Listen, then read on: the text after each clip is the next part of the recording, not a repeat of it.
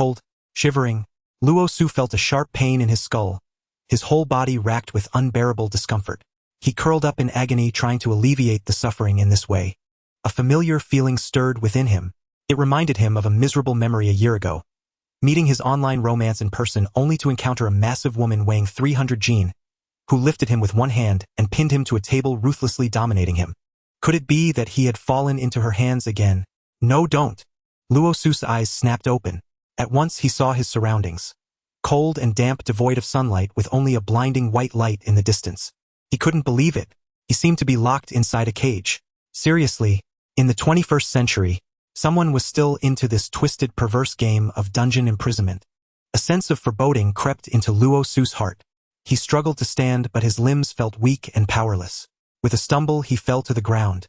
Only then did he realize that his body had shrunk like Conan after being thrown into a washing machine. Tiny, completely child-sized. Even more terrifying. His wrists and ankles were shackled with chains, and a cold metal collar circled his neck. Luo Su couldn't help but mutter, "Crazy, crazy, am I the one who's crazy, or is this world crazy?" He began to doubt his existence. He was imprisoned, chained up, and the key point was he was a man, not some female college student. Was this really necessary? Was it after his kidneys? Luo Su instinctively touched his manhood, and a wave of relief washed over him. Small but still there. He carefully examined his entire body. No matter how hard he tried to deny it, he had to accept a startling, unbelievable truth. He had transmigrated. This body was not his. When he was young, he had fought a dog in the village. A brutal clash. Though the dog ended up in the pot, a bite mark remained on his thigh. But Luo Su had just turned his leg over and over again. Nothing. No mark. This wasn't his body. He had truly transmigrated. Or, at the very least, his soul had taken over a corpse. Luo Su felt his 20-year scientific worldview crumble in an instant. A wave of bitterness and indignation surged within him. Other people at least got a luxurious dump truck or a Benz or BMW to send them off. For him, not even a headlight. He didn't even know how he had crossed over. All he remembered before transmigrating was finding 100 yuan, happily buying a feast, drinking a bit of alcohol, then running to the bathroom to vomit. Could it be? I was in the bathroom. Luo Su lay on the ground with a look of utter despair. He remained there in the dark cage for an unknown length of time until shadows began to appear before his eyes. Fragments of unfamiliar memories. He saw the birth of a child. He saw a couple's joy. Then the child grew up healthy, but one day, facing a speeding car, he trembled in terror. His body changed, became translucent, and the car passed right through him. He collapsed on the ground, completely drained. Hit by the car, yet unharmed. His parents showed no joy. Instead, terror filled their eyes. The words of the onlookers revealed the source of their fear. A filthy mutant. More vile than black people. Monster. Kill him. Luo Su's heart turned cold. He felt the child's bewilderment and pain, the fear in that young heart. Unjustly suffering such malice for having done nothing wrong. He saw the child being taken away, transported in a car, and finally brought to this laboratory. There he was, locked in a cage like an animal, repeatedly bled and studied. Finally, dying quietly in the darkness. Mutant. I am a mutant. This beginning. Luo Su finally understood everything. He sensed the resentment and anger left behind by this body. Resentment for being innocent, yet tormented anger for being ruthlessly studied until death. But he could only manage a wry smile, because he too was powerless. This body was far too small and the mutant ability too weak. Luo Su raised his hand. The pale, tiny hand under his mental control gradually lost one finger, turning transparent. But it wasn't invisibility, it was denial. His mutant ability was to erase his own presence, to negate things he didn't accept. In terms of development potential, it was absolutely invincible. He could negate his own existence, making everyone ignore him, allowing him to do whatever he wanted in the city. He could negate others' mutant abilities, negate scientific laws, negate anything he believed should not exist. The absolute power of I think it so. At its extreme, he could negate any other entity, even the existence of the entire Earth, the solar system, or even the galaxy. But that was just boasting. Luo Su could currently only negate one of his own fingers. Even the original body in the life-or-death crisis of being hit by a car could only briefly negate his own existence, unable to negate anything else. The ability was terrifying, yet utterly useless. If he were in the X school, Professor X might be overjoyed and train him seriously. If he were in the Brotherhood, Magneto would also cultivate him as his successor. But he was neither in the X school nor the Brotherhood. He was in a human research facility where no one would give him time to grow. Because he was a mutant, no longer human, he had no right to live. Luo Su felt utterly defeated. He had transmigrated but boarded the wrong train. Just as he gave up, a strange sound echoed in his mind. Ding! Ding! Your soul has been baptized by time and space, and you have awakened the heaven-defying comprehension. Luo Su felt a blankness in his mind, and then that blankness began to expand like the Big Bang. The people he had met, the words he had spoken, the books he had read, the videos he had scrolled through, and the websites, both proper and improper, all floated before him one by one. These things continuously presented themselves before him, interlaced like a spider web, tangling with each other through some obscure connection. This feeling. Is this the transcendent comprehension? Luo Su felt his state was extremely good. He recalled everything from his childhood to the present. Every choice he made, every correct answer he gave. He remembered 3 years ago when he was fiercely trash-talking in an internet cafe. His teammate's positioning was so absurd that he missed a minion in the top lane, losing some gold, which led to a solo kill, triggering a chain reaction, and ultimately the game was lost. Truly noob. How could you make such a rookie mistake? Luo Su suddenly paused, then chuckled to himself. Perhaps even his teammate from 3 years ago never imagined that missing one minion would result in being scolded 3 years later. He was too outrageous. He closed his eyes, deeply feeling the terror of this heaven-defying comprehension. The inspirations and brilliant ideas in his mind were truly endless. You contemplate your mutant ability. The mutant ability originates from a mutation in the human body called the gene. This mutation is uncontrollable, leading to superpowers in different directions. With your transcendent comprehension, you comprehend the gene cultivation method. Gene cultivation method, suitable for all mutants with genetic defects. By devouring large amounts of energy and using it to complete one's own gene, one can perfect or even evolve this gene. As long as one practices this gene cultivation method, even the weakest mutant has the chance to become the strongest and even the hope of transforming from a human into a god. A sharp light flashed in Luo Su's eyes as he began to attempt practicing this gene cultivation method. With the blessing of his heaven-defying comprehension, his cultivation was exceptionally simple and remarkably fast. A warm current flowed through his body. It coursed through every organ. Like a small river irrigating parched fields, wherever it passed, vitality revived everywhere. But soon, Luo Su discovered the drawback of this cultivation method, or more precisely the drawback of his own practice. He had only cultivated a little, and his stomach began to growl loudly. He was hungry.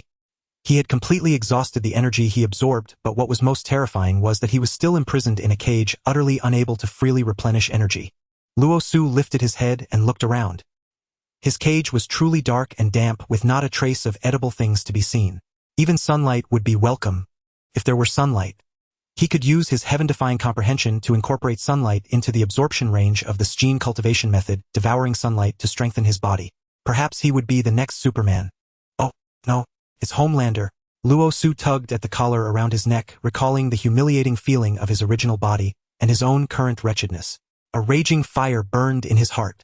He was already a mutant. He had no choice anymore. He was an alien in the eyes of humans. Luo Su stared at the cage door with icy eyes, listening to the disdainful words of the guard outside.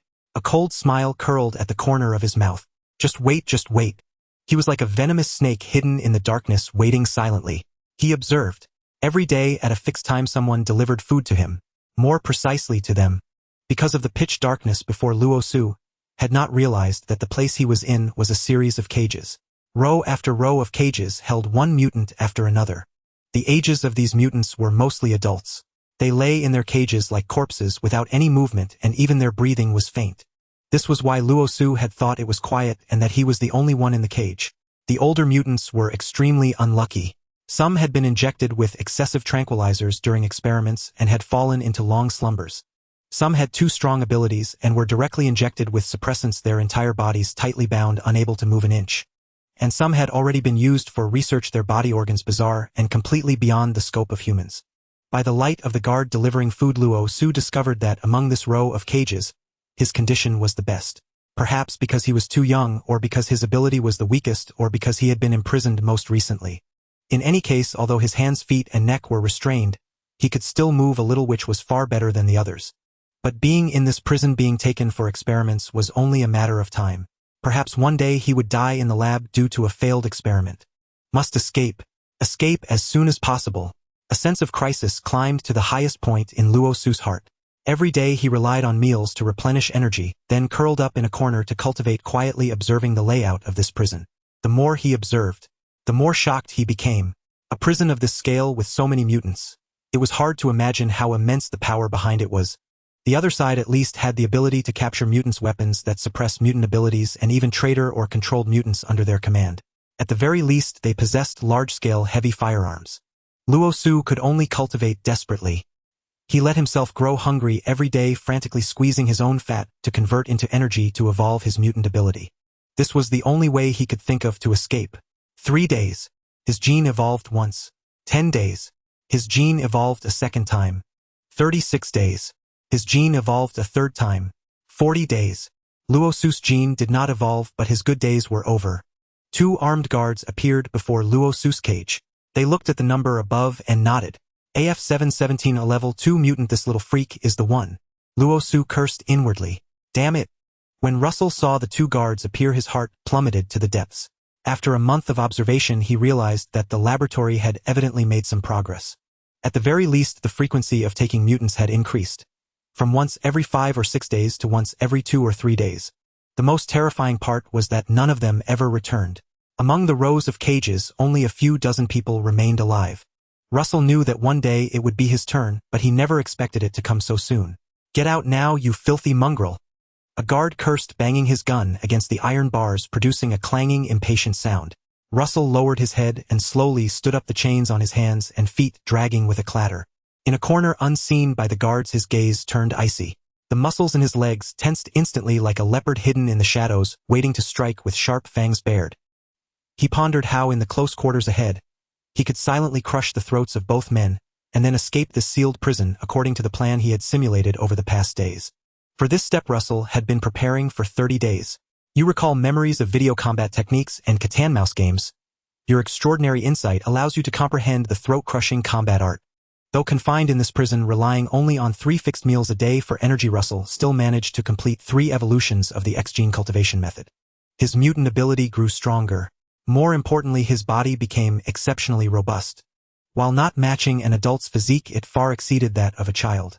Combined with his mastered throat-crushing combat art, killing 2 adults at close range was no issue. After all, Russell's appearance was highly deceptive. Frail, pale, and shackled with hand and foot chains. A child like that, even without guns in their hands, would likely make the guards sneer and boast. I could take on 10 of them. Russell stepped forward step by step, silently calculating the attack distance. With the leg chains restricting him, he had to strike at the optimal moment. Any mishap alerting other lab guards would drastically reduce his escape chances. This was why he had held back all along. His mutant ability was still far too weak. He couldn't withstand a hail of bullets. Even a few submachine guns would force him to reincarnate on the spot. He approached gradually. The 2 guards, oblivious to the danger, stood lazily cursing, venting their frustration at working in this sunless, dark underground. The cage lock was opened. The door swung wide. Just as Russell prepared to launch his lethal strike, something unexpected happened. The previously cursing guard's eyes turned sharp. He forcefully hooked his arm around the other guard's neck, yanking him onto his shoulder. The suffocating pressure on his neck made the guard's eyes bloodshot as he struggled in agony, frantically slapping at the other's arm to no avail. He tried to cry out for help but couldn't make a sound. His eyes crimson, he couldn't fathom why his comrade would kill him. Then the attacker hissed through gritted teeth. You're the real scum. With that, the guard's form shifted like a chameleon, turning blue. His clothes transformed into azure scales, and his hair blazed into a vivid red. This distinctive appearance made Russell's eyes light up. He immediately recognized her mystique, Raven, the shape-shifting mutant elder. Not only did he recognize her, but the guard with his throat locked also did. Terror flooded his eyes as he realized his longtime companion was a mutant. He had been cursing mutants all morning, insulting generations of their ancestors with words so vile even dogs would shake their heads. Now, in a mutant's hands, his fate was sealed. He was petrified. His face twisted in a plea, but it was futile. Raven's expression was filled with hatred and disgust.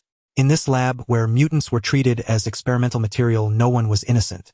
She flung the man off her shoulder with a sickening crack. His neck snapped cleanly. He fell like a dead dog, lifeless and still. Still unsatisfied, Raven kicked him before turning her gaze to Russell. Her eyes held a scrutinizing look, for she noticed his calm demeanor devoid of fear. This piqued her interest. What? Not scared. Not scared.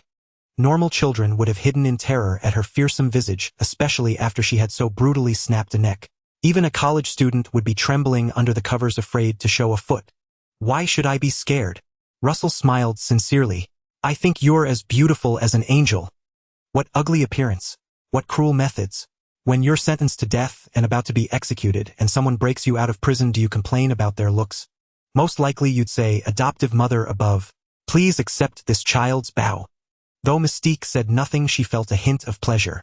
She pulled out keys to hand to Russell, but he shook his head. Then he flicked his wrists. The chains binding his hands and feet turned ethereal, passing through his skin like air, and clattered to the ground. After days of cultivating the X-gene method, his mutant ability had strengthened, no longer limited to the span of a finger. Mystique couldn't help but praise cool. Impressive ability. Cool. What a remarkable ability. Mystique appraised Russell with a lingering gaze, offering her earnest commentary. There were many mutants. The powers of mutants were countless and varied. Yet all mutants were classified into 5 tiers, with the vast majority languishing in the first or second. Either their abilities were flawed or far too feeble, bringing not benefit but harm, rendering them virtually powerless in combat.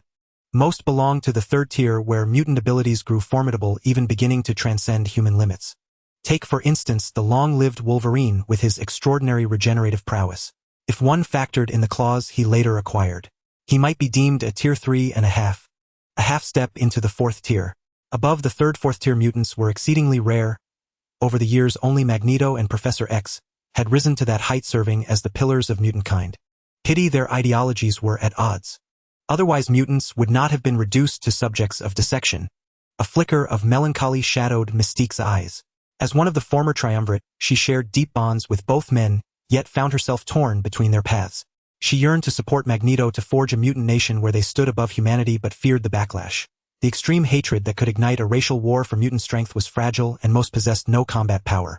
She wished to stand with Professor X to achieve peaceful coexistence with humans, yet the memory of their rejection and scorn, being treated as monsters ranked beneath even black people and exploited as lab specimens, filled her with bitter resentment. Thus she chose to be a free spirit, roaming the world, rescuing oppressed mutants wherever she found them. The captured mutants possessed a myriad of abilities, but most were exceedingly weak, unable even to control their powers, and those who could often bore flaws.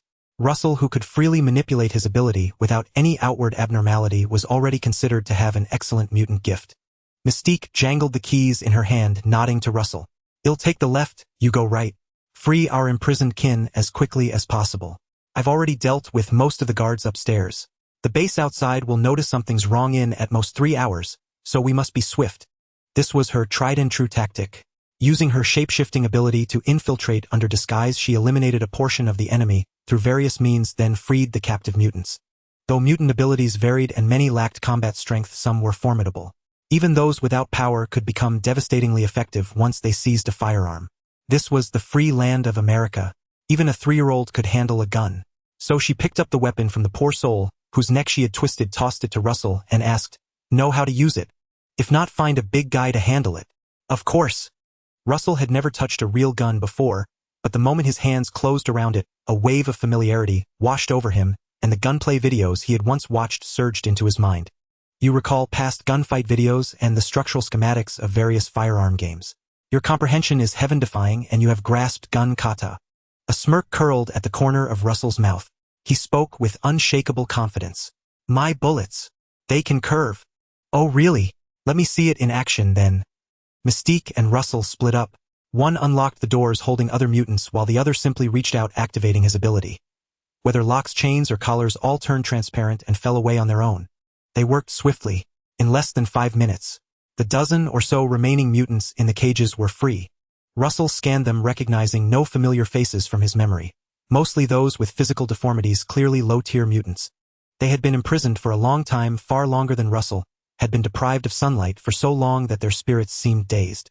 But at the sight of escape, they stirred with fervor, especially upon seeing Mystique.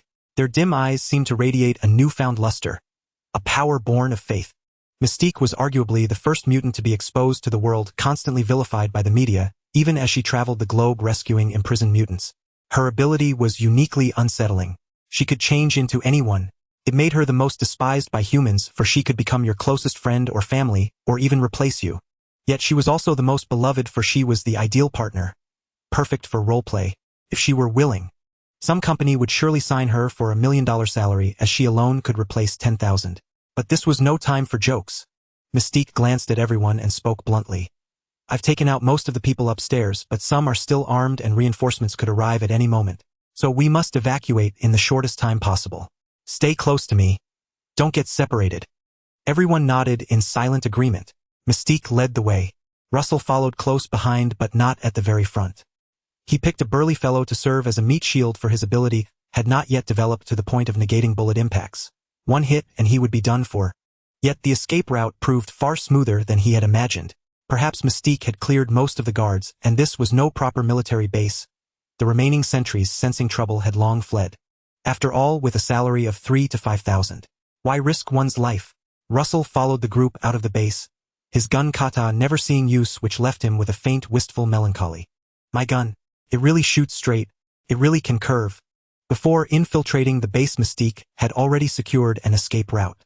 She led the group through a concealed passage, swiftly fleeing a place that rivaled the depths of hell. The base was erected in the midst of a barren wasteland, with no traces of human habitation in the surrounding vicinity. It appeared to be a considerable distance from any city, an ideal location for base construction, both to thwart interference from freedom-seeking journalists and to prevent prisoners from escaping. After all, in the vast desert under the scorching sun, even if a prisoner had 2 legs, they could not travel far. They would most likely perish from hunger, thirst, or the sun's relentless heat. Even if, by some miracle, they survived, they could not escape the greed of the wolves roaming the barren land. Yet it was precisely this remoteness that delayed the arrival of rescue forces, granting Mystique the time to save their group of mutants and orchestrate their escape. The fleeing Russell and his companions commandeered a transport vehicle. A truck designed for moving people, perfectly suited for their needs. Just one vehicle was enough. Everyone could escape this desolate place. Before leaving, Russell drew a gun and fired at the undamaged vehicles, shooting out 2 tires per car and puncturing each fuel tank. Amidst the blazing flames, the remaining operable vehicles in the base turned into fireballs, triggering a violent explosion. This completely crushed any notion the base's survivors had of giving chase. If they failed to contact the outside world in time, they might starve or be trapped here to death. After all, this was a top-secret facility dedicated to illegal human experiments on mutants. Prolonged silence with the outside world was nothing unusual. As for whether those people would starve or be trapped, Russell couldn't care less. If his mutant abilities were stronger, he would have transformed into Homelander himself and shown them the true fury of a mutant. He etched this grudge in his heart, vowing to repay it 1,000-fold one day. As the vehicle drove further from the base, the once silent passengers couldn't help but cheer, some even shedding tears of joy. They had finally escaped from that dark, sunless prison. Having endured prolonged darkness, nearly all of them were listless, emaciated, and drained of spirit. Watching their companions dragged out day after day, transformed into monsters or never returning alive, and knowing they might be next, the psychological burden was too heavy to bear. Amid the cheers and praise, a smile curled at the corners of Mystique's lips. Though her mutant abilities were not formidable, she had done her utmost to rescue her suffering kin. I've arranged for someone to take you to Xavier's school. There's a very capable professor there who will take you in for free and teach you to control and develop your mutant abilities. Mystique pulled out a business card clearly printed with the name Xavier School for gifted youngsters, though the card looked worn from frequent use. The group was overjoyed, tears streaming down their faces. Before their capture, they were ordinary humans whose scenes had awakened due to various reasons granting them powers. But their abilities were weak and uncontrollable, turning them into monsters in others' eyes instead of benefiting from their mutations. They were captured, stripped of their rights, and studied like lab rats. If someone would teach them, they could become superheroes like Captain America. Treated as monsters and ostracized by ordinary people, they could no longer return to a normal life, forced to wander and flee constantly. And now someone was willing to take them and teach them and help them develop their powers. It was like a godsend. Other mutants wouldn't refuse such a windfall, but Russell hesitated. Before his transmigration, he held Professor X in high regard among the 2 mutant leaders, as Xavier advocated for peaceful coexistence between humans and mutants. It was a noble ideal, for before his transmigration Russell was human. But after transmigrating, Russell became a mutant imprisoned in a base and nearly sent to the operating table for experimental dissection. The plight of mutants was dire, with society brimming with hostility. In such an environment, Russell felt he should align with the hardline Magneto rather than the conciliatory Professor X. Because if he ever fell into human hands again, Magneto would unhesitatingly lift a Tenthasantan bridge to save him and mercilessly annihilate everyone in the base to avenge him. But Professor X couldn't do that. He might try to save him, but not at all costs. He would never kill. Even with his immense psychic power, he would never pry into others' minds or forcibly erase their consciousness. That was his principle, his charisma, but also his shackle. Russell turned his gaze to Mystique, and under the watchful eyes of all the mutants in the vehicle he uttered words that shocked them. I don't want to go to Xavier's school and be a sheep. I want to join Magneto. Kid, don't be foolish. That man doesn't like children. Mystique refused, patting Russell's head like a child, and earnestly advised. At your young age you should go to school and study hard, not follow Eric and fight. The hesitant Russell, upon hearing about school, was instantly reminded of his miserable high school days. Though he might reminisce about it later, he certainly didn't want to go back. I want to join Magneto. Your abilities are too weak. He won't want you. He will. Russell extended his palm, and a faint green glow appeared in his hand. The energy cultivated from his gene practice method. The moment this energy appeared, the mutants present gulped, staring at it like starving ghosts, their innate and physical craving overwhelming them. Mystique was astonished. What is this? Something that can evolve mutant genes. What? This is impossible. The shapeshifter was in utter shock, forcing herself to deny this fact. After so long since the emergence of mutants, she had never heard of any mutant ability that could cause others to evolve. Even though she felt an overwhelming thirst for that energy deep down, she still refused to believe it.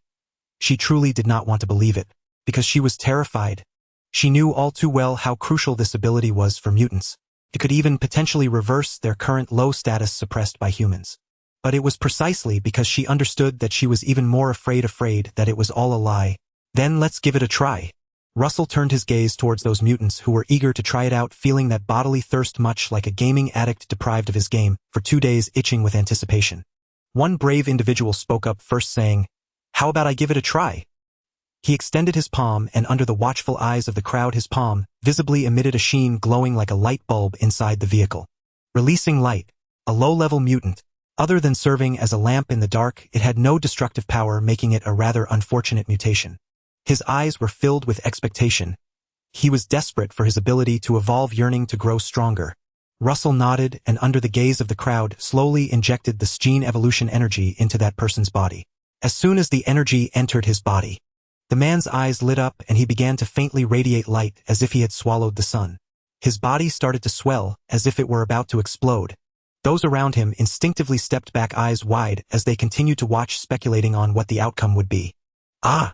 With the man's painful groan, the crowd's initial excitement was doused with cold water. Was it not going to work? The shapeshifter's eyes also reflected disappointment. Only Russell remained confident. You witnessed the evolution of mutant genes. The mutant's light ability has been enhanced. You possess extraordinary insight. You have comprehended this gene evolution law. In an instant, Russell's eyes turned red, as if awakened by X-rays, allowing him to see the glowing individual from head to toe, observing not only the flesh but also the changes in the genes. He looked at the countless small glowing points of change within the mutant's body, and a human diagram appeared in his mind marking various directions of gene evolution. Flashing flame, healing laser, dazzling flying. He understood why the mutant before him was in pain, why his ability was not evolving. It was simply because the mutant energy Russell provided was too pure, so pure that all the various X genes in the mutant's body began to compete. Even the latent genes received enhancements. But this was not a good thing. The genetic talents of mutants are like the spiritual roots in cultivation. Although it is not excluded that a few spiritual roots mixed together can create a powerful spiritual root and ability, for ordinary people a single spiritual root or single mutant ability is the strongest. Russell extended his hand, once more selecting a more useful ability according to the newly comprehended gene evolution law in his mind. The energy of evolution in his palm changed frequency and was injected into the mutant's body again. This time there was no pain. In fact, the disparity was earth-shattering. There was no pain, but rather a warm sensation like soaking in a hot spring. A certain fixed X gene within his body was catalyzed, and under the nurturing of the energy became exceptionally perfect and powerful, directly dominating the situation. The mutant immediately opened his eyes, looking at his hands in disbelief. How is it? Is there any change? Are you feeling better? Amidst the crowd's inquiries, the mutant's complexion turned flushed. He looked at Russell, his excitement unspoken, instead clenching his fist tightly. A glow emanated from his clenched fists, though not blinding. Countless glowing points drifted from the energy spheres of his fists, cascading over all the other mutants. They felt warmth spreading throughout their bodies. Then they shuddered, feeling refreshed. The lethargy that had imprisoned them in that cage for so long was swept away, leaving them invigorated. The mutant's voice trembled. My previous ability was light, which had no use, but now, I can feel it. I have the power to heal, not only to heal myself, but also to heal others. This was precisely the ability Russell had chosen for this mutant from among many gene evolution routes, even though there were other offensive evolution routes. But this mutant's level was too low. Even if he evolved into an offensive mutant, his destructive power would likely be minimal with no promising future. It was better to pursue a healing type. Instantly he transformed from an utterly useless mutant into an indispensable ally in battle. Many mutants could heal themselves, but very few could heal others. Moreover, if he were to enter society in the future with this healing ability, he would definitely become a guest of honor at top-tier hospitals with a salary of hundreds of thousands or even millions, not being a dream. Russell couldn't help but feel a sense of emotion. He gently clapped his hands, giving that mutant applause as well as applause for himself. In just a moment of thought, he had influenced the future of a mutant. And this mutant, in a fleeting thought, accomplished what would take ordinary people decades of effort. As his mutant abilities continued to develop, he would undoubtedly become a medical expert capable of impacting the world. In the future, perhaps diseases like cancer and AIDS could be easily eradicated by him. This is the power of mutation. This is one of the reasons ordinary people reject mutants, because mutants are the cheat codes in reality. Ordinary people dislike hardcore gamers and pay-to-win players, but compared to them they hate those who cheat even more. The scene of the mutant's ability evolution was witnessed by everyone. The group of mutants looked at Russell with fiery eyes, filled with a mix of fervor and admiration, unable to express their astonishment in words. The shapeshifter also watched this, her eyes widened, speechless for a long time, staring fixedly at Russell, finally uttering what everyone wanted to say. You are the true king of mutants, the eternal god. Upon witnessing Russell's abilities, Mystique was overwhelmed with an indescribable joy. The plight of mutants in these times was simply too dire. Mutants wandering outside were universally ostracized, forced to dwell in the lowest echelons of society, hunted and persecuted by humans, and dragged into laboratories for unspeakable experiments. The root cause was the sheer weakness of mutants.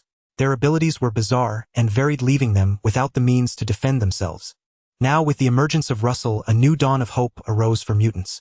To call him their god would not be an exaggeration.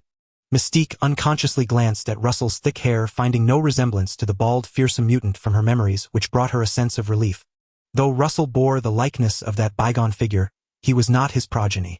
The terror of Apocalypse, whose power once shook the world, had cast an immense shadow over them all. Unaware that Mystique mistook him for Apocalypse's illegitimate son, Russell would have questioned his very existence and the timeline of his world had he known of Apocalypse's presence. He looked at Mystique with a hint of confidence. So, what do you think? Given time, I can evolve the abilities of any mutant, unlock new paths, and even elevate their powers to new heights. I believe the Brotherhood of Mutants would have great need of me. And Magneto would welcome me. To a war hawk like Magneto, Russell was a gift from heaven, the mutant he most desired and yearned for. With Russell, the Brotherhood would gain an unending stream of combat-ready forces, strengthening their hand and tipping the scales in their struggle against humanity. Even Magneto himself could receive an enhancement, shedding the mocking title of Master of Iron, to become the true fearsome master of Earth's magnetic field. Once Magneto learned of Russell's existence, he would not merely invite him to join the Brotherhood. He would seize him by force if necessary. You're not wrong. Eric would adore you, but... Mystique's face fell with a trace of sorrow as she shook her head, refusing Russell's request to join Magneto. The Brotherhood won't take you. Why? Russell was utterly perplexed. Despite his extraordinary insight, he was baffled by this turn of events. Someone as exceptional as him would be treated as a prized guest by any faction, guarded like a treasure. Why would the Brotherhood refuse? Because the Brotherhood is no more. It no longer exists in this world. Mystique spoke with pain. Eric went mad. He attacked the global summit, trying to turn all world leaders into mutants, but he failed. He's now branded the most dangerous terrorist, imprisoned in an underground facility under round-the-clock military guard. His cell has no passages, no metal. He's under constant surveillance, every move monitored. After his capture, the Brotherhood was crushed by armies from every nation. Some died, some scattered, some fled. It's gone. Her brief words sent a chill down Russell's spine. Though she spoke simply, the reality was far more tragic. The Brotherhood's mightiest member was Magneto, the Master of Metal. Before him, armies were like children. Guns and ammunition were useless, and even missiles became mere toys in his hands. He had even lifted a bridge weighing tens of thousands of tons. To oppose such a force was to invite a storm of blood and destruction. This was why nations hesitated to slaughter mutants openly. None wished to be the first to provoke Magneto's wrath. But now that Magneto had been captured, mutants lost their shield and faced a full-scale purge. How many could withstand modern firearms? They were either shot to pieces on the spot or captured as experiments. Only then did Russell understand why even a small base held so many mutant cages. Without Magneto's protection, mutants on the outside were nothing but lambs for the slaughter. So, little one, Mystique looked at him earnestly. Listen to me. Go to Xavier's school. There are children like you there. You'll find friends and Charlie's protection. Your future matters. It truly does.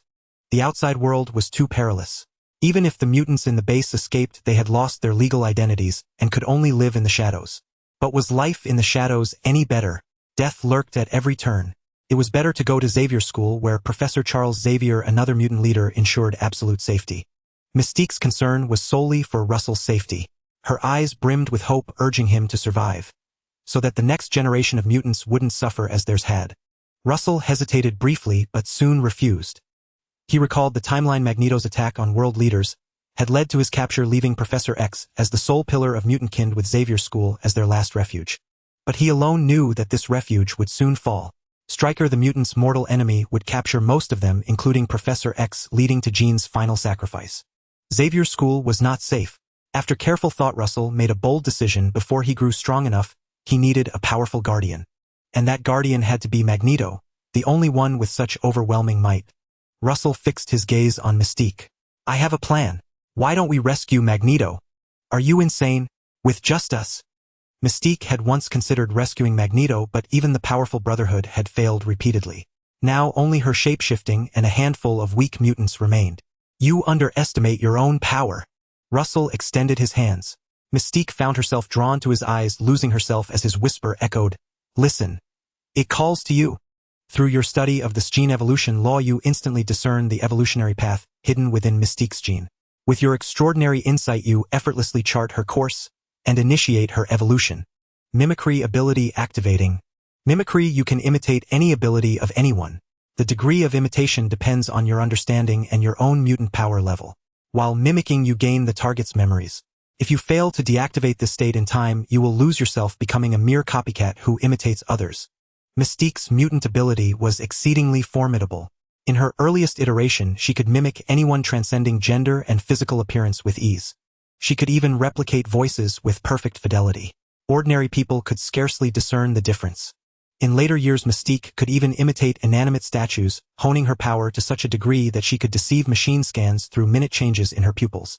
To such an extent, from a physiological standpoint, it meant absolute identicality, not mere superficial resemblance.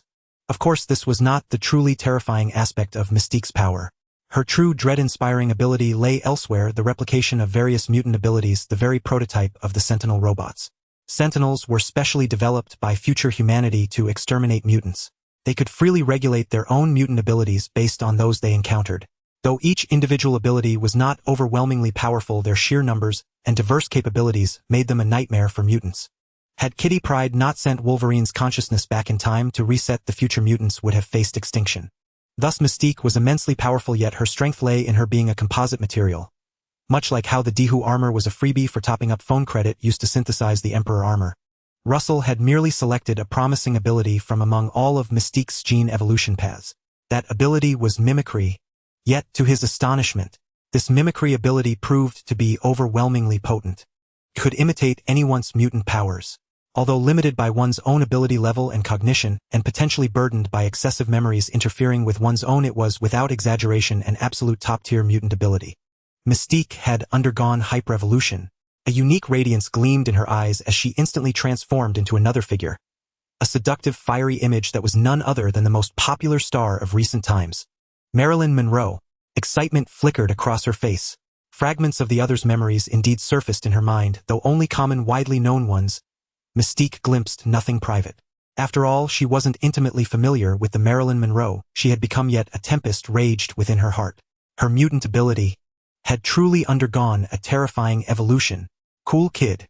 You're absolutely amazing. Mystique reached out and tightly embraced Russell, pulling him into her bosom, leaving him breathless, as if in a dream. Come on now. This was Marilyn Monroe. Not only identical in appearance but also in figure, even with a hint of softness.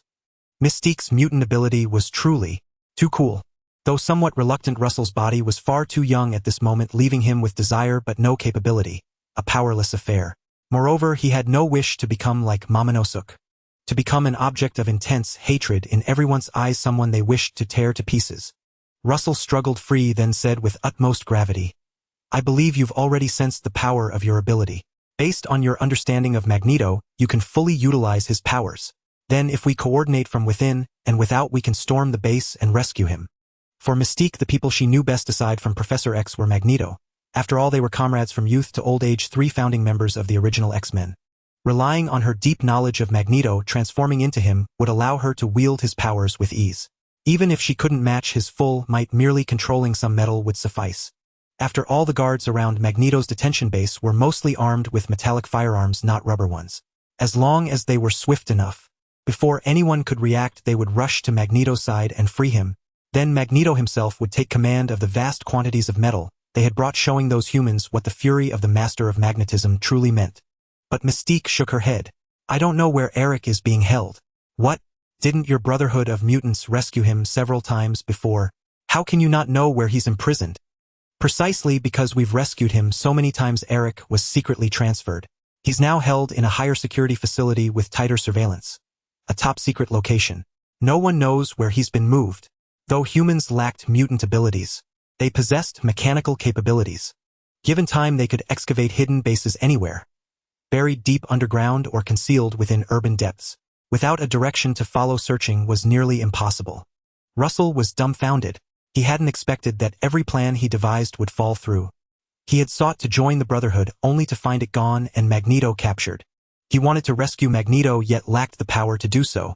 After finally stimulating Mystique's ability evolution, he still couldn't locate where Magneto was imprisoned, power without a target. Truly dreadful. Russell even began to doubt his fate, wondering if being a stowaway from another world had cursed him with bad luck constantly working against him. He even considered seeking out a third-level mutant named Domino to learn her luck-enhancing ability, shed his identity as a non-lucky one, and transform into a true Lucky Charm. With that ability, one could win the jackpot even while lying down. If drawing cards, every pull would be golden, every one a 5-star. The envy of those Genshin Impact players, tears streaming down their faces. It was the ability they dreamed of. But I have a way to find him. Mystique flashed a confident smile. In this world, finding another mutant from the vast sea of humanity was an impossible feat. Low-level mutants differed from humans, but high-level ones were nearly identical. Unless they exposed their powers in public, they were virtually undetectable if they chose to hide. Let alone someone like Magneto confined in a secret base. To locate him, it was akin to finding a needle in the ocean, then threading it through the eye of a needle in the deep sea. An utter impossibility. But Mystique knew someone who could effortlessly pinpoint any mutant he desired from among 7 billion people across the globe. That was Professor X. Beast had once built him a Cerebro during the first-class era. After years of refinement and improvement, the device had become even more powerful. Professor X could locate Magneto amidst the boundless sea of humanity. How could he possibly help you? He was the one who personally put Magneto behind bars. Russell voiced his skepticism. How could someone like Professor X ever release Magneto? After all, a man like Magneto couldn't rest without stirring up trouble. Mystique simply smiled faintly. The next moment, her form shifted, becoming a bald man seated in a wheelchair. None other than Professor X himself. Russell understood instantly. A flicker of anticipation stirred within him. What expression would Professor X wear when he saw a Mystique who looked exactly like him and possessed telepathic abilities? Professor X, oh no, I've been replaced. Regarding the decision of Mystique to disguise herself as Professor X, entering the X Academy and using the brainwave amplifier to find the location where Magneto is held, Russell couldn't help but exclaim in admiration. He would call Mystique's move the greatest maneuver in history. He was willing to kneel in respect. It is unlikely that anyone at the X Academy could have imagined that someone would dare to impersonate him right under Charles' nose. After all, Charles is the strongest telepath in the world, with mental powers that are extraordinarily formidable. To disguise oneself as him in front of him, the essence is captured in 2 words. Exciting. Russell felt a strong sense of refusal, but he had no better options. The news of their escape from the base could not be contained to within a week at most, and a month at least. People would surely come to hunt them down. In this short period of time, rapidly grow, unafraid of guns and ammunition, even missiles. Russell believed he could not achieve that unless he was willing to lower his head, choose to join the X-Men and accept Professor X's protection. But Russell did not wish to join the X Academy. He was like Magneto back then. When their beliefs aligned, they were close comrades, but once their thoughts diverged, the first to stop him would undoubtedly be the X-Men. Moreover, Russell currently had no way to block his thoughts from reaching Professor X, who could read the minds of others.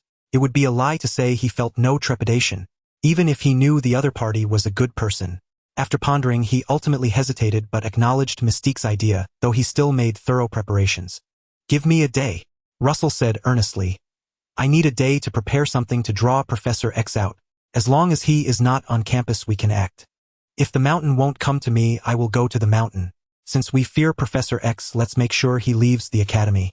Mystique shook her head. "That's impossible. You don't understand Charles. He values those mutant children above all else and truly protects them. Unless it's something of great importance, he won't leave the school. Charles has always been a homebody. Ever since he got in the wheelchair, he has become even more reclusive. Every day he uses his mental powers to monitor the entire academy while preventing any external dangers and providing psychological guidance to the mutant students. After all, the mutant students possess superpowers, and when people gain extraordinary strength, their inner selves tend to swell. Just like how people can become corrupt when they have money and power, even a little money, even a little power can lead to corruption. Let alone superpowers. Fighting and brawling are commonplace. Furthermore, they are teenagers at an age where tempers flare, and they are completely unbound by the law, making conflicts inevitable. Therefore, aside from significant meetings and accommodating exceptionally promising mutants, Professor X generally does not leave the academy. Mystique, who knows Professor X well, believes she cannot do it. What can a little guy accomplish? Yet Russell remains incredibly confident. "He will come," Mystique said curiously, suddenly feeling that Russell possessed a kind of confidence that ordinary people lack, akin to Magneto's absolute confidence, which inspires willing submission. Perhaps he really can achieve this. Mystique and Russell chose to venture to the X Academy, and those mutants who escaped from the base could not follow them. Even if they wanted to join the X Academy, they would have to wait. This was to prevent anyone from leaking information. Better to be cautious. The remaining mutants were arranged by Mystique at other safe spots, simply waiting for their return. And that light-based mutant who had evolved powers volunteered to accompany them. He did not need to enter the academy. Instead, he would act as a driver. In case of any unexpected events, he could offer some assistance. After all, he was a mutant with healing abilities, not just a light-emitting mutant. He wanted to protect Russell and Mystique, because one saved his life. One changed his life. Both were very important to him. To celebrate his rebirth, he even gave himself a new nickname, Light Spot. Faced with such a quirky yet vivid nickname, Russell could only express his blessings and agreed to his companionship. Because Russell truly needed a driver, he also needed a healer. Although he calculated that the success rate of this operation was already at 98%, rounding it up, the survival rate was 0. Terrifying. Soon the three of them teamed up and set off for the X Academy. The car was borrowed by Mystique along the way. She merely changed her appearance into a voluptuous super beauty, and with a casual wave of her hand, countless vehicles came to her. Light Spot drove the car that came to them, carrying Mystique and Russell toward the academy. As for the car owner, a chubby man could be seen yelling anxiously from behind, "Hey, I haven't gotten in the car yet. I haven't gotten in the car yet." So you see, admiring a beauty comes at a cost. The drive was not smooth sailing. They frequently encountered traffic police, who stopped them for tips, as it is a tradition after all, since this provides tax-free extra income, and the profits are quite substantial. However, with Mystique around, there were not too many troubles. She transformed into the appearance of their director, dressed in uniform.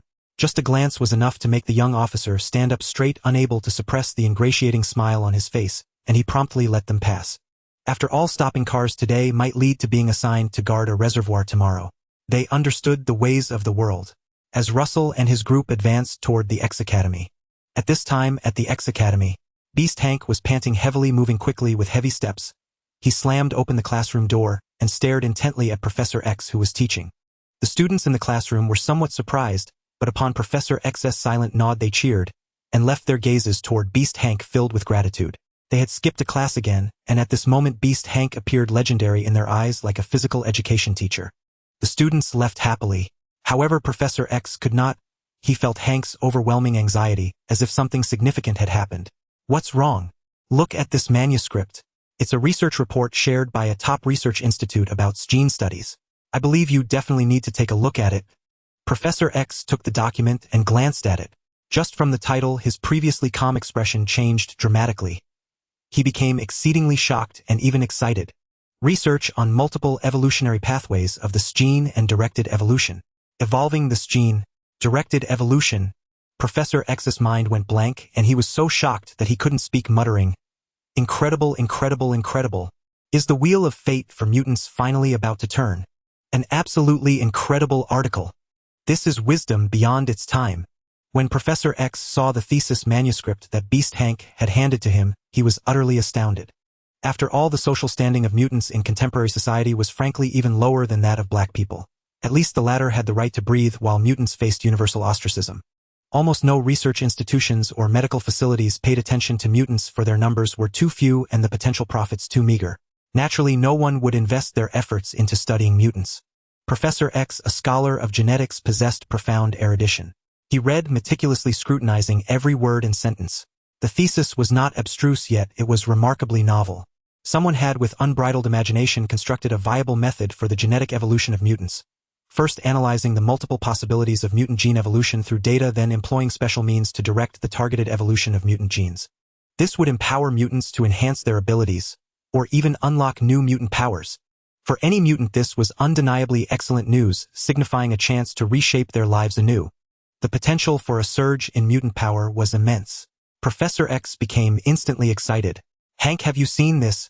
Have you read this article?" "I have read it." Beast Hank took a deep breath. Though he bore a bestial exterior, his intellect was undoubtedly among the sharpest in the world. The various training machines within Xavier School, the X-Men's hypersonic jet and combat suits, and all the high-tech equipment were his own inventions. He had even once researched a cure for this gene, suppressing his own mutant abilities to return to being an ordinary human. His wisdom was truly extraordinary. Yet even for such a brilliant mind, upon reading this thesis, Hank's heart could not remain calm. The method for evolving mutant abilities was so wildly imaginative, so utterly incredible. And yet it seemed to have succeeded. "I think we should find him as soon as possible and collaborate to develop this technology. I believe this will be the hope for mutant-kind's rise." Beast Hank felt a tinge of relief that Magneto had been captured. Otherwise, had he learned of this technology, he would have stormed the lab that very day and plundered it entirely. If that happened, a vastly empowered Magneto would become the nightmare of the entire Xavier School. "Old friend, it seems we must go ourselves. This matter concerns the future of all the children," Professor X said with utmost seriousness. "Bring the X-Men along as well. Have Logan stay behind to guard the school. We cannot afford any mishaps." "I agree. Fate has finally turned its gaze upon mutants." With this earth-shattering thesis in hand, Professor X could not remain idle. He personally led Hank and the X-Men aboard the hypersonic jet, departing Xavier School and heading toward the address left in the email. A research base thousands of miles away. The hypersonic jet roared and vanished into the sky. The thunderous sound was exceptionally loud, not far from the school. Inside a car, Mystique was stunned. Watching the departing hypersonic jet, she looked at Rorschach in disbelief. "What have you done? You actually pulled it off."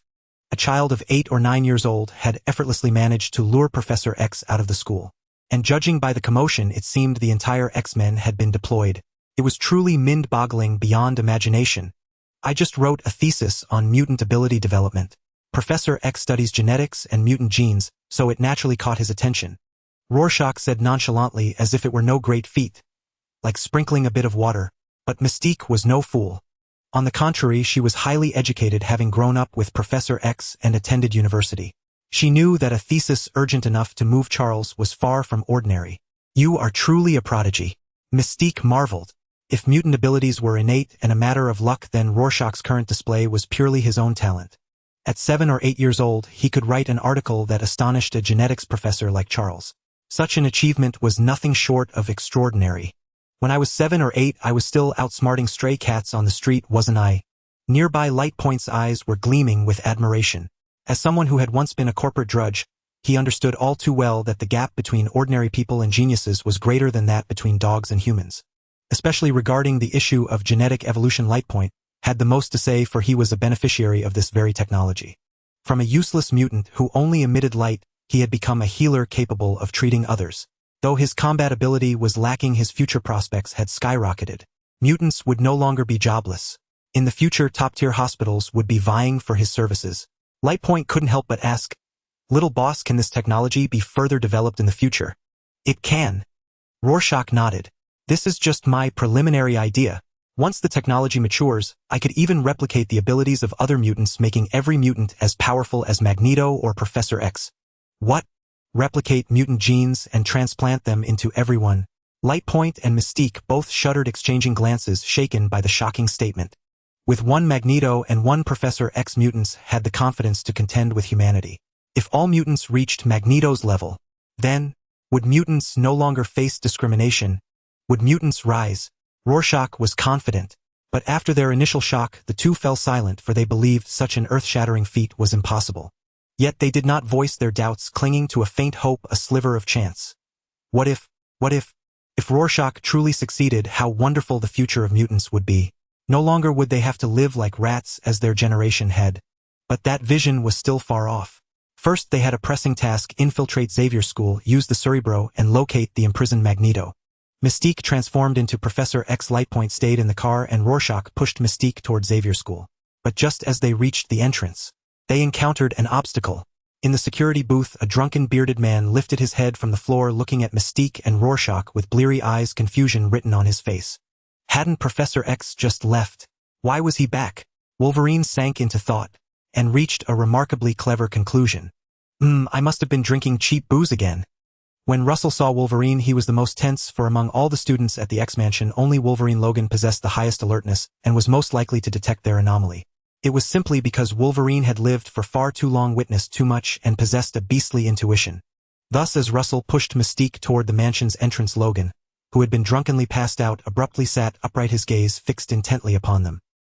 His eyes brimmed with confusion, for he distinctly remembered Professor X departing on the Blackbird. How could he have returned so swiftly? He initially thought he had consumed counterfeit liquor, causing hallucinations. Yet as Logan sniffed the air, his once dazed expression sharpened into wariness, eyeing Mystique with a hint of aggression. He caught a familiar scent but couldn't place it. Under his scrutiny, Russell grew exceedingly nervous, his palms gripping the wheelchair handles, ready to unleash his mutant ability at any moment. Negation, the power to negate his and Mystique's existence. This was an ability he had derived after his third genetic evolution through the X-gene evolution method, allowing him to erase his presence, reduce his profile, and minimize harm. He had already prepared for a retreat. Though Wolverine was only a level 3 mutant, he possessed formidable regenerative abilities, and sharp adamantium claws, with the X-Mansion backing him. Even though the X-Men were away, the remaining mutants still retained combat prowess. He and Mystique alone stood no chance. Yet Mystique remained unruffled, calmly glancing at Logan. "You're drinking again. I specifically told you to guard the academy properly." "I'm only staying here temporarily. Oh, drinking is my freedom." Logan snorted. "Let me make this clear. This is the last time. I have no interest in babysitting these brats. You'd better keep your word and help me find my lost memories." He had come to the X-Mansion solely because he had lost his memory, forgetting a past that included someone very important. So he sought out Professor X, the master of the mind, yet Charles kept delaying in helping him recover his memories, leaving Wolverine Logan deeply frustrated. He drowned his boredom and the monotony of a battle-free life in vodka. "Yes, I will." Mystique's eyes glimmered faintly as she looked at Logan. "I will. Open the gate and let me in. I'll help you tomorrow." "Fine." Under Russell's watch, Wolverine Logan merely exchanged a few words with Mystique, easily dispelling his own suspicions. Without even inquiring about Russell's identity, he directly opened the mansion's gate. Russell dared not linger. He immediately pushed the wheelchair inside. The X-Mansion was exceptionally luxurious, with stunning scenery. Unmistakably a lavish castle exuding opulence. And indeed, it was Charles's own estate. He was a true heir to a fortune. Yet Russell refrained from admiring the beauty around him, keeping his head down, as he pushed the wheelchair forward, fearful that Wolverine Logan might detect something amiss. Only after walking for some time did he realize something. Logan's attitude earlier had been quite unusual. "Did you use your ability?" Russell's tone was filled with certainty and admiration. "I never expected your mimicry of the professor to be so flawless that even Wolverine Logan was deceived." Professor X was formidable. His telepathic power could forcibly control anyone, even perform mental suggestions and memory replication. Had he personally taken action, controlling Wolverine would have been effortless. But it was Mystique who had mimicked Professor X using her own ability, mimicry not replication. Yet she had succeeded in deceiving Wolverine. Logan was no weakling. He had endured countless life-or-death battles and immense suffering, yet he was still fooled. This astonished Russell. What had previously been mere speculation was now his first direct encounter with the formidable power of Mystique's evolved ability. Mystique's eyes carried a trace of melancholy and nostalgia. "No one in this world knows him better than I do." In her days of wandering, Charles had taken her in. They had lived together, been the closest and most harmonious of companions. But later, due to differing beliefs and ideals, they had chosen divergent paths, eventually becoming adversaries. Mystique fell silent. She extended her telepathic power, precisely locating the new Cerebro chamber. For the remainder of the journey, to avoid the trouble of being recognized, she kept her mental influence active, subtly altering the perceptions of those around them, making them instinctively overlook the duo's presence. And so Mystique and Russell traversed the vast X-Mansion without drawing the attention of any mutant students. They went straight to the Cerebro chamber. Their beast Hank had installed a lock, including a retinal scanner for Mystique, to deter intruders. This was an upgrade Hank had specifically implemented following a previous incident, where Mystique had infiltrated the mansion-driven rogue away, and delivered her into Magneto's hands, nearly enabling his plan. That machine capable of transforming ordinary humans into mutants was terrifying. Effective but with severe consequences leading to genetic collapse and death in the transformed mutants. Had the world leaders been exposed to it and died, the repercussions would have been catastrophic. So after that lesson, Hank had upgraded the mansion's security systems, with Cerebro being the top priority. Yet he had still underestimated Mystique's abilities. The retinal scanner he had painstakingly installed was effortlessly bypassed with a simple blink from Mystique. With a swish, Russell saw the Cerebro helmet at the room's center. He quickly pushed Mystique forward. She was clearly more familiar with the device, and after some adjustments she placed it on her head. As the room's lights dimmed, countless dots appeared on the wall screen. White for ordinary humans, red for mutants. Russell stared in awe as Mystique's helmet glowed and red dots flickered one after another on the wall. A realization dawned upon him. Ding. You observe Mystique using Cerebro to locate mutants. You perceive that mutants possess unique waves. Your insight is extraordinary, and you comprehend the X-gene sensing technique. X-gene sensing technique, you can sense mutants within a certain range, discerning their location and level. I found Eric's location. With the enhancement of the Cerebro, Mystique swiftly filtered through the vast sea of humanity, precisely isolating the aura of Magneto. Finding him was easy for her. All she needed was to search for isolated mutants. Given humanity's vigilance against Magneto, they would surely confine him alone underground in a place devoid of any mutants. With such characteristics, Mystique located him with ease. She saw him. Magneto lay in a glass chamber, eyes shut tight. Trapped in his cage, he could touch nothing made of metal, and could only sleep in tedium. Mystique memorized his location and observed the positions of the guards. Before her immense psychic power, their hiding places were utterly exposed, all etched into her mind. 33 guards in plain sight. 12 guards in the shadows. I don't know if they work in shifts. If they do, a night rescue would have a higher success rate. But it doesn't matter.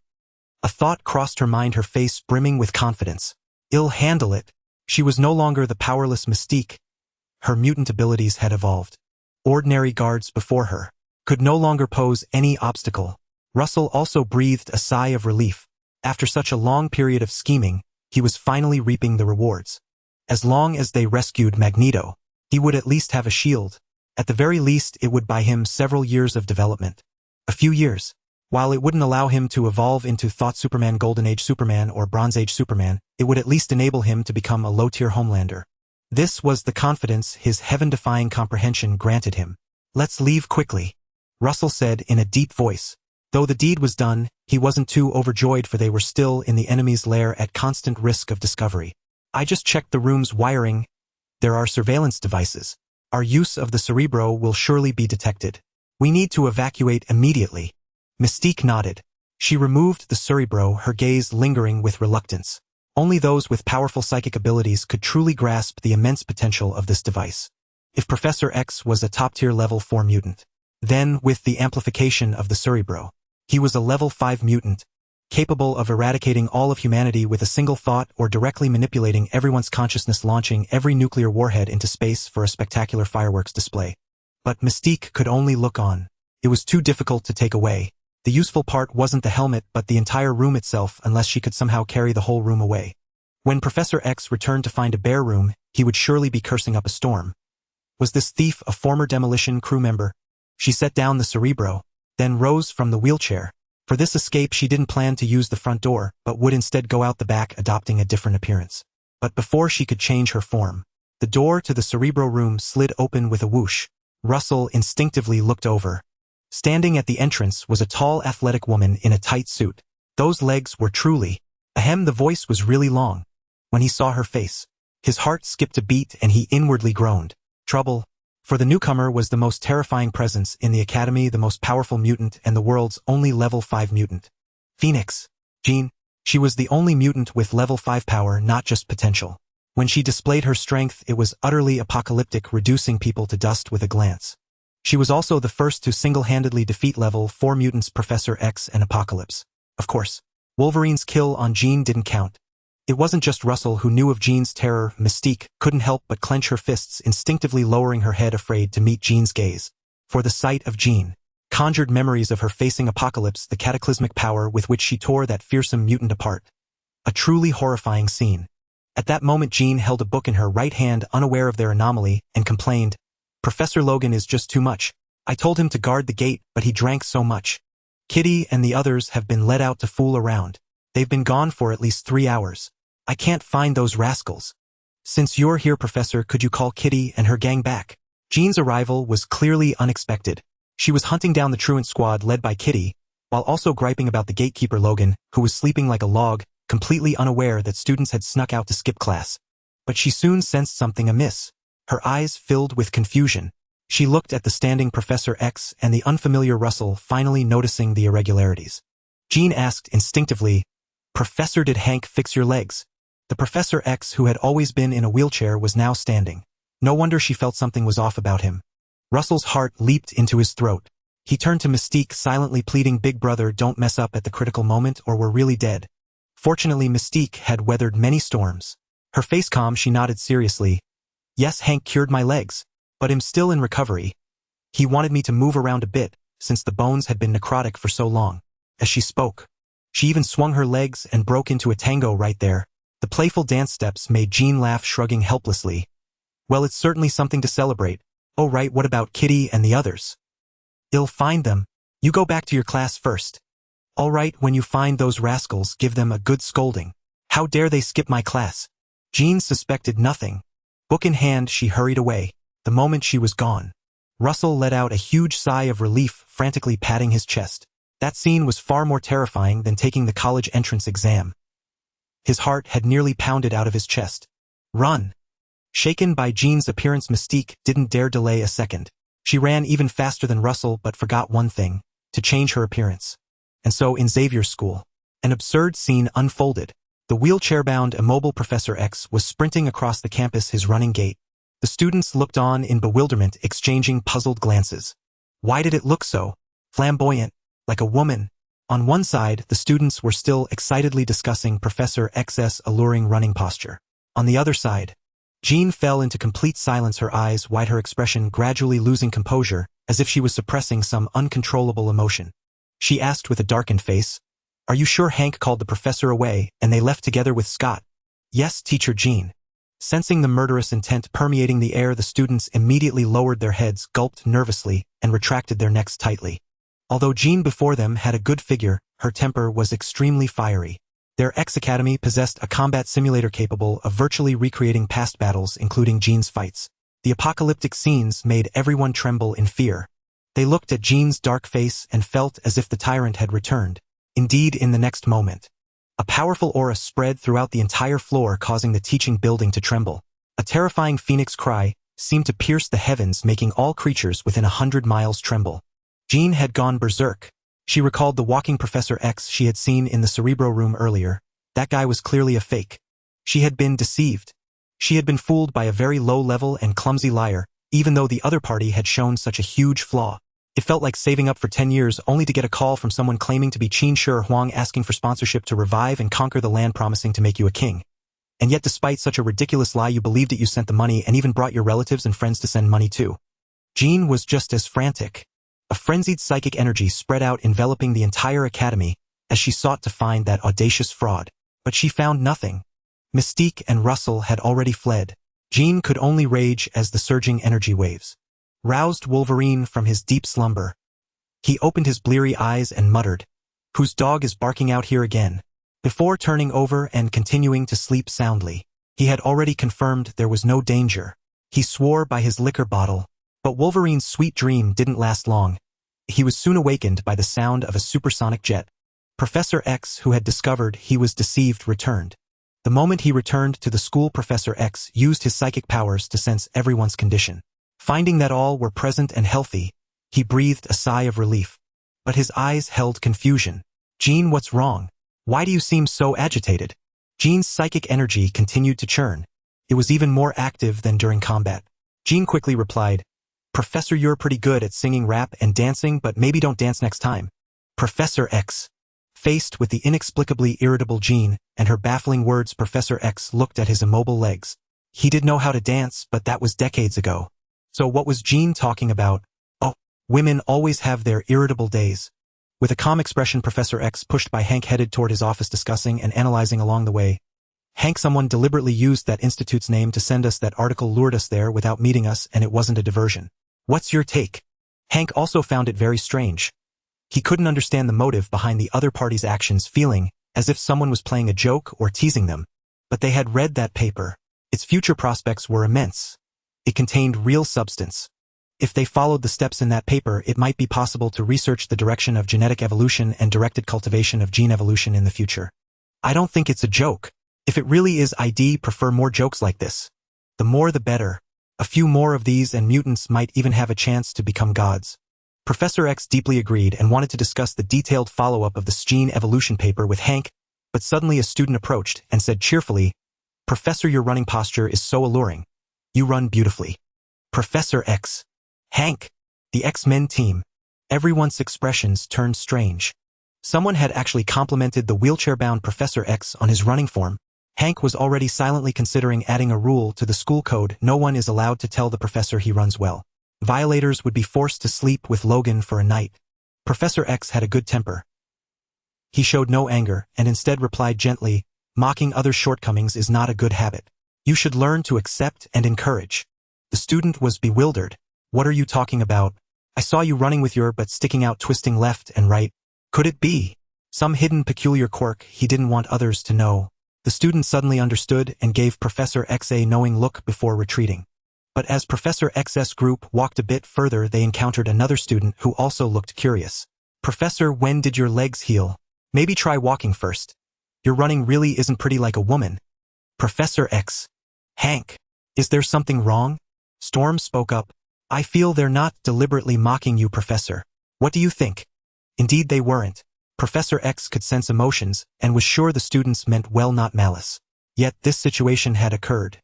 He asked in detail, and then the student produced a video recorded on a camera showing it to Professor X, Hank, and the X-Men team. In the footage, there was Mystique disguised as Professor X running with that alluring posture. It was extremely eye-scorching. Men watched in silence. Women wept at the sight. Professor X watched it, took a deep breath, and calmly said to Hank, cameras are not allowed in the school. Confiscate it. Ha! When was that rule made? I just added it. No.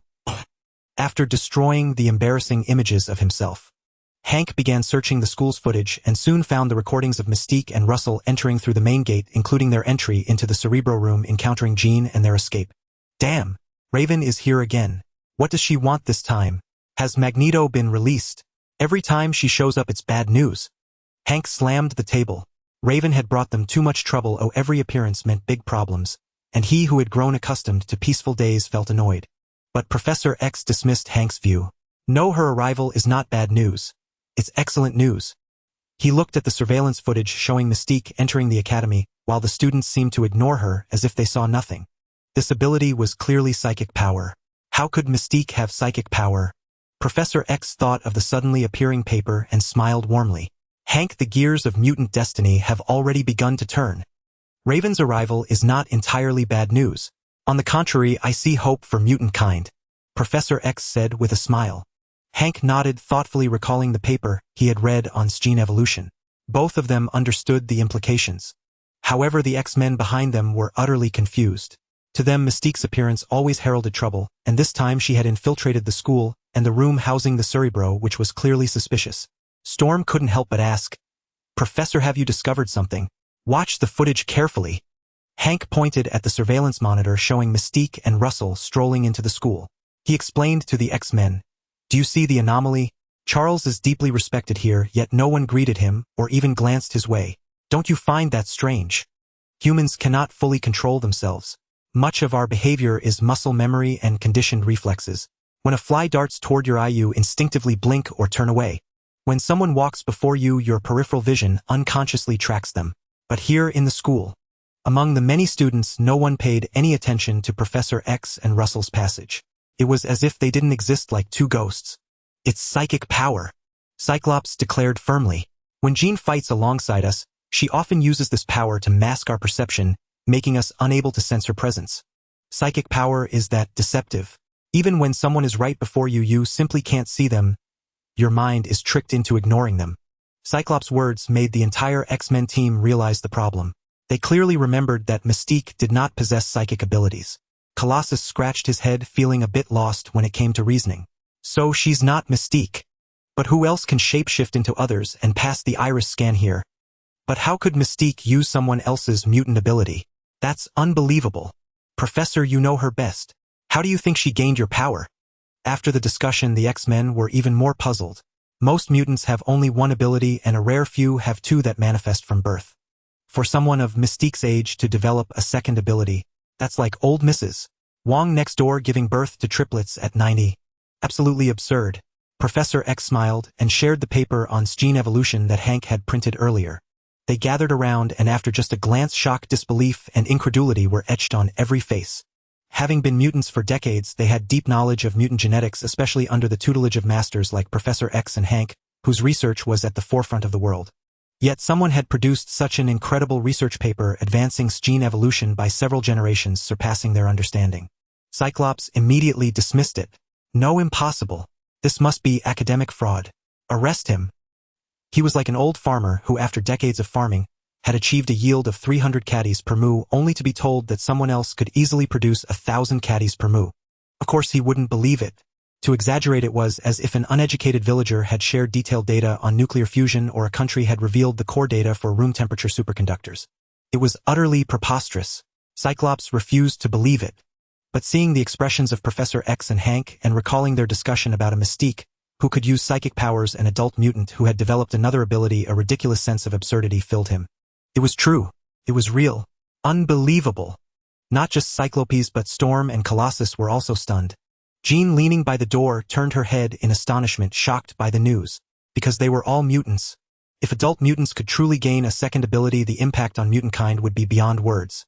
It would be a life-altering miracle. Too many mutants have weak abilities, while powerful ones yearn for more. If developed well, combining two abilities could exponentially boost combat strength. But we can't be sure this method of granting a second ability is safe. Cyclops poured cold water on the idea. Maybe we're only seeing the successful survivors. This method might be flawed and dangerous. If applied to mutants, especially the underage ones at the school, the risks. Perhaps it's more perfect than you imagine, Scott. Professor X's eyes gleamed. He had already taken the seat at Cerebro, his immense psychic power enveloping the globe. I've located Raven and the sender of that paper. A very young mutant. I sense his unique aura, his boundless potential. Potential no less than Jean or Bobby. No wonder his ideas are so groundbreaking. His inspiration comes from himself. Mystique didn't develop a second ability. Her power evolved. And she's not alone. I sense another evolved mutant beside her. They want to free Magneto. That child cannot fall into Magneto's hands. Magneto will lead him into danger. He must not die. He is the hope for all mutants. Bring him back to the school. The team was astounded. A mutant who could evolve others' abilities was unprecedented.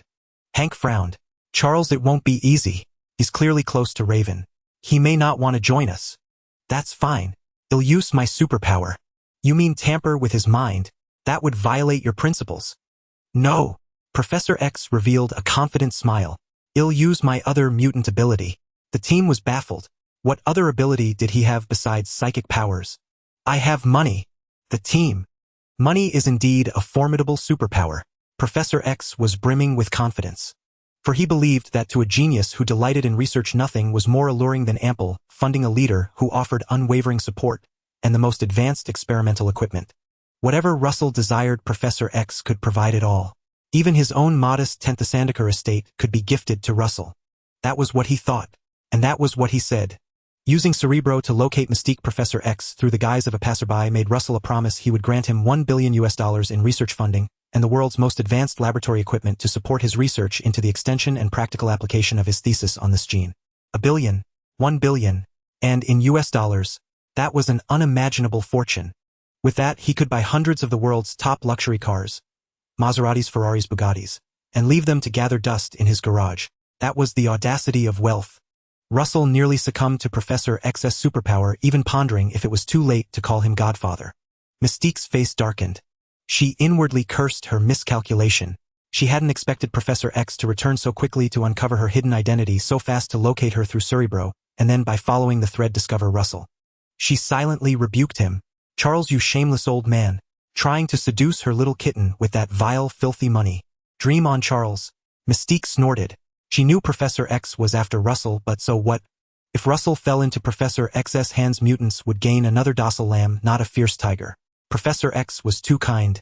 Mutants now needed a resolute leader. Only a strong and powerful leader could change their fate. She was already preparing to rescue Magneto.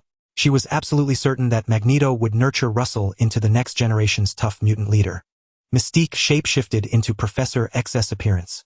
The passerby under his control knew her intention, and his voice became urgent yet gentle. "Please wait, child. I will come for you soon.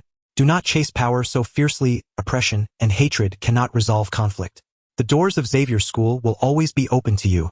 The passerby's words were cut short. Mystique touched her finger to her temple, mimicking Professor X's psychic power, forcibly ejecting him from the passerby's mind. Though her power was inferior to Professor X's, she had the advantage of proximity. Professor X, relying on Cerebro for long-range communication, could control ordinary people easily, but against another psychic mutant he was at a disadvantage. Unable to contend with her, he was forcibly expelled. The passerby looked bewildered, feeling as if he had forgotten something, then shook his head and walked away. Mystique snorted and turned only to be filled with irritation. Russell was deep in thought, his eyes darting about, clearly tempted. She reached out expertly and precisely, pinching Russell's ear and twisting it. "Ouch! What are you doing? You little ingrate. The moment Charles offers you $1 billion, you're swayed and ready to abandon me. I saved your life. But it's $1 billion. Besides, even if you hadn't saved me, I could have found a way to escape. It would just have been more troublesome." "Humph." Mystique didn't argue. Having spent 2 days with Russell, she recognized his intelligence and his peculiar mutant ability. That base couldn't have held him. It would only have required a bit more thought and preparation. Seeing that approach fail, Mystique changed tactics. Her form shifted into that of the most voluptuous and beautiful actress from the movies. She leaned in, one hand pressed against the back of Russell's head, as if to smother him in her abundant justice. Her voice dripped with allure. "Darling, can you really bear to leave your sister?" Her movements were seductive, her figure stunning, her voice like a kitten's mew, utterly tempting. Any man would have been captivated. But Russell was a boy. He showed no reaction, his face etched with disdain. "Mystique, you old hag, stop acting like a siren. That's $1 billion. $1 billion. A lifetime of wealth. Are you even worthy of comparison to $1 billion? So you don't like older women. A younger one will do." As she spoke, the abundant justice vanished. In its place stood a petite, adorable lowly, her big eyes glistening with tears, as she gazed at Russell, her face full of grievance. "Brother, don't you love me anymore?" Russell was speechless. "Would you be happy if a cute little lowly appeared before you, one you could do anything to without breaking the law?" "Of course not. Because I still think I want that $1 billion. Humph, little brat." Mystique reverted to her original form, a sneer on her lips. "Only a naive child like you would choose that filthy money. It's not just any money, it's $1 billion. And in US dollars. Russell repeated, which only made Mystique's sneer more pronounced. She drove on, her tone turning serious. "Come with me to rescue Magneto. Once he's free, you'll have all the money you want." "Are you sure?" Russell's eyes were full of doubt. "Magneto has been captured for years. His assets must have been seized, right? Magneto may not have money, but he's lucky. He often encounters planes that accidentally fall from the sky, ships that accidentally capsize on the sea, submarines that accidentally hit the ocean floor. Those things seem quite valuable." Mystique said flatly, "Those capitalists are truly despicable. They always cut corners on these things, making accidents far too common. Vile capitalists. Planes accidentally falling from the sky. Ships accidentally capsizing at sea. Submarines accidentally hitting the ocean floor." Russell's mind was flooded with curses. "Are you sure these are accidents? Damn. A brigand. No wonder Magneto is the world's most wanted criminal, the #1 terrorist. Look at what you do. Are these the actions of a decent person? Bank robbers would be weeping. Oh, by the way, how much is a plane? How much is a ship? How much is a nuclear submarine?" Russell did a quick mental calculation, and a fawning smile spread across his face. "Godmother, if you don't mind, I'd like to take care of you in your old age. We must act swiftly. Charles has discovered our intrusion into X Academy, but he still doesn't know our true intentions. If he finds out we're here to rescue Magneto, he'll definitely try to stop us. Mystique fixed her gaze on Russell, her eyes filled with awe. Her infiltration of X Academy was a minor matter. What truly provoked Charles' reaction was this young boy before her. His talent was terrifying. At such a tender age, he had already independently written a thesis on genetic evolution capable of influencing the direction of mutant kind. Such brilliance far surpassed that of ordinary people. Although some mutants, due to their powers stimulating brain development, became exceptionally wise and learned, like Professor X, who possessed telepathic abilities. Or Jean, who also wielded psychic powers, and Hank, who despite his beastly physique, possessed a mind that transcended that of any animal. These were all outstanding individuals. Yet compared to Russell, their wisdom and knowledge fell far short. Especially his mutant ability, the power to evolve the abilities of other mutants. This directly reminded Mystique of a certain man from the past. Apocalypse. As a beneficiary of ability evolution, Mystique, who had gained enhanced powers, knew all too well. Before, her mutant ability was mere mimicry. Frankly, her combat effectiveness was a meager 5. But after her ability evolved, allowing her to mimic the powers of others, her combat prowess skyrocketed to 500. And as her abilities continued to develop, it might even reach 5,000. Wasn't this a monumental change? Little one, you'll break countless hearts in the future. Mystique murmured, already foreseeing Russell's destiny. This only heightened her urgency. Magneto must be rescued as soon as possible. Professor X must not take Russell away. This little one could only become the eagle of mutantkind, not a rabbit negotiating with humans. Mystique unhesitatingly changed the vehicle's direction, choosing to take Russell along to the prison base to rescue Magneto. Originally, she hadn't planned to. That base was heavily guarded with real guns and ammunition, even heavy weapons and missiles. Any misstep would bring swift reinforcements. There was still some risk. So she initially intended to leave Russell at a temporary base under the protection of Lightpoint and a few other mutants. But now, with Professor X's predatory gaze, Mystique sensed danger. She didn't want to be out in the world working hard only to have that old neighbor Charles steal her home. That would be worse than being cuckolded to her face. She floored the accelerator. Like the wind and lightning. It was a straight-up ride of speed and passion. Meanwhile, on the other side, Professor X was sharing the information he had gathered with the others. When Hank and the X-Men team learned of Russell's existence, his age, and his unique mutant ability, they were all plunged into prolonged shock. So, Cyclops couldn't help but doubt. The experiment wasn't faked, the data was real, and it was all conducted by an 80-year-old child. This? I can hardly imagine. At that moment, his mind was a stampede of thoughts. It was like an unschooled villager sharing the secrets of nuclear fusion, and it turned out to be true. Felt absurd, as if the world had become unreal. Is he really only 8? That's truly terrifying. I've heard the professor say that age is a factor in the strength of mutant abilities. At such a young age, he could evolve Mystique's power. If he grows older, what about Magneto? What about Logan? Iceman analyzed, but the more he analyzed, the sharper his intake of breath, and the others followed suit. Magneto's power was already terrifying. Every time he appeared, it was like a cataclysm. If his ability evolved further, an image involuntarily formed in everyone's minds: Magneto, without a word, casually hurling a 100,000-ton building at them. Hiss. Besides that, Iceman couldn't help but glance at the man standing by the door. Wolverine Logan. Logan already struggled against Magneto. Facing an evolved Magneto, he would likely be utterly helpless. This time, Teacher Logan had taken a severe hit. Logan was also frustrated, shaking his head. Are all the New Age brats this terrifying? Don't they plan to treat an Ultimer like me as human anymore? He was filled with chagrin. If he hadn't fallen asleep when Mystique and Russell entered X Academy, perhaps his keen sense of smell might have detected the peculiar energy emanating from Russell. Alas! Logan, in his frustration, extended his right hand. With a shing, a bright silver adamantium claw shot out, casually slicing a liquor bottle to pieces, venting his pent-up feelings. Fake liquor! Fake liquor! He swore never to drink ergotu shipped from the East again. It really went to his head. Amidst the shock of the others and Logan's chagrin, Jean was puzzled. I met him face to face, and I didn't find anything unusual about him. Can he really evolve other mutants' abilities? At these words, the room fell into silence. Everyone stared at Jean with deep meaning. You're a level 5 mutant. You want to evolve too. Are you even giving us a chance to live? Ahem. Hank coughed. Maybe it's because the little guy is too young, Jean. Don't be too impatient. When he grows up, it might be your turn. You could try. He searched his mind and finally found a very apt term. You could try. Raising him. Hank was quite pleased with himself. Wasn't that term fitting? He was met with everyone's eye rolls. He could only cough awkwardly, lowering his head to operate the Cerebro, trying to change the subject. Raven doesn't know I've upgraded the Cerebro technology, adding a recording function. Any user's usage data is recorded. Let me see what she's been up to. This address looks familiar. Oh no! Hank looked up, his expression grim. Professor X seemed to have anticipated this, explaining, I know Raven's thoughts. She's seen too many suffering mutants. She doesn't want to stand with humans.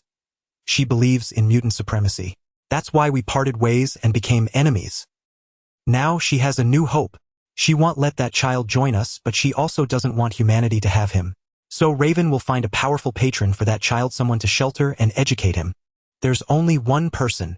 Professor X and Hank exchanged a glance and simultaneously uttered a name that made everyone in the room's heart skip a beat. Magneto.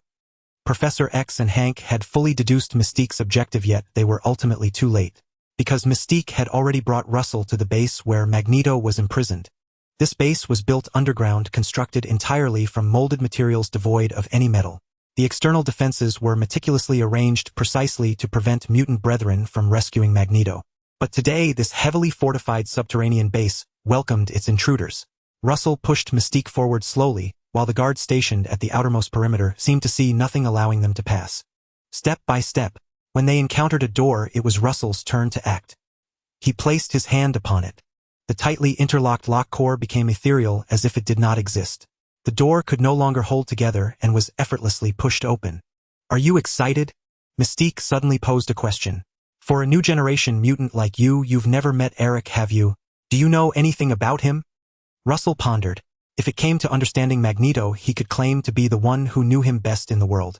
Yet truth be told, he had never encountered any records related to Magneto. After all, Magneto's deeds were far too extreme. He had tried single-handedly to alter the genetic makeup of nearly all major nations' leaders, converting their entire races. Had he succeeded, it would have been the greatest terrorist attack in history. Even though he failed, it remained the world's most colossal terrorist plot. He countered, what are you trying to say? Is the legendary Magneto a ruthless tyrant? If you are human, he is a tyrant. If you are a mutant, he is the finest leader. Mystique, perhaps recalling something or revisiting old memories, took a deep breath, then raised her hand. The guard standing at the door rose and personally opened the final gate. As that gate swung open, Magneto, confined within the glass prison, abruptly opened his eyes. Clad in a white prison uniform, his hands rested serenely on his abdomen.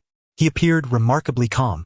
Having endured such a long confinement in this dark prison, his mental state remained surprisingly sound. An astonishing feat. When he saw that the visitor was Professor X, Magneto's expression did not change. Since his imprisonment, his old friend Professor X often visited, joining him for games of glass chess. He assumed today would be the same, but something unexpected occurred. Professor X placed his fingers to his temple. A guard immediately pressed a button, and a glass corridor slowly extended, connecting to Magneto's glass cage. What are you doing, Charles? Magneto stood up, staring intently at Professor X in his wheelchair, his gaze turning sardonic. It seems something momentous has happened outside. I recall you never liked forcibly controlling others to do such things. Professor X was the world's most powerful telepath, yet he rarely used his powers to manipulate others. Yes, Mystique replied. This surprised Russell. He had expected Mystique to directly reveal her identity and rescue Magneto outright. He hadn't anticipated her speaking in riddles, as if deliberately teasing Magneto. After a moment's thought, Russell decided to keep silent and simply observe, for he was merely a junior. These two had their own grievances. A triumphant smile graced Mystique's face. Eric, do you remember that machine you left behind? The one you built to transform humans into mutants? Of course. Magneto seemed to sense something and curled his lips. You want me to tell you how that machine was created? Even though that machine ultimately failed, it remained one of his proudest creations. He had succeeded in temporarily transforming humans into mutants. A groundbreaking achievement. No! Mystique grinned smugly. I came only to tell you one thing. I succeeded. I modified your flawed machine, and I did it. I accomplished what you could not. Magneto's face darkened. More than his own failure, he found it harder to accept his friend's success. Russell clearly saw Magneto's gritted teeth, sending a chill down his spine. Mystique, oh Mystique, do you even realize what you're doing? You're doomed. And so am I. The next moment, he watched Magneto's face regain composure as he extended his palm. A dozen coins flew out from Russell's pocket. Those coins spun rapidly in midair, their motion creating visible afterimages. The air itself emitted a piercing shriek. It was an explosive roar of extreme speed. Most critically, the coins wound around Mystique and Russell's necks like agile dragons. Neither doubted the razor-sharp lethality of those spinning discs. With sufficient velocity, even a thin sheet of paper could effortlessly slice through steel. A fine stream of water could cut through the hardest diamond. And these coins spinning to their limit needed only to graze their bodies to claim their lives. Mystique's smile vanished. She was not the real Professor X and could not control Magneto. Even if the genuine Professor X were present facing these swift coins swirling around them, he could not have subdued Magneto before he reacted. Disaster. Mystique cast a reproachful glare at Russell. Traitor, why did you have to carry coins? Russell could only offer an awkward smile. After all, they had come to rescue Magneto, so they had brought a handful of coins to serve as his weapon once freed. He never expected Mystique to pull such a stunt. Teasing Magneto, and so the coins meant to free him became the scythes reaping their own lives. Thus their smiles transferred to Magneto's face. Magneto laughed heartily. With a mere flick of his finger, several coins spun before him, shattering the sturdy bulletproof glass cage. He stepped out of the prison that had held him for countless days. Walking step by step to Mystique, he crossed his arms and looked down at her and Russell. His gaze was utterly sardonic. Charles, you were laughing quite merrily just now. Go on, laugh again. Give me another laugh. Mystique remained silent. Looking at Magneto's mocking gaze, Mystique could only sigh. She transformed her appearance back to her original form, with her blue skin and distinctive red hair. Magneto was momentarily taken aback, but soon found it reasonable. He had sensed from the very beginning that his friend Professor X exhibited clear signs of abnormal behavior. At first glance, he suspected it was Mystique. However, it was Mystique's psychic power that confused Magneto, as she was unable to use anyone else's superpowers. Before Magneto could open his mouth to inquire, the guard who had lost his mental control underwent a drastic change in expression upon seeing the suddenly appearing Mystique. Russell and Magneto stepping out of the cage, and without hesitation pressed the button. He then reached for his waist where a transparent plastic gun lay concealed. Clearly he had undergone rigorous training. His reaction was extraordinarily swift, but this was also his path to demise. Before Magneto could make a move, Mystique transformed again, this time into Magneto himself. The two Magnetos stood face to face, looking identical. Not to mention others, even Magneto's wife would be utterly bewildered and unable to tell them apart. Unless she attempted to discern their depths, there might be a difference. Magneto, seeing Mystique in this form, displayed a hint of astonishment in his gaze, watching her every move with growing interest, as if he had thought of something. Sure enough, the next moment Mystique raised her right arm, aiming at the guard who was touching his weapon. The coins that had been swirling around her suddenly flew towards him. Like arrows from the Grim Reaper, they swiftly pierced through the guard's body, blood spraying from his back. He had no idea what had happened, and with a roll of his eyes, he fell dead on the spot. Mystique then spun her finger, and the coin rotated in the air before returning to her palm, landing lightly. The coin was smooth and featureless. No one could discern that it was a lethal weapon capable of killing effortlessly. Even if Conan arrived, it would still be an unsolved mystery after 1,000 episodes. Raven, I never expected your mutant ability. Magneto, though mentally prepared, couldn't help but be moved upon witnessing it. If I hadn't seen it with my own eyes, I would have thought it was fake news intentionally told to me by someone else. To be honest, if someone told me that Mystique could not only transform into others, but also use their mutant abilities, I would have snorted with disdain and dismissed it as false news. Don't think that just because I am in prison I would accept fake news every day. I am not Don Quixote da Flamingo. Mystique returned to her original form, placing her hand on Russell's shoulder, her expression serious as she said, "This little guy is the reason I came to rescue you. It's thanks to his help that I could save you." The once thriving Brotherhood of Mutants had tried to save Magneto so many times, but had failed, highlighting the difficulty of this rescue. Eric, you would never guess what this little guy's mutant ability is. He can evolve the powers of other mutants. An evolution that surpasses levels.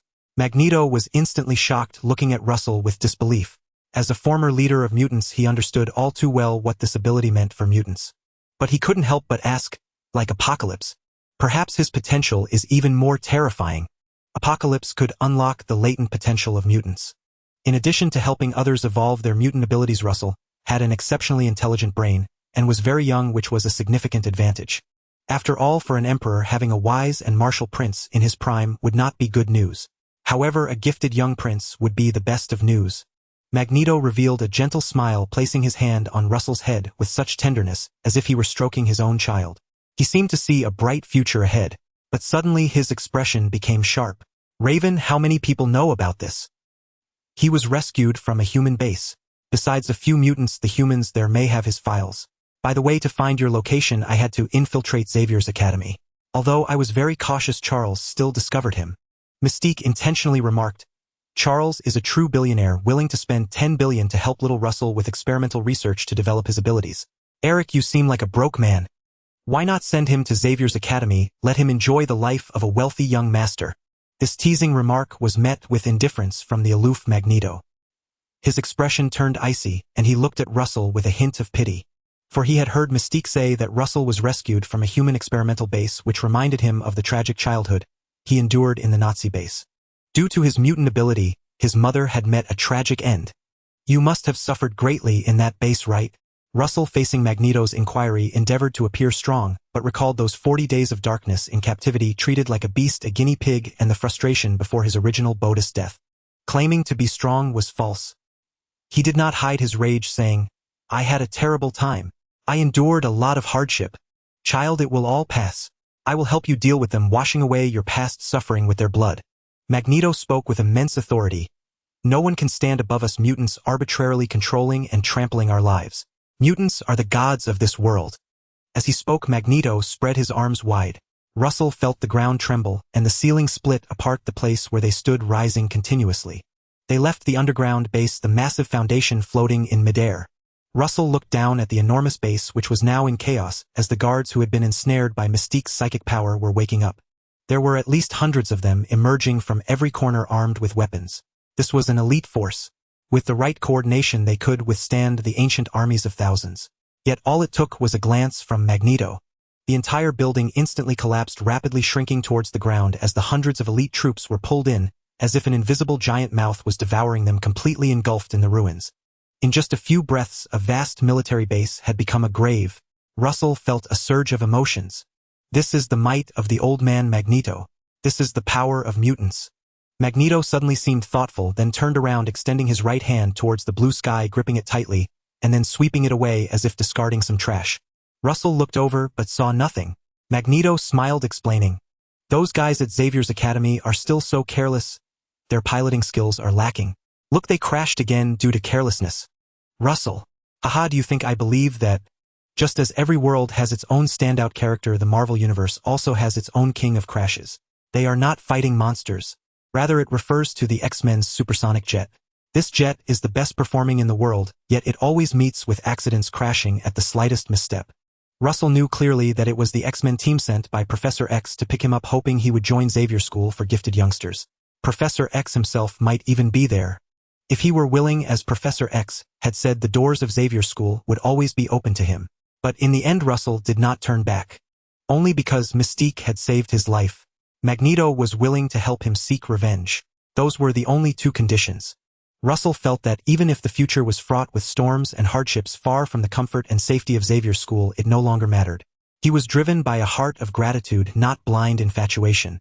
Magneto did not wish to encounter Professor X, for he greatly feared the professor's terrifying psychic powers. The helmet that could shield his mind from psychic intrusion had been taken by someone unknown when he was captured. If he wanted to make a comeback, he would have to forge another helmet. Otherwise, Professor X would teach him a lesson. Magneto directly led Mystique and Russell aboard the base's aircraft and flew away. They sped all the way. After picking up Lightspot and the other mutants, they did not linger but flew toward a more distant base, the former base of the Brotherhood of Mutants. That place had once been exceptionally bustling. Yet, under the siege of mercenaries from various nations, it had long since become a ruin, deserted and empty. Magneto gazed at the ruins, his expression utterly calm. He turned to ask Mystique, where have they all gone? Some fled, some were captured, some died. Mystique had once kept in touch with the remaining mutants of the Brotherhood, but gradually lost contact. Because we discovered a mysterious mutant force hunting us, pursuing and besieging us. They seem to have psychic powers as well. We have no secrets, so we could only scatter and flee. Mystique shook her head, still shaken, clearly having suffered at the hands of that mysterious force. Russell squinted his eyes. Whenever he thought of a mysterious force opposing mutants, he recalled a certain Scourge Striker. That man possessed no mutant abilities, yet he was ruthless and cruel, controlling his own son Jason and extracting secretions from his brain to dominate other mutants. Wolverine was toyed with in his hands, willingly undergoing the adamantium bonding process, nearly becoming his Weapon X. The Chatterbox and unruly Deadpool was also silenced by Stryker. He attacked Xavier's school. He razed it to the ground. In the end, he even controlled Jason to cast illusions on Professor X, nearly causing the professor to use Cerebro to kill all mutants. This man was undeniably ruthless. Russell's suspicion was also well-founded, as he clearly remembered that Sabretooth, once Magneto's henchman, was now under Stryker's command. Who would believe Stryker was not that mysterious force? But Magneto knew nothing of this. He merely said indifferently, "Find the locations of the bases where mutants are imprisoned. I will make them pay in blood." As he spoke, he clenched his fist fiercely toward the ruins. Immediately the ruins trembled, countless fragments danced in the air, and the once prosperous base rose again from the ground. Demolition and reconstruction. This was Magneto's specialty. He was experienced. Thus Russell gained his first home in this other world. It was an extremely luxurious estate, just a bit empty. Tossing and turning on the bed, no matter how he rolled, he couldn't fall off. Who could understand this feeling? The boss was too diligent, directly upgrading me from a vocational school to a university, even to the heavens, making me a multimillionaire. Russell thoroughly enjoyed a few days of the wicked capitalist wealth. As Mystique had said, Magneto was never short of money. In fact, many people willingly offered him funds. He merely stood there doing nothing. His name alone made people tremble and willingly follow him. At least Russell noticed that the number of mutants in the base was increasing. Some were rescued by Magneto, while the rest came to pledge allegiance upon hearing his name. After all, in this society mutants held a very low status. After 2 days of enjoyment, Russell began practicing the X-gene evolution method, constantly consuming food to evolve his gene. His mutant ability grew visibly stronger. Compared to other mutants, his progress was astonishingly fast. Yet Russell still felt unsatisfied. He found it too slow, especially after witnessing Magneto's terrifying power, capable of destruction with a mere gesture. He felt even more dissatisfied. Mutant abilities are varied and strange, but if classified simply, they can generally be divided into warrior type and mage type. Warrior type requires a powerful physique. Mage type requires strong psychic power and a potent mutant gene. With the X-gene evolution method, my mutant ability will gradually evolve to a formidable level if I practice step by step. But time is too slow. Just like the Omega-level Iceman Bobby, his future was bright. If he developed his powers to the utmost, he could even freeze space and time. But, in the end, he never achieved that, dying at the hands of the Sentinels.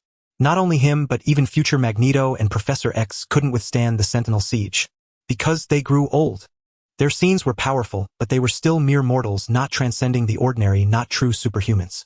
If the physique is tempered to the extreme, extending lifespan. But that requires too much energy. I've practiced the X-gene evolution method for 4 months, only able to evolve the gene 3 times shallowly. Apart from the limited food supply in the cage, it indeed proves that the energy from food is insufficient. Where can I find endless powerful energy? Russell's mind raced rapidly.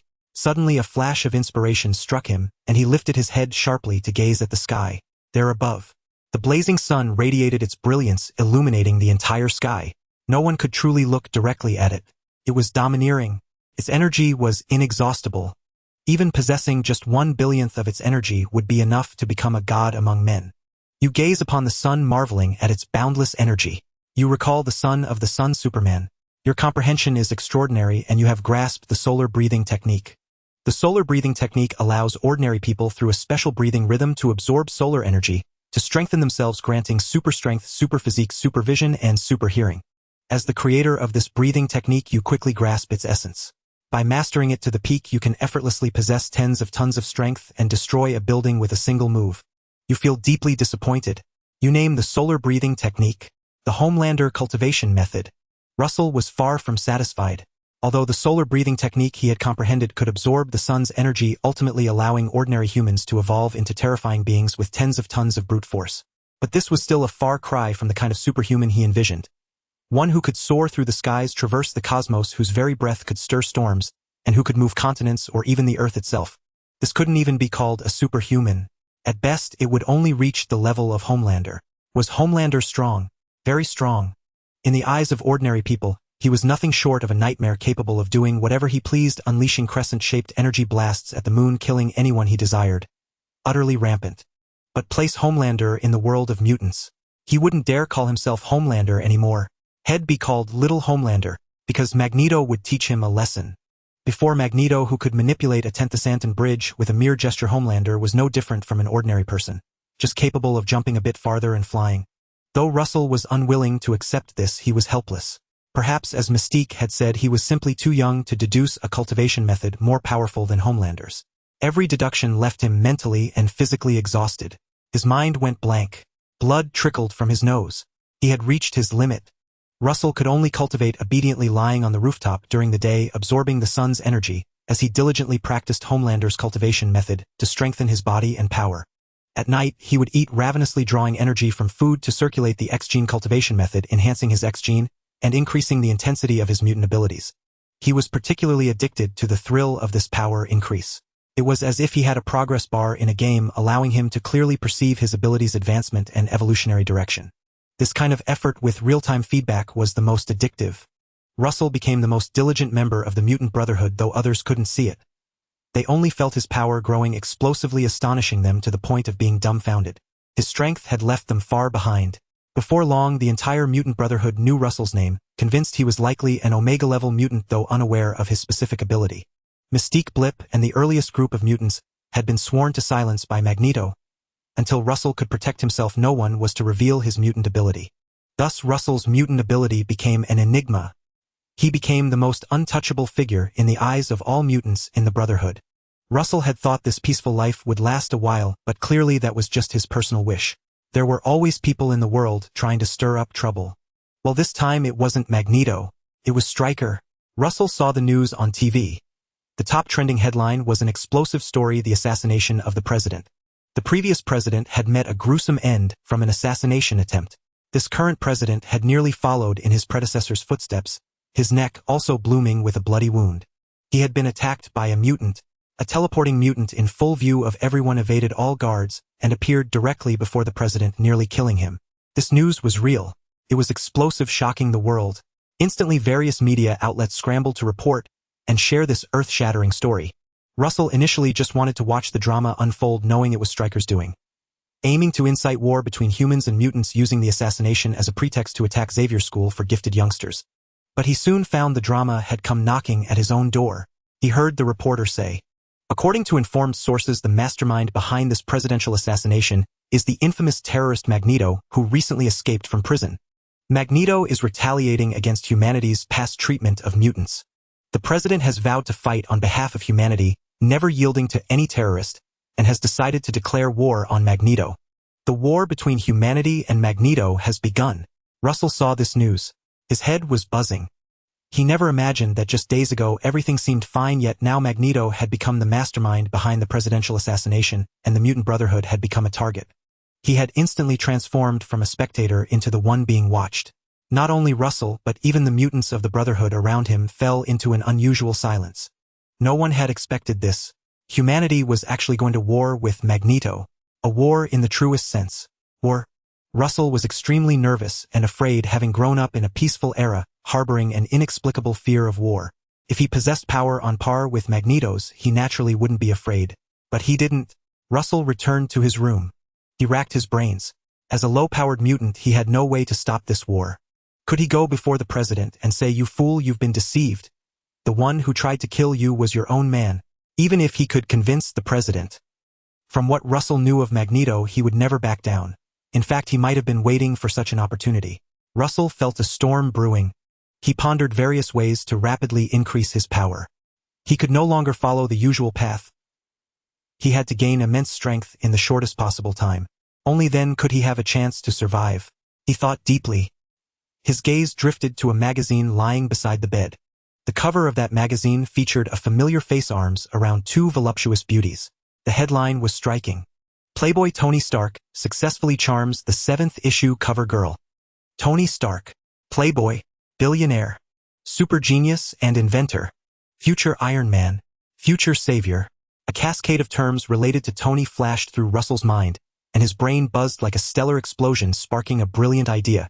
Flesh is weak, but machinery ascends. Endless inspiration exploded in Russell's mind, a flurry of ingenious thoughts flashing through. Finally, he understood. Russell murmured excitedly, "I've done it, Taoist." Ding. You recalled the scene of Mystique using the Cerebro, and you comprehended the mutant gene amplification technology. You recalled the related technology of Tony's Mark armor, and a realization dawned upon you. You remembered the solar breathing technique you created. You recalled Mystique's ability of shape-shifting. You recalled the future Sentinels. You attempted to integrate the solar breathing technique, Mark armor technology, and mutant gene amplification technology. Your comprehension was transcendent, and you conceived a new type of technology which you named Basic Mutant Armor. Basic Mutant Armor created based on mutant genes perfectly conforming to the mutant's body, amplifying their abilities, and capable of freely loading gene modules of low-level mutants to utilize their powers. Perhaps it was due to the pressure of life and death. Russell's comprehension this time made him feel exceptionally satisfied. Just as he had begun as a low-level mutant with little combat power, he was able to attract the attention of Magneto and Professor X. It was because he could help other mutants evolve their abilities, transforming them as if they were reborn, gaining entirely new mutant powers. For mutants, this was akin to a rebirth, a reconstruction of life. To put it in simpler terms, the King of Hell is related to your family. When you feel dissatisfied with this life, he can wield great power to reverse your life, arranging a grand opening for you. That is the feeling. At this moment, Russell transcended himself.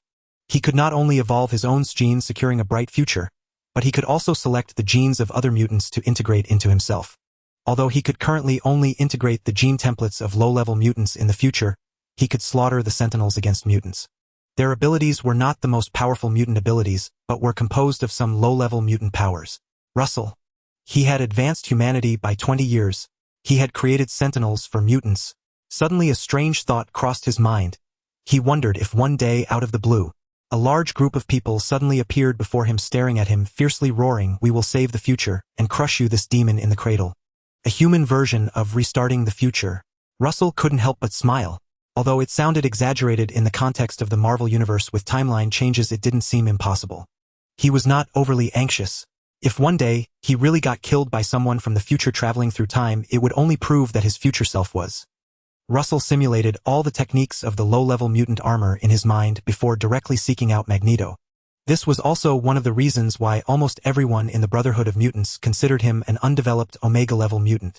Among all mutants, even Mystique, only Russell could meet Magneto anytime and anywhere, and only he could receive Magneto's most tender treatment.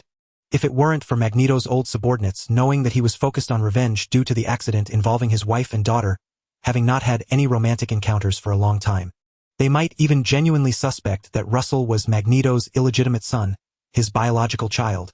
Just like now, even though it was already late at night. When Russell came to find Magneto, the latter showed no anger. Instead, he spoke softly, "Little Russell, what's wrong? This afternoon I heard the government's announcement on TV that the president wants to go to war with the Brotherhood of Mutants because of an assassination." Russell spoke with certainty. "From what I know of you, this boring trick of assassinating the president shouldn't be your doing. Why admit to it? Assassinating the president. Magneto has a glorious record. After all, the last time he was imprisoned was because he wanted to turn all the presidents of major countries into mutants. In the eyes of the world, this was undoubtedly an act of terrorism and assassination of the president. But only mutants knew what Magneto was really doing. What he sought was not simply the death of the president. He needed the recognition of mutants by humanity to create a nation belonging to mutants. Assassinating the president with such lowly means was far too low for him. This was not Magneto's style, yet he admitted it. Magneto did not explain. He merely stated, "Why should I admit it? I think you should be quite clear in your heart. You are a very clever little guy, otherwise Charles wouldn't pay so much attention to you." Russell nodded. This was a dirty trick. It didn't matter who did it, the key was to see who would be blamed for it. Establishing enemies and diverting contradictions is a basic tactic for any politician, regardless of whether Magneto did it or not. As long as the president says he did it, then he did it. Those who wrong you will always know you are the most wronged. Magneto understood this as well, and no matter how he explained, he and his brotherhood would have to bear this responsibility. They would be the ones blamed. Rather than searching for evidence to prove his innocence, it was better to just use his fists to crush them. Magneto extended his palm, and a bank card floated into his hand, then flew towards Russell. He calmly said, "This is the asset of the Brotherhood of Mutants that I've organized in recent days, worth about 6 billion. I've had Mystique clean this money. You can use it with confidence. Tomorrow, I will have Mystique take you to a safe place so you can survive well." Magneto seemed to have genuinely aged, or perhaps life in prison had altered his character slightly. He was still domineering and forceful, but he no longer took reckless risks. He chose to leave a way out for the mutants. Child, even if I die, as long as you are still here, the Brotherhood of Mutants will exist and mutants will still have hope. In times of danger, Mystique will protect your safety. She has the ability to shelter you until you grow up. But remember my words, no matter what happens, never seek out Charles, never join the X Academy. Indeed, Magneto remained Magneto, even in the solemn moment of entrusting his legacy before death. He was unwilling to acknowledge Professor X's ideology. He fundamentally rejected the notion of negotiating with humans for peace. He only believed that true peace and equality were forged through strength. Dignity must be defended with power. At this moment, Magneto truly resembled an elder, continuously advising Russell about various hidden contingencies within the Brotherhood of Mutants, repeatedly warning him about the harshness of society, not to trust anyone. As the future king of mutants, one must possess a ruthless heart. Russell listened somewhat amused. It seemed Magneto truly regarded him as a child, as someone utterly inept, even advising him to never trust women, especially beautiful women. Women can be deceitful. Beautiful women can be even more deceitful. 90 out of 10 are bad, and the last one is the worst of them all. Even if you truly encounter someone suitable, gentle, worthy of lifelong trust, please keep your distance. Because you are a mutant, you are no longer human. This was Magneto's deepest pain. He once retreated to the mountains living as an ordinary person with a gentle wife and a clever daughter. It was because of his identity as a mutant that his family was destroyed. If he were not a mutant, Russell felt a deep sense of emotion, but unfortunately, he was not the incapable fool. He was the strategist who could hold up a collapsing building. Magneto, I have a plan. Let humanity also experience the pain of the Sentinels. A spicy Tianson.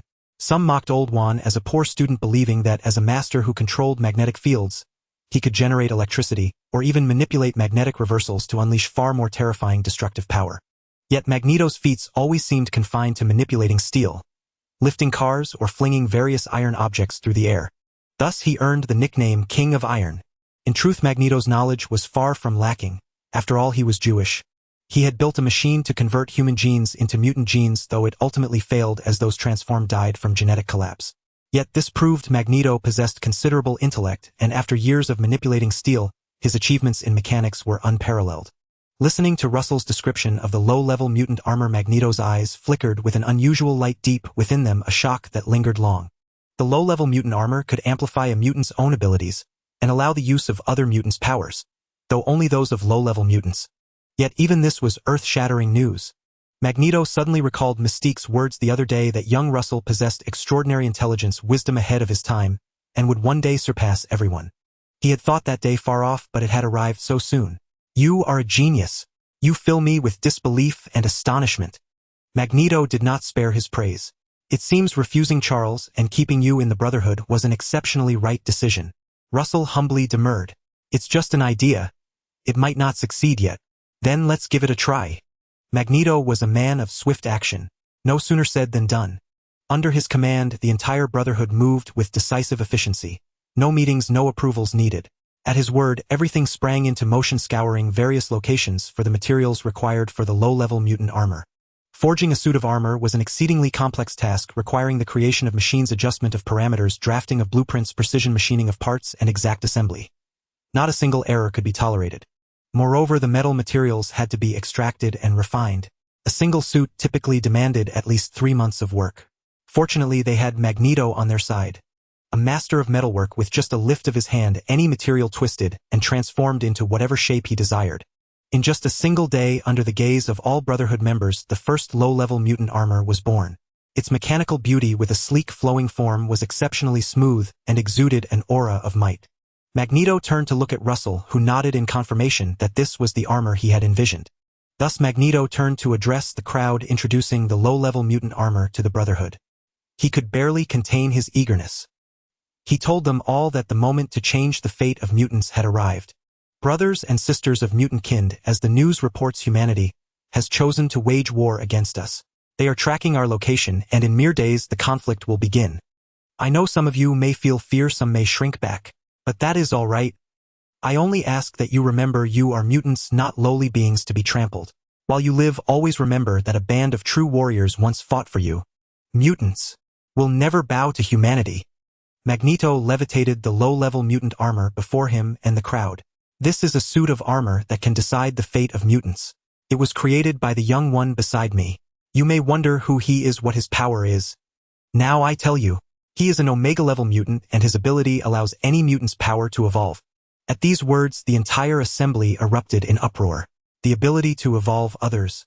Almost everyone gazed at Russell with fervent eyes, as if beholding a rare treasure or a peerless beauty. Russell felt a bit nervous, but he took a deep breath, showing no stage fright as he looked at the crowd, reminding himself that these were his comrades. No need to be tense. He was also surprised that Magneto had changed his mind, no longer hiding him but thrusting him into the spotlight, elevating him to a higher position. Russell silently marveled at Magneto's leadership, his impeccable timing. There was no better moment to win hearts than on the battlefield. Under his gaze, Magneto's voice rose with fervor. He is a beacon sent by God to guide us. His wisdom surpasses mortals. He is destined, the future king who will lead the rise of mutants, the true god of mutants. You may not believe it now, but soon you will believe and follow him, for his wisdom shines as brilliantly and dazzlingly as the sun. Magneto pointed at the low-level mutant armor. This armor he created. Once worn, it amplifies your mutant abilities, granting greater combat power. Amplify mutant abilities. The crowd gasped, staring at Russell's youthful face, their hearts shaken. In all their years, hadn't a mutant's future been determined at birth? Had technology truly advanced this far? Amidst the lively chatter, someone soon stepped forward under everyone's eager gaze to try on the low-level mutant armor. Magneto did not stop him, for words were never as convincing as direct evidence. More powerful and persuasive. Mystique whispered in Russell's ear, "That's Cones. His mutation allows his arms to transform into sharp blades, but not completely sharp. A rather unfortunate mutant. His arms could become blades of lethal sharpness. Yet tragically, he was born in the modern era. In ancient times, he would have been a fierce warrior on the battlefield, but in the modern world, especially in the free America, only one martial art was revered. That was the American draw. Whenever Cones turned his arms into blades before he could close in, he'd find a dark gun barrel aimed at his forehead. With average strength, speed, and defense, this combination was nothing short of tragic. To put it bluntly, his combat power was below 5. In Mystique's view, even with the armor, his strength could hardly achieve a qualitative leap. After all, even if such a mutation were amplified tenfold, what then? The verdict was inferior to the American draw. But Russell merely smiled, saying nothing. If it were only simple amplification, that would underestimate his mutant armor. He murmured under his breath, "I never said it could only enhance dominant scenes." A gleam shone in his eyes. Like a ray, it scanned Cones from head to toe as he wore the low-level mutant armor. The armor began to shift. Cones felt his entire body tremble, his pupils filled with shock, as he sensed a different power. Strength. Speed. Reflexes. Under everyone's stunned gaze, Cones, encased in the armor, transformed into a massive mantis gleaming with a cold, eerie light. Its stern eyes, the blade-like arms shimmering with frost, the powerful, sturdy legs. It slowly stepped into the shadows, blending with the surroundings, moving silently like a phantom assassin. All the mutants gaped, feeling death lurking around them just from its appearance. They were utterly dumbfounded. Only one thought echoed in their minds. The god of mutants has descended. All humans harbor a fear of giants. Whether confronted by a colossal figure or an enormous insect, an inexplicable sense of tension surges within the heart.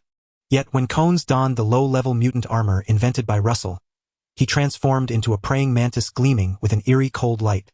His stature was extraordinarily towering. The compound eyes sent chills down the spines of every mutant present. But this was not the most terrifying part. The most terrifying aspect was that under their gaze, the colossal mantis seemed to merge seamlessly with its surroundings, becoming as transparent as glass. They blinked in disbelief, and in that fleeting moment, the behemoth before them vanished, as if cloaked in invisibility, disappearing from their sight. They could not see it. They could not find it. In an instant, all the mutants present were so terrified that the hairs on their backs stood on end. Instinctively, they huddled together as if seeking warmth to reclaim their sense of security. There is a saying that captures it best. When you spot a snake, you feel fear. When you watch that snake suddenly vanish, your fear intensifies. But when you see it disappear only to find it coiled around your foot, your terror becomes absolute. Mystique was also startled, her face etched with disbelief. Even a battle-hardened veteran like her could not detect the vanished Cones. It felt as though she had lost her sense of danger. This meant that at any moment she could be like a lamb, her throat silently slit. After all, Cones' mutant ability was to sharpen his hands into blades. A gleaming knife is not frightening, but an invisible one capable of silently pressing against your neck. That is true horror. How did you do it? Mystique couldn't help but whisper, her eyes filled with shock at the scene that defied her imagination. She uttered a sentiment she had repeated countless times before to Russell. You are truly a genius, a real genius who transcends the ages. Keep it low-key. Russell's gaze fixed on Cones, who was crouched in a corner of the arena. Though the man was well hidden, he could not escape the perception of Russell, who possessed the senses of a mutant. Even Russell was somewhat surprised. He had never imagined that a mutant could be so perfectly attuned to the low-level mutant armor. It was a sheer stroke of fate. The same armor, if given to Lightpoint, would at most greatly enhance his healing ability, from treating 10 people to 50 or 60, but it would not bring about a fundamental change. The reason Cones was so extraordinary was simply that his mutant gene potential was remarkably high. He had merely lacked a cultivation method to stimulate and develop his genes, which is why he had appeared so weak. In other words, his talent was inherently great. The low-level mutant armor simply unlocked that potential. Russell made a mental note of Cones earmarking his mutant ability as a genetic module for future iterations of the low-level mutant armor.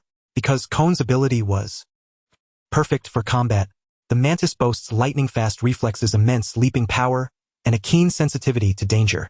If developed further, an ordinary mutant could become as formidable as Deadpool. Of course, this refers to Deadpool before he gained his superpowers. Facing a hail of bullets, with only a pair of sturdy blades, he could cleave through every bullet, emerging unscathed. Such reaction speed is absolutely terrifying. Any novice on the battlefield could instantly transform into an immortal war god, effortlessly dodging any bullet. He turned to Magneto and whispered a few words, wanting to see the limits of Cones' mutant ability. Magneto extended his hand, and a dozen small iron balls spun in his palm before hurtling with a roar towards Cones' hiding spot. The projectiles were incredibly fast, accompanied by a sonic boom, no less potent than bullets from a gun. Cones, who had been hidden in the corner, instantly revealed himself. His massive frame moved with the agility of a cat swaying in extreme contortions. To the stunned eyes of all the mutants, he seemed to perform acrobatics, brushing past the whistling iron balls. He remained completely unharmed. Even Cones himself was baffled by this reaction speed. He stared at his own hands in astonishment. When he saw Magneto make his move, the iron balls were so fast that his brain told him, based on nearly 30 years of life experience, that he was doomed. But his body told him otherwise. No problem at all. So, like an observer, he felt his heartbeat drop to a minimum while his mind raced at full speed. His eyes clearly captured every bullet-like iron ball.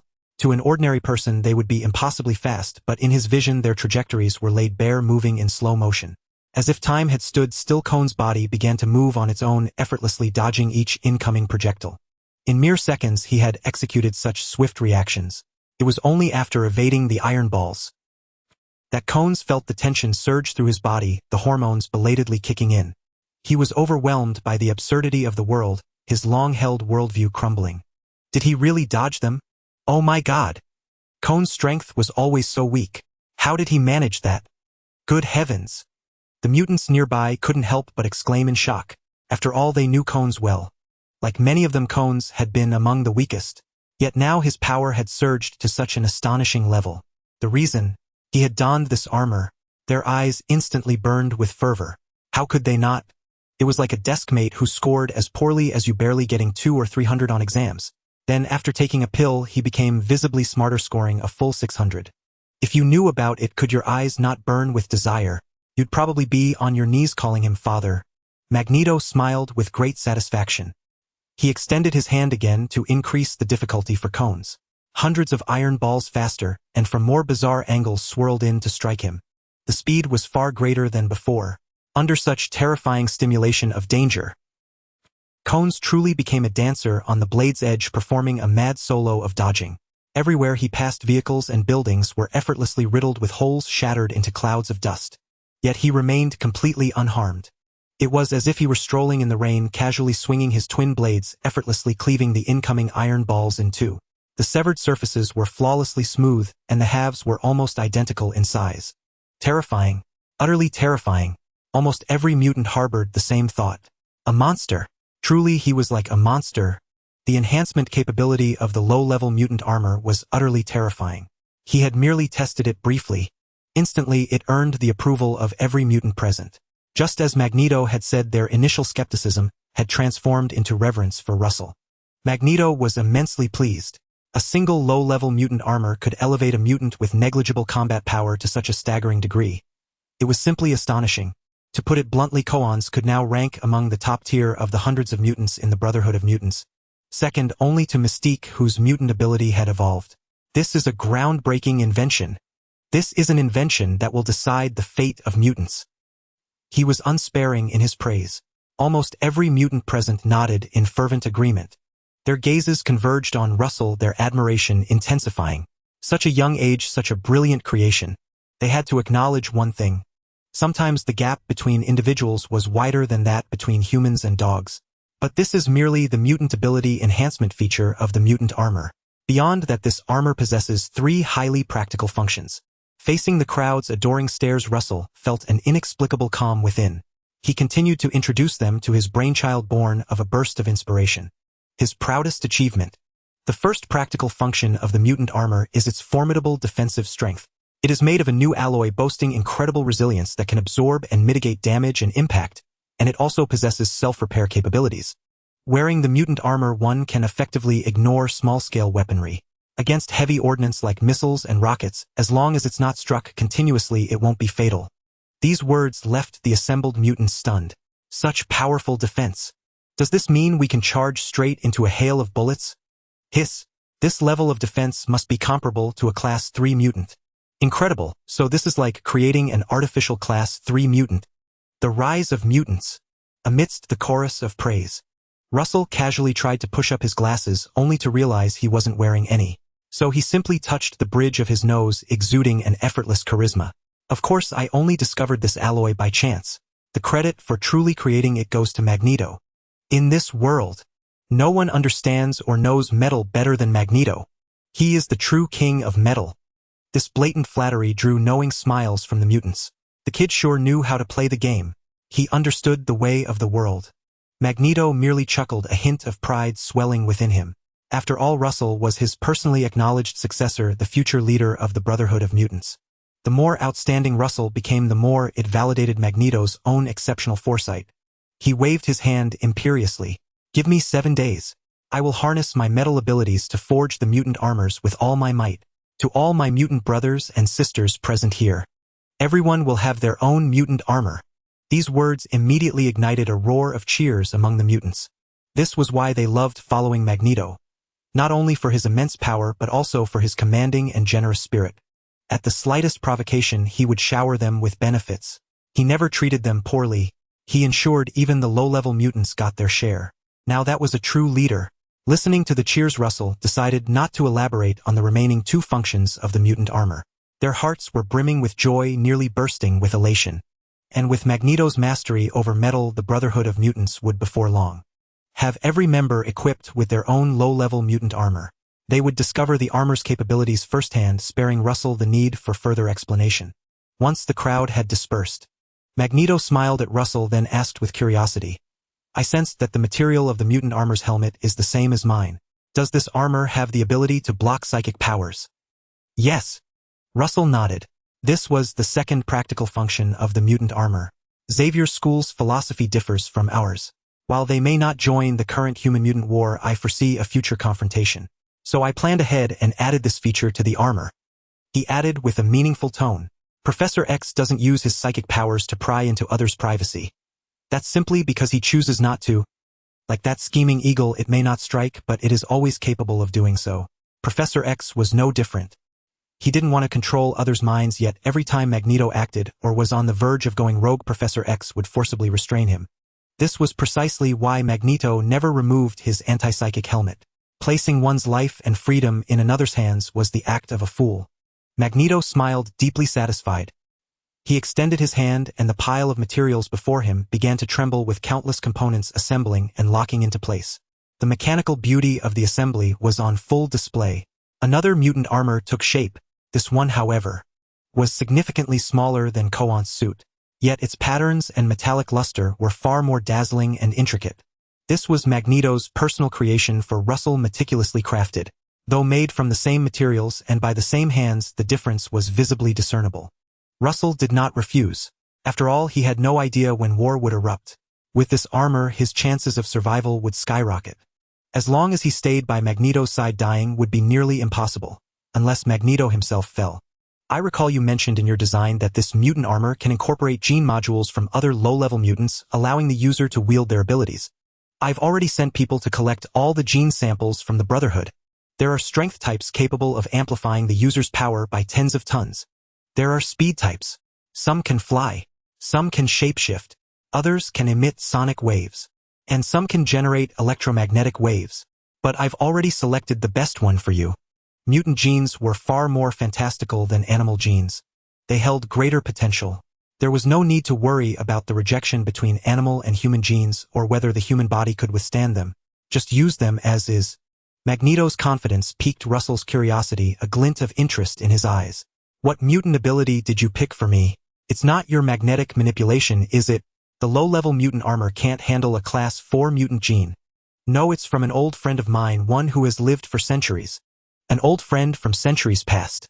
Russell instantly thought of one unlucky soul who was utterly countered by Magneto. Wolverine Logan with his superhuman healing factor. His mutant ability was indeed perfect for Russell. Super regeneration, exceptional longevity. If given the choice, it was undoubtedly the best option. But Russell recalled that the Brotherhood didn't have Logan's genetic data, his blood, yet a flash of insight struck him. A bold idea took shape. Magneto was a man of audacious schemes. If it wasn't available, then it was likely taken by force. You don't mean to. I'm just going to teach those sheep at Xavier's school a lesson. Ha! As expected of you, Magneto the terrorist. Russell initially believed that Magneto's decision to forcefully break into Xavier's school and borrow some blood from the unfortunate Logan was a reckless move. After all, with the impending battle against humanity provoking another faction of mutants, the formidable Xavier school seemed unwise. It appeared utterly ill-advised. Yet, upon further reflection, he wondered, what does it have to do with me? If successful, all low-level mutant armors would be equipped with Wolverine's genes, granting almost all mutants an extraordinary self-healing ability. Needless to say, the significance of this power was immense. A tank with immense durability and overwhelming attack power was already a headache, but carrying a fountain on its back would make any enemy ADC curse your ancestors for 18 generations. They would simply give up. And even if the plan failed, it would have little impact, for Magneto and Professor X were famously a pair of lover-stern foes. They had their limits in combat, having formed a tacit understanding over decades of confrontation to avoid lethal force unless absolutely necessary. Russell pondered and saw this as a golden opportunity. How about entrusting this mission to me? He ventured, a flicker of eagerness stirring within him. He had been practicing the X-gene evolution method and the Homelander cultivation technique for over 10 days, fueled by an ample supply of food. His mutant ability had evolved once more, no longer requiring physical contact. He could now manifest it at will in the air around him. Within a 3-meter radius of his body, he could form an absolute domain, a realm of pure, I think, therefore it is. Though his physical strength had not yet reached its peak, the cultivation method had pushed him beyond human limits. At least 1.25 times that of Captain America. The rapid surge in power stirred a restless excitement within Russell. The old adage rang true: the sky clears, the rain stops, and he felt capable once more.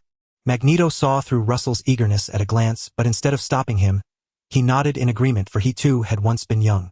The thoughts of youth were always so simple: women, fighting, and stealing the spotlight. Magneto agreed directly. Well, act in 3 days. They'll have Mystique infiltrate Xavier School to find the student roster. Charles has likely recruited many talented individuals over the years.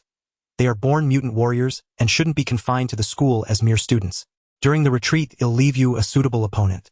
Don't disappoint me. A future king must never lack strength. If young people's favorite pursuits were women fighting and stealing the spotlight, then Magneto's greatest joy was being the master of ceremonies and poaching Professor X's disciples. Many of his mutant followers had once stood by Professor X, yet Magneto had lured them away with uncanny success time and time again. Perhaps, as he often said, mutants were born warriors who disliked schooling. After all, who truly enjoys the daily grind of school? Youth is meant for nostalgia, never to be relived. Russell nodded, his heart beginning to anticipate the battle 3 days hence, and he set to work crafting his own trump card. The true low-level mutant armor. Not the one worn by Cones. What Cones wore was merely the most basic version, incomplete. In Russell's design, the fully realized low-level mutant armor would be akin to a sentinel capable of freely switching and utilizing multiple mutant abilities. With so many mutant abilities, which ones should I choose? The Brotherhood of Mutants already boasted over 100 members. This meant over 100 mutant abilities. After eliminating redundant ones, there were still at least 60. If possible, Russell would have loved to load all those gene modules into the armor. But that was clearly impossible. First, the low-level mutant armor couldn't accommodate too many gene modules. It was just a rudimentary version, much like Tony's Mark I, capable only of spewing flames and stopping bullets with severely limited functions. Second, constantly switching gene modules would drain a mutant's stamina, rapidly making it unsuitable for prolonged combat. Frequent switches could also cause brief pauses in ability, leaving one vulnerable to enemy attacks on the battlefield. Third, humans have their limits. Dividing one's focus between 2 or 3 tasks is already impressive. Using over a dozen abilities simultaneously was out of the question. It would be like chatting with a dozen girls online at once. Wouldn't that drive you crazy? Russell decided to select 3 to 4 abilities. The first was Cone's mutant ability, likely linked to a mantis, granting exceptional reflexes and danger perception. Ideal for combat. The second was Wolverine's superhuman self-healing ability. Even if injured on the battlefield, one could hide in a corner or feign death, switch modules, and fully recover in mere seconds. Extremely practical. With 2 abilities chosen, Russell had only 2 slots left for his armor's standard arsenal. He would store additional abilities as backups. With so many abilities, which one should I pick? Russell faced a pleasant dilemma. He carefully reviewed the list, prioritizing animal-based genes as they enhanced the wearer's physique. This mutant can generate electricity like an electric eel. Interesting. Is this a flea? Jumping power dozens of times that of a normal human. This one looks familiar. Like a butterfly releasing glowing powder to confuse others. This one can reflect damage. Is the ability source a bear? After much deliberation, Russell chose the most fundamental and fitting 2 abilities from over 60. Strength, spatial perception. These might seem unremarkable, but their utility was immense. After all, brute force works miracles. Strength is the foremost of all paths. Well, just kidding. Choosing these simple abilities, Russell considered one key factor. He wasn't the sole user of the mutant armor. He had to account for the entire Brotherhood and the upcoming Great War. Fancy abilities had a higher entry threshold, requiring extensive practice. For instance, an electric eel's discharge might miss the enemy and hit oneself or an ally. Strength and perception were incredibly basic, easy to master, and perfectly complementary. The simplest, most brutal force, combined with omnidirectional detection, reaction speed rivaling bullet time, and super self-healing, plus the armor's built-in physical and mental defenses. Even a mutant with no offensive power donning this armor could easily become the nightmare of every opponent on the battlefield. Russell couldn't help but exclaim, "A flying dragon charging into your face. How can you possibly lose, Striker? This time it'll beat the crap out of you." Russell was thoroughly satisfied with the 2 variant genes he had selected. He began constructing the gene modules. He loaded these 2 mutant abilities along with Cone's super-fast reaction mutant ability onto the low-level mutant armor. To the naked eye, the armor appeared unchanged. Yet this came as no surprise. For in Russell's design to prevent the mutant armor from falling into human hands and becoming a tool against mutants, he had specially incorporated an identification authentication. Only those bearing mutant genes could drive this armor. Only they could activate it. Without mutant genes, to an ordinary person, it was nothing more than a lump of iron. Russell took a deep breath. Placing his palm on the armor's faceplate, he activated his mutant ability, completing the first authentication. The armor instantly recorded it. Like flowing water, it directly adhered to Russell's body. Boom! As the armor enveloped him, an invisible wave spread from within like the hand of a god. Russell sensed the vast potential hidden within his body being unlocked. What was once a trickle now surged like a mountain torrent. This was the mutant gene amplification technology he had gleaned from the Cerebro amplifier, combined with the gene evolution method for genetic stimulation he had personally devised. The fusion of these 2 technologies proved to be utterly terrifying. Even Russell, who frequently employed the gene cultivation method to evolve his own gene, felt profound changes within himself, though they were less pronounced than in other mutants. After all, he was an old hand. The other mutants experiencing this delight for the first time were still naive. It was only natural that their reactions were more intense. What intrigued Russell more was another matter. The mutant armor possessed a self-adjustment function.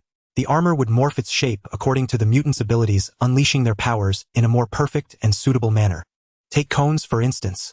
His armor took the form of a mantis. Compound eyes granted monstrous visual acuity. Powerful hind legs provided extraordinary leaping ability and speed. Sharp forelimbs were like the scythes of death. Russell too felt the armor's shape shifting upon his body, but the transformation was slow, as if no suitable form was readily apparent. After all, his ability was denial, a power difficult to concretize. Thus, driven by Russell's will, his armor began to change. His body elongated, his head became rounded, his limbs thickened, and his abdomen swelled with palpable muscularity. visibly robust and powerful, exuding a terrifying explosiveness. He felt something was slightly off. Was something missing? Soon he realized. The armor flowed backward and in no time formed a flowing red cape that billowed in the wind. If any transmigrator saw Russell's armor, they would surely scream in astonishment, "Isn't that the mecha version of Ultraman Tiga? Not bad. If this were my past life, how many boyfriends would I have scored?" Russell patted his chest with satisfaction. Like an obsessed admirer, he ran his hands over his layered, domineering, muscle-aesthetic abs, unable to help but marvel. This fist could really kill an ox. His punch was truly magnificent. Russell was already quite pleased with the armor's appearance, but he still underestimated the product of his burst of inspiration, underestimating the true prowess of this armor. Without activating the Homelander's cultivation method, he could sense energy continuously surging toward his body from the surroundings. The rate was several times faster than when he basked in the sun before. Could it be? Joy flickered in Russell's eyes. He stamped his foot hard against the ground, launching his body like a rocket straight into the sky, landing atop the base's tallest building. This was his retreat for absorbing sunlight over the past few days. He spread his arms wide, maximizing his exposure to the sun's rays, and effortlessly began circulating the Homelander's cultivation method. Indeed, just as he had anticipated, the armor acted like a pump, frantically devouring the surrounding sunlight and channeling it endlessly into Russell's body. Russell instantly felt his body temperature soar, as if immersed in a furnace. Terrifying heat waves flowed and churned within him. Wherever it passed, muscles and bones underwent a qualitative transformation like parched land, greedily absorbing the surging energy. With every breath, Russell felt his physical attributes, including organs, bone density, and neural responses, visibly increase. He was truly evolving into something beyond human. His joy deepened. This armor, crafted by accident, actually possessed the function of aiding his cultivation. This meant that before long he could perfect the Homelander's cultivation method and become a true superhuman.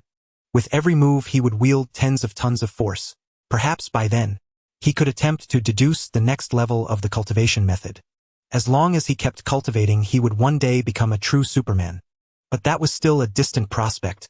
Russell continued familiarizing himself with the armor's functions, though he was slightly disappointed not to discover any other surprising features. Still, this was only natural. Having one such function was already excellent, given that this was merely a low-level mutant armor. If it were perfect from the start, what need would there be for scientific research and invention? Russell attempted to use the gene modules. As he had conjectured, switching incurred a brief pause, but the delay was not long, ensuring smooth transitions in combat. He switched to strength mode. He became like a wild beast, no longer resembling a human, but an ancient mammoth with surging, endless power. A boulder weighing tens of tons was effortlessly lifted. Switching to reaction mode, he became like a bird or a fish, his entire being exceptionally fluid, effortlessly evading any attack. He kept experimenting with switching mutant abilities, attempting to divide his mind and simultaneously wield both powers. Through continuous trials, he felt himself entering a state of emptiness, his movements becoming more agile and bizarre. Unbeknownst to him, he had quietly activated his own mutant ability.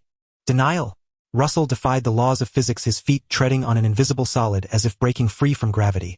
The Newton of his era, or rather Newton's brother Niobe, halting midair. He seemed to grasp something. Ding. You manipulate the low-level mutant armor, comprehending ultimate reaction and immense strength. The wind howls beside you. All things pause before your eyes. You perceive the mystery of your mutant ability, achieving the impossible. Recalling the 6 powers from the popular anime One Piece of your past life, you develop your own armor manipulation technique. Armor manipulation technique. You can control the armor more perfectly. Your feet rapidly tap the ground, unleashing astonishing speed. You can defy gravity, walk freely in the sky, and even achieve short-distance flight. Your attacks are sharper, your strength more focused, and your explosive power greater. Shave, moonwalk, finger gun, paper drawing. These body techniques, mastered, the more one trains, the greater the rewards. As Russell maneuvered the armor in battle, various small techniques continuously flowed through his mind, even allowing him to slightly develop his own mutant abilities. He took a few steps forward. Despite there being nothing beneath his feet, it felt as if he were firmly standing on solid ground with unmatched stability. This was the application of his newly comprehended mutant ability. He merely needed to deny the fact that there was nothing underfoot. This was far less taxing on his stamina and mental energy than denying the effects of gravity. Energy consumption. It enabled him to walk freely in the air and fly continuously. Russell could even perform feats that only top-tier mutants could achieve, such as using his left foot to step on his right foot and spiral upwards. For him, this was an absolutely practical little technique. Aside from this heavenly trick, Russell also discovered another highly useful application of his mutant ability, which was to concentrate his powers on his fingers, directly negating the opponent's defenses such as armor or extremely strong outer skin and scales. He could directly focus terrifying attack power onto his fingers and thoroughly inject it into the opponent's body, targeting their vulnerable interior. This was the finger spear. However, this technique consumed a tremendous amount of energy. The stronger the opponent's defenses, the greater the energy expenditure. Moreover, it required skill. If the synchronization between his fingers and the usage of his mutant ability was not precise, he might fail to reach the opponent or even injure himself. After practicing the martial arts he had developed on his own a few times, Russell felt increasingly restless. He turned his gaze to the other side. He looked towards the training base for mutants. That place was where almost all mutants gathered, as Magneto had established the most comprehensive training facilities there. Although not as advanced as the virtual combat rooms of X Academy, it was not far off. This was because there were also those skilled in computer technology within the Brotherhood of Mutants. He was born with this mutant ability. Magneto had previously planned for Russell to flee, and the billions of funds that had been cleaned were done so without middlemen, without cuts, and without tax issues, focusing on being clean and efficient. Now the mutant training base was bustling with activity due to the stir caused by Russell's invention of the mutant armor. Especially since the quantity was still very limited, Magneto prioritized supplying it to the more powerful mutants, leading to increased envy from those who could not obtain it. They looked pitifully at their battles, watching the drastic transformations. From a distance, Russell spotted two colossal figures engaged in a fierce battle at the training base, one of which was Cohen's praying mantis. The other was a mutant who had just acquired armor, a massive rhinoceros. The power gene module on Russell came from this giant rhinoceros. Its strength was terrifying, and with the enhancement of this armor, its already formidable power became even more fearsome. With each stomp of its hooves on the ground, the earth reverberated as if it were quaking. The massive form. It swayed like a mountain before you, its enormous palm larger than a car, appearing overwhelmingly massive and heavy. No one doubted the destructive power of this giant hand. A single slap could cause landslides. Cohen and the rhinoceros fiercely clashed, neither able to gain an advantage. One was fast, with extremely quick reflexes, swinging its arms with a whistling wind toward the opponent.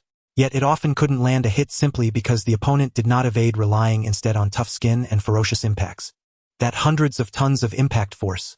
Even with armor, Cohen was utterly helpless, not daring to confront it head-on. If he were struck, he would immediately be met with the rhinoceros' swift and powerful stomp. Yet he was also incredibly agile. The rhinoceros had flattened countless walls without touching a hair on Cohen. The two were locked in a stalemate. Both had fiery tempers, neither was willing to concede, fighting with great fervor. Looks like everyone is in a good mood. Russell approached, arms crossed and stepping through the air. His exaggeratedly muscular physique astonished the mutants present. They hardly recognized this new image of Russell. The contrast was too stark. A muscular man capable of arm wrestling with the Hulk. Could you imagine that beneath his armor he was merely an 80-year-old child? "You're 8 years old." Cohen and the rhinoceros simultaneously stopped, staring at the unfamiliar mutant standing in the air. They witnessed Russell rolling up his sleeves. Although they couldn't see his eyes or expressions, they felt his provocation. Before they could speak, they heard him casually say, "Come at me together.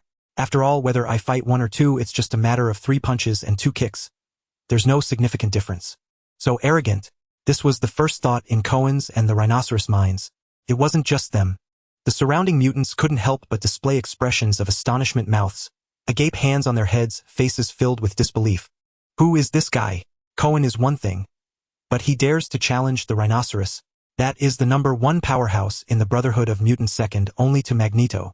Only the former Sabretooth, with his tenacious healing ability, could suppress him. And Cohen. After receiving the enhancement of the armor, Cohen's power underwent a qualitative change, and his combat prowess was also considerable. Challenging one was already a limit. Yet someone dared to challenge 2 at once. How reckless. It was practically a death wish. But then something astonishing happened. The mutant they had regarded as extremely arrogant possessed a power so terrifying that it made them feel the thrill of battle. Russell descended from the sky, landing on the ground and instantly executing a series of strikes, his body shooting forth like a bolt from a crossbow. Cohen reacted the fastest. His body immediately dodged as Russell was charging toward him, twisting and jumping through the ruins. His reflexes were incredibly frightening, but what terrified him more was that Russell seemed like a ghost weaving around him, as if completely defying the laws of gravity, his body effortlessly maneuvering in midair. How could this be possible? Cohen's eyes widened in disbelief. No matter how fast he dodged, he needed to land on the ground before he could borrow force again, but the opponent didn't need to. As he leaped back into the air to evade, Russell's fist had already slammed into his abdomen, the terrifying force crashing heavily into him, with a loud bang sending him flying into the ground, creating a deep human-shaped pit. In the air, he flipped over and borrowed force again. That dark red arm muscles bulging swung, a terrifying fist with a whistling sonic boom striking the rhinoceros head hard. This was a peak confrontation of power, a collision devoid of technique. All the mutants stood with their mouths agape, watching a scene that left them incredulous. The rhinoceros swayed unsteadily. Then, with a loud thud, it crashed heavily to the ground. The rhinoceros, lost. How could this be possible? A powerful visual impact. It is always the most shocking to the soul, especially when Russell, clad in armor, stands against the Rhino Man, whose physique is like a small mountain. The disparity is even more pronounced. No one would have thought that Russell could defeat the Rhino Man. The visual gap is akin to a house cat showcasing its paws, then effortlessly toppling an adult elephant before your very eyes while casting a disdainful glance. The mutants were even more astonished. Their minds buzzed more than ever. The entire training base was left with only the lingering echoes of the earlier monumental clash. All the mutants fell into a silence, staring intently at this inhuman mutant, their hearts racing with speculation about his identity. Meanwhile, Russell stared blankly at his own fists, astonished by the terrifying power he had just unleashed. His strength had always been formidable. With the enhancement of his armor's capabilities and the boost from his power mutation genes, it could be said he had gained 2 layers of buffs. This led to an instantaneous explosion of hundreds of tons of impact force. What an exaggerated figure. It goes without saying. He had already become a true patriot. Aside from the inability to unleash thermal vision in his eyes and perform the crescent moonstrike, he was almost a walking replica of a patriot. He now possessed the capital to act with impunity. Russell felt an instant sense of relief. On the 56th day of traversing the Marvel Universe, the 11th day after escaping the confines of the base, he finally had enough power for self-protection. He could finally breathe a sigh of relief. He felt a sense of expectation in his heart. After all, this was merely the power of a low-level mutant's armor. Once his strength evolved again, he could attempt to develop the armor of mid-level mutants and try to harness genes above level 4. With numerous level 4 mutant abilities at his disposal, Russell himself could hardly imagine how powerful he would be by that time. His heart brimmed with anticipation. Ignoring the astonished gazes of the crowd, he straightly left the training base and returned to his retreat to continue his cultivation. The improvement was visibly apparent. Soon Mystique, who had gone to investigate news at the X Academy, returned. Magneto decided to head to the X Academy to borrow an item from Professor X. Wolverine. In the span of 3 days, Magneto had crafted 8 suits of mutant armor. This task was not easy for him, as all the intricate parts required extreme precision, consuming immense mental energy, which was undoubtedly a heavy burden for the elderly. Moreover, Russell needed to infuse the energy of the X-gene cultivation method into them. This was crucial for unlocking the evolution of mutant abilities. Thus, it took 3 days to create 8 suits. Yet this speed was already remarkably fast, adding 6 top-tier combatants to the Brotherhood of Mutants. The return was indeed substantial. Magneto and Mystique each donned a suit. Although it was low-level mutant armor, and provided them little enhancement, it did offer some physical and mental defense. Moreover, this armor had a significant advantage. Magneto gently raised his hand, and with it he and several others soared like meteors into the sky, weaving through the clouds, truly savoring the joy of flight. In just a matter of minutes, they arrived at the X Academy. This time Wolverine, the gatekeeper, was not drinking. Because last time he drank fake alcohol and got drunk, which led to Mystique and Russell entering the Academy using a brainwave amplifier, resulting in a series of significant events to rescue Magneto. For this, he sternly warned himself not to let alcohol interfere with his duties. So when Magneto and his group descended from the sky, Wolverine immediately spotted them and triggered the alarm.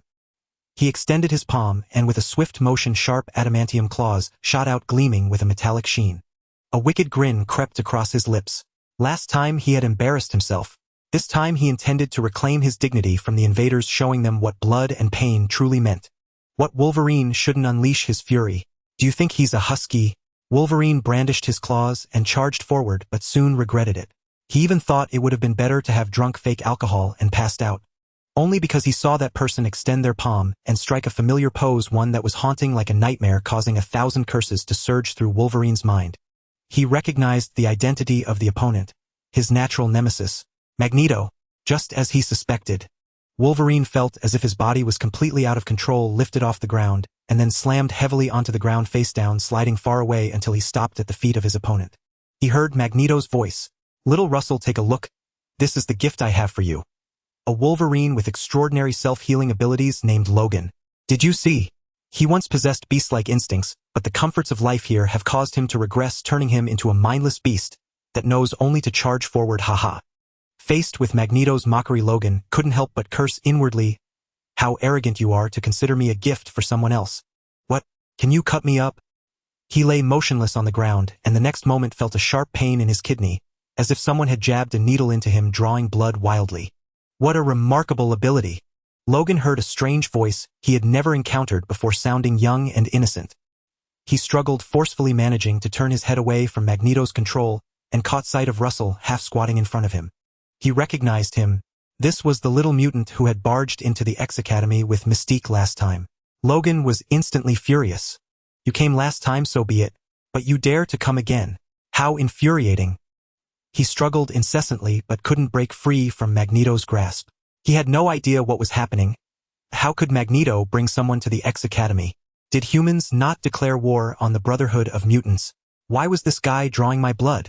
He can't possibly think that by drawing my blood he could gain my mutant abilities, right? What a tremendous joke.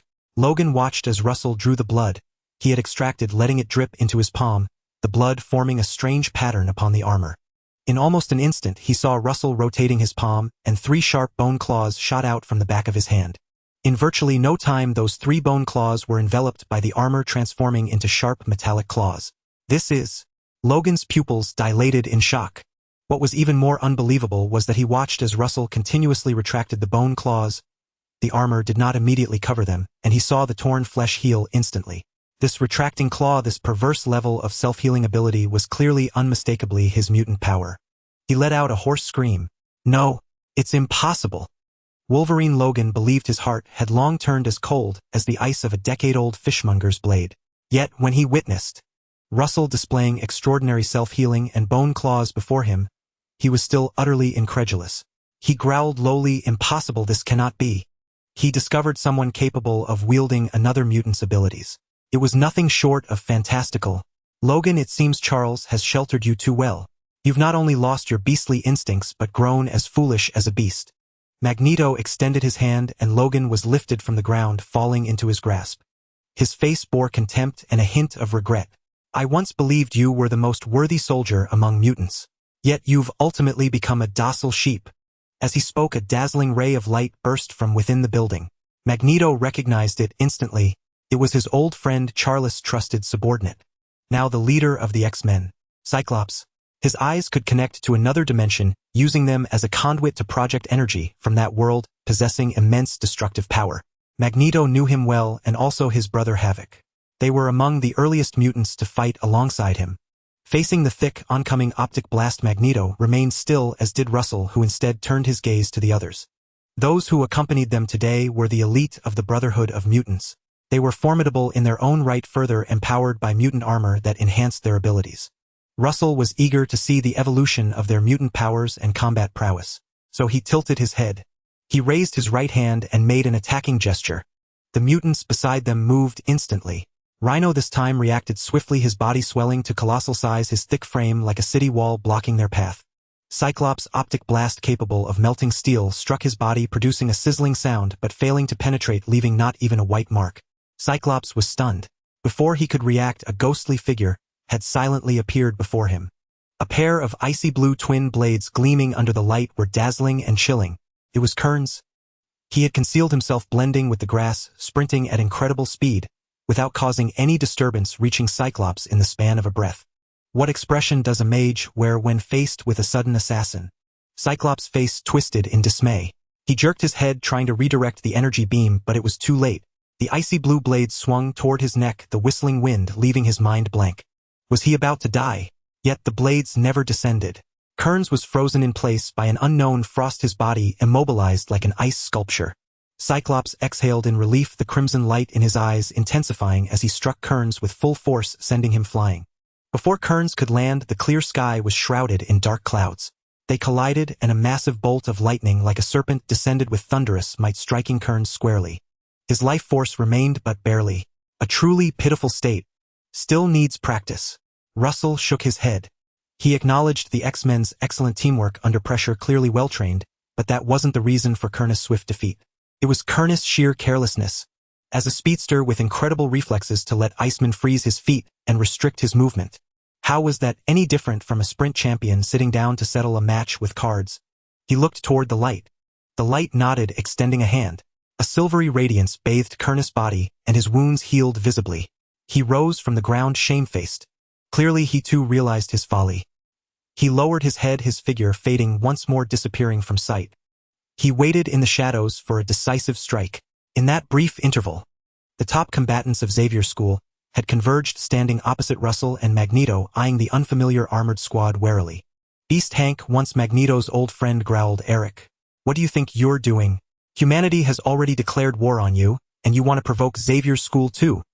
"I'm merely visiting an old friend. Where is Charles?" Magneto smiled, as if truly a friend dropping by. "I hear he's recruited some promising young ones. It's a shame to keep them in your school. How about lending them to me?" He casually listed several names, all gathered by Mystique Raven during her infiltration of Xavier's school. They were among the top performers in combat training mutants with the most potential. "Bastard!" Beast roared in fury. To barge into Xavier's school like a bandit and try to poach its students was a blatant insult. He snarled, "Eric, I suggest you crawl back to your prison. Go retire." He was done talking. He transformed into his feral beast form, charging at Magneto and his group with a roar. The X-Men followed closely behind. Behind them were a host of X-Men trainees, both nervous and excited. After all, this was the legendary Magneto. He was immensely powerful and ruthless. How could they not be nervous? Yet they were also thrilled. They had long heard tales of battles between the X-Men and Magneto. As two major factions among mutants, the Brotherhood and Xavier's School, had clashed many times, as had the X-Men with Magneto. In the simulation room, their ultimate boss was Magneto. They had ample experience. There was one difference, though. Magneto had no health bar. Go get him. In their excitement, they failed to notice Logan's pained, closed eyes or Russell's mocking gaze. The battle erupted fierce and intense. Energy beams flew wildly, and the sound of flesh meeting flesh was unending. To the astonishment of the young mutants watching from Xavier's School, their revered idols, the invincible X-Men, not only failed to defeat their foes, but within 3 to 5 minutes they were effortlessly captured in their entirety. They couldn't believe their eyes. They were dazed, incredulous. The big boss Magneto hadn't even lifted a finger, and his underlings had taken down the X-Men. How was that possible? How is this possible? The X-Men and Beast Hank had been brimming with confidence. After all, this was not their first battle against Magneto's mutant squad. Last time, Magneto had caused chaos at a multinational conference, even battling atop the Statue of Liberty, nearly blasting off the goddess head. He had come close to turning all the world leaders into mutants. In that battle, it was the X-Men who stopped Magneto and personally delivered him to prison. Back then, Magneto had a formidable team under his command. Now, fresh out of prison less than half a month, how could he possibly recruit such powerful underlings? So they were supremely confident. But when they actually clashed with Magneto's armored soldiers, those heavy fists, that terrifying reaction speed, the ultimate reflexes, blow after blow rained down on them, thoroughly teaching them a lesson. It was almost a one-sided slaughter.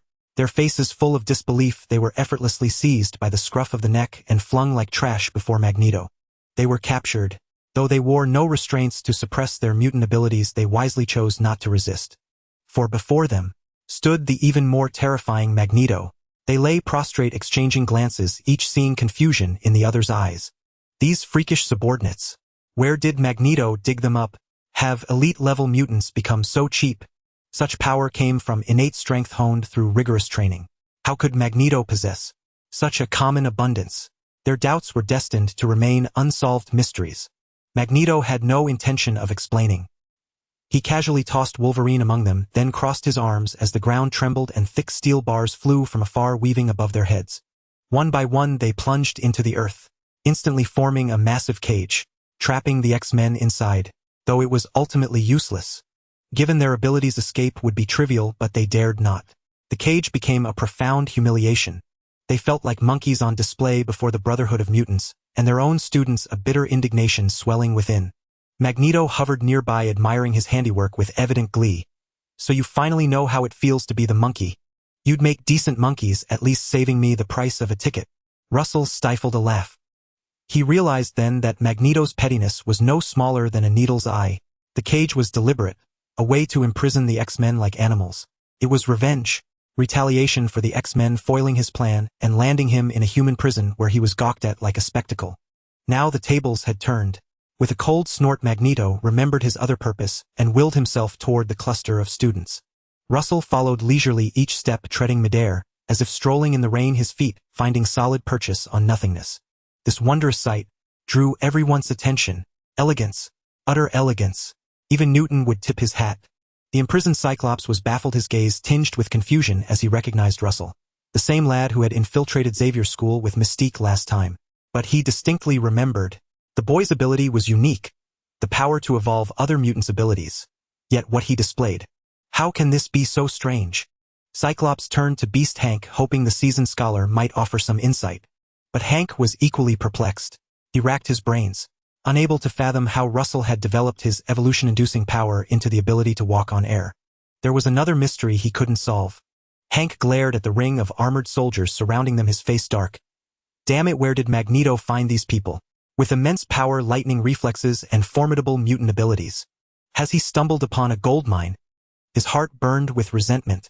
After all, the school he ran with Charles was unparalleled in mutant research and ability development, the most advanced and comprehensive in the world. And they had the most students. During Magneto's imprisonment and the Brotherhood's disbandment, they had used Cerebro to recruit nearly every young mutant. The school boasted thousands of students, yet only a handful, the X-Men and their reserves, possessed true combat power. Finding a strong mutant squad was no easy feat, but against all odds, Magneto had done it. This baffled the brilliant Hank completely, until Wolverine Logan spoke a single sentence that shattered their confusion and stunned the entire X-Men team. It's that kid with the evolution ability. I overheard them. This is his new mutant weapon. His eyes were still dazed, still unbelieving. I saw it with my own eyes. He drew my blood, dripped it into that armor's palm, and instantly it gained my mutant power. I saw it. Healing factor and my bone claws. These armors are all his creations, each possessing the same abilities. Immense strength, terrifying reflexes, and evolved mutant powers. This means the centuries-old Wolverine was no fool, and he hadn't been drinking today. With the conversation Head overheard between Russell himself and Mystique plus what Head witnessed, his mind was sharp. He reached a conclusion that shocked even himself, sending chills down his spine. That kid has mastered the technology to replicate other mutants' abilities, and to transfer those abilities to others. This declaration struck like thunder, leaving Hank and the entire X-Men team thunderstruck. The ability to replicate others' powers, and to bestow those powers upon others. How terrifying was that? They finally grasped the horror, staring fixedly at Russell floating midair, their souls shaken to the core. That kid, he's only 8 years old. His future, my God. Shock, unbelievable. These emotions spread through the minds of Beast Hank and the X-Men team. Their first reaction was that it was impossible. But Beast Hank fell silent. His eyes were fixed intently on Russell's figure as he let out a faint sigh. Charles, this time I was wrong. It was he who had discovered the thesis Russell had sent to Xavier's school. He was the first to recognize Russell's extraordinary talent. As a fellow genius with a superintellect, Beast Hank understood perfectly how vital a brilliant mind was to a genius. But at that time he had still underestimated Russell, thinking him too young. So when Charles planned to negotiate with Magneto alongside the X-Men team, he had objected. Back then he didn't think Russell was worth Charles going to such lengths, risking danger to snatch him from Magneto's grasp. Beast Hank thought back to his decision at that time and was filled with regret. If he had been more determined, it would have been entirely possible to take Russell from Magneto. After all, at that time Magneto had just been released from prison, had only Mystique by his side, and didn't have his psychic shielding helmet. It was the perfect opportunity. If the entire team had mobilized, they could certainly have taken Russell. But he hadn't. Hank looked at the cold armored squad arrayed around him, thinking of their formidable combat power enhanced by the armor, and couldn't help but regret pounding the ground fiercely. I'm stupid, so stupid. Why am I this stupid? He hadn't just let slip this armor that could amplify mutant abilities. He had also let a super genius slip through his fingers. He regretted it so much. At this moment Russell was unaware that someone was regretting his loss so deeply. He was listening with great interest to Magneto's speech. Magneto was using his personal charm to lure the young, undeveloped mutant children. His words were full of seduction. With his glorious achievements and being as renowned as Professor X, he was arguably the most famous and powerful mutant. His aura was dazzling. To a group of children, Magneto was truly charismatic. Not just them. Even Russell, listening from the side, felt his heart surge with excitement, as if he wanted to follow Magneto right then and there. Oh, he already was. He scanned the mutants, recognizing many familiar faces, some with extremely powerful abilities. For instance, Sunspot could transform into a magma-like form, emitting intense flames. In the world of Days of Future Past, he effortlessly killed several Sentinels, showing formidable combat prowess. Or Domino, a bug-level mutant. She could manipulate luck within her line of sight, making low-probability events more likely and high-probability events less likely. Her ability was almost a mirror of Russell's. Russell could negate things within a certain range that he didn't want, damage attacks objects. Domino, on the other hand, could alter the probability of events within a certain range. For example, if she were about to be harmed, she could change the probability of the attack hitting her, reducing the damage she took. Her ability was also powerful and had potential, especially with probability being such a mystical concept. Russell marked her as a key recruitment target. He remembered her fate was grim. After Stryker breached Xavier School, she was captured and became part of his Weapon X program, turned into a mere weapon. Besides Sunspot and Domino, Russell also spotted Pyro. Though his ability had a flaw, he couldn't create fire, only control it. His combat power was still considerable. That flaw was not an issue for Russell. He only needed to add a gene module capable of generating fire to Pyro's mutant armor. That would make him at least a peak level 3 mutant. He also saw Rogue hiding among the crowd, who could absorb other mutants' abilities. The development potential of her ability was also quite remarkable. Russell saw the evolutionary path of her mutant gene. With enough evolutionary energy, Rogue could easily evolve into something surpassing Mystique. Mystique still needed to mimic to understand and master the abilities she copied. But in the end, she was only imitating. She could never surpass the original. Rogue, however, could forcibly steal others' mutant abilities. If her power evolved, she would become the next all-powerful Apocalypse. She could even become a force to counter the Sentinels in the future. But she died too early, and her ability was underdeveloped, unable to counter the Sentinels and save the future of mutants. As Russell pondered this, he suddenly sensed a vast surge of energy heading toward them. The energy felt familiar, particularly volatile. It was none other than Jean Grey, the Phoenix, the true boss of Xavier's school. Someone's coming, very powerful. No two people, one above, one below.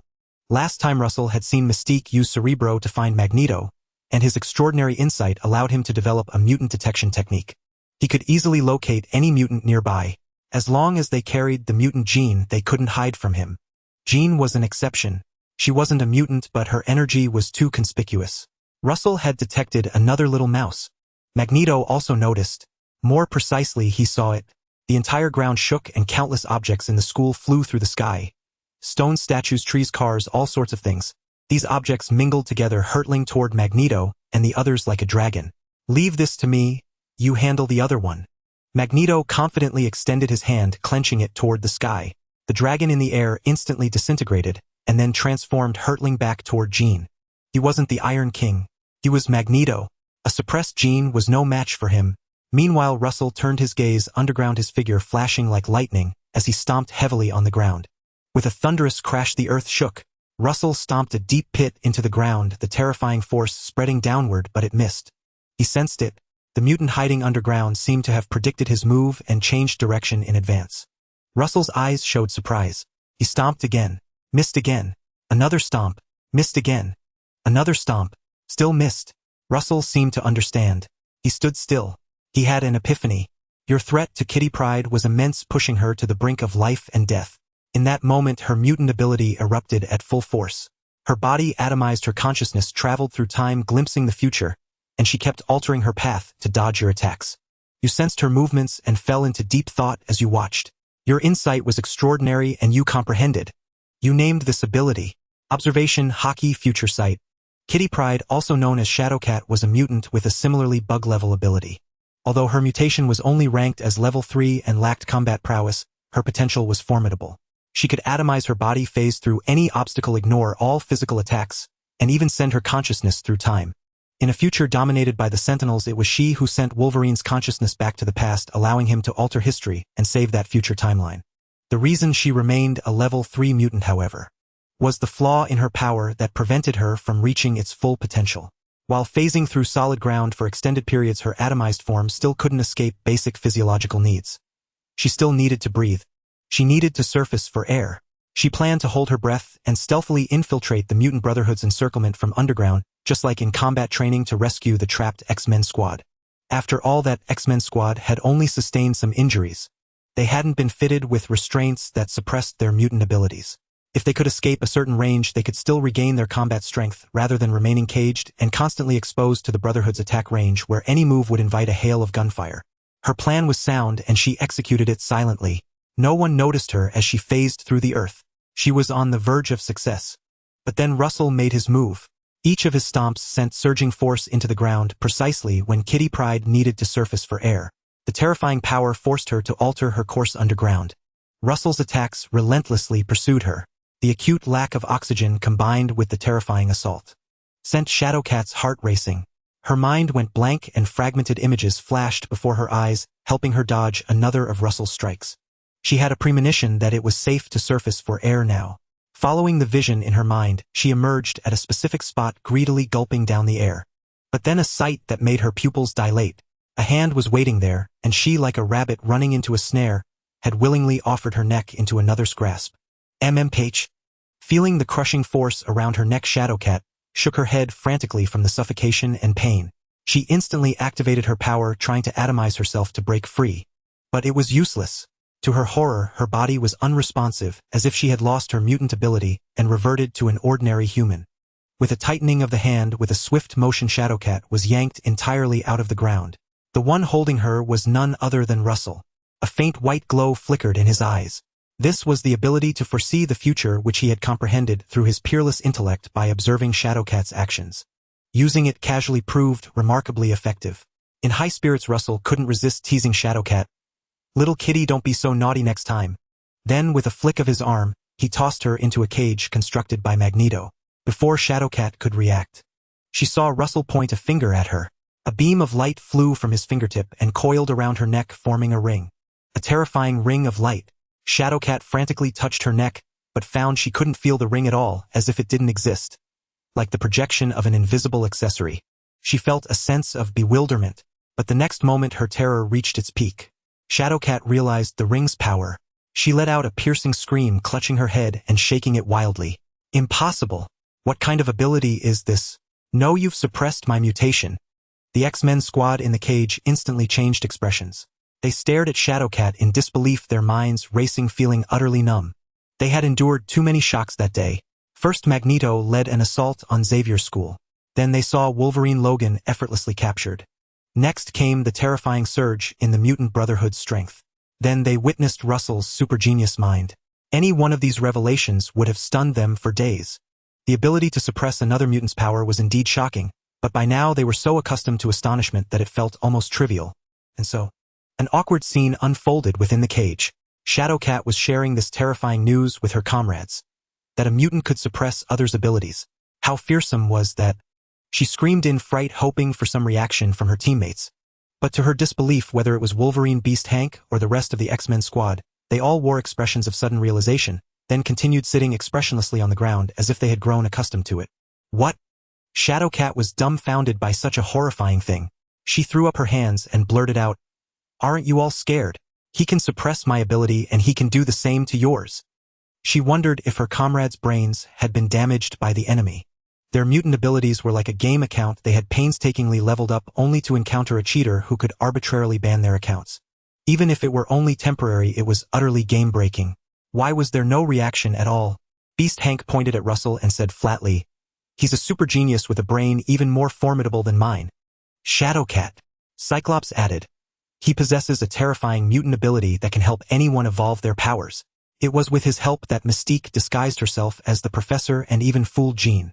Shadowcat, Colossus chimed in, "Oh, and see those metal suits over there? That guy invented them. When they wear that armor, their strength becomes monstrous. My head was nearly pounded flat by them. Yeah, it really hurt. Their fists are too hard." Shadowcat, Wolverine Logan delivered the final blow. "And hey Race, another unfortunate truth, that guy is a complete freak. He seems to have developed a way to replicate other mutants' abilities.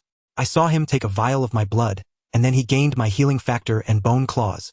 Shadowcat, Storm added, "I can't even list all of that kid's terrifying traits, but I do know one thing: Magneto is also wearing that armor and Mystique is standing right behind us watching, yet she hasn't made a move." Shadowcat, Iceman pointed out, "I think you all should focus on another issue. They seem to have psychic shielding devices. Otherwise, haven't you noticed? The professor has never shown up. Shadowcat's mind was buzzing. She couldn't fathom how twisted a person would be to possess all these abilities combined. She was utterly stunned. Then what the hell are we fighting for? With such a freak, we might as well just surrender. At her outburst, Beast Hank, Wolverine, Logan, and the X-Men squad exchanged glances, then said in unison, "And what do you think we're doing?" Shadowcat. Pervert. Monster. Inhuman thing. Russell sat outside the cage, listening to the nicknames they had given him, unable to stop his eyelids from twitching, though they spoke in hushed tones. For Russell now, a non-human, their so-called whispers were tantamount to shouting directly into his ears. Nevertheless, Russell felt a hint of pride. After all, these words were compliments, descriptions of him, even if they didn't sound particularly pleasant. He cleared his throat, drawing the attention of those inside. "Stay put in there. Don't let your mind wander to nonsense. In a moment the big shots will meet. We small fries should just sit back and watch." With that said, Russell extended his palm, and a pale white light emanated, spreading along the steel cage Magneto had constructed, instantly turning it silver white. "What is this?" Beast Hank, Wolverine, and the X-Men team trapped inside looked on with confusion, but soon they understood. "Where are our mutant powers?" Beast Hank's fur receded, returning to his original form, wearing glasses, looking refined and scholarly. Wolverine extended his right hand, and the adamantium claws shot out instantly, then retracted, his skin healing visibly. Yet, compared to his previous regenerative ability, it was noticeably slower. Wolverine seemed to understand. "Our mutant powers aren't gone, just suppressed. Is this your doing?" Wolverine. Logan looked at Russell with curiosity. "This is our second meeting, I suppose. Though I don't know your name, your face is familiar. Care to share your mutant ability? Is this how you gather intelligence?" Russell rolled his eyes. He sat cross-legged outside the cage. This was his mutant power. After days of cultivating the gene cultivation technique, his mutant power had evolved further, allowing him to form collars that could suppress anyone's abilities. Or form a cage. Within this area, everyone's mutant powers would be weakened. Because Russell forbade it. As his mutant power continued to evolve, not only were mutant powers forbidden around him, but also all superpowers, all forms of harm. Everything would be vetoed by him. In his vicinity, gods were forbidden. Russell used his ability to restrain Shadowcat and weakened them, preventing any later disruptions. In response to Logan's inquiry, he thought carefully and gave a plausible explanation. "My mutant power is my brilliant brain." He wasn't being pretentious. The original owner had the same mutant power, but he was captured and experimented on, meeting a miserable end. After he transmigrated, it wasn't his development of the ability that mattered, but his extraordinary insight, his brilliant mind. So his mutant power was a brilliant brain. But obviously no one believed such words. They just rolled their eyes, let out a hollow laugh, then sat cross-legged inside, silent, watching the battle between Magneto and Jean. Yet in their hearts, they already knew the outcome. Jean could never defeat Magneto, at least not without going berserk. She lacked such combat power. Indeed, Magneto with just one hand manipulated countless metal objects like raindrops surging toward Jean. He was merely playing. Jean, who had initiated the attack, now found it increasingly difficult. She used her telekinesis to defend against the relentless onslaught of metal, growing more strained, unable to afford any distraction. The gap between them was immense, like the difference between a child and an adult. Magneto's words carried a hint of temptation. "Child, you are a true born warrior. Look, feel the power hidden within you, the immense strength. That is the real you." He recalled Apocalypse. And that terrifying Phoenix. The power she unleashed was truly horrifying, world-shattering. "Charles is restraining you. You deserve a brighter future. You should become the god of mutants, the god of this world." His eyes burned with anticipation and hope, even surpassing his hope for Russell. Because Jean was different from other mutants. She was a true level 5 mutant. She didn't need development. She only needed release. Others spent their lives trying to develop their abilities, unlock their potential, constantly training their mutant powers to become stronger. But Jean, she spent her life trying to control her power, suppress it to prevent it from running wild. The power within her was too immense. Magneto only used words to tempt. He didn't use overwhelming force against Jean, knowing her terror. He was merely bored, playing house with her. He was waiting for someone. That someone was Professor X. Before long, Magneto withdrew his hand, crossed his arms over his chest, a smug expression on his face, watching Professor X glide out of the building in his wheelchair. He spread his arms, triumphantly showing Professor X the situation, revealing the captured group. "Charles, you have disappointed me. Is this the school you claimed could protect mutants? Too weak. Too weak. I see only sheep, docile, devoid of any fighting spirit or resistance. Professor X's eyes held a hint of helplessness. He glanced at the group huddled in the cage, a flicker of surprise crossing his face. He was helpless. Magneto was old enough to be a grandfather yet. He still acted like a child, sulking and showing off to him. He was surprised. Surprised that Magneto had achieved such a decisive victory this time. Let's talk. What do you want? Professor X conceded. The school's X-Men team had been completely defeated. Jean was struggling alone, and the remaining mutant students were no match. Magneto's men all wore psychic shielding devices, making them immune to Professor X's powers. He suddenly felt exhausted. He had only taken a nap, not even fully awake, and his entire school had been overrun. For the first time, Professor X felt the weakness of the school's defenses. He had few capable lieutenants left. He chose to compromise. Chose to negotiate terms with Magneto. As Russell had said, these two were old friends who had loved and fought for decades. No matter the advantage, neither would kill the other. Because they both had a bottom line. The other was a mutant. They fought for their beliefs, not for mutual destruction. Humanity has declared war on the Mutant Brotherhood. I need X Academy to aid the Mutant Brotherhood. Professor X immediately shook his head, flatly refusing. Absolutely impossible. I will not drag the children of this school into war.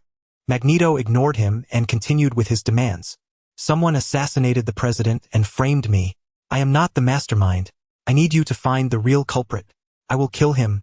No one uses Magneto. That's even more impossible. Professor X rejected even more firmly. I will not violate my principles by using my psychic powers to pry into others' secrets. I need you to threaten those politicians and the president. After the Brotherhood's battle with the military, regardless of victory or defeat, force them to withdraw. I need your psychic threat. Magneto was no fool. He knew that the Mutant Brotherhood, with just over 100 mutants, could hardly withstand humanity's million-strong steel tide. No matter how powerful mutant abilities were, they had limits and needed rest. So he chose to unveil the mutant's true weapon. One that could instantly kill all ordinary humans. A nuclear deterrent level Professor X. Professor X shook his head, so hard it nearly came off. He wouldn't even pry into other secrets, let alone threaten politicians with the lives of hundreds of thousands or millions. It went completely against his nature. Impossible, absolutely impossible. I, Charles, would rather die than agree to your demands or do such a thing. I will share a set of mutant armor with you. The latest invention of that young fellow can amplify a mutant's power. Wearing it allows one to use the abilities of other mutants. You know what that means. You've already seen. Your X-Men team has been completely defeated. Professor X fell silent. He hesitated. Actually, those 3 conditions you mentioned. We could discuss them further. He recalled his earlier words. A flush of embarrassment crept across his aged face. But then he thought, well, how delightful. The law of true fragrance. It was a rule-level ability applicable to anyone across the myriad realms. Even Professor X could not escape this law. He had been so adamant, swearing he would never betray his principles, yet in the blink of an eye, he went back on his word. This was undoubtedly a slap to his own face. Many students witnessing such a stark contrast in Professor X were left utterly dumbfounded. They exchanged bewildered glances, unable to help but question. Was this truly the Professor X they knew? Mystique. It had to be Mystique in disguise. At that moment, even Mystique herself was doubting. She touched her face with uncertainty, pinched herself, and the sharp pain made one thing clear. Damn. The bald man before her was real. It wasn't her doing. Mystique continued to scrutinize Professor X with suspicious eyes. Watching him chat amiably with Magneto discussing collaboration matters only deepened her sense of surrealism. Decades-long adversaries standing together at last. Truly negotiating cooperation. Oh my God! Mystique rubbed her head, an incredulous expression on her face, as she approached Russell. In an exaggerated tone, she said, "Oh, dear little Russell, did you see that? Charles with those big eyes and thick brows has changed. He's gone bad. My heavens, my God." Her sarcastic Western-style tone made Russell roll his eyes. He retorted with equal sarcasm. "Have you grown too accustomed to the good life these days, forgetting the power of the low-level mutant armor?"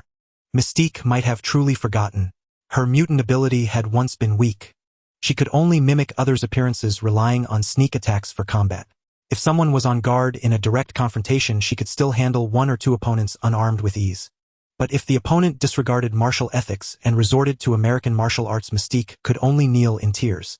After all, as the saying goes in American martial arts, beyond 7 steps it's swift, within 7 steps it's accurate and fast. But ever since Russell guided the evolution of her mutant genes, Mystique had been completely reborn. While not becoming a top-tier mutant, she had essentially left the ranks of lower-level mutants. The low-level mutant armor's enhancement was no longer as pronounced for her. She didn't feel its impact strongly, but for Professor X, this armor was incredibly powerful. A few ordinary mutants clad in this armor could effortlessly defeat an X-Men team trained for over a decade in direct combat.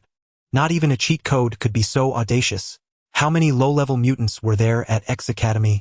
How many mutants with flawed abilities? Thousands. Nearly all of them. If there was hope for these mutant children to be reborn and gain control over their own destinies, Professor X would surely compromise. Even if Magneto demanded his own death, Professor X would nod in agreement. To ordinary people, his thoughts and actions seemed surreal. But who was he? Professor X. A man with immense psychic power who never abused it. He was truly terrifying. If you possessed the psychic strength to kill anyone at will, to hypnotize anyone, to alter anyone's consciousness, what kind of person would you become? A demon who indulges every whim, bringing eki anime to the world? Or a perfect guardian of justice and peace? A beacon of light towering above the masses? Russell deeply admired Professor X, but he felt he himself would more likely become Magneto. That was why he chose Magneto. In response to Russell's question, Mystique shrugged. She had only instinctively mocked her old friend upon seeing him like this. After all, she was a true pragmatist. No one understood the armor's value to mutants better than she did. If everyone had this mutant armor, how could mutants have been relegated to the bottom of society? How could they face discrimination? How could they end up in laboratories as guinea pigs for experiments? It all boiled down to one phrase: the rich rely on technology. The poor rely on mutation. But how many succeeded in their mutations? Most mutants remained obscure and unknown. Yet a trace of reluctance lingered in her heart. I know the armor's worth, but just giving it to Charles like this. She turned to look at Russell. This is your invention. Our mutant brotherhood's current trump card. If we hand it over with Hank's intellect, they'll soon replicate it. She was an old acquaintance of Beast Hank. There had even been a hint of romance between them. She knew all too well how brilliant his mind was. 20 or 30 years ago, in an era when technology was underdeveloped and biological genetics were incomplete, Beast Hank had already created a gene serum to suppress his mutant genes and restore his ordinary appearance. He had also invented the Cerebro, perfectly amplifying Professor X's psychic powers. Later came X Academy's supersonic jets, various advanced equipment, and highly profitable ventures. All these achievements bore Hank's imprint. He was arguably one of the world's top geniuses. Mystique's implication was clear. She was being a bit selfish, unwilling to hand the low-level mutant armor over to X Academy. Even if it was just one suit. Though they currently only gained one powerful combatant under Beast Hank's analysis, with his brilliant mind working on it for a while, even if he couldn't fully replicate it, copying 80% or 50%. With the vast number of mutant students at Charles Academy, a single spit could drown the mutant brotherhood. After all, this was still just the low-level mutant armor. On their side, the top combatant, Magneto, had not been enhanced, or his power hadn't seen a qualitative leap. While other users experienced a surge in strength, he remained stagnant. Mystique was thinking entirely from the mutant brotherhood's perspective. Her reasoning was perfectly logical. But Beast Hank, trapped in his cage, was immediately displeased. As a scientist, he had long been eyeing the perfect mutant armor beside him, practically drooling with desire. He couldn't fathom how Russell managed to enhance all mutants' abilities. How did Russell replicate others' mutant powers? How did he perfectly fuse various mutant abilities without conflict? How did he enable others to use someone else's mutant powers? To an outsider, it seems simple. After all, 1 + 1 = 2. It all looks the same. But in Hank's eyes, the gap was like the difference between knowing 1 + 1 = 2 and understanding why 1 + 1 = 2. Forget it. It was pointless to explain to someone of Mystique's average intellect. Hank snorted disdainfully at Mystique. Ha, the wisdom of mortals. But he quickly turned with a fawning smile toward Russell. Teacher Russell, I'd like to seek your guidance. Such a stark contrast left Mystique utterly exasperated. Hank, you with those big eyes and thick brows, have you also learned to be as sneaky as Charles? Professor X had no other options left. With the X-Men wiped out and his telepathic powers useless in this situation, choosing compromise over opposing Magneto was inevitable. How else could he resist? Leap from his wheelchair and strike Magneto's knees. Ha! That would indeed deal immense damage. Enough to make Magneto and his followers die laughing. Thus the Xavier Institute, once on the brink of violent conflict, settled into a tense peace, splitting into two opposing factions. On one side, Professor X discussed potential areas of cooperation, with Magneto deliberating on how to share intelligence, how to uncover the mastermind behind the scenes, how to force humanity back and secure greater benefits for mutants. No one was more suited for this than Professor X. His psychic powers could blanket vast regions, and with the Cerebro amplifier he could cover the entire globe. He could track anyone's movements. In war he was an unblockable celestial eye, the eye of God. He also possessed terrifying battlefield control, as any human weapon required human operators, which Professor X could completely dominate. No one could escape his mind control unless one had enough wealth to equip everyone with psychic shielding helmets. If that were the case, Professor X would concede defeat. But could one guarantee that all humans wore psychic helmets? What about all animals? Humanity understood Professor X's terror, so they tacitly allowed the Xavier Institute's existence. Instead they chose the softer target. Unfortunately, that was Magneto. Even with his fearsome abilities, targeting him specifically made him vulnerable. He could tire, lose focus, and ultimately fail. Thus, even with the upper hand, Magneto had to pay the price of a set of mutant armor to secure Professor X's support. The Xavier Institute was merely an afterthought, a bonus.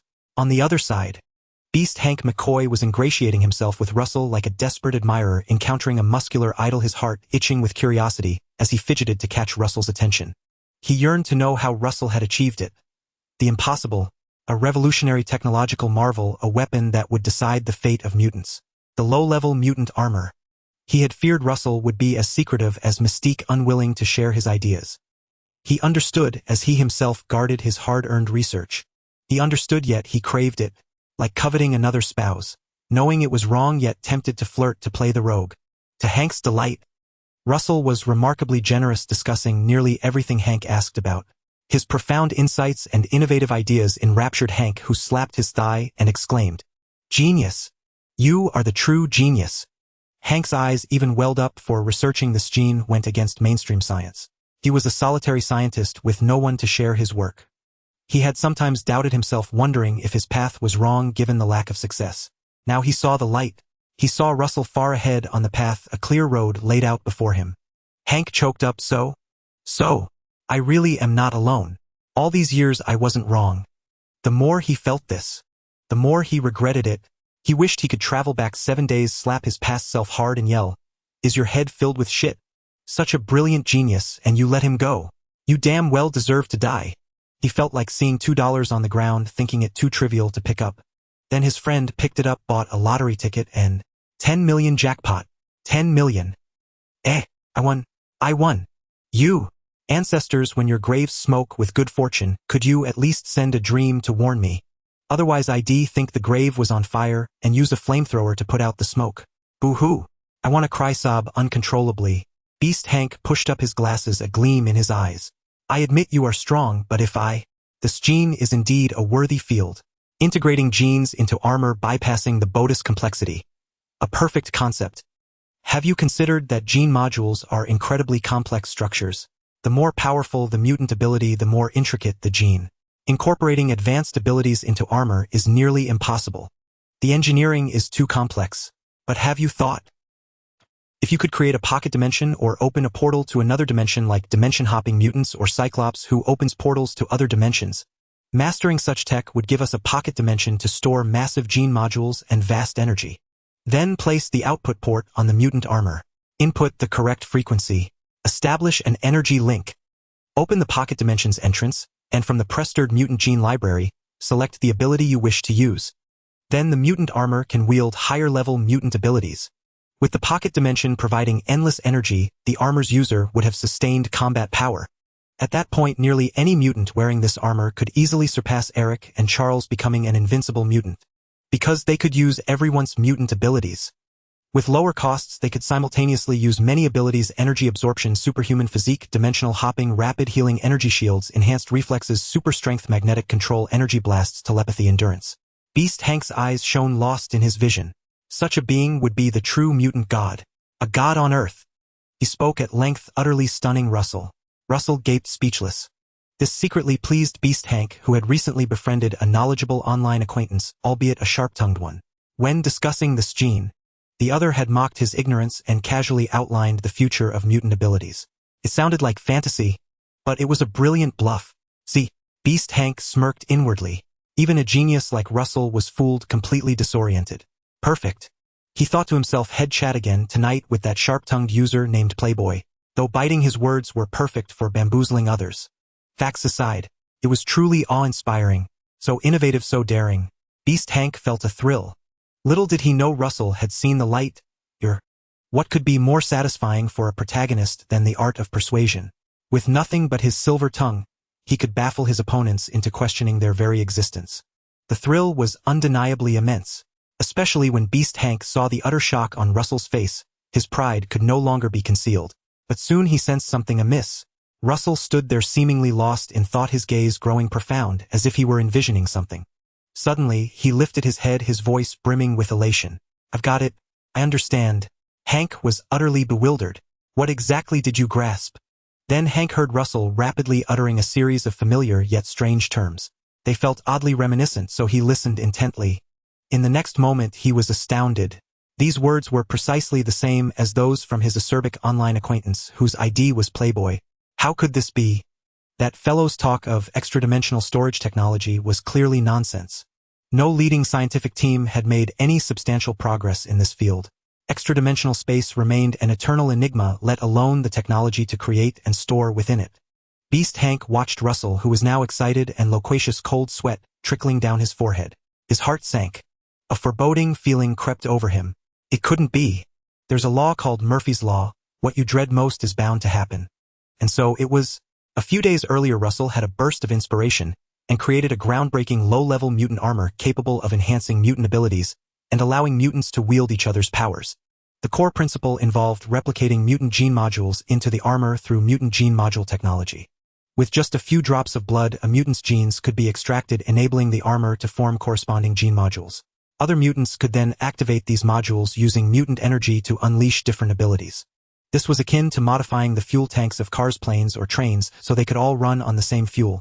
However, the low-level mutant armor had a critical flaw. Gene modules were immensely complex, requiring time and precise calculation for both memorization and manifestation. The more powerful the mutant ability, the more intricate the gene module structure, and the harder it was for the armor to manifest it. Russell felt utterly stumped. He could install batteries in various appliances to power them, but he couldn't fit a large battery into a small device. The dimensions didn't match. The depth was off. It simply couldn't be inserted. Now Beast Hank's words triggered an explosive revelation in Russell's mind, like the Big Bang, as infinite inspirations coalesced and took shape. He had an epiphany. You heard Beast Hank's analysis of gene modules and advanced mutant abilities, and you strongly concur. You recognized the shortcomings of the low-level mutant armor, heard Hank's solution, recalled the moment Cyclops opened an extra-dimensional space, and your unparalleled insight awakened. You have mastered the art of extra-dimensional space manipulation. You listened to Hank's vision for future mutant armor, creating a sufficiently large extra-dimensional space to store all constructed gene modules, enabling the use of more complex modules at lower cost by matching frequencies, thereby harnessing more powerful mutant abilities. You recalled the divine body technology from the super god universe, and with your unparalleled insight you conceived a superior armor technology surpassing the low-level mutant armor which you named divine body armor. Divine body armor, an armor capable of accommodating higher-level mutant genes. Wearers can access more potent mutant abilities, even multiple formidable powers simultaneously. Immense strength, extreme speed, invincible mental prowess, superb regeneration. A mutant who embodies all these powers is destined to become a god. The armor that can elevate a mutant to godhood is the divine body armor. Limitless potential. A masterpiece that guarantees apotheosis. Russell's face flushed with excitement. He never imagined his extraordinary insight could yield such a transcendent armor. Divine body armor. He could already envision forging the divine body armor, wielding all mutant abilities at will, freezing oceans, planets, and even time-manipulating celestial bodies with a single thought. His strength would be boundless. His speed would transcend time. His soul power would be vast beyond measure. His lifespan would rival the universe itself. Though it sounded hyperbolic, there was no denying its sheer power. The source of mutant genes traced back to the mightiest race in the cosmos, the celestial progenitors. When the divine body armor reached its zenith, Russell could even eliminate the juvenile celestial hidden within Earth, seize its celestial genes, and transform himself into a celestial. But it's too difficult. He quietly contemplated every aspect of the divine body armor technology in his mind. He had fully comprehended it, yet he was powerless to act. For the divine body armor demanded too many technologies too complex to assemble. It was like being transported to ancient times with a head full of iPhone 18 manufacturing blueprints but no means to create it. He turned his gaze to Magneto only to shake his head. The divine body armor involved extra-dimensional space. Even a master craftsman like Magneto was inadequate. Witnessing Russell's lament, Beast Hank breathed a sigh of relief, thinking Russell had finally grasped the difficulty. He comforted him, extra-dimensional space technology is exceedingly tough. You're still young with plenty of time to research. Rest assured, with persistent effort, by the time you reach my age, you'll possess a unique understanding of it, just like me. You can even catch up to me. Russell seemed not to hear Hank. He touched his forehead and muttered, would it be too odd to be Erlang Shun in another world? Beast Hank was baffled. What are you talking about? Oh, I was just wondering where to place the extra-dimensional portal. It feels strange in the eyes. I think the forehead would be more fitting. Beast Hank chuckled. He couldn't help but say, you're thinking way too far ahead. You're still years away from figuring out how to open an extra-dimensional space. No need to dwell on such things. It's like a newbie at work already worrying about whether to drive a Maserati or a Bugatti to the office. Because only later will you realize that an Audi A6 is your ceiling. Thinking about this now is nothing but a pipe dream. Just as Beast was musing, he suddenly saw a crack split open on Russell's forehead, resembling an eye. A scorching beam shot out, burning a deep pitch-black hole into the ground. It jolted him so violently that he exclaimed, holy crap. Beast Hank's jaw dropped in shock and he remained frozen for a long time. Show off. Can you just stop showing off? The blazing light was overwhelmingly spectacular. After all, at any moment such a dazzling beam is destined to attract everyone's attention. Especially the laser beam that shot out from Russell's mind. Although it appeared small, its lethality was incredibly powerful, as if it was a condensed essence. He did not direct it at anyone. Instead it shot downwards. The intense heat combined with the terrifying shockwave instantly disfigured the Mother Earth. On the ground there was a bottomless pit, a depth that could not be measured by sight. Even those around were beginning to wonder if the Earth had been pierced by Russell. This terrifying energy fluctuation and shockwave instantly startled Professor X and Magneto, who were engaged in negotiations.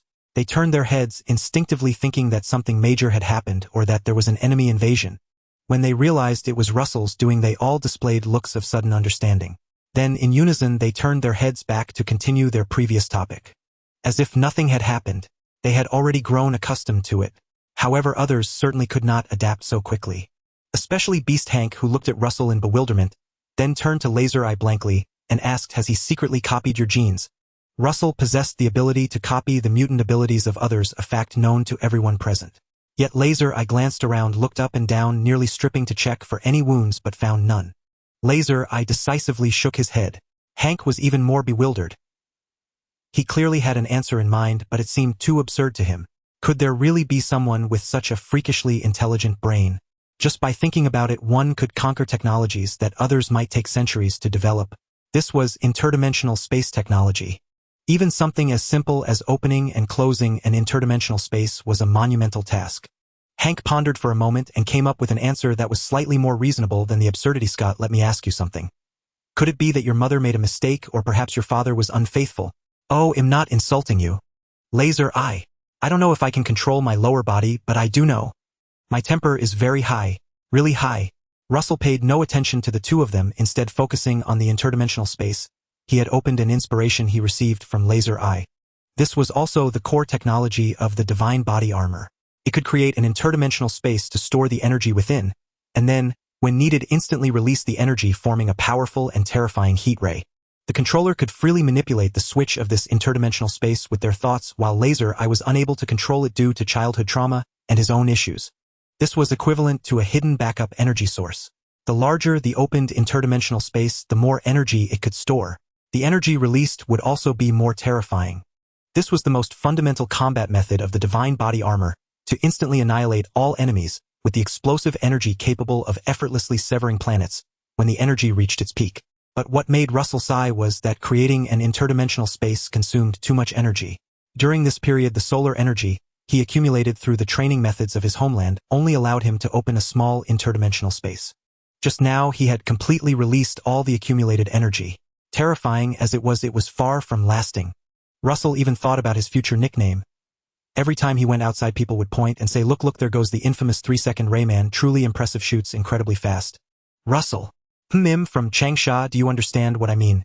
He was contemplating how to quickly expand the interdimensional space he had created. Relying solely on himself would not suffice. The solar energy absorbed through his Homeland's training methods made his body a significant energy consumer, requiring a large amount of energy to strengthen his physique, leaving him with hardly any surplus energy to fire the heat ray. He was like Li Yunlong, unable to wage a wealthy war. Russell was brainstorming, but after a long time he could not come up with anything. He was increasingly troubled. Meanwhile, Professor X and Magneto had finalized their cooperation after a long negotiation, and to celebrate the successful collaboration, Professor X decided to treat them to dinner. People are iron, rice is steel. If you don't eat for a day, you feel uneasy. Professor X truly lived up to his reputation as a wealthy landowner, as the meal was exceptionally luxurious. Russell was particularly happy. He had exerted himself mentally too much today, leading to excessive energy consumption, so he needed to eat more to replenish. The main focus was on authentic Chinese nourishing dishes. Wherever you eat, you nourish that part. The lamb kidneys were truly delicious, and the oysters were absolutely fantastic. Quail was also excellent. Lamb was very hearty. Russell was very satisfied. He felt particularly revitalized. After replenishing his energy, he followed Beast Hank into the latter's personal laboratory. After all, as part of their cooperation, the armor of low-level mutants was the item of exchange between both parties. How could Hank let go of Russell, this super genius? He could hardly wait to interrogate Russell and strip him of everything.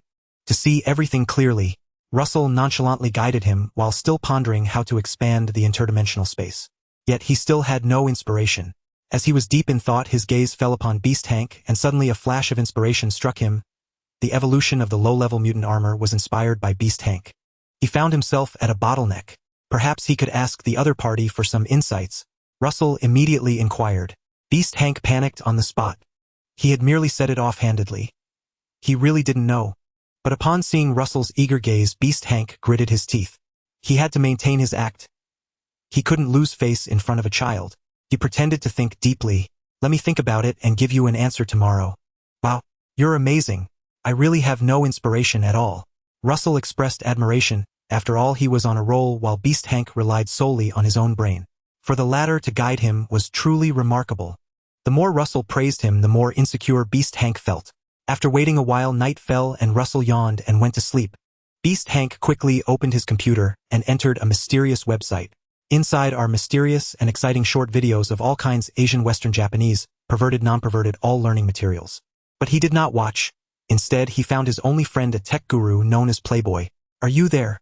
Playboy replied instantly, what do you want? Don't disturb me while I'm studying. Beast Hank cursed silently. Damn, it's midnight and still not sleeping, a study king. About that interdimensional space technology you mentioned last time, I think you're just bragging. Playboy, hehe, I never talk to ordinary people. Hehe, I've already researched this technology. If you don't believe me, take a look. Beast Hank secretly copied the document Russell had just typed. He only copied a small portion, just enough to capture the essence of the technology, and then sent it to Playboy. Playboy, are you challenging me? And Playboy, this is interesting. Let me take a closer look. Playboy, and I admit you have piqued my interest. Playboy has logged off. Beast Hank. Where did he go? He looked bewildered. Meanwhile, in a mansion, Tony was going crazy, frantically running his hands around his scalp, completely losing his mind. Damn. Unscientific. How can this guy be so impressive? How can he develop such amazing technology? Unscientific. Beast Hank had been quietly waiting for the man with the ID Playboy to come online, much like a college student, awaiting the answers to final exams from another academy. But to his disappointment, after leaving a single word of silence, the man logged off and never signed into his account again. Beast Hank glanced at the time. It was already 2 in the morning. He consoled himself, the videos on this site are all top tier. Every single one is worth watching repeatedly. Prolonged viewing takes a tremendous toll on both mind and body. He's been studying for so long, and the night is so deep. He might have gone to sleep, conserving his energy. Beast Hank was a mutant. His physique was beastly, no longer that of a normal human. Thus, even at 3 in the morning, he felt no fatigue. In fact, he was brimming with energy. At his age, he was quite popular with married women. Upon seeing the materials on spatial technology left by Russell, Beast Hank realized the inadequacy of his own knowledge and felt his own ignorance. So he decided, in the dead of night alone, to open a small video and secretly study 16 analyses and descriptions of the concept of space by a Nobel laureate in physics from Cambridge University. Beast Hank's eyes lit up. This is it. This was undoubtedly a master's manual. Though it wouldn't turn him into a supreme expert overnight, at least he wouldn't be stumbling in the dark, unable to even comprehend the text. It's 3 now. This video is 4 hours long. If I play it at 1.5x speed, I can finish studying it before little Russell wakes up. And I can still get some sleep. Sleep at 6, rise at 7. Satan himself would envy such stamina. Beast Hank immersed himself in the joy of learning. But what he least expected happened. He was lost in the vastness of space and the insignificance of humanity. After all, space and the universe are always the most awe-inspiring. The more one understands, the more one feels the Earth's and humanity's triviality. Not to mention the concept of alternate universes and dimensions beyond the cosmos. He was deeply engrossed, only to be disturbed by a growing clamor and noise. Beast Hank was furious. He tore off his glasses, his scholarly face tinged with a hint of ferocity. In a mere thought, his body began to swell, enveloped in blue fur growing massive. In an instant, he transformed from a studious researcher into a towering, ferocious beast. Hank leaped from the window of his lab, knowing it was on the 5th floor, high above the ground. But so what? I've become a beast. Isn't it perfectly reasonable for me to act a little beastly?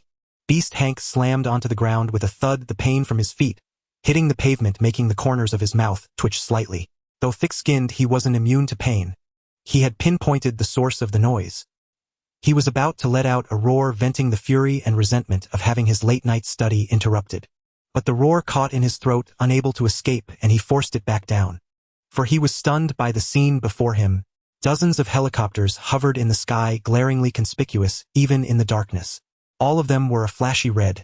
On the playground, rows of bodyguards stood on both sides, clad in black suits and black sunglasses, their fierce demeanor unmistakable. They eyed their surroundings warily. But honestly, wearing sunglasses in the dead of night, what could they possibly see? An enemy could charge right up, snatch your peaches, and you'd never know who did it. Of course, though not particularly practical in combat, anyone who saw this formation couldn't help but be awed, their minds buzzing. Hank was no exception. Before he could grasp what was happening, he saw the red helicopters adjusting their positions, their bright searchlights converging on a grounded helicopter. In the gathered light, a flashy man, also wearing sunglasses, stepped out of the helicopter. Like a god descending to earth. Walking on the light, bathed in endless radiance, he approached Beast Hank.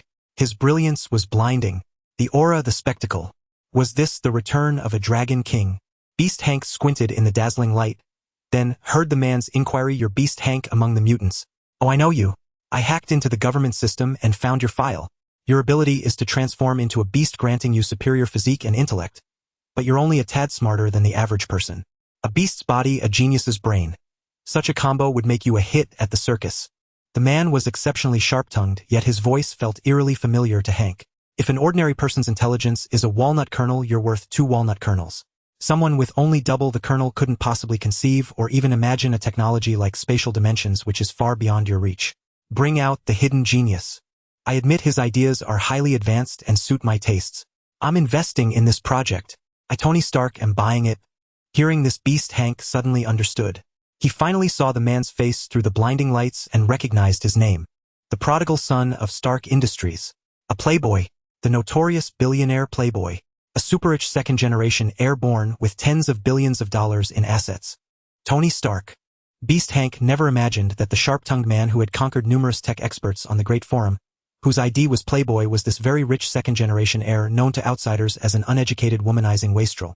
He was deeply moved, but he stood his ground. So what if he was a rich second generation? So what if he was a bit smarter? This was Xavier's school. Beast Hank retorted bluntly, I know you're rich, but don't you know your president has declared war on mutants? Now that you've barged into Xavier's school, your life is in my hands. Your information is outdated. Tony chuckled, waving his hand behind him. His bodyguard Happy handed over a contract. Mr. Tony called the president overnight and used some of his superpower, money, to convince him. The president has rescinded the declaration of war on mutants and even promised them a territory with autonomous governance. What? Hank was stunned on the spot. His hands trembling, he took the contract. Something mutants had yearned for years but never obtained. This thin piece of paper had cost the blood and lives of countless mutants. Hank was speechless, utterly shocked. For the first time, he truly felt the charm and power of money. Undoubtedly the greatest mutant ability of all. Where's that genius? Tony grew impatient. Do you know how precious my nights are? Countless lovely ladies are vying to spend them with me. Don't waste my time. Good grief, you're wasting my life. He was irritated. But Hank found him endearing, grinning like a blooming chrysanthemum. No problem. I think Russell would love to discuss the development of spatial technology with you. That little guy is still asleep. After all, he's young. Just 8 years old, in the prime of growing and needing sleep. 8 years old. Tony grabbed Beast Hank by the collar and roared, I spent 50 billion.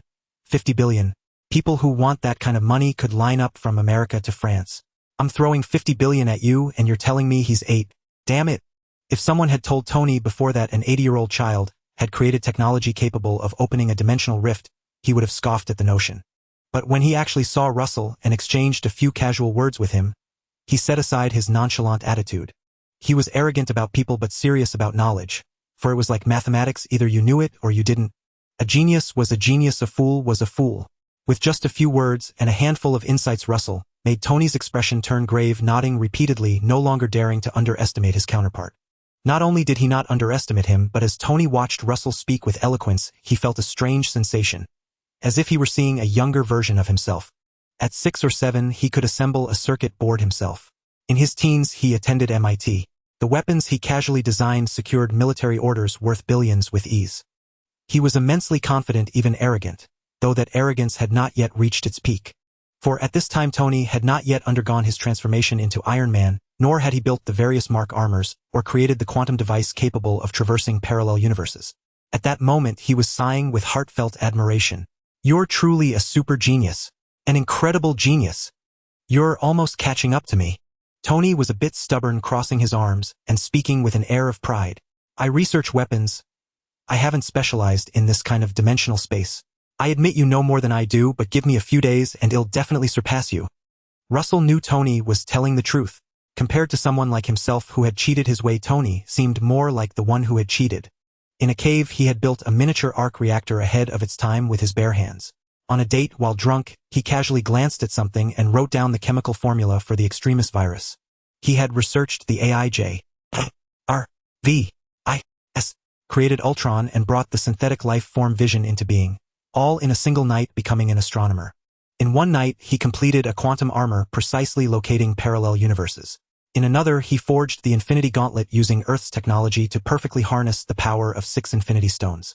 He had created countless miracles, yet his story was the most lamentable. A mortal who stood shoulder to shoulder with gods, he was a legend. But far too reckless. He had poured most of his talent and inspiration into women or lost it at Las Vegas gambling tables. Russell understood deeply. If he had been born not as a mutant but as a billionaire heir with tens or hundreds of billions in assets, damn it, he wouldn't work hard either. He wouldn't research mutant genes or armor. He'd be even crazier than Tony, spending every day with models, luxury cars, partying wildly, and having fun. Even stray dogs on the street would get $1 million tip. After all, 10,000 million tips would only amount to 100 billion. Even after tipping 10,000 dogs, he'd still have over 90 billion left. For Tony to fully awaken as Iron Man and rise according to the timeline, it would take at least 3 more years. Russell smirked. He was the kindest of souls, unable to bear seeing others indulge in women, fine wine, and pleasure. He wanted to spur Tony into action. He deliberately looked up with feigned confusion. Oh, you research weapons too? Of course. Eager to save face, Tony was oblivious to the nightmare ahead. His eyes gleamed with pride. I'm conceptualizing a new type of missile. Just a small one, impossible to intercept. It will burst into a sky full of fireworks, and with a single boom a mountain will be reduced to rubble. That was his Jericho missile concept. Absolutely novel in idea and groundbreaking in technology. Even the U.S., with its world-leading military power decades ahead of others, had immediately spent billions to acquire Tony's Jericho missile upon seeing its design. Cluster bombs were essential for a great power. Impressive. Russell nodded. Cluster bombs were indeed a terrifying evolution in human weaponry, unless of course they faced someone who cheated. He deliberately blinked, feigning ignorance. You're so amazing researching such weapons of mass destruction. I'm just dumb, only able to make this low-level armor. Tony's lips curled upward at the first half, but his smile quickly faded as he saw Russell raise a hand. The armor standing in the corner flew over, wrapping around his body like flowing water. Russell's frame instantly grew taller. His eyes glowed red, and his originally gentle tone turned rough and commanding. This is the low-level armor I developed specifically for enhancing mutant abilities, not only boosting their power but also utilizing other mutants' capabilities. Tony felt a twitch in his eyelids. Although he had no direct exposure to mutants, he knew what they were and what their powers did. even if he didn't J.R.V.I.S. would remind him. After all, Tony never followed rules. Before arriving, he had hacked into government databases and copied all the files on the mutant school. He clearly understood what it meant for mutant armor to harness other mutants' abilities. The smile vanished from Tony's face. It transferred to Russell's. He laughed cheerfully. My low-level mutant armor only provides basic assistance, like strength just a little bit. Tony's anticipation flared. He secretly hoped it really was low-level, his eyes full of expectation. It only grants about 20 tons of base strength. Tony, the armor is cumbersome to wear and restricts movement speed somewhat. Tony's eyes lit up again. Right, with such heavy armor and no visible flight systems, it must be slow. A sitting duck. When I run, I can't even catch up to a sports car. It's so slow. I'd be better off on foot. Tony, but the armor has obvious flaws, alas, fatal ones. Tony's hope surged again. Flaws were normal and nothing could be so perfect. I added a healing function to the armor, but it only heals the wearer, granting super regeneration. As long as there's a breath of life, they survive. But the flaw is huge. It can't heal others. Watching a comrade die in battle is a fatal design flaw. Mr. Super Rich Stark, what's wrong? Are you having a heart attack? Do you need medicine? Tony rolled his eyes. He was so crushed he didn't want to speak. He even began to doubt whether he truly was a genius. Had everyone been flattering him all along? Was it all an act? Seeing the slightly smug look in Russell's eyes, Tony realized it was futile to try to outsmart this prodigy. So he chose another path. He patted Russell on the shoulder, his eyes blazing with fervor. Oh ho ho ho, clever little one. Come on, be my son. I'll leave you all my wealth. Assets worth hundreds of billions. Russell? Whitebeard. Are you Whitebeard? Have you been reincarnated? I treated you like a brother, and you want to be my father. A double down. Russell wanted to refuse with dignity, but found he couldn't even open his mouth. Because the offer was too good. What does a few $100 billion even mean? To put it bluntly, it was enough to rival a nation's wealth. Especially in this America where capital runs rampant. Here money is everything. And since this fortune belonged to a arms conglomerate, its value was elevated to an entirely different level. Just like Professor X and Magneto, they were wealthy and could acquire vast sums, yet they couldn't use that money as Tony did, calling the president directly to revoke a war order. Because the president isn't the absolute master of America. The capitalists are. So Tony could easily accomplish what Magneto and Professor X could not, even casually purchasing a territory to serve as an independent nation for mutants. This is money. This is the power of money. This is the madness of capitalists. Russell had to admit he was tempted. After all, it was several $100 billion. Even Wang Duoyu, who could never spend it all in a lifetime, would probably go weak at the knees on the spot. Several $100 billion US dollars. Far more impressive than 30 billion RMB. Roughly equivalent to hundreds of thousands of million-dollar houses, enough to solve the housing problems for an entire city's population. He suddenly felt that preserving his pride wasn't worth it. Just as Russell was hesitating, the lights converging on Tony vanished. The garish red helicopters hovering in the air began to wobble, losing control. All the searchlights suddenly swept upwards towards the sky. The light converged, welcoming the descent of a king. Magneto spread his arms wide, descending slowly amidst the dark starry sky illuminated by all the lights. An entrance truly befitting a master of spectacle. Tony clearly disapproved of Magneto's even more flamboyant arrival. An old geezer in his 60s or 70s should just stay home and sleep. This is the time for the young. Young man, don't be too arrogant. Magneto descended from the sky, sizing Tony up, clearly recognizing him. A smirk curled on his lips. I hear this playboy wants to adopt little Russell.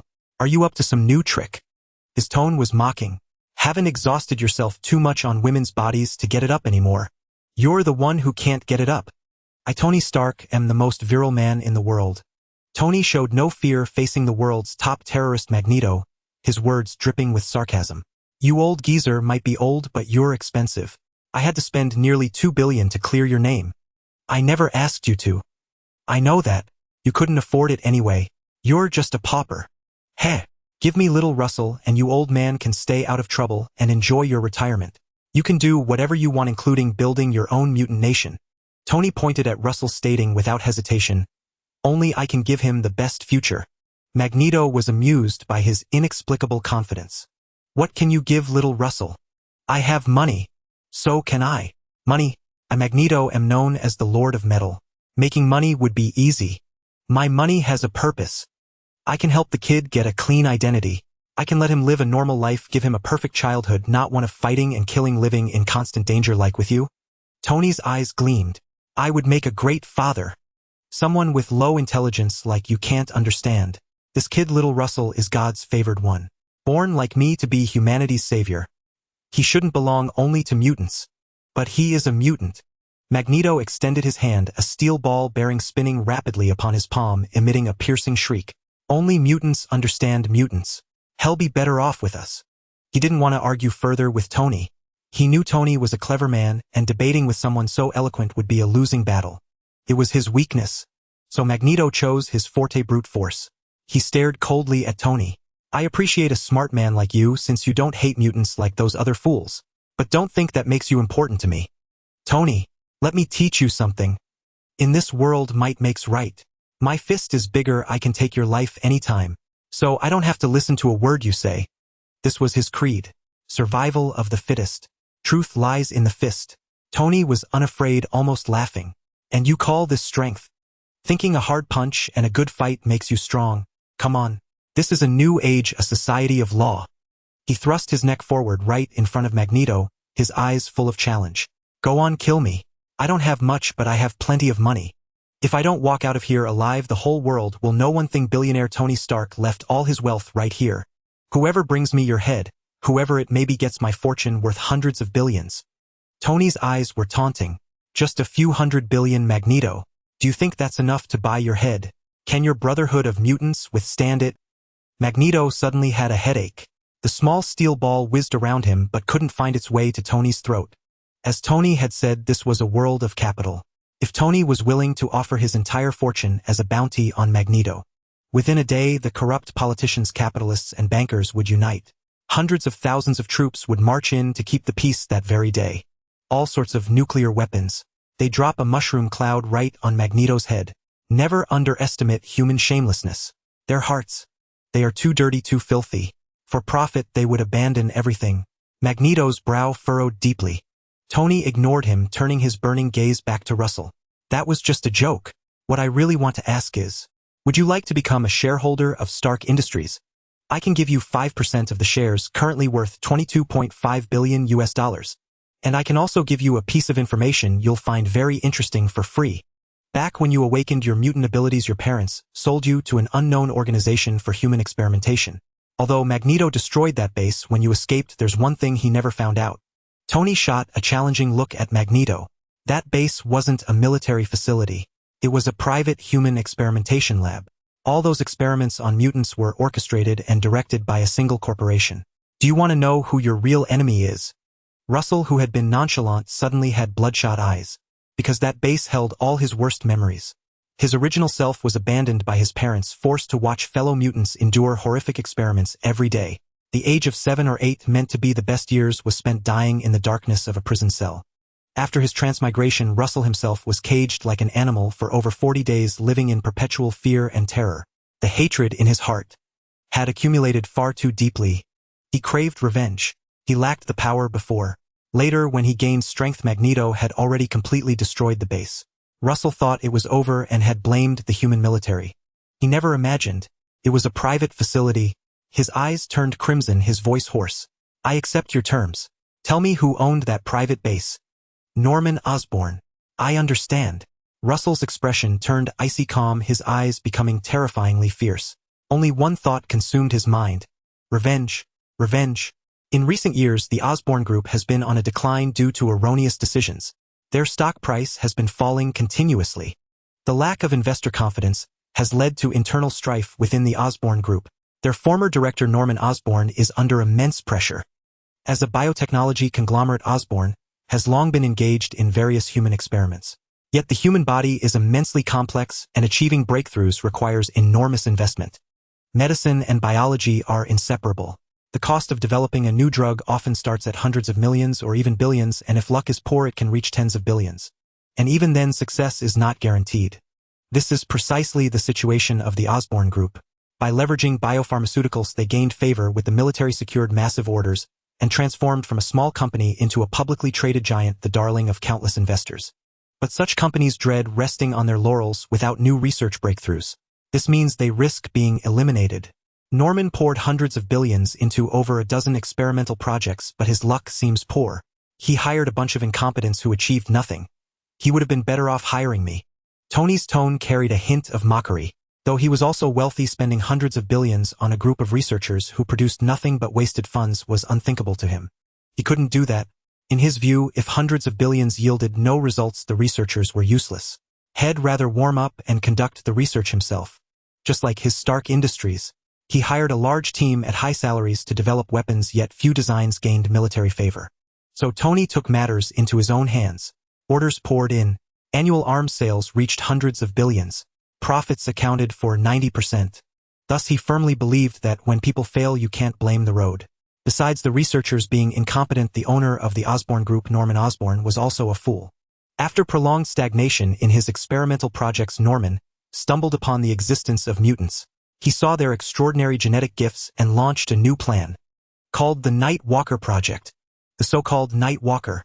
It involved bribing gangs, police officers, and orphanages across various regions to keep a constant watch on mutants, especially mutant children, who were their primary focus. Because mutant children possess mutant genes, but lack combat capability, making them the easiest targets.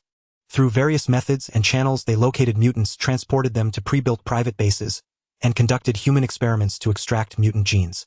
They attempted to develop serums that could grant ordinary soldiers superhuman abilities akin to the super soldiers like Captain America that the U.S.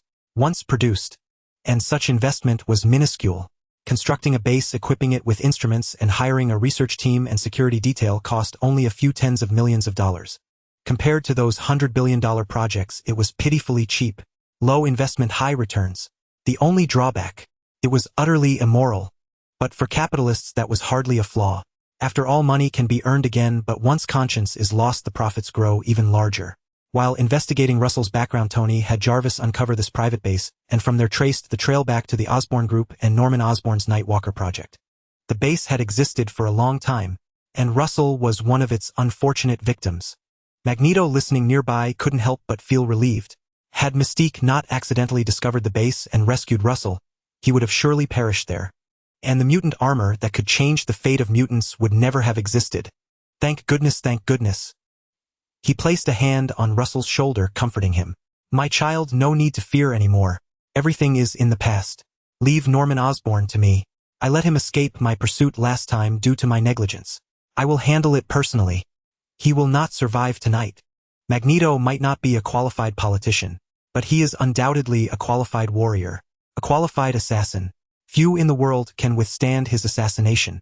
Indeed, he can walk up to you in broad daylight, weapon in hand, and kill you in front of everyone while you can only watch, unable to resist without even the will to fight back. Because Magneto's weapon is not a 980 nanometer long blade. It's a Tenth-Santon bridge stretching 990 meters. Forget stopping him. Even those who see it are likely terrified. With Magneto stepping in, Norman Osborn is as good as dead. But Russell refused. His gaze remained icy, yet his reason held firm. I'll take care of the revenge myself. The mastermind behind the assassination of the president hasn't been found yet. He won't accept the president revoking the war order against mutants. That guy will surely seize an opportunity. He might launch an attack on mutants very soon. As the leader of mutants, you must not leave. Let me go alone. Russell had long prepared for a confrontation with humanity. His thoughts aligned with Magneto's. True peace is forged through battle. Only by fighting a decisive war with humans and showing them that mutants are not to be trifled with would they back off. So he racked his brains to create the low-level mutant armor, even agreeing to Magneto's alliance with Professor X, all to improve the survival rate and winning odds for mutants. But what Russell didn't expect was Tony's sudden intervention, ending the misunderstanding between mutants and humans in an extremely straightforward and brutal manner. Humanity gave up its offensive against mutants, but Stryker would not. Based on his understanding of Stryker, Russell knew the man would never give up. After all, the assassination of the president was a long-planned scheme. Stryker would certainly conceal the president's decree and launch an attack on mutants. This wasn't speculation. It was precognition. Russell's eyes glowed with white light, flickering with images of relentless gunfire and Magneto's silhouette. Using the observation hockey he had gleaned from Shadowcat, he foresaw a glimpse of the near future. At 6 o'clock tomorrow morning. That's 4 hours from now. Before sunrise, when everyone is asleep, a well-equipped team will attack our base, the headquarters of the Brotherhood of Mutants. Magneto was taken aback. He discovered that Russell also possessed the ability to foresee the future. This made him like him even more. Go ahead and take your revenge. Leave that place to me. As long as I am there, no human army will come near our brotherhood of mutants. Magneto's gaze was cold, his voice brimming with confidence. Anyone who sets foot there will become bones buried deep underground. Russell and Magneto decided to split up. Magneto was responsible for guarding the mutant brotherhood, preventing anyone from stealing their home base. Meanwhile, Russell took Tony's plane to the location of Oscorp Industries, seeking revenge against Norman Osborn. In truth, he could have manipulated his armor to perform moonwalk in midair and travel at great speed. He could even learn from the Hulk. Squatting down with both legs, relying on his terrifying spring-like leaping ability, he bounded like a frog, covering hundreds of meters in a single jump as he raced toward the city. However, Russell decided to be practical. Why run when there's a helicopter? Was he out of his mind? He wasn't the Hulk who couldn't even squeeze into an elevator. His figure was slender. At that moment, Tony was typing on his computer, his fingers exceptionally agile, as he rapidly sketched the structural blueprint of the Oscorp Tower. Norman Osborn, to showcase his aggressive corporate culture, had arranged his residence directly inside Oscorp Tower. He rarely returned to his mansion, choosing instead to live within the building itself. Based on Jarvis's data scans and analysis of the original blueprints, Norman Osborn has modified his entire floor into a nuclear-proof bunker. The defenses are incredibly strong with multiple layers of passwords. I suspect the security includes facial recognition and iris scanning, possibly even physical keys. Powerless. Tony's eyes were filled with concern. Though he was a genius with computers, he was helpless against physical defenses. Moreover, he was not yet the future Iron Man, merely a talented playboy. So he advised Russell, just call the police. Even though those officers are useless, squandering taxpayer money without effect. But he'll have Pepper follow up on this.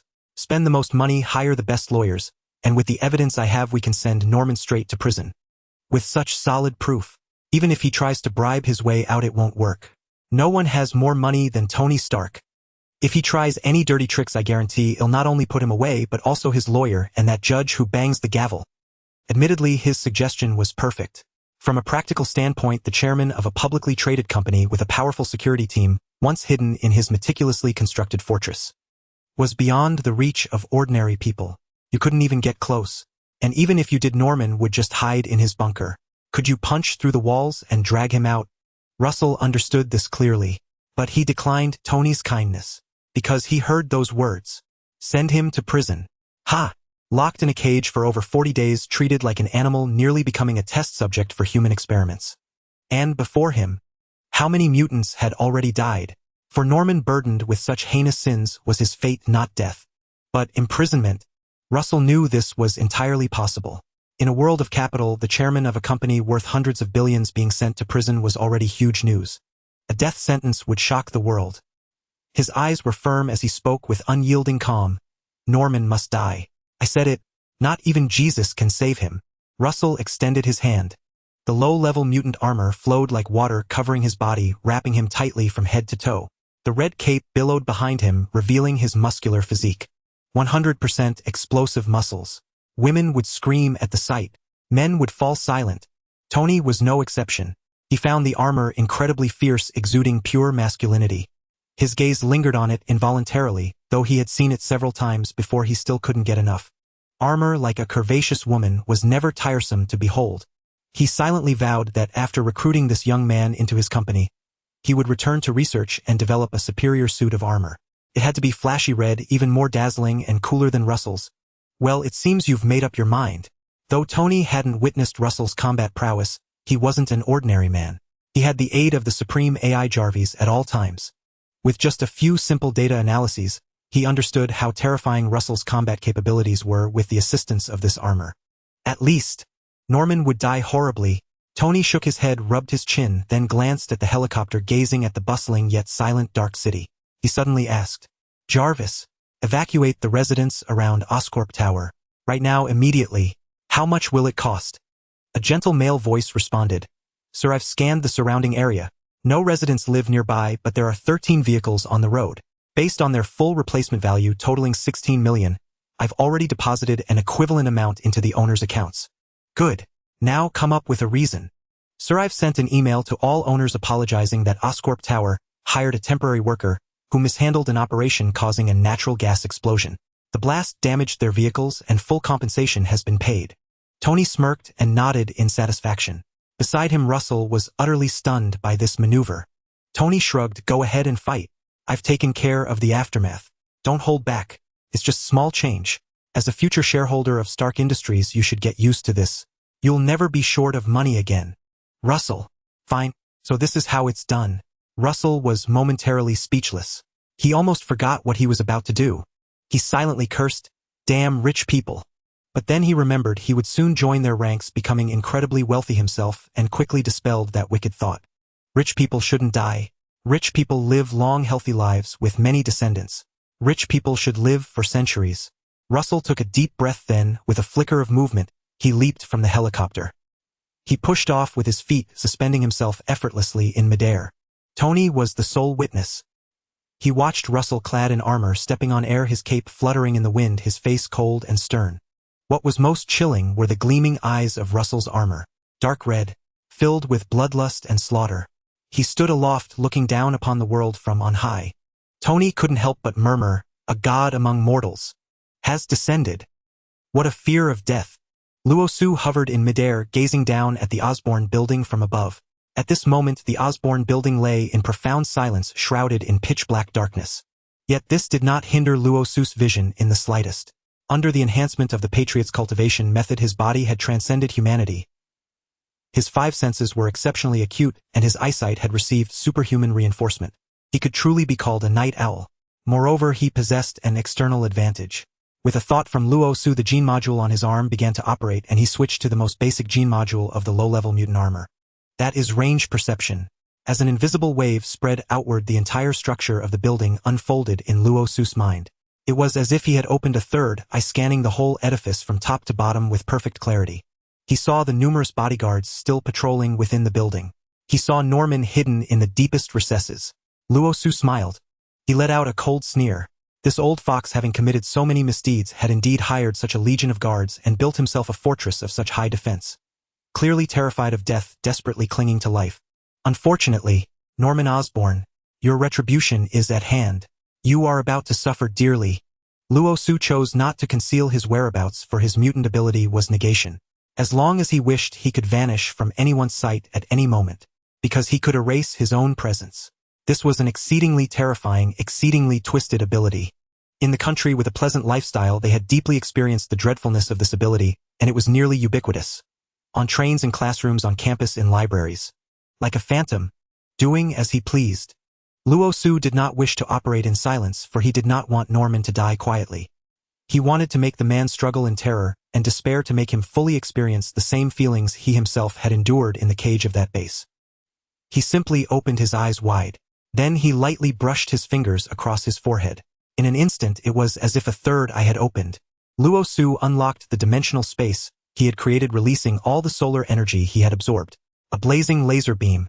In an instant, it tore through the dark night sky, cleaving the vast Osborn building in two at its waist.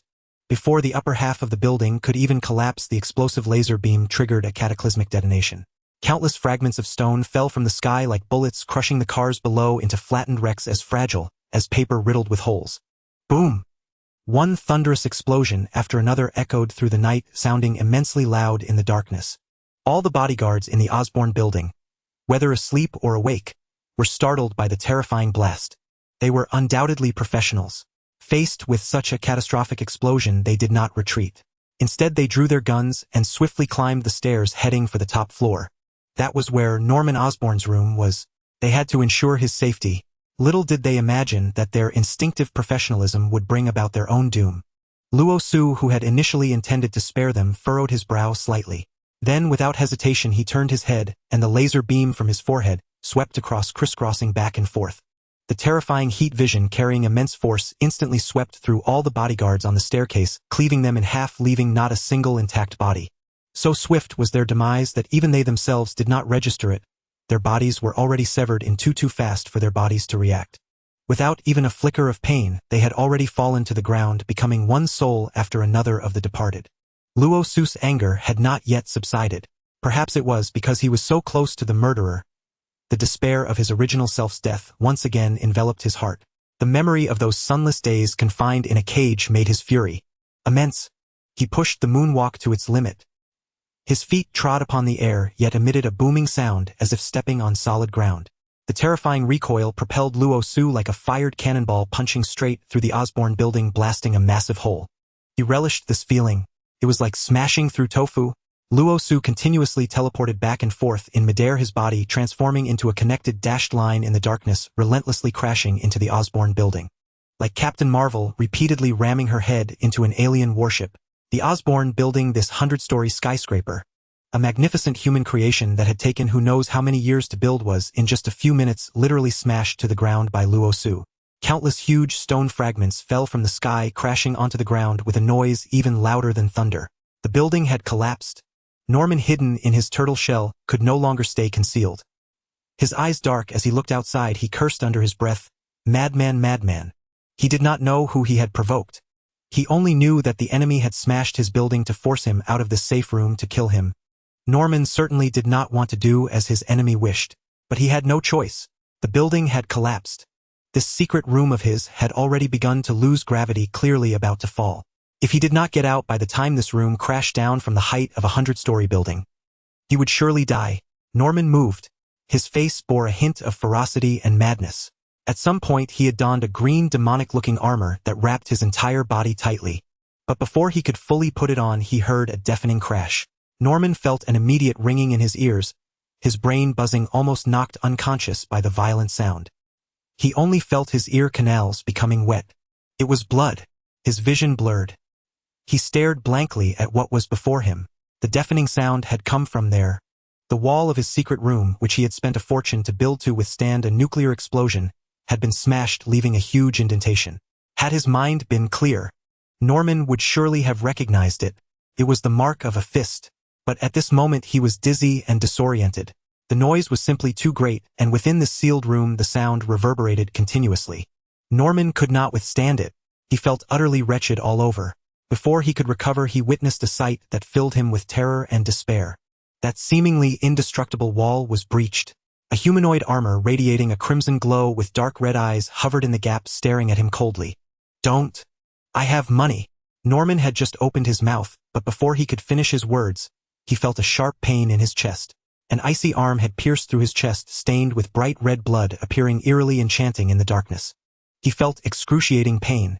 Darkness closed in before his eyes. A mocking voice reached his ears. "When you're dead, your money is still mine. Farewell, Green Goblin. You have ended your filthy life. The entire Osborn legacy will be buried with you. You." Norman's eyes bulged wide and his head drooped weakly. He died on the spot. Luo Su had killed him with a single punch. It was still the dead of night. Inside the Osborn family mansion, the young Harry Osborn was lost in pleasant dreams. As a scion of immense wealth, he had not a single worry in the world. Except for one source of vexation, his father, who always seemed so stuffy and rigid. The man constantly flaunted his financial support, using it as leverage to dictate Harry's every move. It was utterly infuriating. If only the old man would just die one day. This thought had flashed through Harry's mind 2 days prior, after his 37th heated argument with Norman. Without his father's constraints, his life would be free, unfettered to do as he pleased. Harry was fast asleep when a sudden urgent ringing from the phone in his room jolted him awake. He was forcibly yanked from slumber, his mind mired in a brief fog. Who am I? Where am I? What am I doing? As he located the source of the noise, a wave of fury washed over him. "Motherfucker! Don't let me find out who you are. When I get my hands on you, you're gonna be in for a world of hurt." Harry grumbled, stomping out of bed. He snatched up the phone. Before he could unleash a torrent of curses that would make a sailor blush, a voice, both familiar and alien, reached his ears. It was his father, Norman. The voice was familiar, but the tone was utterly foreign. In Harry's memory, his father was perpetually stone-faced, never possessing the warmth of other fathers. He was eternally stern, eternally exacting. Now Harry listened in a daze. Through the receiver, Norman's deep voice resonated. "Harry, when you hear this voicemail, I will already be dead. I inherited your grandfather's estate when I was very young. After decades of relentless struggle, I built the Osborn family into a colossal empire. A behemoth worth hundreds of billions, employing tens of thousands." Norman's voice carried a note of pride. Across the entire world, how many could boast of expanding their family legacy to such heights? a market capitalization of hundreds of billions of dollars. Such a feat was exceedingly rare on the global stage. For ordinary people, the greatest aspiration, even for their next life, was to secure a position within Osborn Industries earning a paltry annual salary of a few million. But Norman's voice soon dropped again. But I have realized I am old. Harry, I know you resent me, blame me for being too harsh, but I had no choice. I have been hiding something from you. Our family carries a hereditary illness. A latent psychosis, a form of schizophrenia. Harry was terrified, shaking his head vigorously. His mind buzzed, reeling from the successive shocks.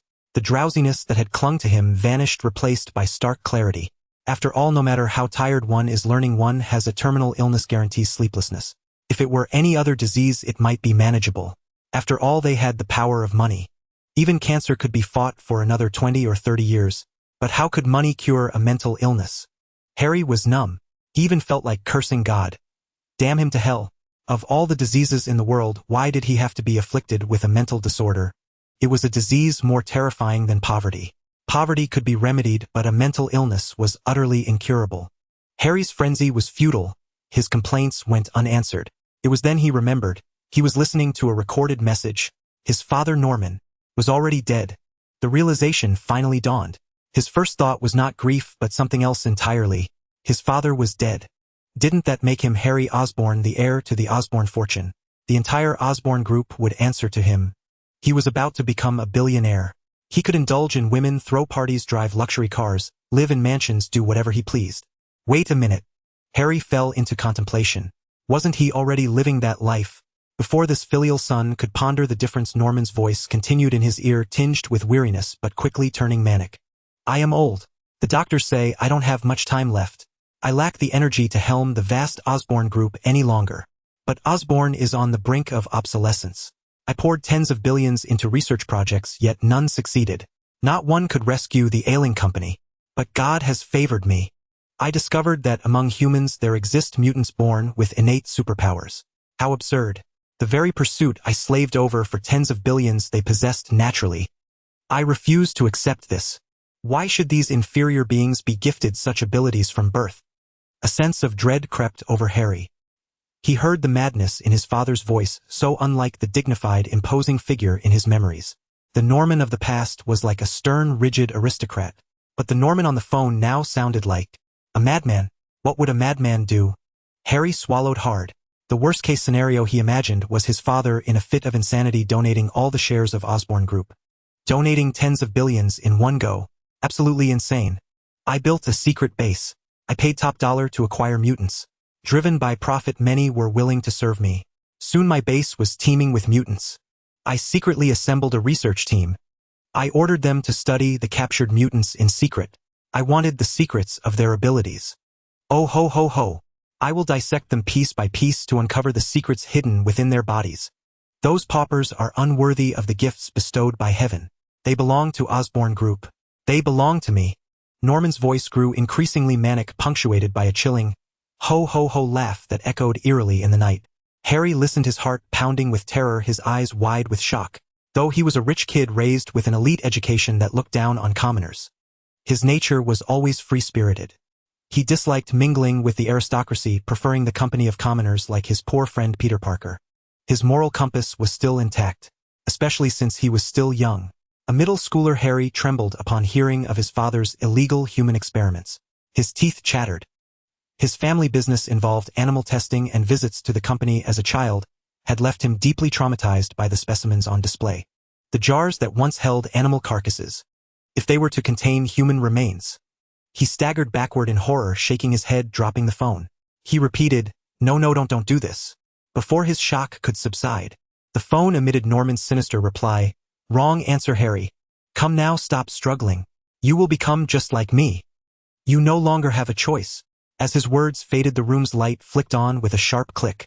Harry looked around in terror. He realized the room was filled with a green mist, and the source of the mist was the very phone he held. What is this? What is this? Harry desperately covered his mouth, but it was too late. From the moment he answered the call, he had already inhaled too much. His vision blurred. Norman's mad laughter echoed in his ears. "It's an evolutionary agent, a formula for evolution, Harry. Take my masterpiece and avenge me." Only one thought crossed Harry's mind. Fuck you. Cold. Trembling, this was what Harry felt outside his body. Yet within he burned with an indescribable heat, as if an endless blaze was consuming him. The green mist that had been drawn into his body had now fully merged with him, taking effect within his very being. Harry's youthful face twisted in agony. He thrashed wildly, sweat pouring from him like rain. After an unknown span of time, his tightly shut eyes snapped open, filled with an unspeakable malevolence. This was the hereditary affliction of the Osborn family. Every descendant of the Osborn line, upon reaching a certain age, would develop a second personality. This alter ego absorbed the suppressed emotions of the primary self, becoming its complete antithesis. The green mist was Norman's creation, derived from experiments on mutant subjects. It was remarkably effective. Harry's eyes turned a bloodshot red. He gazed upon his transformed appearance and robust physique, which bore no trace of his former handsomeness, instead exuding a sinister aura. Yet he felt no discomfort. Instead he laughed with unbridled joy. As if guided by some psychic instinct, he punched the wall behind his room, revealing a hidden chamber. Inside, a fully assembled Green Goblin armor was displayed.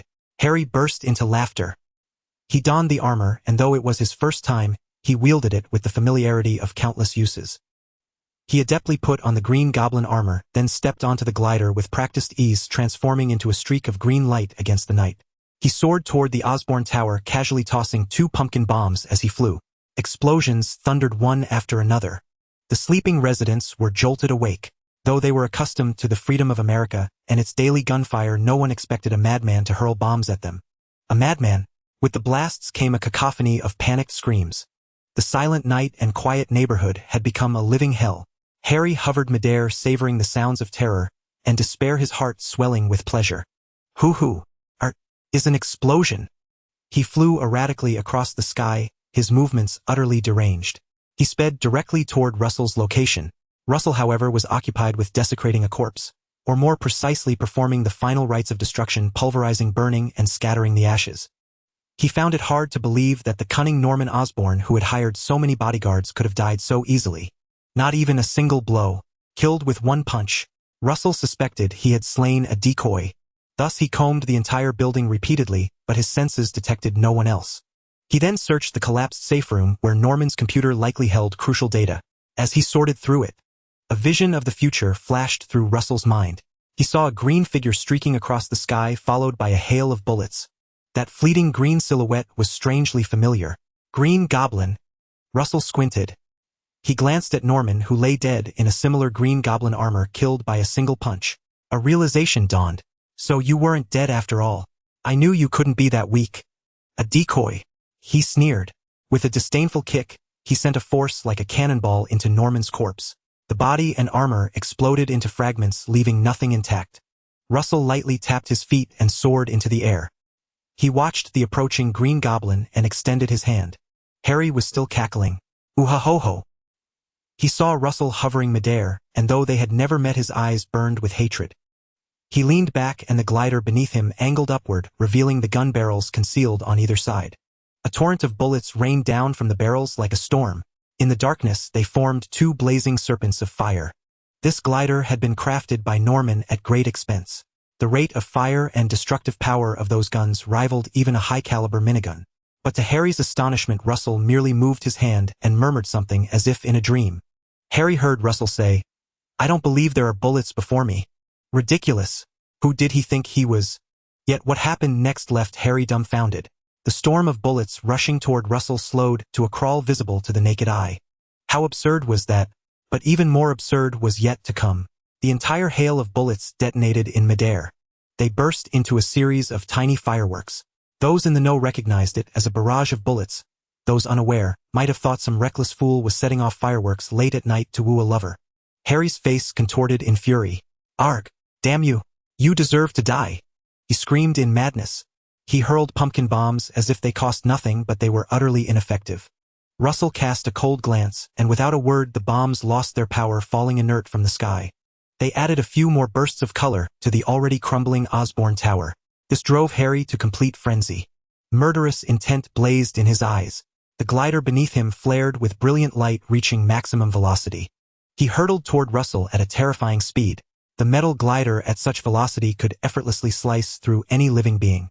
Even metal couldn't withstand such sharpness. But what Harry found utterly despairing was Russell seemed to anticipate the attack. He merely sidestepped, evading Harry's glider with ease. Harry tried to adjust his course, but it was too late. Russell smacked Harry on the head with a single slap. The immense force sent Harry, clad in the Green Goblin armor, crashing from the sky like a swatted fly. Boom! The impact was too much for the already unstable Osborn Tower, which collapsed into rubble. Truth be told, the Green Goblin armor was quite impressive. Harry survived, but barely.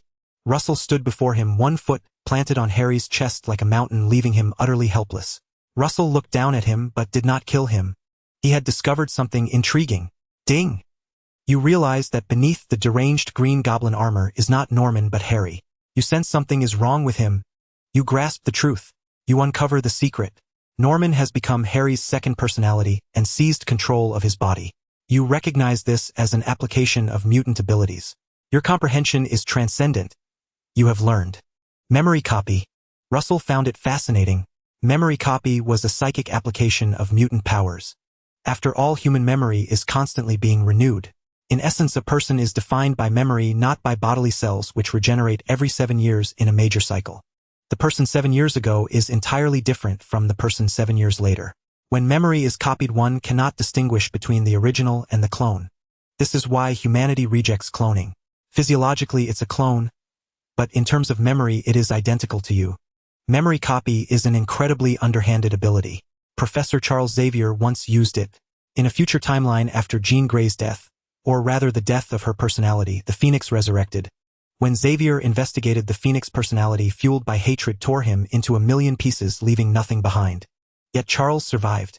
His body perished, but he had copied his memory into his twin brother's body. What revived was Professor X, not a brother with his memories. A similar trick was pulled by a certain blackballed man. The director of the Strategic Homeland Intervention Enforcement and Logistics Division, Nick Fury. In a private base funded by embezzled money, he had created multiple clones, each storing his memories. If his original body died, a clone would activate. He was essentially unkillable. As Russell pondered the memory copy ability, a strange expression crossed his face. A bold idea took root in his mind. This was the Marvel Universe, fraught with danger. Though his powers were formidable, capable of weathering 98 of calamities, rounding that up to 0 made him realize the risk of death still existed. Why not follow Norman's example? Copy his memories onto someone else's body, letting them live unknowingly as Russell. Even if he died, it would just be a clone. After a moment's thought, Russell shook his head. He considered learning from the ancient art of paper dolls nested within paper dolls, seeking a more reliable method of survival. He snapped back to the present. Harry, with bloodshot eyes, was still snarling at him, his hatred undisguised. In truth, this was no longer Harry but Norman. Though Norman had no memory of his death, he saw the ruin of the Osborn Tower, the culmination of his life's work. He was consumed by rage and resentment. He wanted to kill Russell, but Russell's leg pressed down on him like Mount Tai, leaving him powerless. His fists beat against Russell like a child's tantrum. Russell felt nothing. He saw the hatred in Norman's eyes and found it immensely satisfying. How does it feel, Norman, to watch your life's work crumble before you? Norman remained silent, his gaze venomous. His voice turned hoarse. I know you. You're that lowly mutant sold by your parents. Haha, you escaped, didn't you? Haha, you worthless trash, unloved even by your own parents. Russell grabbed him by the throat, his eyes turning icy. Norman, I promise you this, you will be reviled by the world, and your son will be ashamed of you. He will forever feel the disgrace of being an Osborn. You. Norman's protest was cut short. Russell annihilated his personality, erasing Norman completely. Little Harry awoke in a daze, looking around in confusion, unable to recall what had happened. He stared at the collapsed Osborn Tower, his mind a jumble. What happened? A gas explosion. I'm sorry, I only managed to save you. Everyone else may have perished. Thank you. Thank you for saving my life. Little Harry gazed blankly at the burning building, then turned to Russell. Thanks. You're actually pretty nice. Watching the towering 100-story building collapse in the darkness, Russell's lips curled into a slight smile, feeling an indescribable sense of relief within. Norman, you old dog. Did you ever think back then, when you established your private base experimenting on mutants to gain their powers to save the Osborn group? Did you ever imagine this day? Did you ever consider that the Osborn group would be destroyed because of your momentary impulse?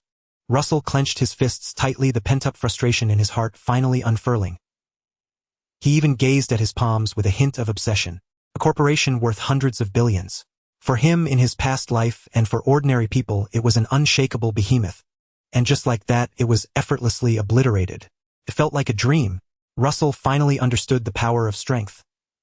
He also realized why the people of his homeland were so arrogant and reckless.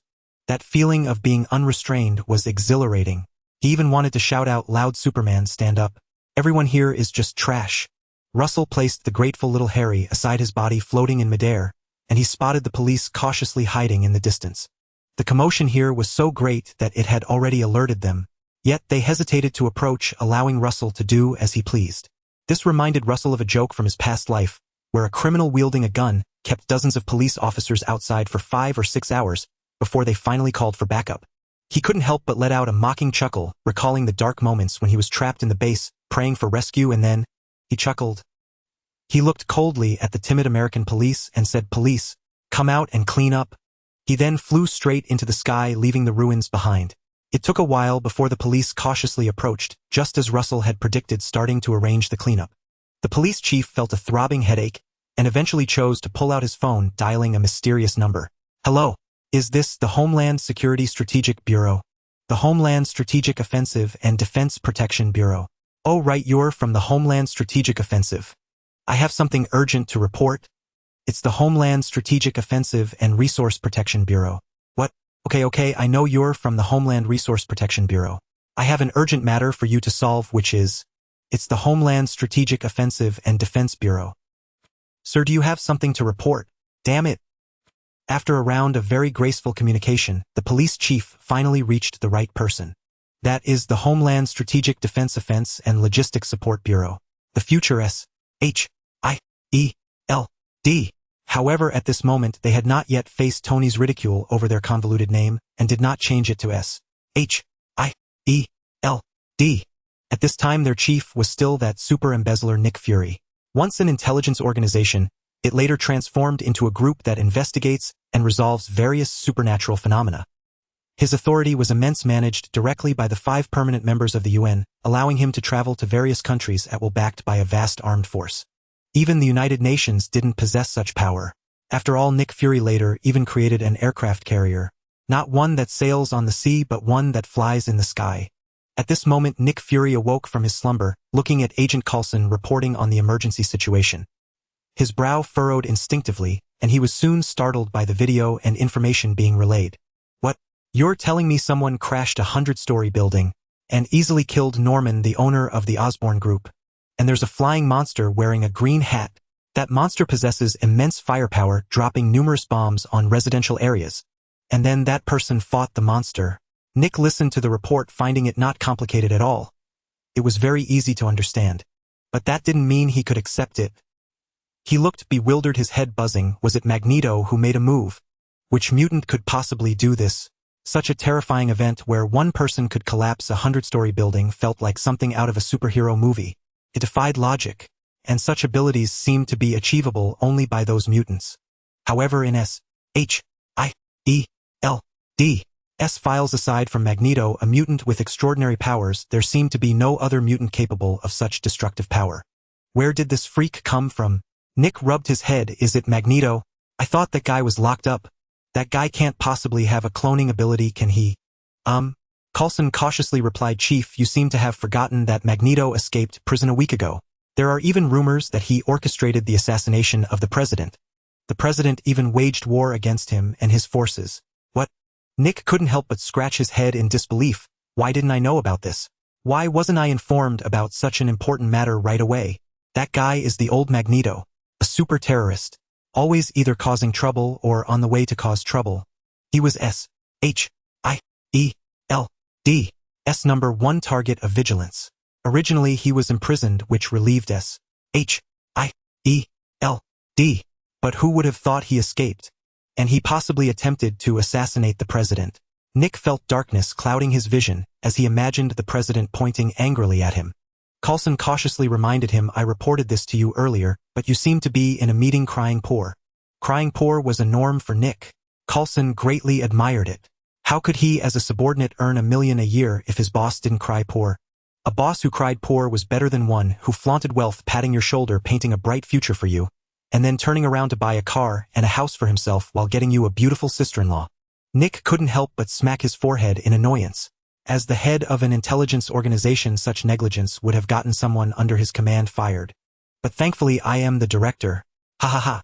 Nick stared at the copied materials that Coulson brought, the video clearly capturing Russell's godlike descent shining brilliantly in the night, crashing through the building as easily as smashing tofu. Even resembling Superman, unleashing terrifying heat vision that effortlessly killed a bunch of bodyguards, splitting the building in two as if slicing through tofu. His combat power was nothing short of terrifying.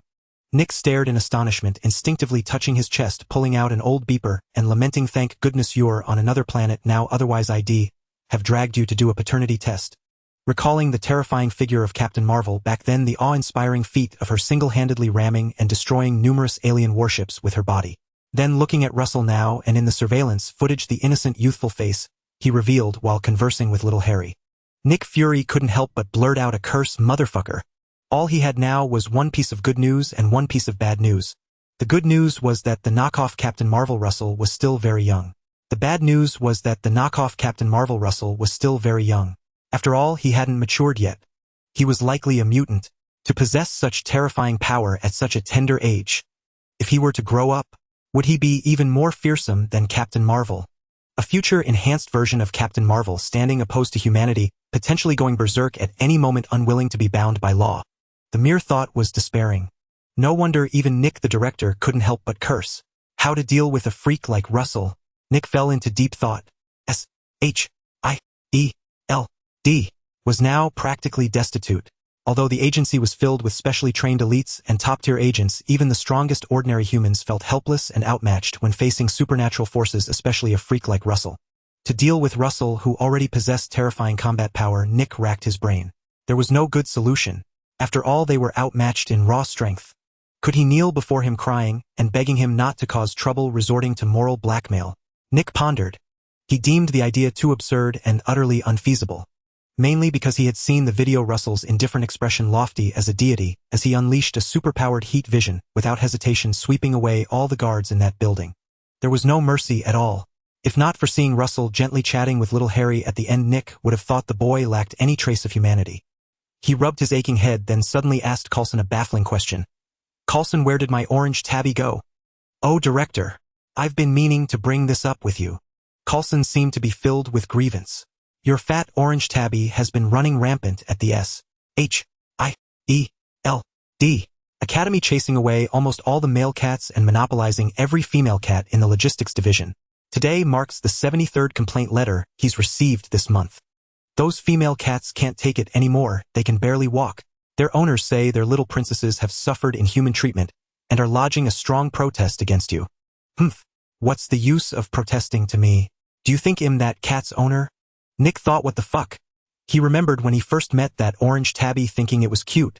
Then in the blink of an eye it stuck out its tongue and swallowed hundreds of aliens on the spaceship. You say I'm its owner?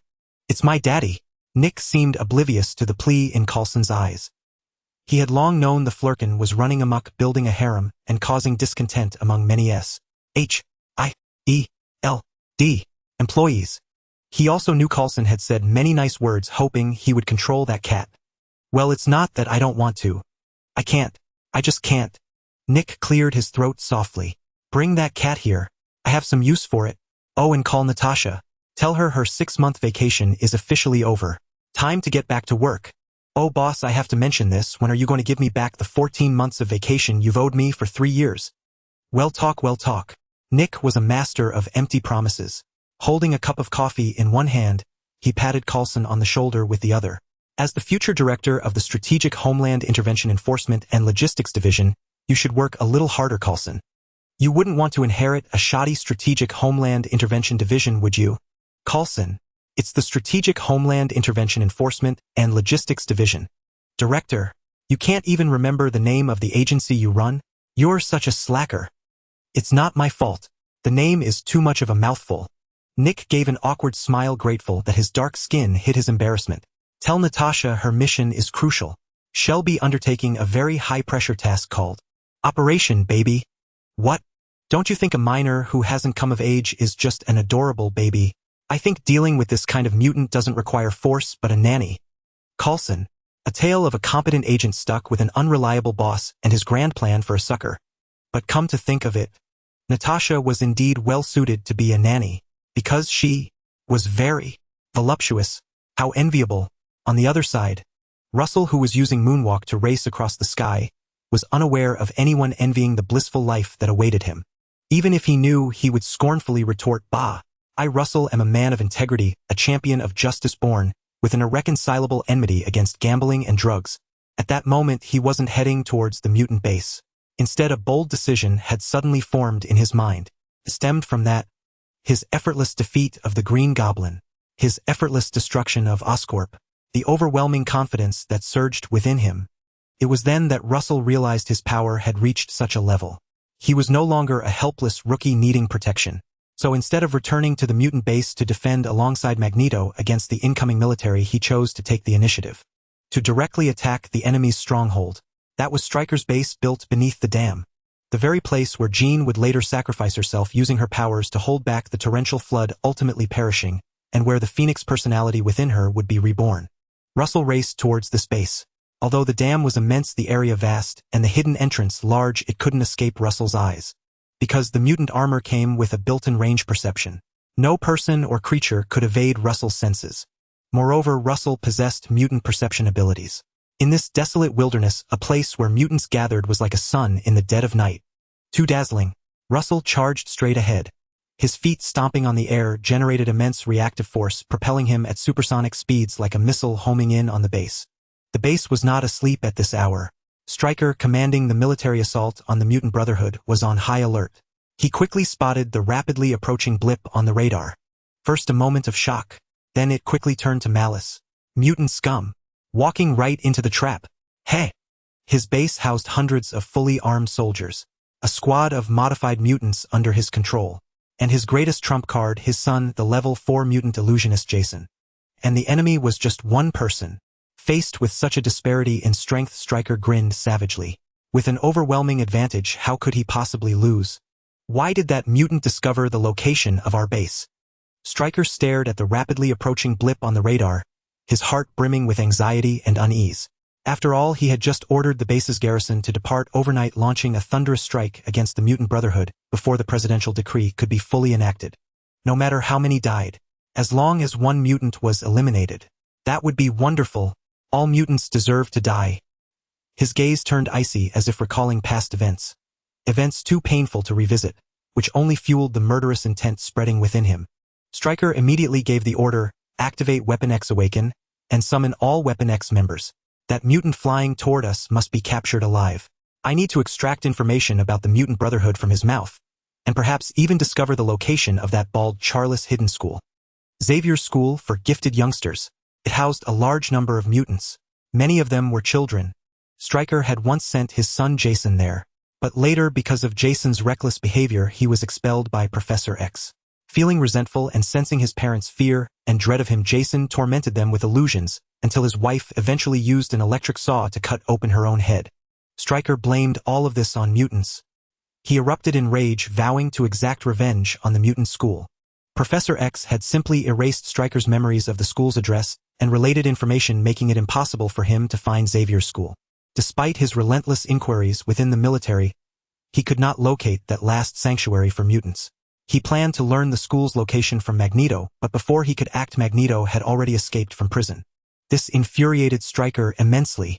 His long-planned scheme had developed a flaw. What angered him even more was Stark Industries, the largest military conglomerate in the entire United States, had chosen to side with the mutants. The president had also capitulated, revoking the war mandate against mutants. Stryker refused to give up. He could only launch a sneak attack on the Mutant Brotherhood. But the sudden appearance of Russell now gave him a glimmer of hope.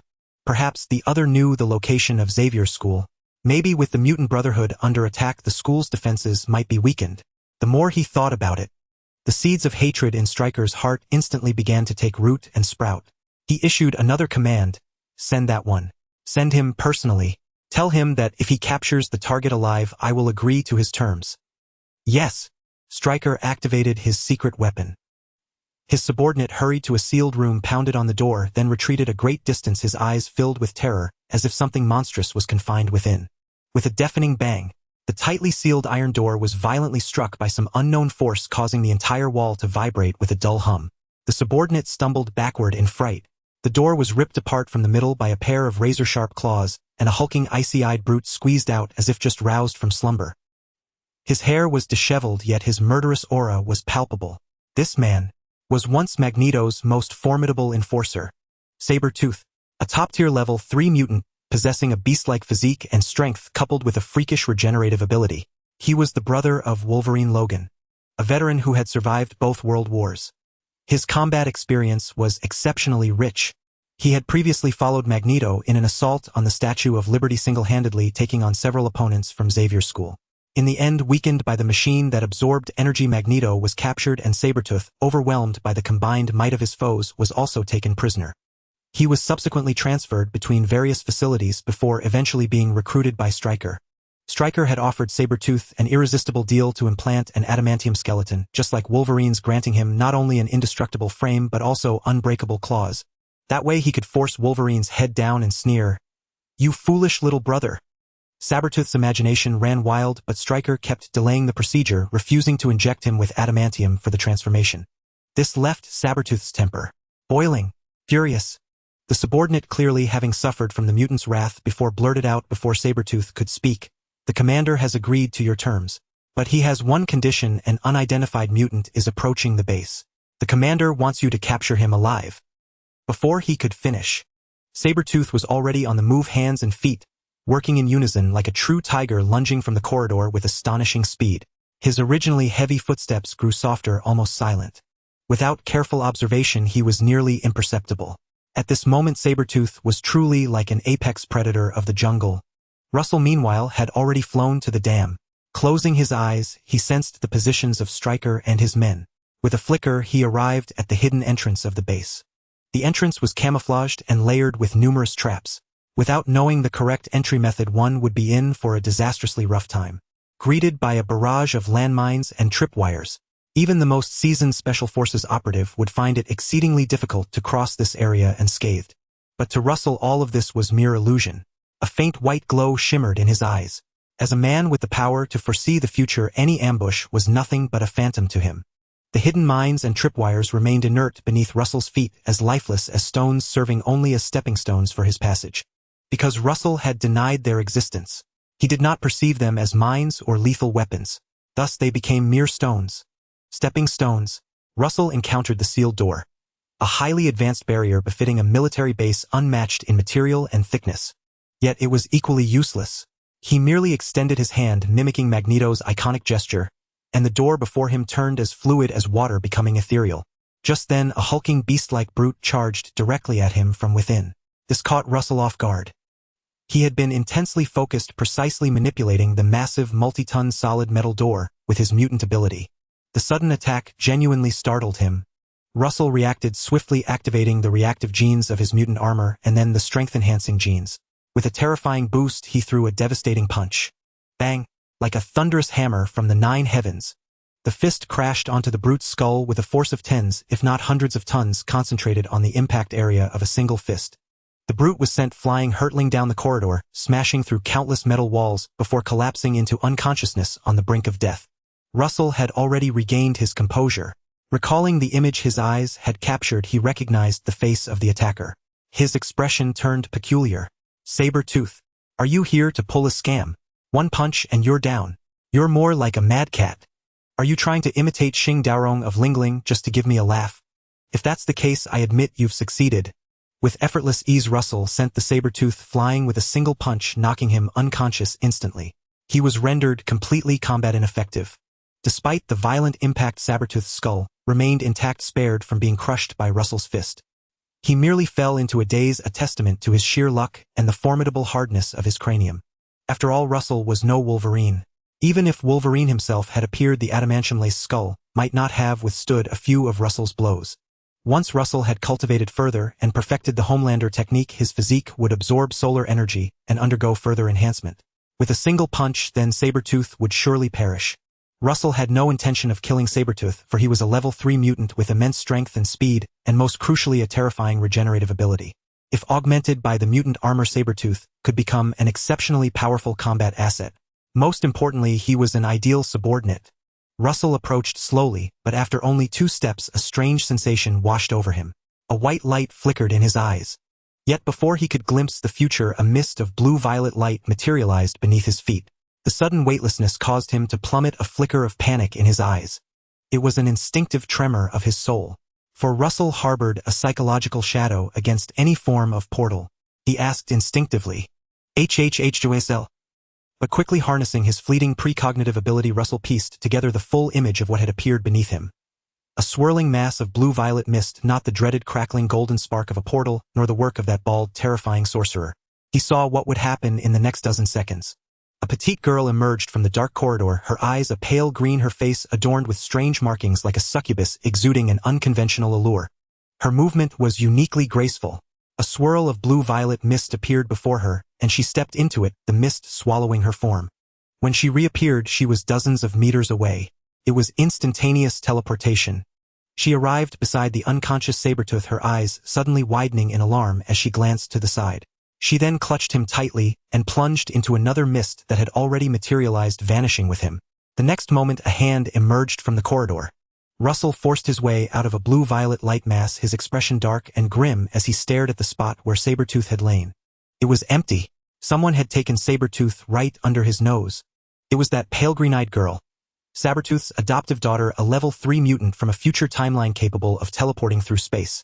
Blink. Her mutant ability was to warp space and create portals, transporting anyone to any destination she desired. The potential of her power was immense. Her portals could even reach the moon, other dimensions, including hell itself. But to fully develop such power was nearly impossible. At her age, she could only manage short-range teleportation with limited uses and a cooldown period. Yet, even this rudimentary ability had snatched a person from Russell's grasp. That was why his face was so dark. It was utterly humiliating. Had he been a fraction more cautious, maintaining his precognition at all times, Blink's ability would have been useless. He could have easily evaded her portal and never been teleported. The moment Russell fell into her portal mist, he activated his own mutant power to forcibly negate her ability, physically forcing his way back out of the portal. But it was too late. She had already fled. This filled Russell with immense frustration.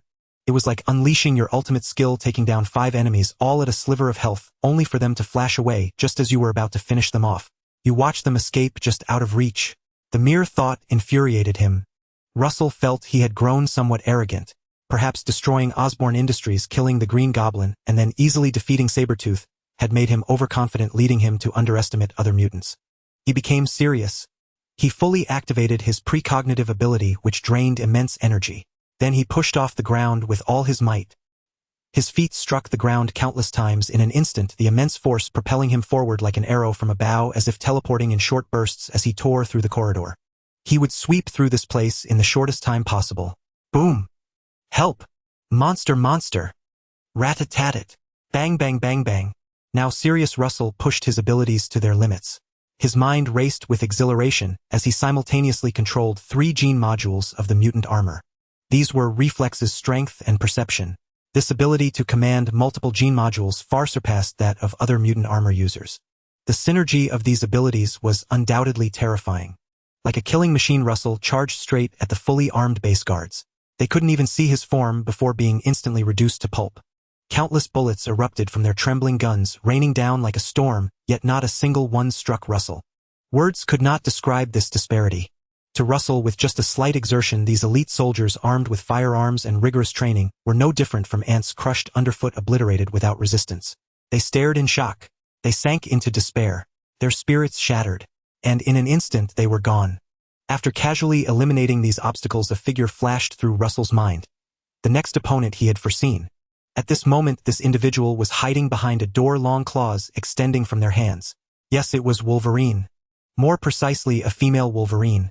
A mutant weapon created by Stryker from Logan's regenerative gene, equipped with the same adamantium claws, boasting even greater lethality and combat prowess than the original. She was undoubtedly a formidable opponent for anyone, but she had the misfortune of facing Russell. Already in a foul mood because Blink had rescued Sabretooth, Russell spotted this female Wolverine lurking in the shadows, ready to ambush him. And to make it worse, she was a Japanese woman named something like Yuriko. Pfft. In a damn foul mood. I'll crush you, you little Japanese. Just as Yuriko prepared to strike, a steel-like hand smashed through the wall, bending as it shot forward. The hand, like a tiger's claw, clamped tightly around Yuriko's throat. the terrifyingly powerful grip, choked Yuriko until her eyes rolled back in pain. She immediately swung her claws intending to sever the hand with her razor-sharp adamantium, but the indestructible metal cut through nothing but air. As if the arm didn't exist at all. Yuriko heard a disdainful snort beside her followed by a crisp loud crack that echoed clearly. "Oh, so my neck is broken." Yuriko died instantly without any further reaction. Russell tossed her corpse aside. The supergenerative mutant ability might be fearsome, but against someone who could suppress mutant powers it was nothing but a fatal weakness. He chuckled at Yuriko's body and spat once more. "Pfft. Damn Japanese. Trash. You really think drinking nuclear wastewater makes you invincible? Trash." Yuriko is dead. She was obliterated in a single strike. Inside the surveillance room, every witness to this scene was seized by overwhelming terror, their legs quaking uncontrollably, utterly petrified. Though the abilities of mutants were fearsome, often only a select few wielded true power, and only certain abilities stood out. They were no match for a disciplined military force. Stryker possessed an intimate understanding of mutants which enabled his specially trained subordinates to counter them effectively armed with purpose-built weaponry. Yet the outcome was an instant annihilation. Hundreds of men were slaughtered without offering any resistance. Even if it were just an ordinary squad, Stryker's face darkened. He had painstakingly manipulated Sabretooth, believing he could at least hold his ground, only to see him collapse like a worthless fool under a single punch from Russell, nearly dying on the spot. After years of research, the mutant weapon he had crafted, Yuriko endowed with adamantium and a superhuman healing factor, this weapon designed specifically to counter mutants, was rendered utterly useless, erased by Russell with effortless ease. A single move. He coldly replayed the footage of Yuriko's death, observing how Russell seemed to pinpoint her hidden location instantly. Not only was he not ambushed, but he countered and subdued her in a flash. He possesses sensory abilities, immense strength, remarkable speed. Clad in armor, his defenses are likely formidable. Yet what puzzled Stryker most was Yuriko's final desperate counterattack. Adamantium, the strongest and sharpest metal he had ever discovered, failed to touch the intruding mutant who moved like a phantom, evading it entirely. Moreover, Yuriko possessed an extraordinary healing factor. Even a snapped neck would not have killed her. Yet she lay motionless beneath Russell's foot, devoid of life, clearly dead. Russell's baffling behavior left Stryker, a lifelong student of mutant abilities, profoundly perplexed. He felt that all his years of research offered no explanation for the enigma that was Russell. Then something even more infuriating occurred. Under the watchful eye of the surveillance cameras, the armored mutant raised his visor, revealing a youthful face, clearly still young. He stared defiantly into the camera, drawing a finger across his throat. Though his words were unheard, his arrogant defiance radiated from the screen. Even those without a grudge against mutants would find Russell's provocative demeanor infuriating. How much more so for Stryker, who viewed mutants as his lifelong nemesis. His eyes turned icy cold. Then he turned and uttered words that sent chills down everyone's spine. "Go. Release mutant number 11. This was a forbidden term within the facility. A word like a demon's name. Merely uttering it turned faces pale with terror. One man even dared question Stryker's decision. "Sir, are you certain this order is wise? You've lost your mind, driven mad by that mutant. Mutant 11 is beyond our control. We have no means to restrain it. Releasing it would be like unleashing Satan from hell. We'll all die." He was practically roaring, consumed by sheer fury. In a military facility where orders were law, such insubordination was almost unheard of. But Stryker's command was so horrifying it felt like a death sentence. A suicide mission. Without a word of explanation, Stryker drew his gun. A deafening bang echoed, and the dissenter's head burst open, his body collapsing lifelessly. He cast a cold glance at his trembling subordinates and barked, "Move. Now! We have no other means to deal with this mutant. Only by releasing number 11, pitting them against each other, can we seize a sliver of hope. Once that mutant finds us, we're all dead anyway. Do you think your guns make you tougher than those 100 guards? Do you believe you're more resilient than our creation, Yuriko?" A handful of researchers, a few ordinary men, still hesitating. What gave you such confidence? Sheer audacity? Perhaps sensing their cowardice, Stryker took a deep breath and said in a low voice, "Release number 11. I will control it." With that, he turned and walked toward a concealed chamber behind the control room. His action sent waves of dread through the staff. They knew what lay within, but the more they knew, the deeper their terror grew. In mere seconds, Stryker emerged pushing a wheelchair bearing a blank-faced figure. The emptiness in those eyes made every researcher involuntarily gulp. For this person was Stryker's own son. He possessed the most terrifying illusion abilities, capable of crafting the most potent of dreamscapes. But he had lost his mind. By his father's hand. Stryker did this. Before everyone, Stryker unsealed his son Jason's skull, extracted a tube of cerebrospinal fluid from within. The bloody, paste-like, unbearable sight of the brain forced everyone to avert their gaze. Move! Stryker ordered his son Jason wheeled out of the control room. No matter the threat, he would never abandon his son.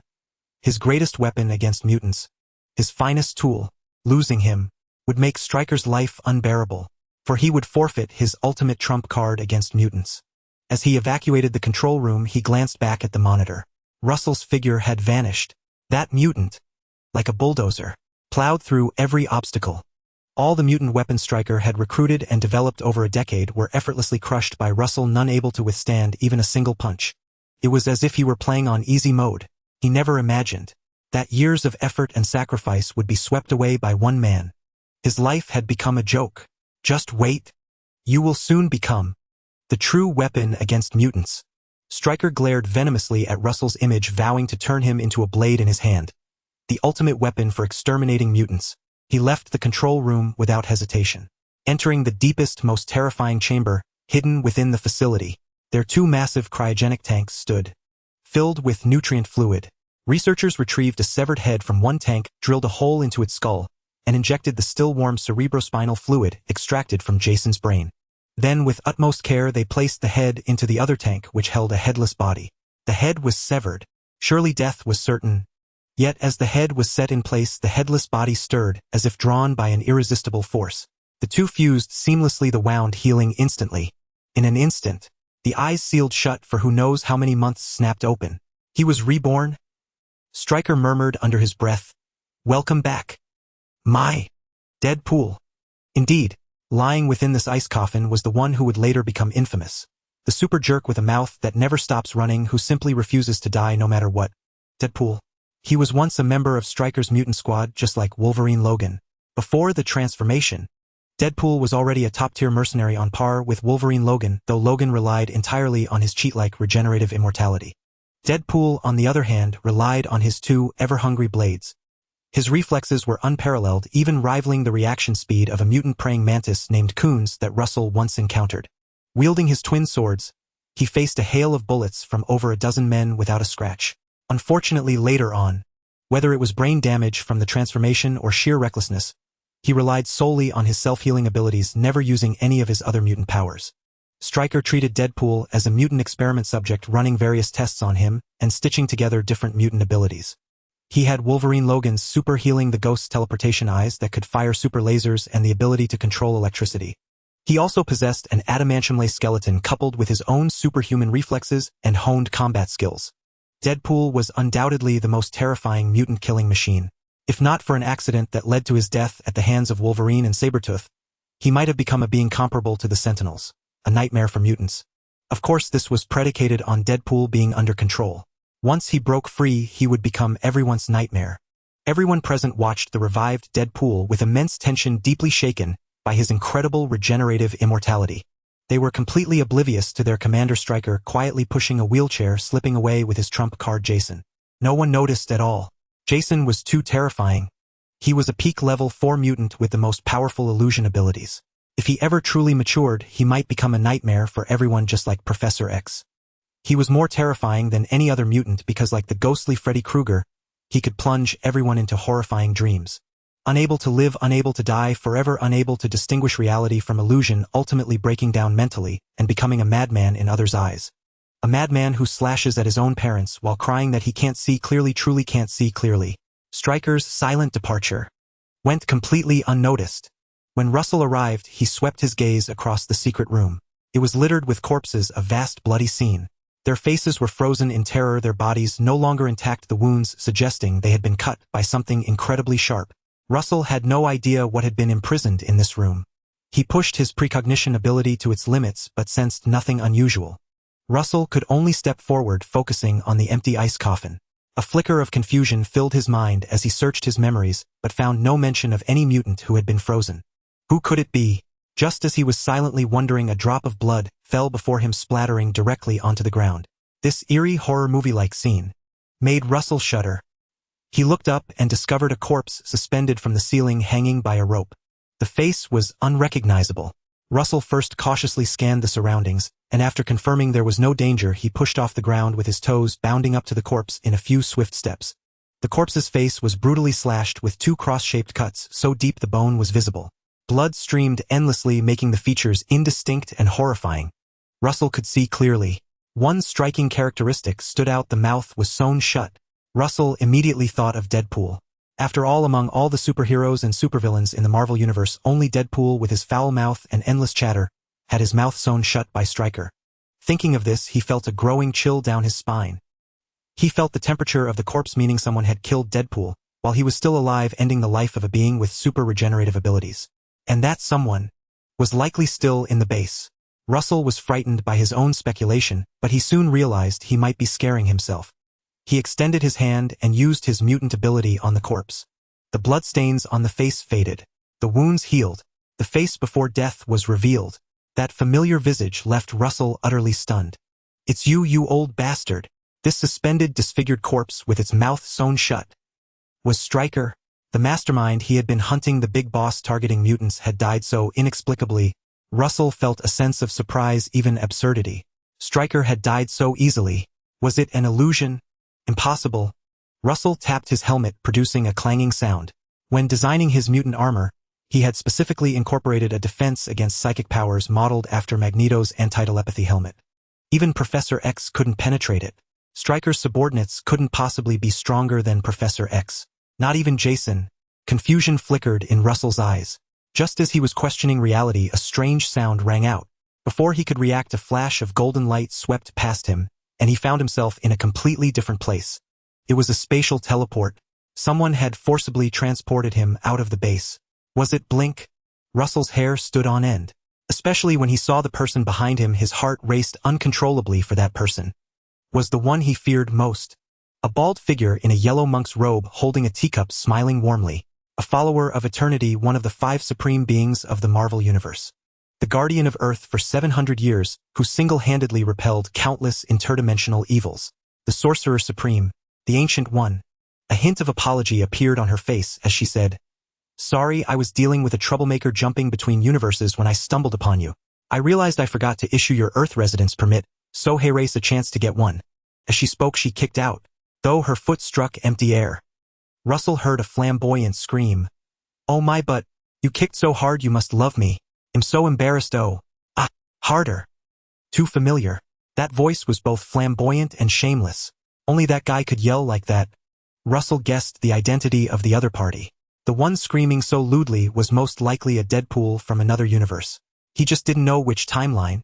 He dared not be curious, because he himself was in a precarious situation.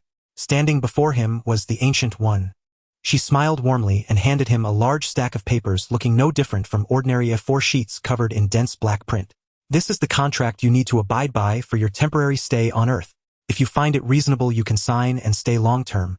If not, I can send you back. But then again, I'm quite lazy. To save trouble, I'd probably send you to hell instead. It's pretty similar to Earth, so would you like to consider it?" Consider what? Hell was no good place. Faced with the Ancient One's blatant threat, Russell could only scowl, crying inside as he signed his name on the paper. The Ancient One watched with a smile, then suddenly spoke again. "Would you be interested in learning magic? You have the best magical talent I've ever seen." Russell humphed, hearing Gu-Yi's particularly enticing words. "Listen, she is praising you for having the talent to become the Sorcerer Supreme.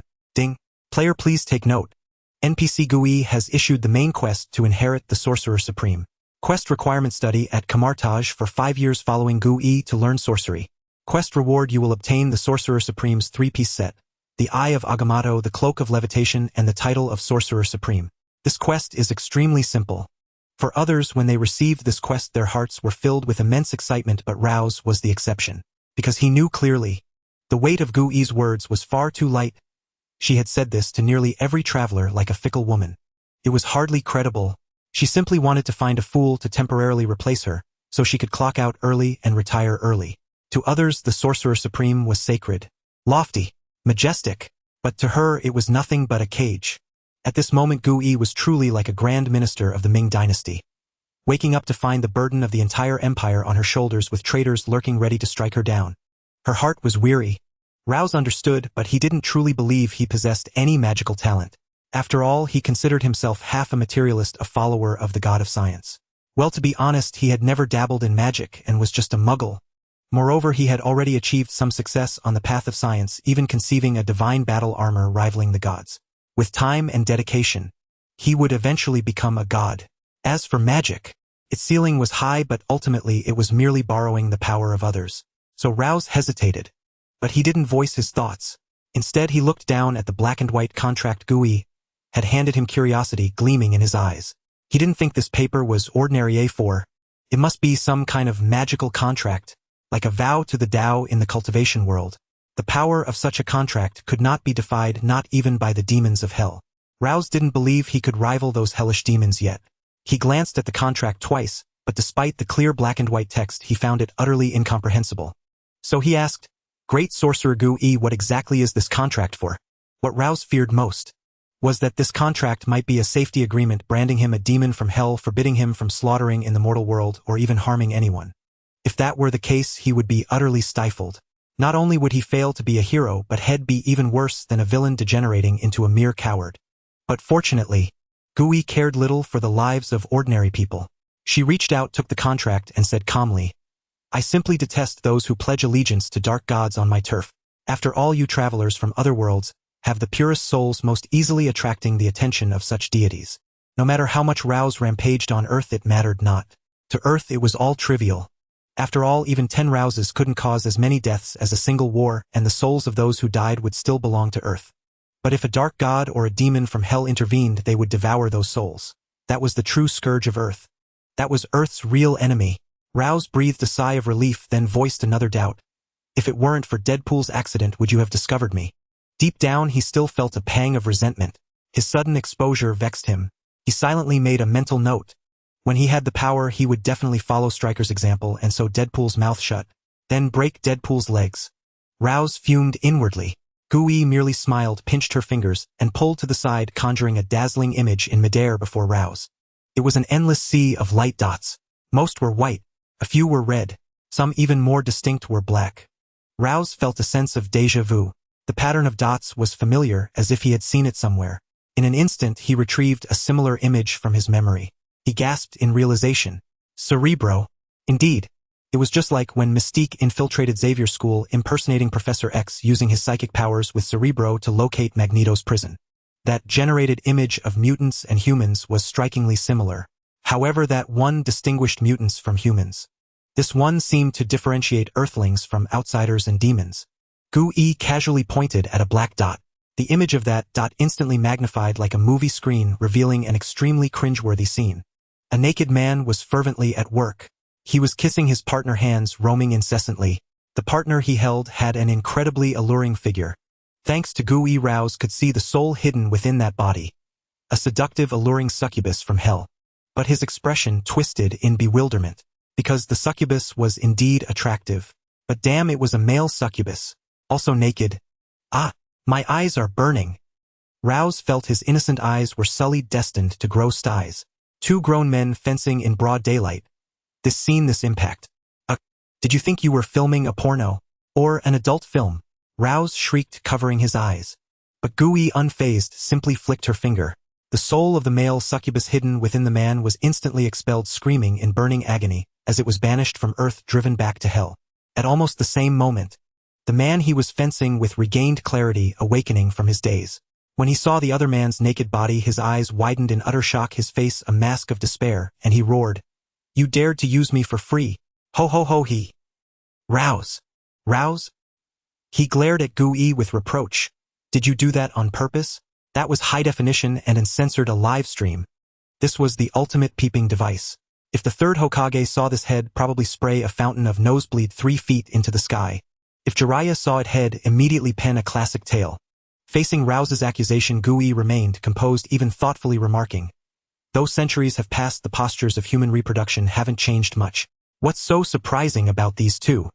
I've seen far more bizarre things. This is the simplest kind between humans. Let me tell you.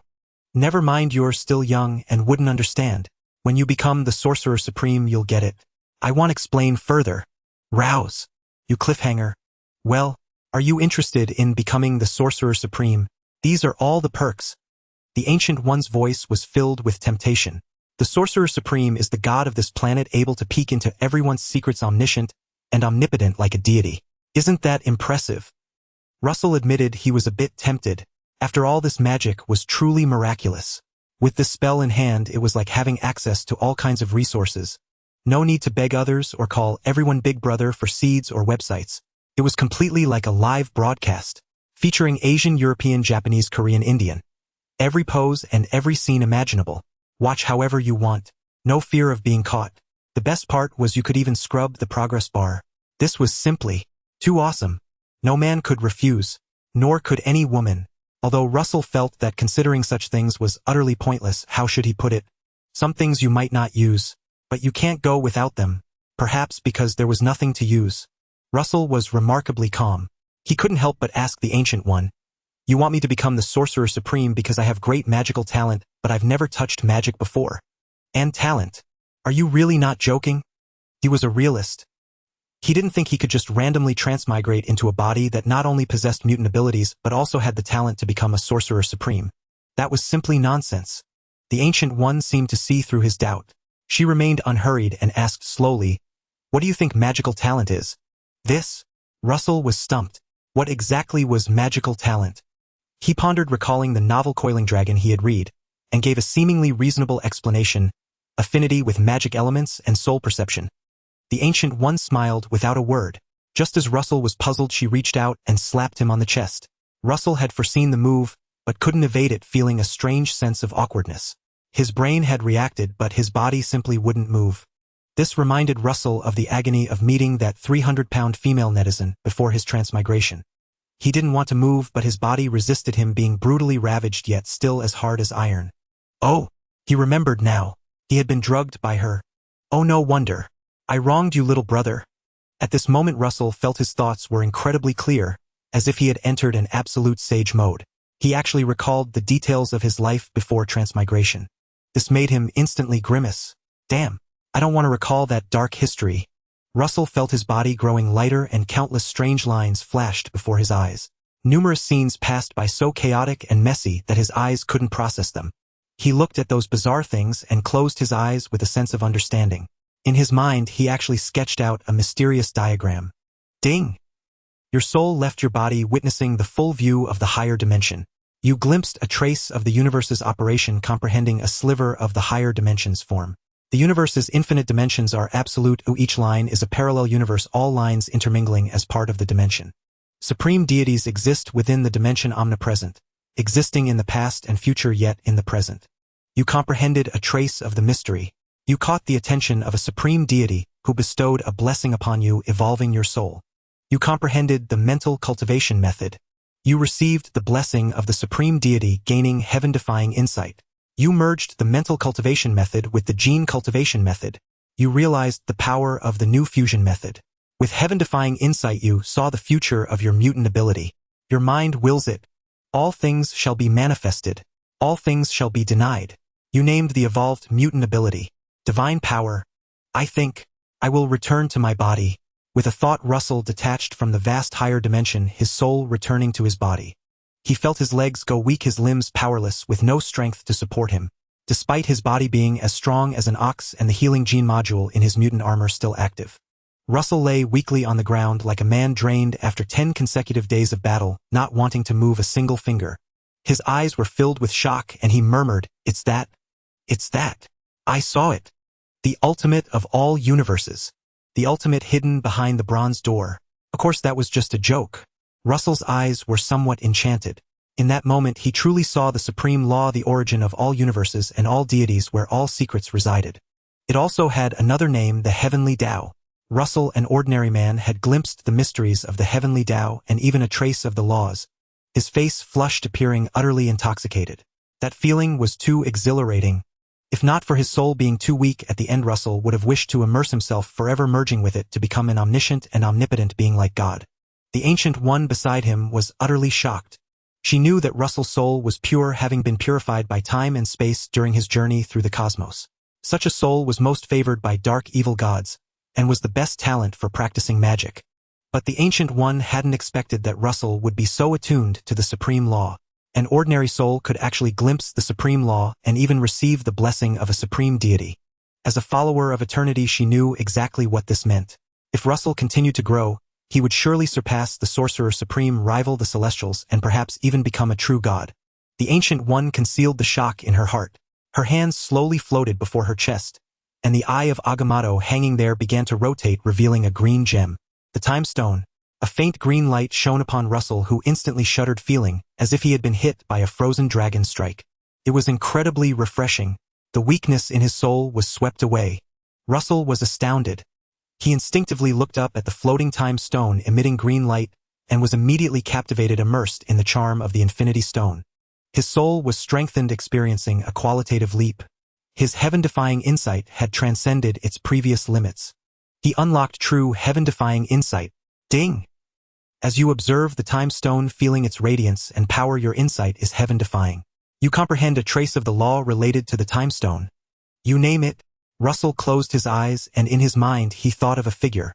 Without hesitation, he named the ability he had comprehended from the Time Stone. Transcendence of self, transcendence of eternity. Transcendence of self, transcendence of eternity. Immerse your soul's power in the river of time, communicate with the past and future, and at a certain cost briefly pull out the future self or others from the river of time. The future self possesses self-awareness, future memories, and future power. The stronger the target and the longer their existence, the greater the cost to the user. Russell was too excited to speak. He even wanted to laugh uproariously. What was true heaven-defying insight? What was a true divine ability? This was it. This was it. Truly epic.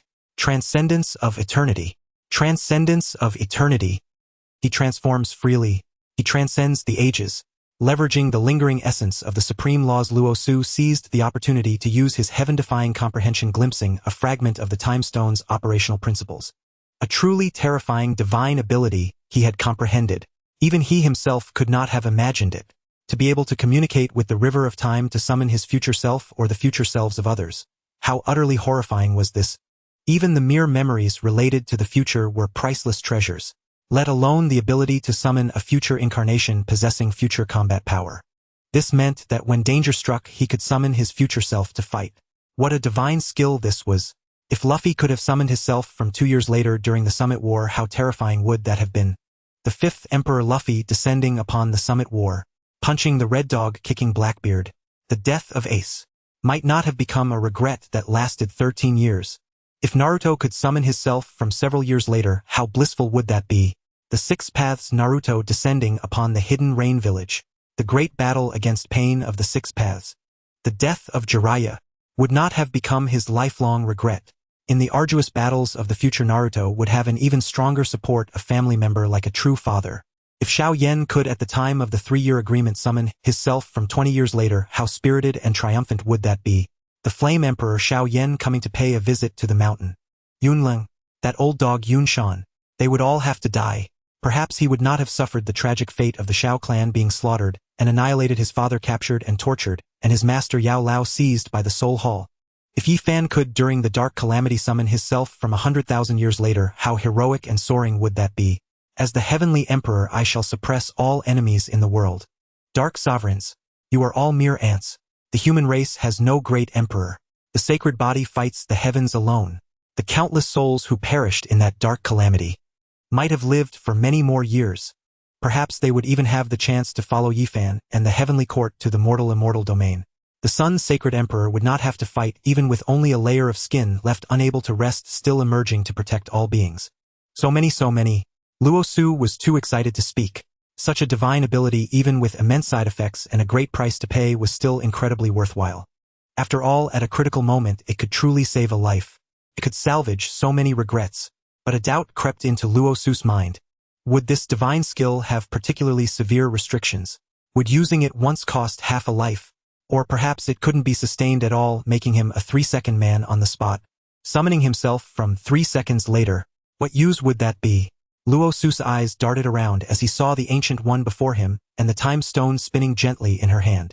A bold idea suddenly occurred to him. What if he used his transcendent transformation through the ages technique, paid a certain price to summon his future self, and then used the time stone to directly reverse time? Could he erase the price, and then use the time stone repeatedly, constantly exploiting this bug? Luo Su smiled. He felt that he could become a god today. Ahem. Luo Su coughed lightly, then spoke righteously to the Ancient One. Great Sorcerer, Ancient One. I suddenly feel that what you said is very right. Since I possess the talent to become the Sorcerer Supreme, I should work hard, diligently study magic, earnestly learn new ideas, strive to be a new youth of the new era, and be irreconcilable with sin and darkness.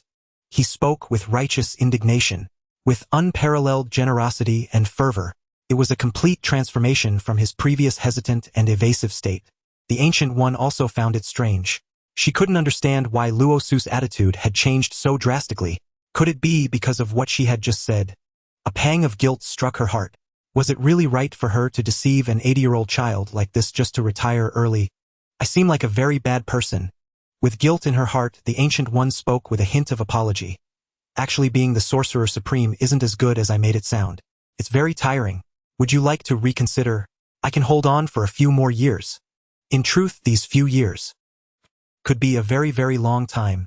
She had long since become adept at it, daily pilfering some dark energy from the dark dimension's Dormammu to extend her own life, practically treating his dark realm as her own home.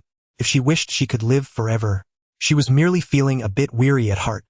Her soul, which followed the eternal, was pure and clean, but her body was indeed filled with Dormammu's dark energy, that decayed and corrupt scent. She was sick of it. While the Ancient One was immersed in guilt and shame, Luo Su was growing frantic. He had no idea what the Ancient One was thinking. Having lived for so many years, she had mastered the art of controlling her emotions, perfectly making it impossible to discern her inner thoughts from her tone or expression. Luo Su feared she might have seen something in the time stone, like him wreaking havoc, doing as he pleased, standing above all beings as a tyrant, and was now planning to hesitate for a while longer. His heart screamed, I truly, truly want to be a vanguard of justice. Once an opportunity to become the Sorcerer Supreme lay before me, and I did not cherish it. Now I regret it deeply. If I had another chance, I would definitely say those 5 words. Do me in. Come on. You have single-handedly shouldered the heavy burden of saving the Earth. You are truly great, a great person. I want to share your burden. I really admire you. Luo Su gritted his teeth. To become the Sorcerer Supreme, he employed his past lives' shameless skills, offering a small flattery. The Ancient One was deeply gratified, and even more guilty. Look at this, what an understanding child. And I was planning to deceive him against my conscience. I truly deserve to die. Actually, there's no need to rush. Besides your magical talent, I sense that you also possess the comprehension to perceive the supreme laws. This will be the foundation for you to become a supreme being. But talent does not mean everything. Hard work is also a very important part. Although your comprehension is strong, you still need to read a vast number of books and absorb a great deal of knowledge. Only with sufficient knowledge will your comprehension have more inspiration to help you go further. Luo Su was stunned. He understood. Wasn't she telling him to go to school, to attend university? He found it absurd. I, a god among men, choose not to become the king of mutants but to go to university. Although it was indeed good advice, the prerequisite for heaven-defying comprehension was indeed profound knowledge. But Luo Su really didn't want to work hard. He wanted to take shortcuts. Luo Su steeled his heart, directly placed his hand over his heart, furrowed his brow, and applied the experience he had gained from that 300 female netizen in his past life. Don't talk, just take the bull by the horns. Oh, what's wrong with me? Why do I feel so terrible? Luo Su cried out strangely, as if he had fallen gravely ill. In his heart, he directly urged his divine ability, transcendent transformation through the ages. Summon the future incarnation. Russell's acting was truly remarkable, worthy of an Academy Award. He knew that the Ancient One had lived for nearly 700 or 800 years, witnessing countless demons skilled in seduction, making her a seasoned expert in human nature. An ordinary disguise would have been seen through instantly, so Russell played a ruthless card, silently reciting, one cannot catch a wolf without risking the bait. He activated his heaven-defying comprehension, pulling his memory back to his past life like dragging a timeline, rewinding to that unbearable night. He lay weakly on the bed, his face twisted in agony, as he was mercilessly ravaged by the 300-pound female netizen, lashed repeatedly by the whip in her hand. That wave of torment surged once more. Russell cried out in pain. His screams filled with despair and utter misery. Even the Ancient One was startled, for with her centuries of experience, she could clearly sense the raw sincerity in Russell's cries. There was no trace of pretense. What had happened? Where was he injured to cry so wretchedly? The Ancient One had no desire to see Russell die, for he was the most promising candidate she had found to succeed the Sorcerer Supreme. If she could nurture him well, she could retire at least a decade early. 10 years. For a working soul, what thrilling news that was. The Ancient One's face grew solemn. Using her eye of magic, she examined Russell's body from within, and without finding no injuries. Instead, it was ceaselessly absorbing the free-floating energy of the world, steadily strengthening both flesh and soul. She was stunned on the spot. What was this power that could simultaneously fortify the body and the soul? It was akin to the Celestials themselves, who merely by sleeping and breathing unconsciously could absorb a planet's energy and grow mighty. Born as a divine being. In other words, Russell was a nascent growing Celestial. One destined to achieve godhood faster than those slumbering within planetary cores. The title of Sorcerer Supreme was merely a stepping stone for him, far from the pinnacle of his potential. Though shaken to her core, the Ancient One did not cease her observation. Finding no physical injuries, she turned her gaze to his soul. His soul, having undergone the baptism of time and space, had fused perfectly with his physical form. An impeccable match, making him a true and genuine earthling. This was why the Ancient One wished him to become the Sorcerer Supreme. Russell had fully merged with this earth and this body, shedding all traces of an alien soul. If not for the Deadpool from other universes wandering about, she might never have discovered him. As for altering the future, the Ancient One sighed in weariness. True, she could glimpse the future through the time stone, but the future was ever-changing, countless possibilities at every moment. If one wished to see, there were tens of billions of potential futures, or rather an infinite tapestry. Her discovery of Russell was truly a stroke of luck. The Ancient One examined him meticulously, but what struck her even more was the discovery that Russell's soul was pure beyond measure, bearing faint traces of the supreme laws, and even the blessing of a supreme deity. He was destined to become a god. The Ancient One could not articulate her thoughts, but she was certain she must make Russell the Sorcerer Supreme, for only then could she retire ahead of schedule. Since no flaw could be found in his soul or body, she decided to resort to trickery. The Ancient One extended her hands, suspending them before her chest in a familiar gesture. The eye of Agamotto, hanging and rotating, emitted a clicking sound as the pale green time stone radiated light, shining upon Russell. But at that very moment, Russell reached out and pressed his hand directly onto the time stone. The glowing time stone dimmed its radiance, and the eye of Agamotto began to spin on its own, sealing the stone once more without any command from the Ancient One. The Ancient One's pupils dilated instantly. A storm raged within her heart, calm for eons. What had she just witnessed? By eternity, she had seen someone forcibly prevent her from using the time stone, seizing control of the supreme artifact, the eye of Agamotto, without her slightest awareness. Even Dormammu could not accomplish such a feat. Who are you? You are not him. The Ancient One retreated in shock. The Russell who had terrified her merely patted his mouth, yawned, as if the earth-shattering act had nothing to do with him. He glanced at the Ancient One, then exclaimed in sudden realization, "Oh, if it isn't the great Ancient One. Still kicking Ultimer. The Ancient One, oh dear. It's all those rascals at Camartage. They're too reckless. I told them to keep the second head 7th-day cup modest, not to go overboard. Look at this. They've even disturbed your deceased self. Utterly disgraceful. They'll teach them a lesson with my whip." Russell kept muttering, leaving the Ancient One utterly bewildered, her mind buzzing. What was the head 7th-day cup? When had she passed away? Seeming to read her confusion, Russell slapped his thigh and yelped, "Ah, this brat. No wonder something felt off. He's slacking off again, trying to coast on my efforts. Damn it, I endured so much hardship back in the day, and he wants a free ride. Pah," he cursed. "I weathered the storms, and you want to escape either. You're going to suffer through it all." With that, Russell twirled his finger, and a pale golden portal appeared before him, from which a cell phone dropped out. "Let me see. What year is it? What's happened? Blame that woman. Her constitution was too strong, drained me dry, my memories all jumbled, can't recall.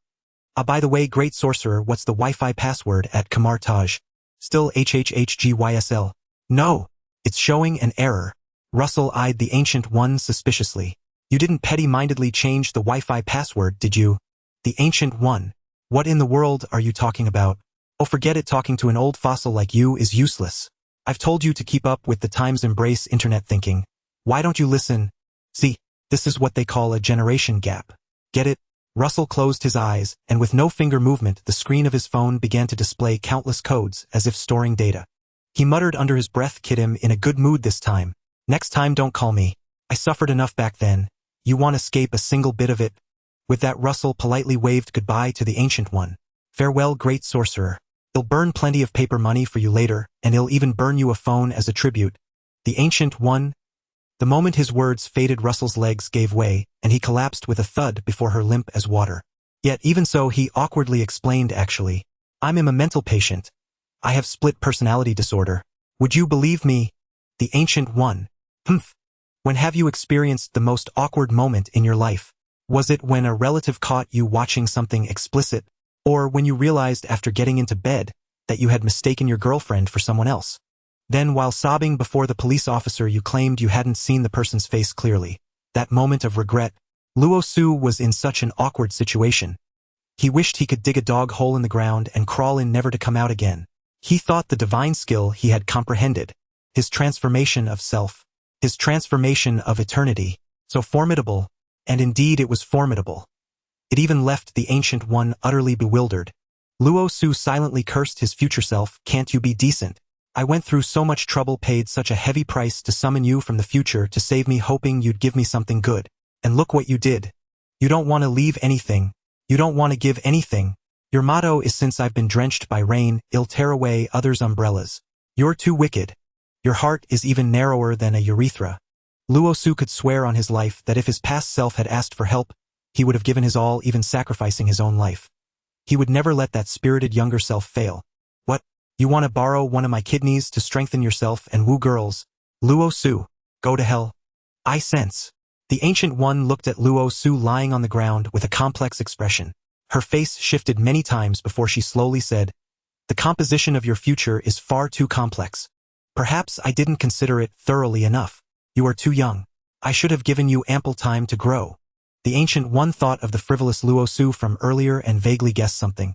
She extended her hand and layers of golden rings appeared on her arm, enveloping Luo Su. Luo Su's pale complexion visibly reddened, and the side effects of using his transformation of self to summon his future self were greatly alleviated. He sensed that in a few months he could use it again. A cooldown of a few months. Compared to the miraculous effects, it was almost without cost.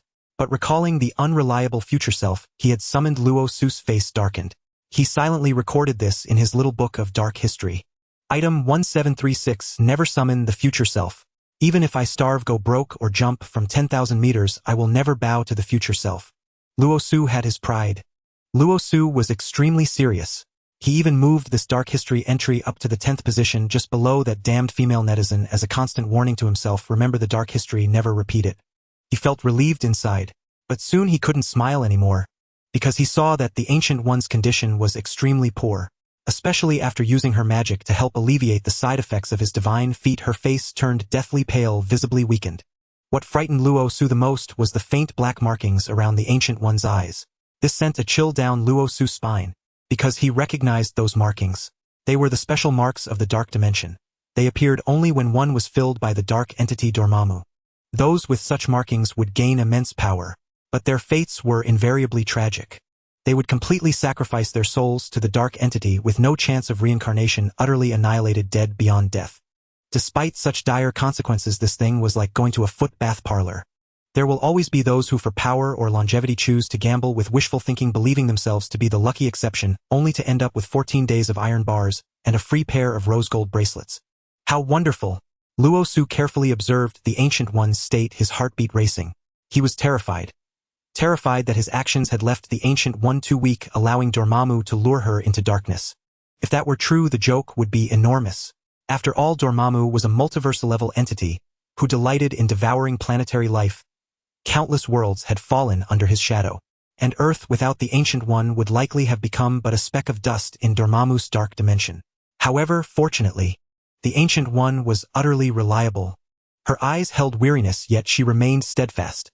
But her expression was exceptionally grave and her tone severe. You are too reckless. The power of time is not something mortals can meddle with. It is an abyss. When you toy with time, time toys with you. As the wielder of the Time Stone, the Ancient One had seen too many futures. At first she found it novel and useful. She had also tried to change the future to alter her own timeline to make her universe's future better. But how could that be? You cannot change the course of a world. Just as you cannot change the balance of your bank account. There will always be inexplicable things. There will always be inexplicable reasons. There will always be inexplicable things. There will always be inexplicable women. keeping your bank balance from ever soaring, always preventing you from experiencing that cold numerical sensation. Facing the severe warning from the Ancient One, a true master of time, Luo Su shed his playful attitude and nodded earnestly. Seeing her undisguised fatigue, he felt deep guilt. "I'm sorry. It's my fault. I was too pleased to see you," the Ancient One reproached herself. "It made me overlook something. Becoming the Sorcerer Supreme requires not only talent but also many other things. Do you want to change?" "Yes." Luo Su was deeply moved and nodded with utmost sincerity. But he soon felt he might have fallen into the Ancient One's trap, because she smilingly produced a thick book from behind her back. How thick? It was only slightly shorter than Luo Su himself. Staring at the book, which was at least 1.5 meters thick, he fell into contemplation. "You call this a book?" The Ancient One's eyes sparkled with amusement. "Since you've decided to work hard, then start studying. Master this set of 30-year simulation 50-year spellcasting spell manual. This is just the beginner's level.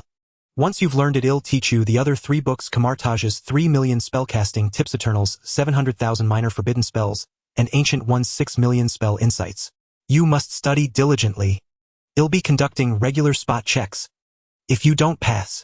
The Ancient One revealed an extremely genial smile. She clasped her hands behind her back and looked up as if in thought. "Tell me, wouldn't a boy look adorable in a little dress?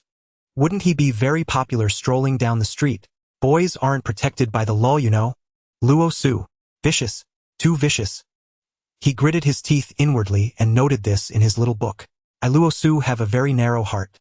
When I become Sorcerer Supreme, the entire Kamartaj will have to recite the 7 Lamentations every day. I, Luo Su, have spoken. Even if Jesus came, it wouldn't change." Russell couldn't recall his mood when he entered Kamartaj, but one thing was certain. He left in tears, especially when he held that meter-thick tome, the so-called 30-year simulation 50-year spellcasting magic manual. He finally couldn't hold back and wept to the heavens. It was utterly outrageous. Ever since he graduated high school, no one had ever pushed him this hard. Did they think he was still that high schooler who woke up earlier than the roosters, slept later than the dogs, ate worse than the pigs, and obeyed more than the rabbits? Russell practically stepped out of the teleportation circle from Kamartaj and immediately kicked the magic tome. He gathered his strength. He aimed. With a powerful strike, a loud bang echoed. Under Russell's terrifying might, the heavy book soared across thousands of meters, landing precisely in the soccer goal of the mutant base. A long-range, unstoppable shot. "Ha! I scored." Just as Russell was chuckling to himself, a spark of fire flashed before him, and the very magic book he had kicked so hard dropped right back at his feet. It seemed as if to demonstrate how it had happened. Or perhaps it was merely a coincidence. A golden portal appeared before Russell. A hand reached out, tossed him a phone, and then withdrew. The portal vanished, leaving only the crackling sparks behind. Russell was speechless. "Oh dear. How clumsy of me. Look, the book fell to the ground. It breaks my heart." With a look of feigned distress, Russell picked up the magic tome, cherishing it as if it were a precious figurine.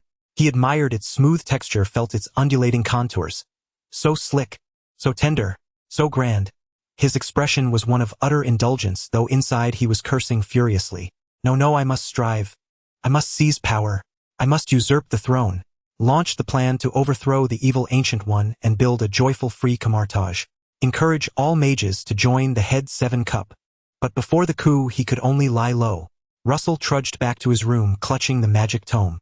He was still a man among men, but with a patriarch looming overhead. That was the real pain.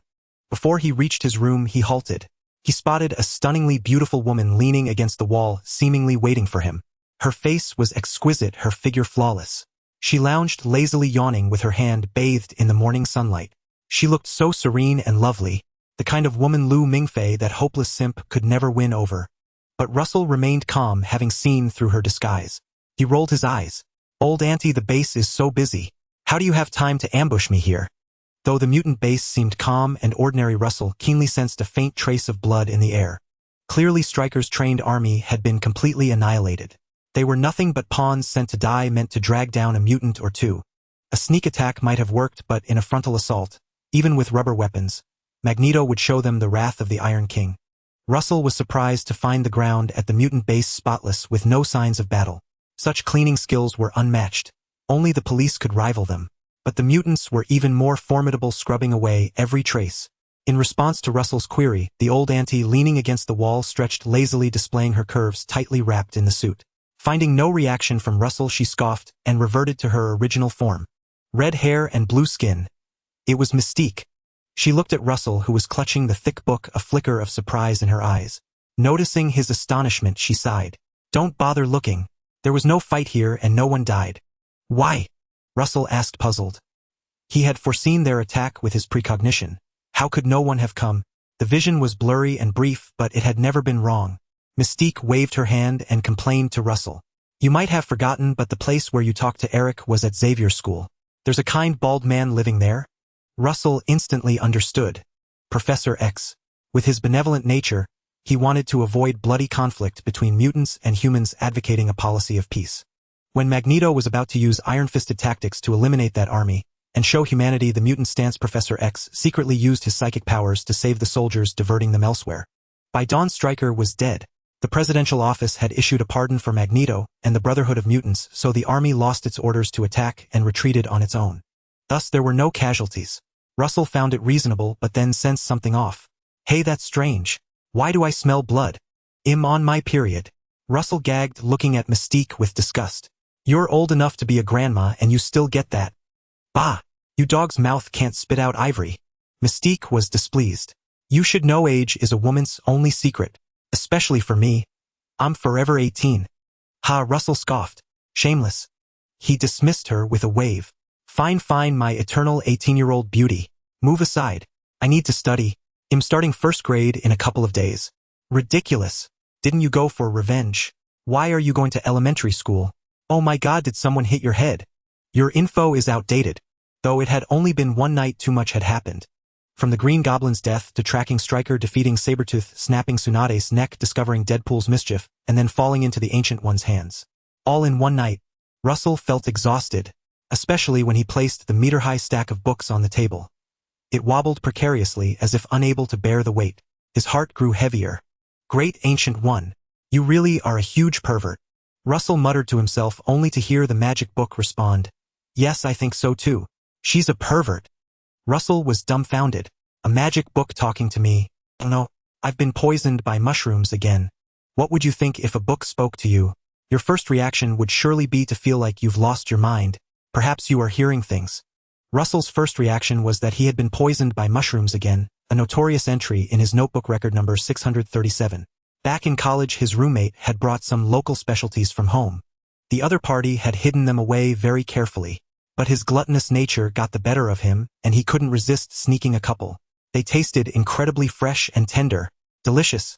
At the time, Russell didn't realize the severity of the situation until he saw his desk rising up and starting to play Honor of Kings right in front of him. That's when he understood how dire things had become. But Russell quickly dismissed that thought. From within the thick book, a mass of dark, sticky liquid oozed out like water from the hand. It formed a gigantic black head with glaring white eyes above the book. It truly resembled a monster, especially its gaping mouth filled with countless teeth along with a long toad-like tongue that stretched far. At a glance, it exuded an overwhelming aggressiveness. Almost instantaneously, Russell recognized its identity as it was too distinctive. A symbiote. To be precise, it was the weakest variant in the symbiote family. Venom. The history of the symbiote family is exceptionally ancient, and they possess their own deity, the god of symbiotes, Gnarl. Born during the time of the cosmic explosion, they belong to an ancient species. Their strength is formidable, requiring no host to survive, relying solely on their own power. Complemented by a powerful artifact, they forged the Black Death Sword.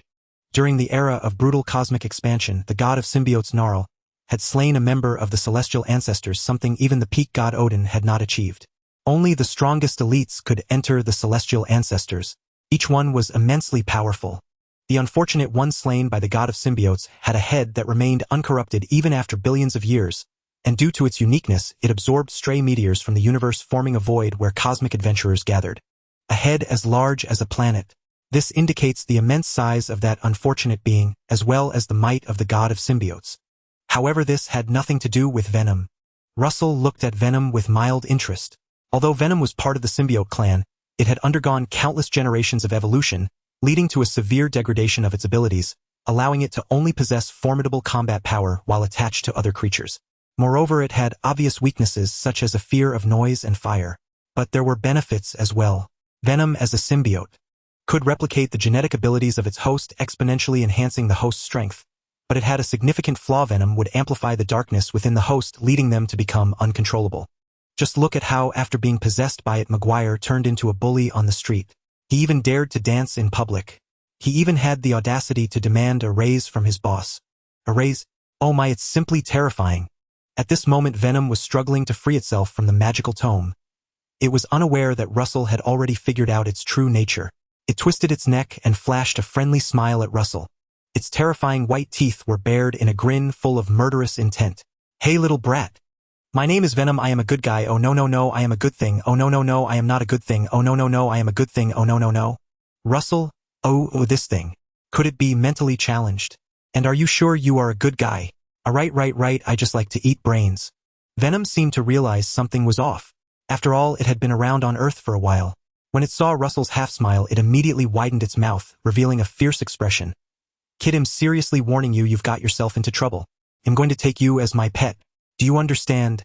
You little brat will be my little underling from now on. Before it could finish its sentence, Russell's face darkened, and with a punch he flattened Venom. Without a host, Venom was nothing but a clump of mush lacking any significant combat power. Not to mention facing a freak like Russell. Venom was immediately dazed by the punch. Its eyes widened in disbelief as it struggled to comprehend Russell's appearance. It confirmed again and again that this was an ordinary Earth child. Oh wait, that's not right. How could an ordinary Earth child be this strong? Had it been on hormones? Before Venom could react, Russell's fist struck its head again, squashing its entire body, embodying the principle of hospitality. After all, Confucius said, when friends come from afar, one should meet them with a fist. Let's reason it out. Venom hurriedly dodged, but its heightened sensitivity, far superior to ordinary creatures, seemed ineffective. No matter how it tried to evade Russell's punch, followed it precisely and landed heavily on its head. It transformed into liquid, darting around the pages of the book. But it couldn't escape at all. No matter where it emerged, it was met with a punch to the face, causing it to yelp in pain, stars dancing in its eyes. Venom felt utterly frustrated and increasingly furious. Thus it decided, Daddy, stop hitting me. I was wrong. Venom knelt down, promptly displaying a clean and decisive submission, completely shedding its earlier arrogant demeanor of wanting to take Russell as its pet and being as obedient as possible. Seeing its obedient attitude, Russell nodded in satisfaction. It seemed that reason could indeed be communicated. Confucius was right. As long as one speaks reason, even guests from afar can understand. Just look at how right that is. Not only guests from afar can understand, but even extraterrestrial beings can comprehend. Tell me, where did you come from? I was following that Deadpool, that damned turtle bastard, a son without an anus. He runs around everywhere and I've had enough of him. His mouth never stops yapping. I'm about to die of annoyance. I even stabbed him 700 or 800 times and he just won't die. Venom recalled its hellish previous encounter and nearly broke down. That trash-talking Deadpool had truly driven it to the brink of insanity. He ran to this universe seeking revenge. To be honest, I feel that guy named Strick is really talented, possessing foresight. He actually managed to come up with a solution. He sealed Deadpool's mouth. Ha ha ha, so imaginative, so spot on. You should have seen the expression on Deadpool's face when he lost his mother. That scoundrel finally hit a wall, getting kicked hard in the butt. Felt so good. I really couldn't stand his irritating voice. I finally escaped. I got out. I miss the fresh air outside so much. I yearn for this kind of free, quiet space without that annoying guy's voice. Oh my god, this is wonderful. I feel like I've truly come back to life.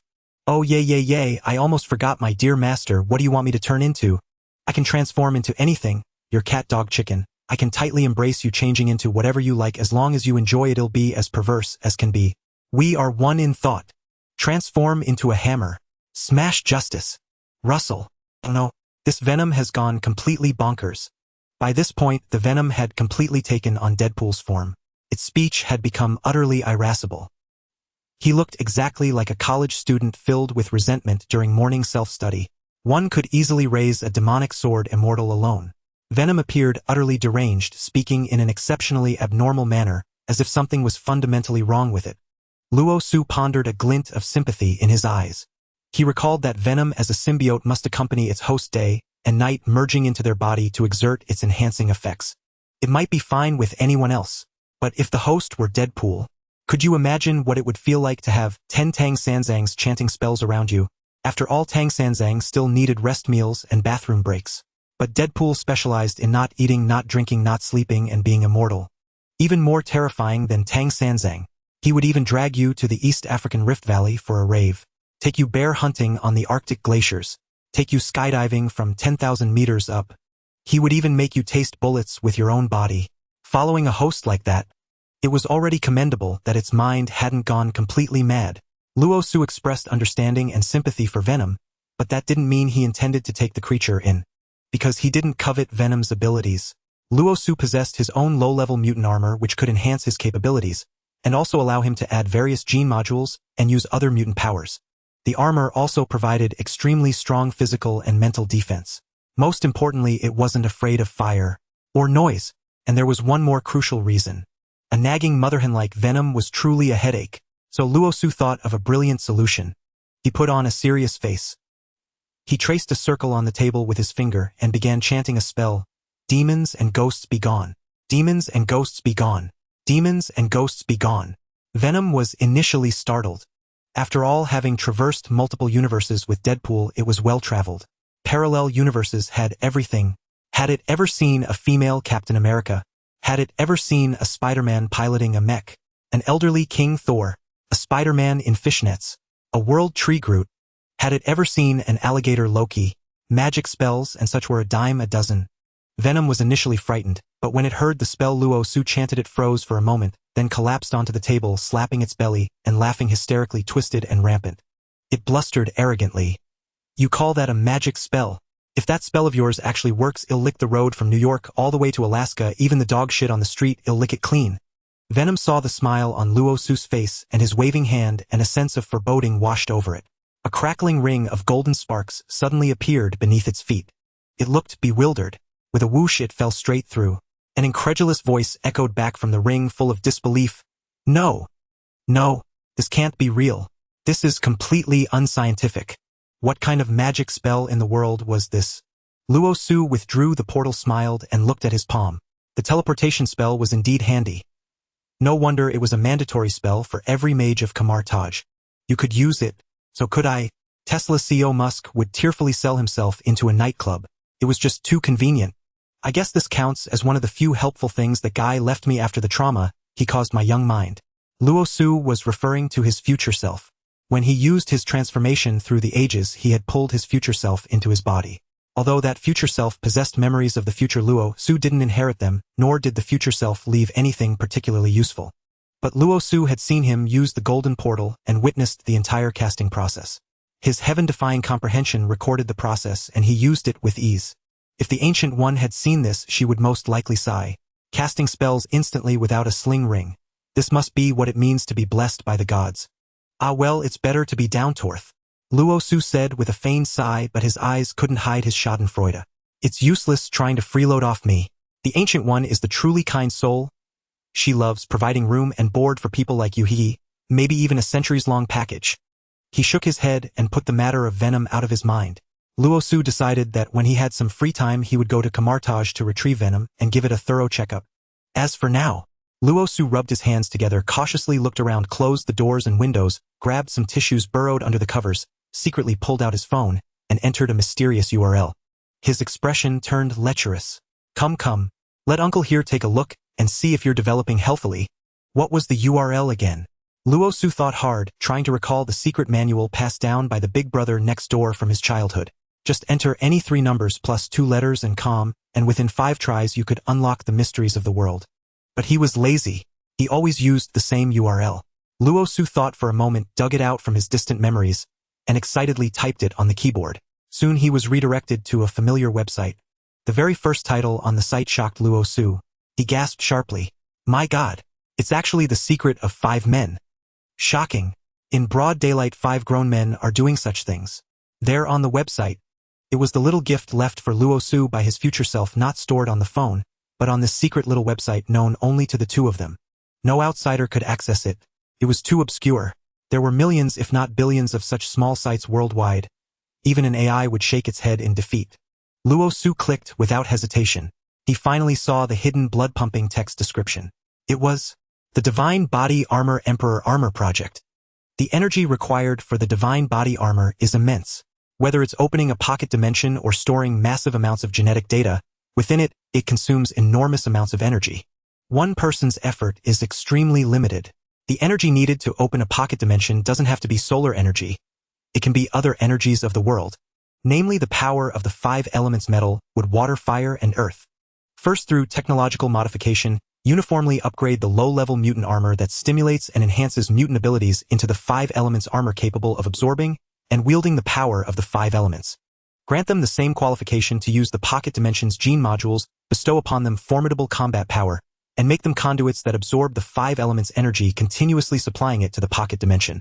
The more 5 elements armor bearers there are, the stronger the pocket dimension becomes. When the 5 elements unite, the Emperor of Light, who merges the power of all 5 elements armors, will appear. The 5 elements armor technology is as follows. The Emperor armor technology is as follows. Luo Su watched, utterly dumbfounded. Wasn't this just treating all mutants as power banks? Not only did they have to collect energy themselves, but they also had to provide their own genetic data for free and help maintain and develop the pocket dimension. And the key was they themselves would think they had hit the jackpot. This was like making others work for you for free while still paying them a salary, and they did it willingly, working with manic enthusiasm. Even a capitalist would weep. Even a banker would feel ashamed. Luo Su couldn't help but let out a heartfelt sigh. You have finally become the people's entrepreneur you despised the most. It was indeed a plan born from his future self. Luo Su merely glanced at it, and in his heart he roughly understood what his future self had in mind. The threshold for the divine body armor was too high. The subdivided Emperor armor plan was entirely modeled after the construction of supercivilizations from the Supergod Academy. It meant pooling the strength of a civilization to create a dark dimension, constantly capturing vast resources through war and plunder to build it up. Then all power would be concentrated to create a single sovereign deity, the ultimate individual combat strength. The sovereign deity held the highest authority and could command all the forces of a civilization, while other bearers were merely soldiers evolved from the same template. It was like the difference between the angel Queen Kesha and ordinary angels. Now Luo Su was that sovereign deity. The Emperor armor plan was to treat all mutants as ordinary angels, making them willingly invest in building the alternate dimension. The stronger the dimension, the more powerful the 5 elements power they could wield, and the greater their combat prowess. In other words, Luo Su alone was leading the entire mutant race to ascend, to become gods, to transcend as immortals. Yet a trace of confusion lingered in his heart. Are you okay? Are you okay? Luo Su couldn't quite figure it out. With his extraordinary insight, his mutant abilities, and his exposure to magic, the possibilities for his future were simply too numerous. There was absolutely no need to execute the Emperor armor plan. The low-level mutant armor was merely a combat tool he had hastily developed to handle the president's war directives and to counter Stryker. Compared to Mech's, he favored physical transcendence. Especially since forging the so-called divine body armor and building a divine civilization would take not just a year or two. It might take 100 years or more. The angel civilization of the Supergod Academy had been built over hundreds of thousands of years, yet the combat power of their sovereign deity was unimpressive. It couldn't even withstand a supernova explosion. Superman would smile in silence. But soon, Luo Su found himself slapping his own face, for he read on to the final chapter of the Emperor armor plan, the ultimate description of the Emperor armor. He who dons the Emperor armor can invoke the heavenly Tao, absorb the radiance of the sun and moon, and even in death, his soul remains indestructible, allowing rebirth. As long as the 5 elements endure, the Emperor shall never fall. The Emperor shall possess a lifespan as eternal as a star, never aging. The forging of the Emperor armor must have drawn inspiration from the solar civilization of the Supergod universe. Any emperor could harness and control the power of stars. Even a fraction of it could easily destroy a civilization or even an entire planet. Beyond power, it was eternal life that made Luo Su's breath quicken. Forget eternity. If he could live even as long as Mother Earth, that would be an incredible win. Draining others' vitality to wildly extend one's own lifespan. It was even more disgusting than a boss who tells you to work hard while he drives luxury cars and dates young models. Luo Su pondered for a moment and said, "That's so cool. Hating capitalists, detesting capitalists, understanding capitalists, becoming a capitalist, surpassing capitalists, and finally evolving into an entrepreneur." Luo Su was swayed by the benefits of being emperor. But what shocked him even more was another matter. The future self I pulled back using transcending epics was still young, not looking very old, clearly, having just taken the position of Sorcerer Supreme not long ago. After all, the 7 Cup ceremony had only been performed twice. So it's no more than 10 years. Only 10 years. And you could easily create such an emperor plan. What difference is there between such an emperor and a god? What is Asgard compared to this? Luo Su took a deep breath. He clearly remembered that the emperor plan was just a small gift casually given by his future self, meaning the latter had even better things in store. He could no longer imagine just how powerful that guy was. Could he already have one hand on Captain Marvel's head saying he was really angry? Yikes. Terrifying. Why did such a thought cross his mind? Was it really because he had been single too long, seeing everyone as attractive? Luo Su shook his head fiercely. Without hesitation, he decided to push forward the Emperor Armor plan. After all, his future self wouldn't set him up. The Emperor plan was comprehensive. It included not only detailed technical data for the final Emperor Armor, but also detailed specs for the 5 elements armor upgraded from the mutant armor. The technical requirements were not high. It was entirely feasible to build. Luo Su pulled out his phone, stared at it for a moment, and a red light flickered in his eyes as an unfamiliar number appeared on the screen. He nodded in satisfaction and pressed the call button. A familiar voice came from the other end, filled with confusion. Who is this? Luo Su was blunt. Old man, get home quick and drop some gold. On the other end of the line, Magneto was dumbfounded. Magneto was utterly bewildered. He looked at the phone in his hand, then at Professor X, who was conversing with government officials, his mind full of question marks. How did Luo Su know he was here? And how did he know there was a phone nearby? And the number? He hadn't told anyone about today's itinerary. Magneto found this suspicious. He was certain the phone was a trick, a human scheme. These damned humans clearly didn't want to end the war. I told you, humans must be dealt with by iron-fisted methods. Charles, you were wrong. I was right. As he was spiraling into self-delusion, Luo Su's impatient voice came through. Get back here now. I've developed an advanced version of the mutant armor. Stop sitting around doing nothing. With your king of iron intellect, you can't outsmart anyone. Magneto. I am Magneto, not the king of iron. Sure, king of iron. Magneto. I'll be right there. Magneto chose to compromise. After all, Luo Su was the mutant leader he had chosen for the next generation, and the kid not only had boundless mutant potential but was also exceptionally clever. Forget it, I'll endure. He stood up abruptly, drawing everyone's attention in the meeting. The government officials present were terrified, swallowing hard. After all, no one wasn't afraid of the world's top terrorist. Yet one brave soul mustered the courage to say, Magneto, we're in a meeting. Please sit down. Humph. Do you think you're Luo Su? Magneto left a disdainful glance, raised both hands, and lifted himself from his chair. Part of the metal roof was torn open, and under everyone's stunned gaze, he flew straight out and away. You! The man was furious. He was, after all, the second-in-command at the White House, persuaded by Tony's deep pockets to deal with the damn mutant issue. For Magneto to show him such disrespect. He turned angrily to Professor X. Look at your mutants. They are outrageously arrogant. I've never seen such arrogance. Professor X smiled, gently waving his hand. What happened? I didn't see a thing. Just now, Magneto. My eyes went blurry. I saw nothing. You're too much. The man was baffled.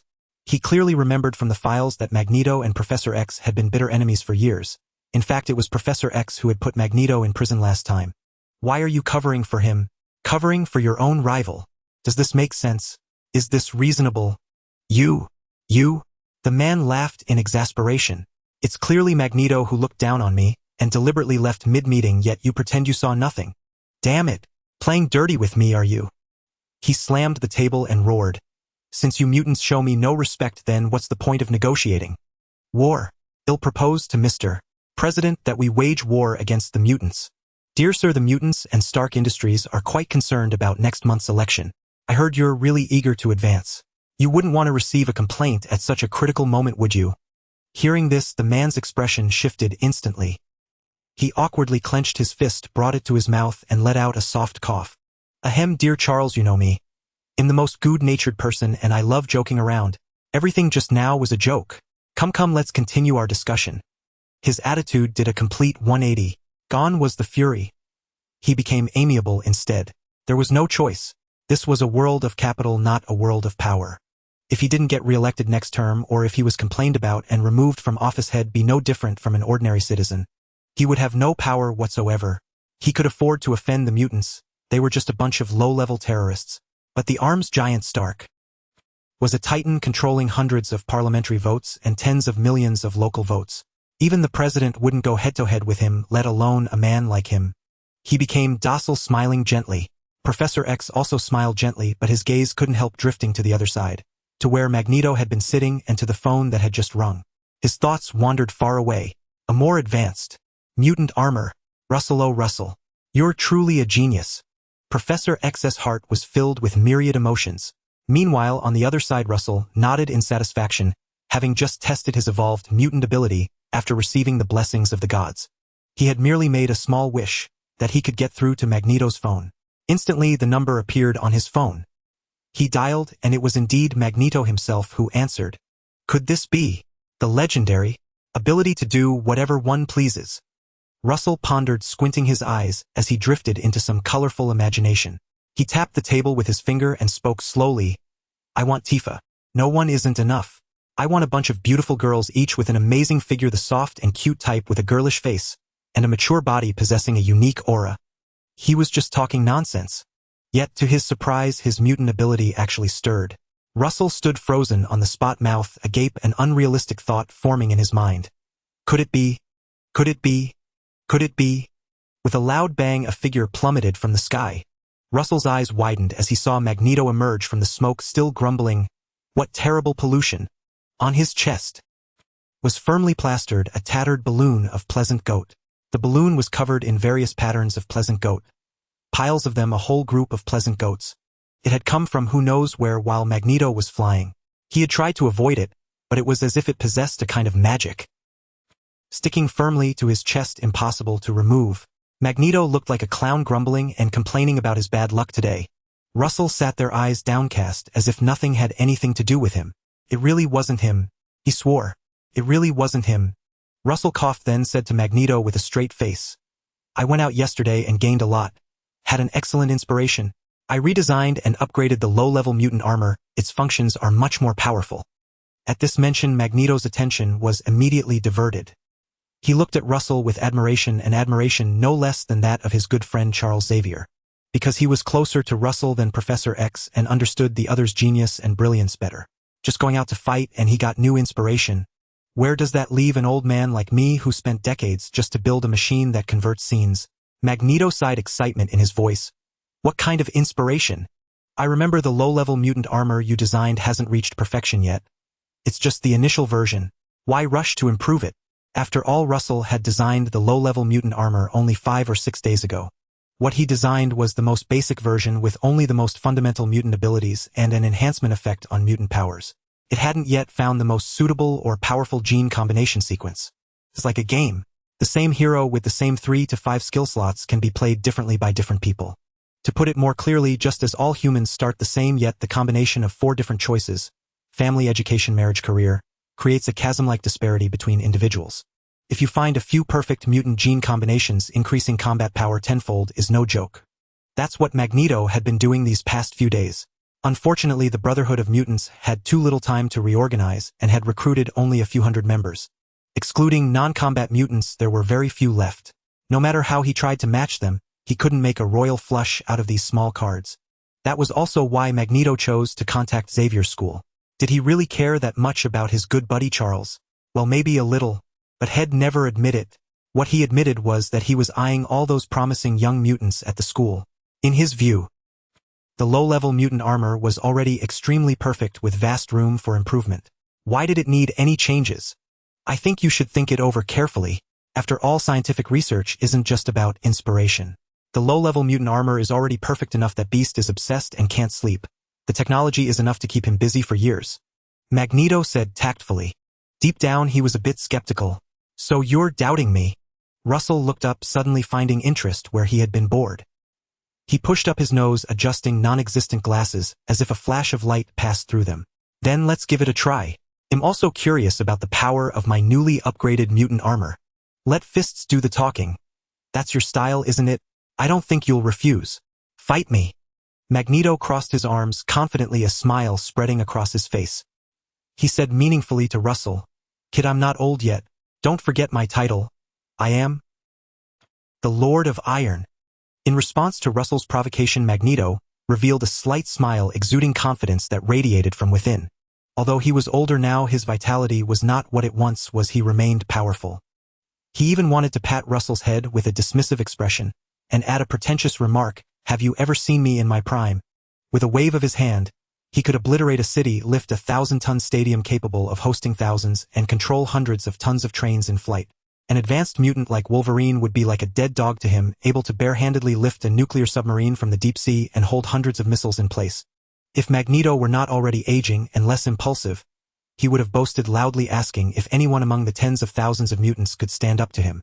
Phoenix is flying, so she doesn't count as standing. Charles is in a wheelchair, so he doesn't count either. He looked at Russell with an expression of overwhelming pity, wondering why someone who could manipulate all magnets would waste time on a so-called mech. Was he really looking for punishment? The advantage is mine, Magneto thought as he cheerfully helped Russell begin crafting a new mutant armor, focusing on the initial structure. He could still understand some aspects, but soon as more and more parts came together in bizarre combinations, Magneto found it increasingly incomprehensible. In fact, many parts of the new mutant armor were not completed by Magneto but by Russell himself. He only needed one hand to press between his eyebrows, while the other pointed at the mutant armor, causing parts and systems to materialize out of thin air.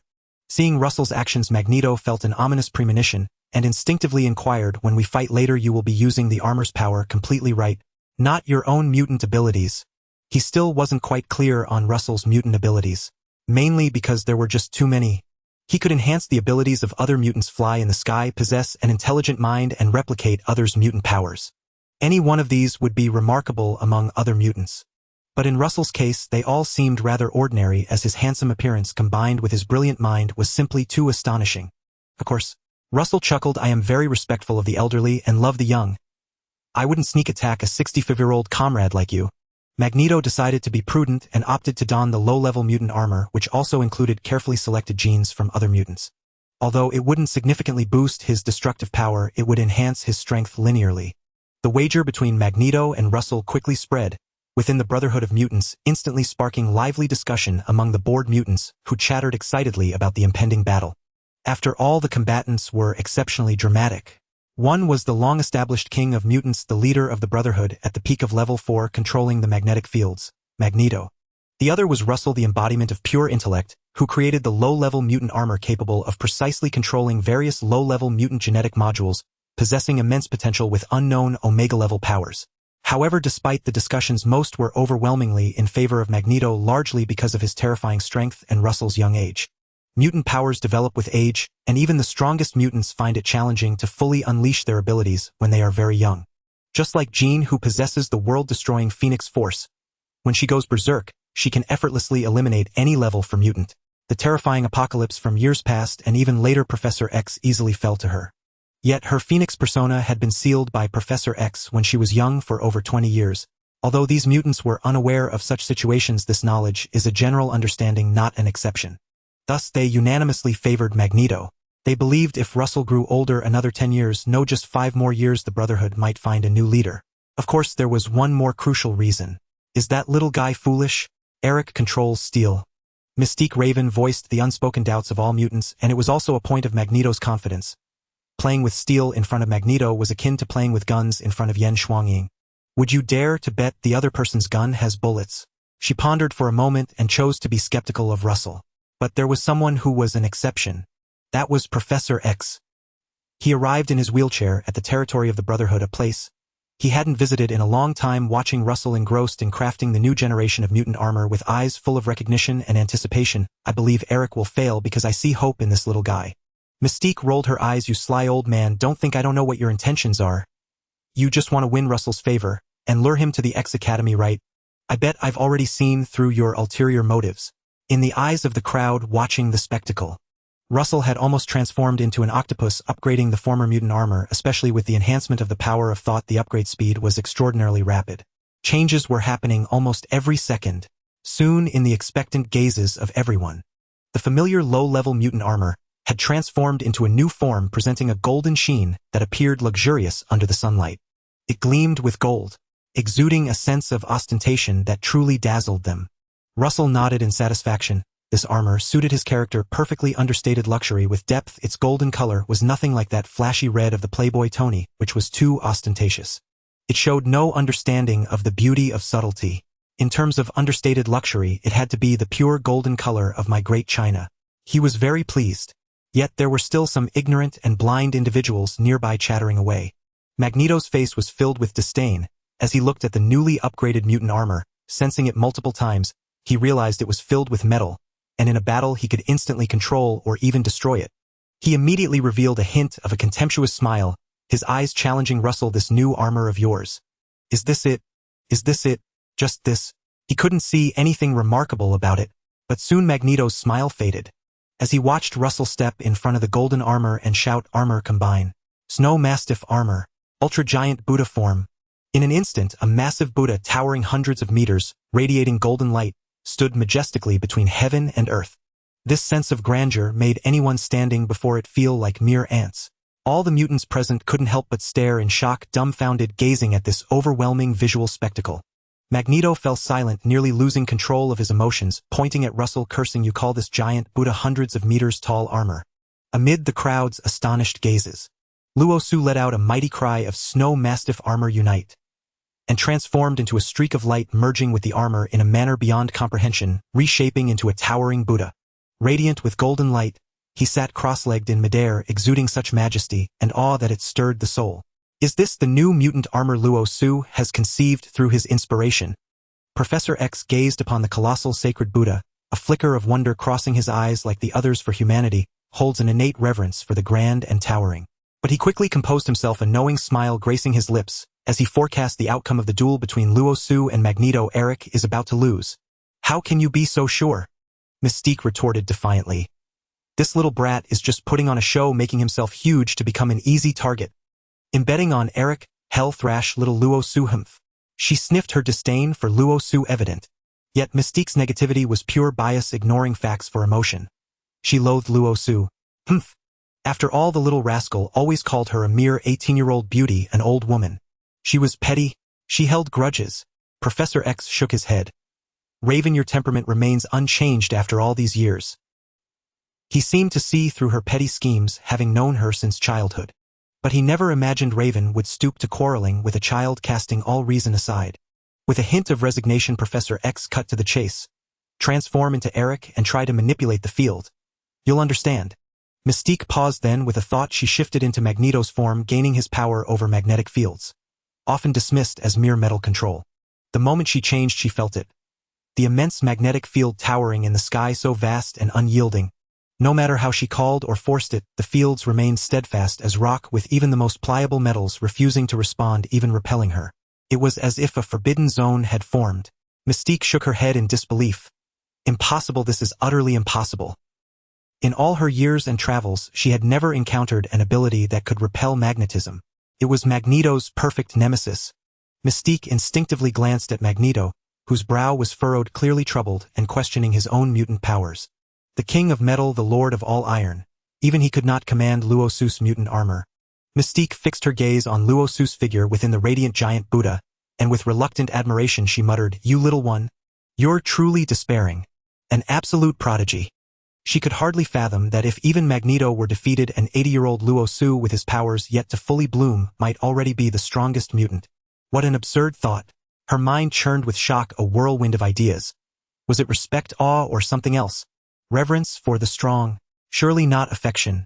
That would be too twisted. She was so much older. Just a shapely, shape-shifting old ant. But she was skilled. Lost in her thoughts, Mystique was jolted back by Professor X's soft whisper. "It's beginning." And so it did. Luosu, now a colossal Buddha, looked down from on high with golden eyes, his mind chillingly detached, devoid of emotion. This was his first transformation into the Snow Mastiff armor, a part of the Divine Body Armor Project, a component of the Imperial armor. The Snow Mastiff armor was destined for greatness. Like the other 4 armors of the 5 elements, it had been enhanced, boasting a mightier, more perfect battle form. The Snow Mastiff armor's form was the Golden Buddha. Metal element, so a Buddha. Perfectly logical, wasn't it? Luosu felt his immense frame, then looked down at Magneto as if observing an ant. Not arrogance, but sheer scale. The other was truly insignificant. "You go first." Luosu's lips curled into a faint smile as he uttered indifferently, "I'll give you a handicap, one hand." Though Magneto didn't grasp the joke, he sensed Luosu's arrogance so familiar it made him pause. Damn it, that look, that expression. It was a blatant imitation of himself. The same sneer, the same eyes. Fuming, Magneto thrust his hand toward the Golden Buddha, and the metal debris behind him surged like a storm, morphing into a hail of arrows hurtling at Luosu. So swift, each projectile shrieked through the air, forcing the mutants to cover their ears breathless at the apocalyptic assault. They could tell Magneto was enraged. Yet Luo Su remained unmoved, merely extending his hand and turning it palm down, triggering a sight that stunned all. His already massive palm visibly swelled in midair, blotting out the clouds above. The metal objects once scattered in flight were drawn together, as if by a magnet, their chaotic paths aligning into a single stream, sucked into his palm and compressed into a dense sphere. Within his grasp, like a black hole, the metal sphere absorbed everything without changing size, as if the frenzy of metal had been an illusion. Magneto was awestruck, staring at the metal ball in Luo Su's palm in disbelief. He sensed the terrifying magnetic force that had compressed all the metal. A tiny sphere, yet weighing hundreds of tons. Such compression was beyond his ability. He simply couldn't do it. He truly couldn't. For the first time, Magneto felt a crushing defeat. His prized magnetic control was useless. Any metal he summoned only added to Luo Su's sphere, unable to harm him. Bitterly he watched as the madness escalated. Luo Su slowly opened his eyes, retracted his hand, and the metal sphere weighing hundreds of tons melted into his massive thigh. The golden glow dimmed, but none doubted the leg's terrifying power. As all swallowed hard, Luo Su slowly raised that leg, revealing a foot 4,200 yards long, and his icy words echoed in every heart. Have you ever been kicked at light speed? A metal leg, a light speed kick. The strike. Hundreds of tons of force. Can you withstand it? Russell must have gone insane. He first absorbed hundreds of tons of metal, controlled by Magneto, then unleashed the light attribute attacks from his armor. Also known as the speed of light kick. When immense mass collides with extraordinary speed, the resulting destructive power is undoubtedly capable of obliterating everything. After all, the essence of science is simply boiling water and throwing stones. As he gazed at the enormous foot descending from the sky, Magneto's expression changed frantically. He could evade it, yet he chose not to. His eyes were filled with madness. His pride would not allow him to retreat. Magneto, I shall not retreat. Magneto clenched his fists tightly, a terrifying magnetic field surrounding him, while countless metal torrents spiraled around him, assembling in midair to form a colossal beast. Like a gigantic ape, its feet planted firmly on the ground, its hands straining upwards, as if trying to lift the massive foot descending from the heavens. Insane. Everyone is insane. Professor X, guided away by the surrounding mutants, looked back at the two monstrous figures at the center of the battle, towering above the limits of mutants. It was as if gods were clashing. The terrifying waves resonated louder than the thunder from the heavens above. The horror made it difficult for Professor X to maintain his composure. He attempted to mediate, placing his finger on his forehead, but his vast psychic power merely returned in vain. He helplessly shook his head at Mystique, indicating that he was at a loss, as both parties were equipped with mind-blocking helmets, which had even been upgraded by Russell. Even someone as powerful as he, a top-tier telepath, was helpless against the two. He could only barely sense the shifting psychological waves of the two, but to influence their thoughts or control their actions was nothing short of a fool's dream. I can feel Eric's extreme tension and excitement, his rapid and urgent heartbeat. Professor X lamented. I haven't seen Eric fight this hard in many years. His gaze was filled with nostalgia. He recalled the time when Eric, risking his own life, had crazily pulled a nuclear submarine from the depths of the sea. He remembered facing Apocalypse, where he gained an enhancement of abilities that led to a tremendous evolution, yet his heart was filled with an intense hatred for humanity. Mutants are always like this. Under extreme emotional changes, the genes within their bodies operate at their peak, and their mutant abilities become incredibly terrifying. I can feel it too. Mystique, transformed into Magneto's form, could sense the terror better than anyone else, like a tempest, like a landslide, making her, who also wielded magnetic control, feel small and hopeless. But what filled her with despair even more was another, even more terrifying and overwhelming magnetic field, like an abyss, sending shivers down her spine. And that power was Russell? Boom! With a violent explosion, the howling metallic giant's roar grew fainter, as it could no longer withstand the ceaseless waves of impact, desperately trying to resist but was effortlessly kicked away. Accompanied by a heavy stomp from the towering golden Buddha, the immense metallic giant cracked with the sound of shattering glass, unable to maintain its form, crushed under the Buddha's formidable foot, becoming a concave, uniquely shaped metal piece. It was thoroughly flattened. The golden Buddha's foot trampled down upon the earth, the terrifying impact akin to a nuclear explosion. Accompanied by a violent whirlwind sweeping outward, carrying clouds of dust, leveling everything in its path. This terrifying scene left the mutants present aghast, but fortunately, they were still powerful enough to react quickly. Rhino stood at the forefront, his enormous body, shielded by the mutants' armor, becoming a massive wall blocking everyone. Kurt the Mantis quickly transformed, utilizing his terrifying jumping ability to the fullest, his compound eyes spinning in every direction, constantly leaping on the ground to rescue isolated mutants. Mystique exerted her utmost strength, manipulating the flying metal to form walls blocking the rhino's path in an attempt to withstand the terrifying impact. "Everyone be careful," Lightpoint shouted from the back of the crowd, gulping nervously, his hands gathering light, ready to heal others at any moment.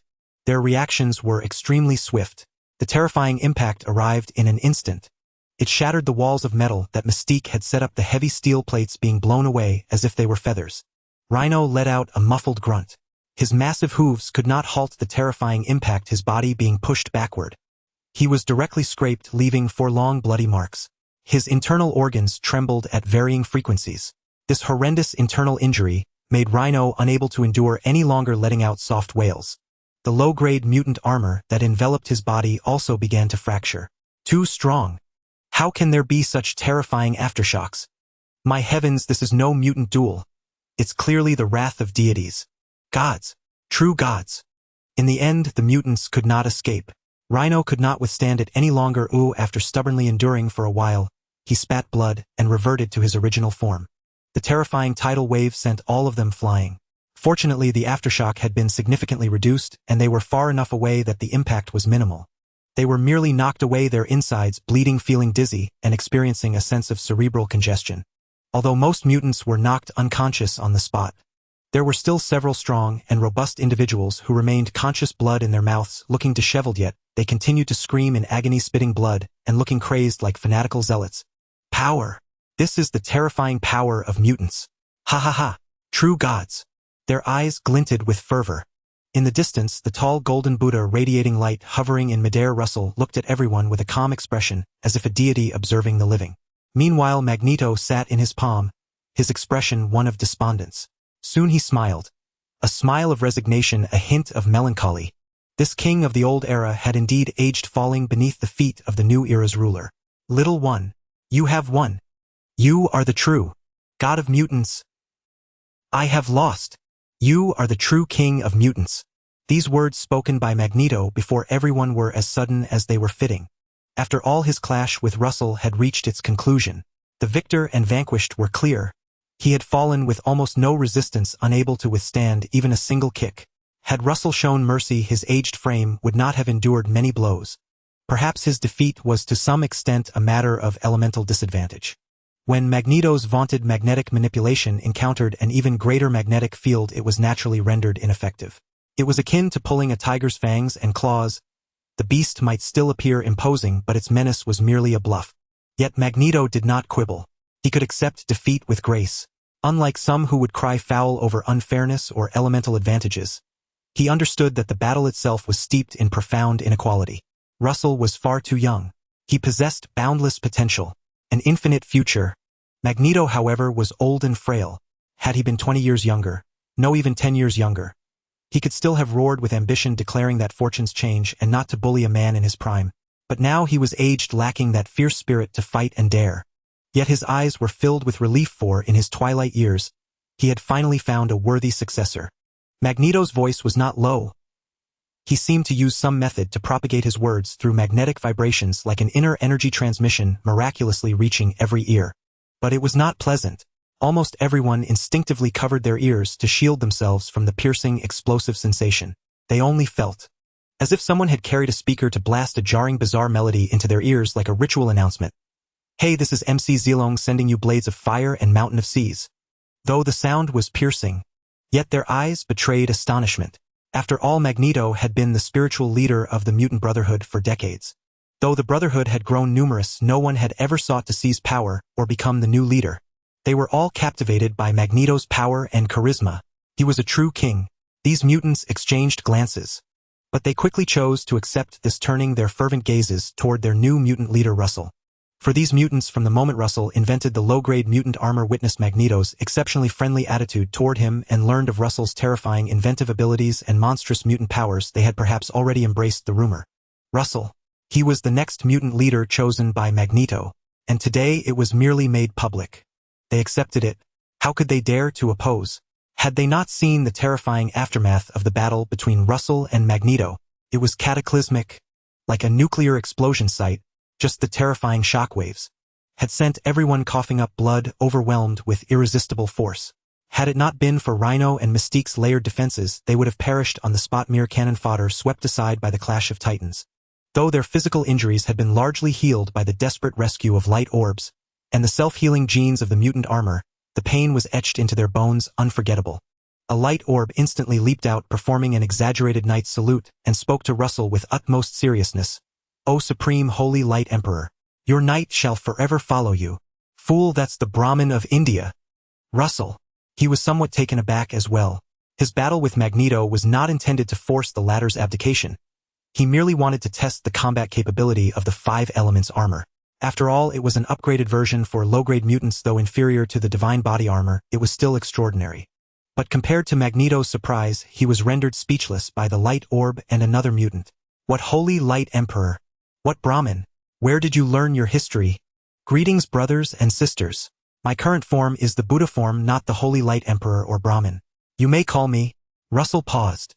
He suddenly realized he had been rather unsuccessful. Having traversed for nearly 2 months, he still had no nickname. This was a failure of a man. He pondered for a moment, considering a cool nickname. His mind raced, conjuring countless possibilities. Lightning 5, connecting blasts, golden glittering, across the universe. One hand, covers the sky. Awesome hero. Devouring heaven and earth, sweeping the 8 directions, swallowing the cosmos. Eternal king. Fist kicks the South Mountain. Ultraman foot, stomps the North Sea. Hulk. Shy young master. Russell thought for 3 seconds. He rationally vetoed his own unreliable naming attempt. After all, both in his past and present life, his naming ability was quite poor. This was evident from his inventions: X-Gene Cultivation Method, Gun Fu, Navy 6 Styles, Future Seeing, Observation, Hockey, Brainwave Amplification, Mutant Perception, Low-Grade Mutant Armor, 5 Elements, Armor, Emperor Plan. Such naming skills. Russell made a small excuse for his dark history. "It's not that I'm bad at naming. I aim for simplicity and clarity, avoiding ambiguity and beating around the bush." Under the expectant gazes of the many mutants, Russell said calmly, "You may address me as Prince Russell. I believe with my strength no one should object. In this world, power and background matter. I have Magneto, your former leader, behind me. I hold shares in Stark Industries worth billions, and I possess a modicum of strength. Surely none of you think I'm a nobody. Come. I'll give you a chance to prove yourselves. Anyone who can withstand one of my kicks, I'll voluntarily step down." As he spoke, Russell shook his colossal foot, visibly expanding. Weighing hundreds of tons, it struck the ground like an earthquake, shaking the earth and turning the mutants pale with fear. They knelt with remarkable speed, chanting in unison, "Long live Prince Russell. Prince Russell Wise." He didn't know where they had picked up that phrase. Russell couldn't help but smile. Then, under everyone's watchful eyes, he raised his right hand and declared arrogantly, "No more nonsense. Follow me, and there will be endless meat, endless money, and endless beauties." No, that's wrong. From now on, all the beauties among mutants are mine, all mine." This remark nearly made the assembled mutants laugh. After all, a 7 or 80-year-old child speaking with a straight face and utmost seriousness, saying, "I'm going to charm all the ladies in the world. I'll take half and introduce the rest to my dad." Who wouldn't find that amusing? But they dared not laugh. They forced themselves to hold back, straining to suppress their smiles, desperately recalling the saddest moments of their lives. Yet those smiles were harder to suppress than an AK-47. Fortunately, they didn't have to hold back for long. Russell dropped a bombshell that left them all stunned, unable to believe their ears. "Starting today, I will upgrade the mutant armor for all of you. With this armor, though your initial strength and speed may not match mine, the wearer can permanently enhance their own mutant abilities through the armor. Not just enhancement while wearing the armor, but the self-cultivation and strengthening of mutant abilities even without it. I call it the breathing method of metal. All of you can cultivate this technique, but only if you wear this upgraded variant armor. As long as you work hard enough, all of you can become level 4 mutants. Even becoming an Omega-level mutant with earth-shattering power is within reach." Russell learned it without a teacher. After becoming the new leader of the mutants, he began painting a grand picture for all of them.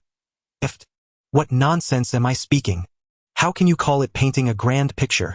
This is about securing benefits for the family. He patiently guided them. "You've seen the combat power of the new variant armor. Not only can it manipulate magnetic fields, but it can also grow gigantic and even achieve lightspeed pursuit." As he spoke, his massive frame contracted, shrinking to the size of an ordinary person. Then Russell pushed up his non-existent glasses and lowered his voice. "Oh ho, have you ever experienced ultimate speed?" The next moment, his body transformed into a faint glow. Under everyone's stunned gaze, he became a streak of light darting back and forth. His body turned into an afterimage connected in the sky, leaving behind a dazzling line of light. So exaggerated, so brilliant. His form instantly condensed, stopping before the crowd. Russell spread his arms, his voice tinged with faint regret. What a pity the speed isn't fast enough. If it were, I could run to Hong Kong for breakfast when I wake up. The thought of a 30-minute round trip feels so slow. He subtly showed off. Many mutants felt a suffocating awe.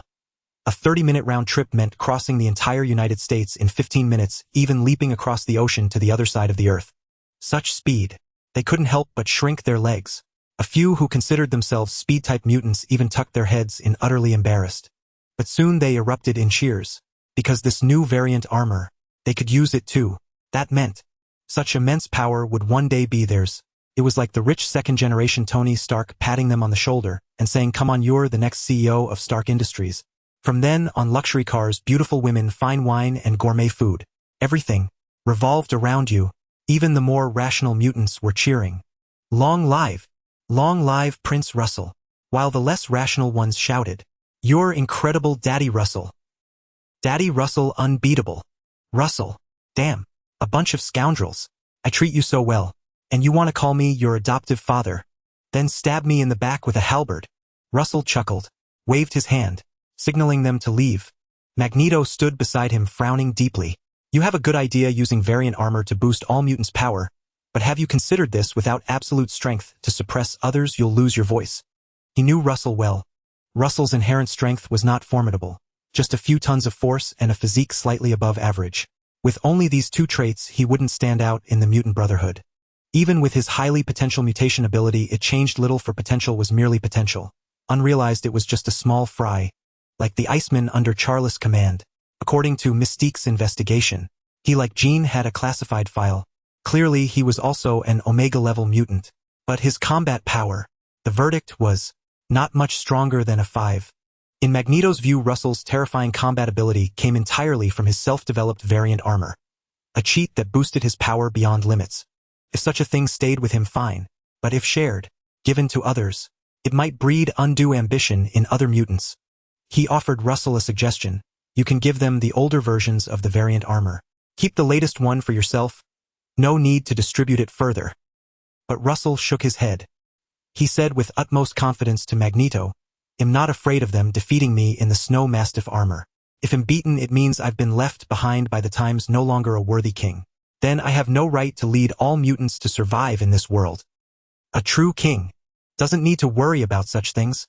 His confidence, the aura radiating from Russell. Then Magneto sighed deeply, even thinking to himself, perhaps he was truly old. He shook his head. He went to find Professor X. At such a time, perhaps only this old friend could understand his feelings. Magneto left. Russell quietly breathed a sigh of relief, the corners of his mouth uncontrollably lifting. The feeling of showing off in front of a show-off was simply exquisite. Don't be fooled by his arrogant words, his confident speech. In truth, no one knew he had hidden a trick within the 5 Elements armor. The 5 Elements armor was a product of the Divine Body Armor Derivative Project, with the ultimate goal of absorbing the power of the 5 elements, expanding the alternate dimension, and synthesizing the true Light Emperor armor within it. The supreme control of the 5 Elements armor lay hidden in the alternate dimension, and the master of this dimension was Russell. Whenever he wished, he could strip any mutant he disapproved of their armor summoning rights, casting them back down to an ordinary mutant. As for the golden breathing technique that could enhance genetic abilities, that was actually an gene cultivation method, slightly modified by Russell. When a summoner used the armor to absorb energy, most of it was channeled into the alternate dimension, leaving only a small fraction within the summoner to strengthen their mutation ability. The ratio? Russell wasn't a heartless man. He set it at 1%. If those people trained diligently, they would feel their genetic power visibly growing, while Russell would tearfully and joyfully buy a BMW, tearfully and joyfully buy a villa, tearfully and joyfully marry the big sister. The harder you work, the richer I get. It's like a money tree that never runs dry. My strength grows while I laze around. Tell me, isn't that annoying? While Russell was gloating inwardly, he suddenly remembered something. He waved at Mystique. "Come here, my great secretary. As the saying goes, when there's work, the secretary does it. When there's no work. Ahem, I'll upgrade your snow mastiff armor. Once it's done, wear it and do something for me. Search globally for mutants with potential and power. The more the better." He said without a shred of shame, "Our mutant brotherhood now has the strength to become a protective umbrella for all persecuted and discriminated mutants." Where were those mutants? They were nothing but lush green leeks, one after another college students with clear foolish eyes. Mystique had no idea of the little schemes brewing in Russell's mind. In Russell's view, he was exploiting others seeking leaks.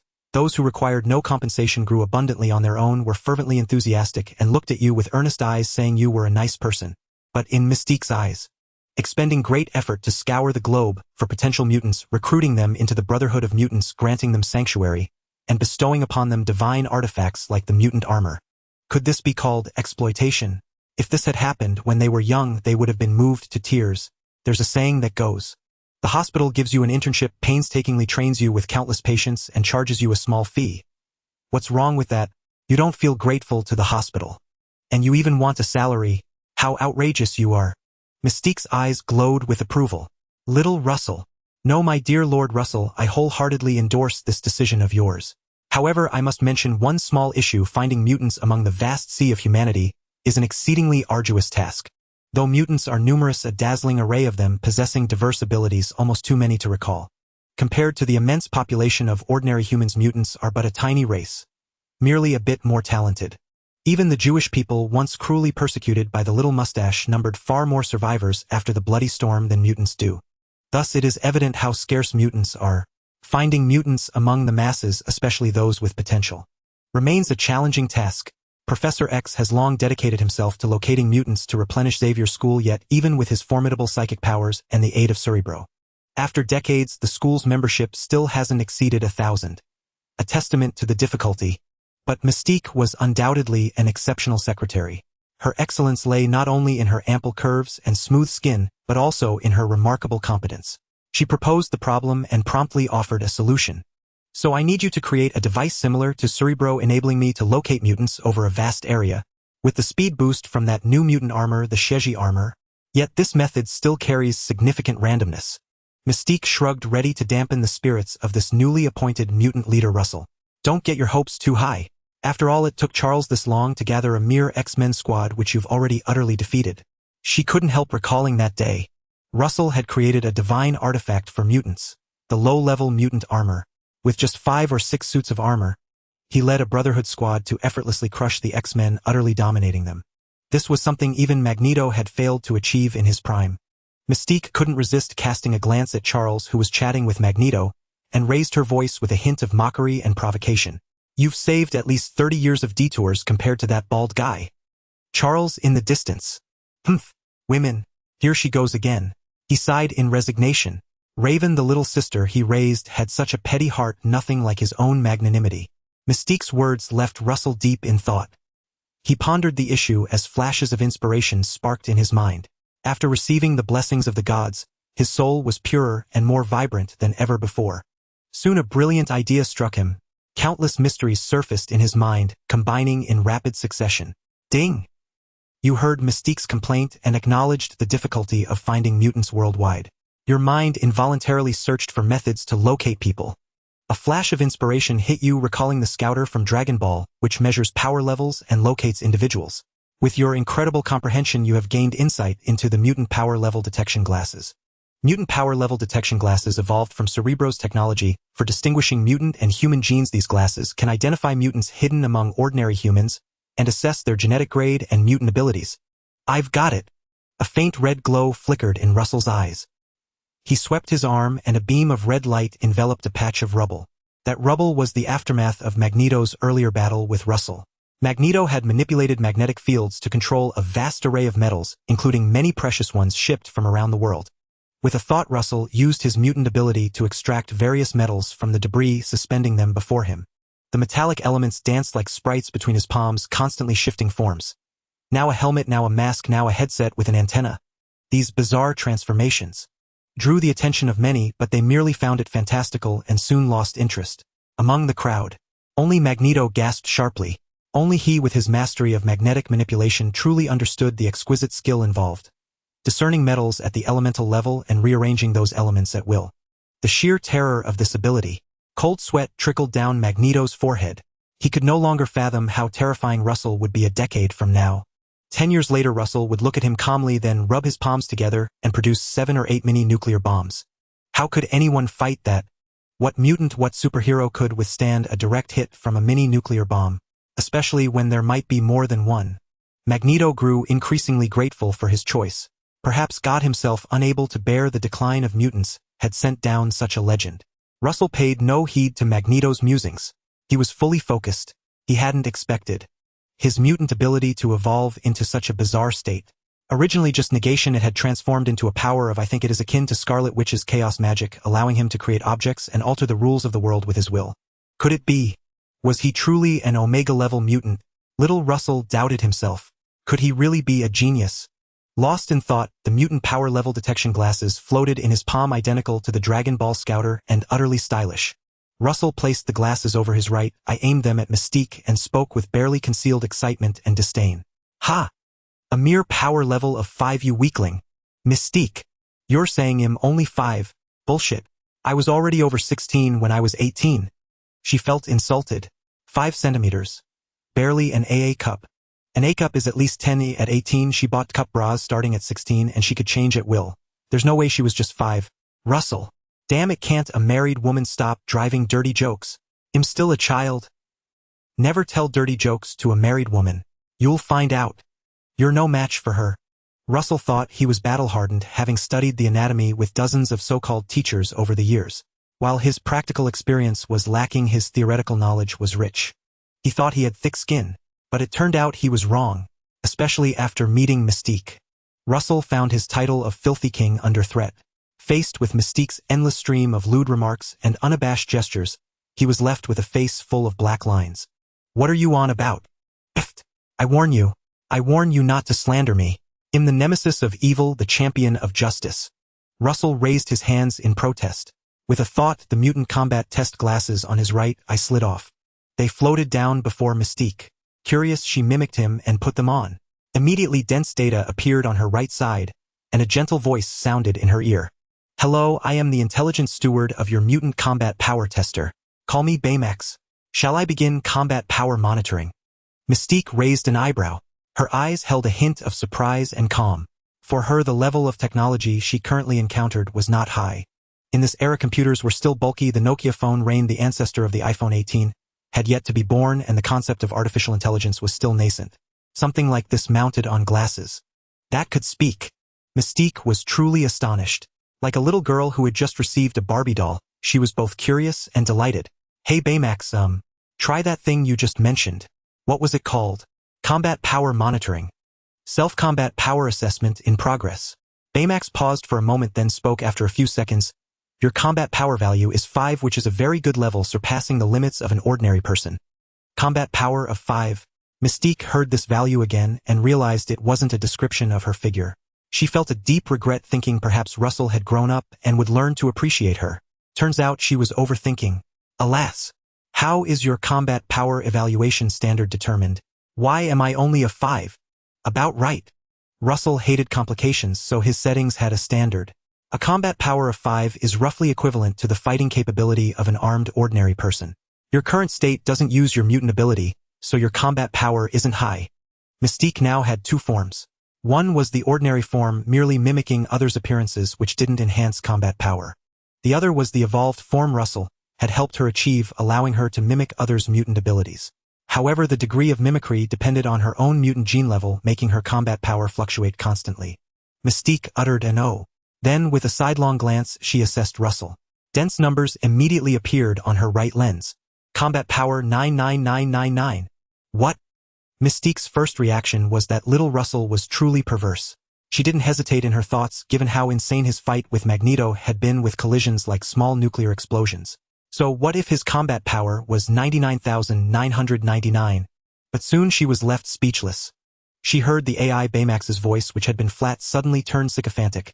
As my most beloved master, though you are the tallest, mightiest, and most invincible man in this world, I praise you, master. Praise you, the world's strongest. Praise you, the god of mutants. Your combat power is the strongest in the world.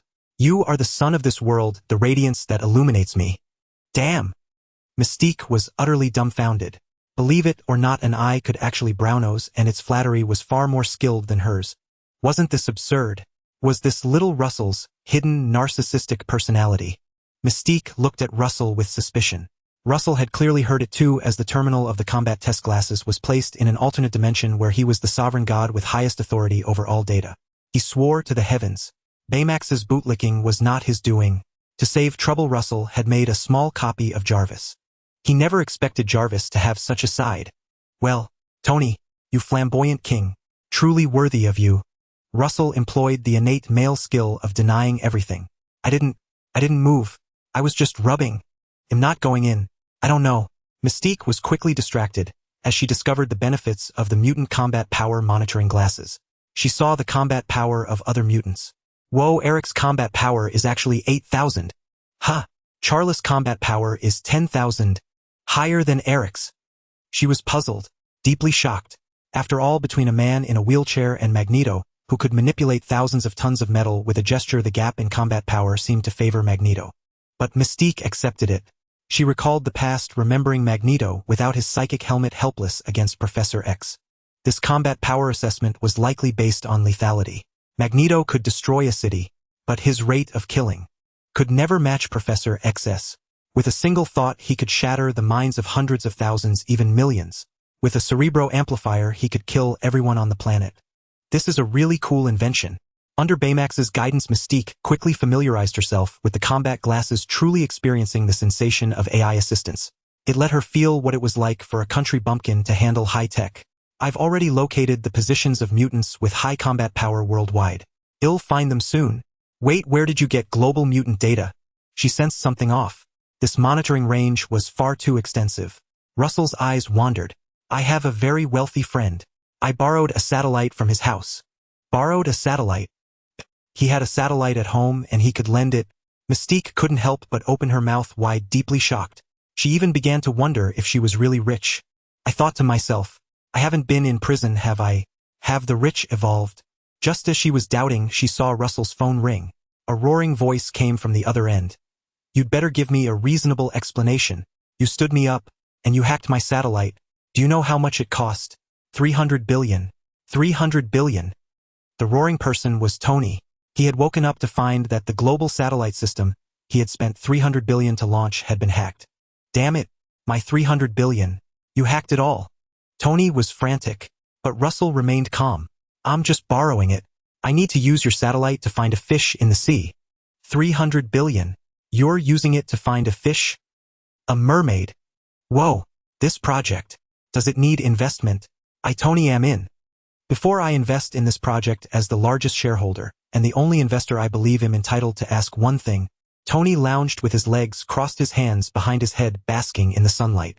On this deserted beach caressed by the sea breeze, it was quite pleasant. It was just a bit lonely. He tapped idly. Jarvis, acquire a zoo for me. I think those land animals would love to experience this warm sea breeze too. It's absolutely fantastic. Sir, I must remind you that moving those zoo animals to this beach would leave them speechless with gratitude. Once there, they'd all be dead. They'd certainly be unable to curse.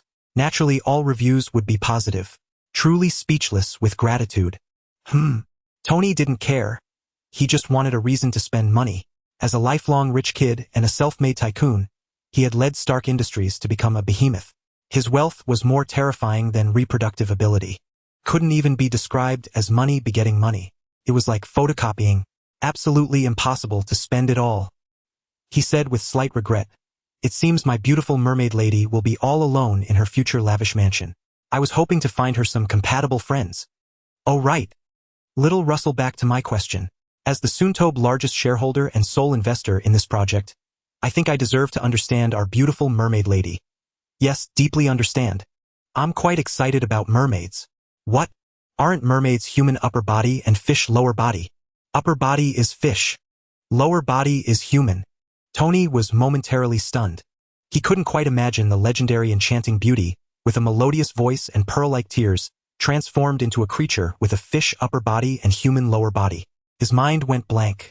But Jarvis was remarkably efficient. Instantly, it employed AI art generation decades ahead of its time. It synthesized a very plausible image on the screen before Tony, a fish upper body with human lower body. Tony took one look. He was utterly awestruck. Those long legs. Those delicate feet. As for the fish head, Under the covers at night, just licking the feet would be enough. I'm in. I'll add another 30 billion. Half-fish, half-human. Upper body fish, lower body human. Just thinking about it was thrilling. This was so much better than human. Meanwhile, on the other side, Russell was utterly bewildered. The so-called mermaid was just a casual remark. Hacking into Tony's satellite system was only to monitor the globe, find potential mutants, and survey the ocean for materials to build the Black Rhino armor. If possible, finding the infinite energy of the Tesseract would be ideal. And Captain America with his sexy rear. Wasn't he a mermaid? Both have the word beauty. Both have nice rears. Both in the sea. Calling him a mermaid isn't too much, is it? This is the discount version. Those in the know. But he never imagined his casual joke would inexplicably excite Tony. Russell was completely baffled. He stared at the crude fish head and 2 matchstick legs head drawn on the ground, racking his brain but finding nothing about his mermaid sketch that could be so thrilling. Could it be? Russell looked at the massive fish head with a strange expression. Head heard legends of foreign tough guys. Not Indian men with lizards, but guys who did things with dolphins. Head heard it was quite versatile. But this guy wasn't that twisted. There were even more depraved ones. Like removing snakes' fangs and fish. Could it be? Russell felt a chill down his spine. Hearing Tony's rambling, he shook his head violently. I'm a good kid. I can't let you corrupt me. He snapped back angrily. Tony, you pervert, go eat shit. I'm a perfectly good kid. He was about to hang up when Tony slowly dropped a bombshell that stunned Russell. Remember what you did at Oscorp Tower? There were plenty of witnesses, but nothing online. No, why? Someone cleaned up after you erased all traces. Guess who? I thought it was you. Russell was puzzled. After all, Head caused such a huge commotion that day, bringing down the entire building like a god of mortals. A massive explosion, colossal noise. Yet no news outlet reported it, not even a ripple. Russell had marveled. Tony, with all his money, had really smoothed everything over. His cleanup skills were top-notch. But now, Russell had overestimated him. Who had that kind of power? Russell thought for a moment and pinned the suspicion on S.H.I.E.L.D. Such a move was too typical of them. Cleaning up messes was their specialty. Before he could reply, Tony boasted smugly, "No one escapes my grasp. With just a little effort, I reached the network's limits. I found their location, hacked their internal data, and discovered a very interesting plan targeting you. Guess what it is?" At that time, S.H.I.E.L.D. was just entering the internet age. They probably hadn't even mastered computers, let alone cybersecurity or hacking. Against Tony, who could create artificial intelligence once he set his mind to it, S.H.I.E.L.D.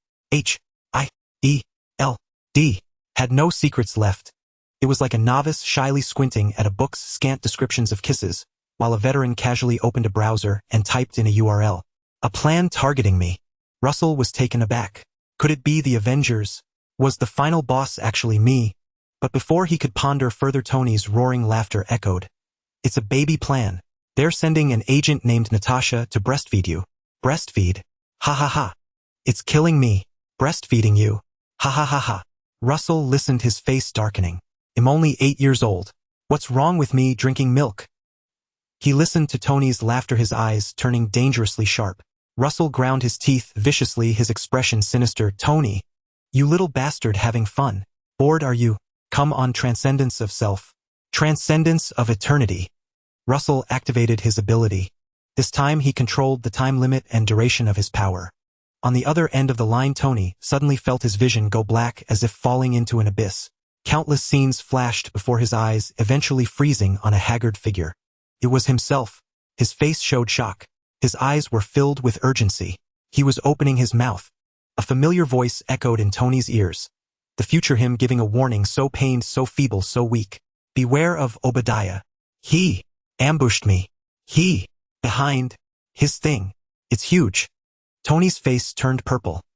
He instinctively covered his rear with both hands, trembling in fear, feeling a chill at his backside. Then he roared at the sky. Obadiah. I curse you to hell. You old man who likes men. I abbreviated 60,000 words here. Tony felt the world was absurd. If just a minute ago, someone had told him that another could foresee the future, even transmit memories from the future back, Tony would have sprayed them with saliva, then slapped Newton's coffin lid on their face, thoroughly educating them on the fury of a quantum physicist. Time travel and such. It's utterly unscientific. Could someone in this world traverse time? Tony would eat my own words on the spot. Impossible, absolutely impossible. But now, Tony stood with his eyes tightly shut, sensing a surge of inexplicable knowledge flooding his mind. All the design concepts and blueprints for a suit called the Mark, including the miniaturization of the arc reactor. If someone else had done this, Tony would have stayed awake for 3 days and nights slaving away in the lab. He couldn't stand anyone being more brilliant than him, especially in the realm of the arc reactor. But this was his. Tony recognized it. The familiar mechanical design, the familiar technology, and that flashy, obnoxious color. No one knew it better than him. He was certain of it, because in this world no one was more of a genius than him except for that fellow named Russell. Tony had become a receptacle, rapidly absorbing the future armor's knowledge, the sense of reality growing ever more vivid. He verified it with utmost caution, his astonishment increasingly impossible to conceal, the shock within him beyond words. The edifice of physics he had constructed over nearly 30 years, when faced with the incomprehensible notion of time travel, ultimately wavered and even began to crumble. Folks, who can understand this spiritual shock? It's like the girlfriend you've shared a bed with for 5 or 6 years turning out to be a man. Too shocking. Sir, I sense your heart rate is accelerating to its limit. Do you need me to call your personal physician, Dr. Schiller? No, not needed. I'm fine now. Tony took a deep breath, hearing on the other end of the line Russell's barely suppressed laughter dripping with sarcasm. Oh my, what's wrong with Mr. Stark, who doesn't drink milk? Don't tell me you've been cornered by a strong man. Russell was immensely pleased. As a seasoned cliffhanger, he deliberately made the future Tony's arrival fragmented, his speech disjointed and ambiguous. Poor Tony. He was probably still questioning his existence, doubting the integrity of his future self, right? Facing that undisguised mockery. Tony instantly knew who was behind it. After all, mutants were people with miraculous abilities, often defying science, but he still found it absurd. He blurted out, "My God, you've gone too far. I'm often teased by Pepper for being the most petty man in the world, but I never expected you to be even more narrow-minded." Having said that, he felt the description wasn't quite apt, so he added, gesturing with his fingers and speaking earnestly into the phone, as if describing something to Russell. "Your mind is even smaller than the eye of a needle." Thanks for the compliment. Perhaps, as Tony said, he had provoked someone with an excessively small mind. Russell continued his taunts. "So, did your future self leave you anything good? Let me guess. Was he boasting to you about how many cover girls he bedded in the future, or advising you to take care of your kidneys while young, lest you shed tears in middle age?" As the extraordinary divine ability he had comprehended, his transformation at ease was incredibly powerful, capable of pulling individuals from future timelines into the present.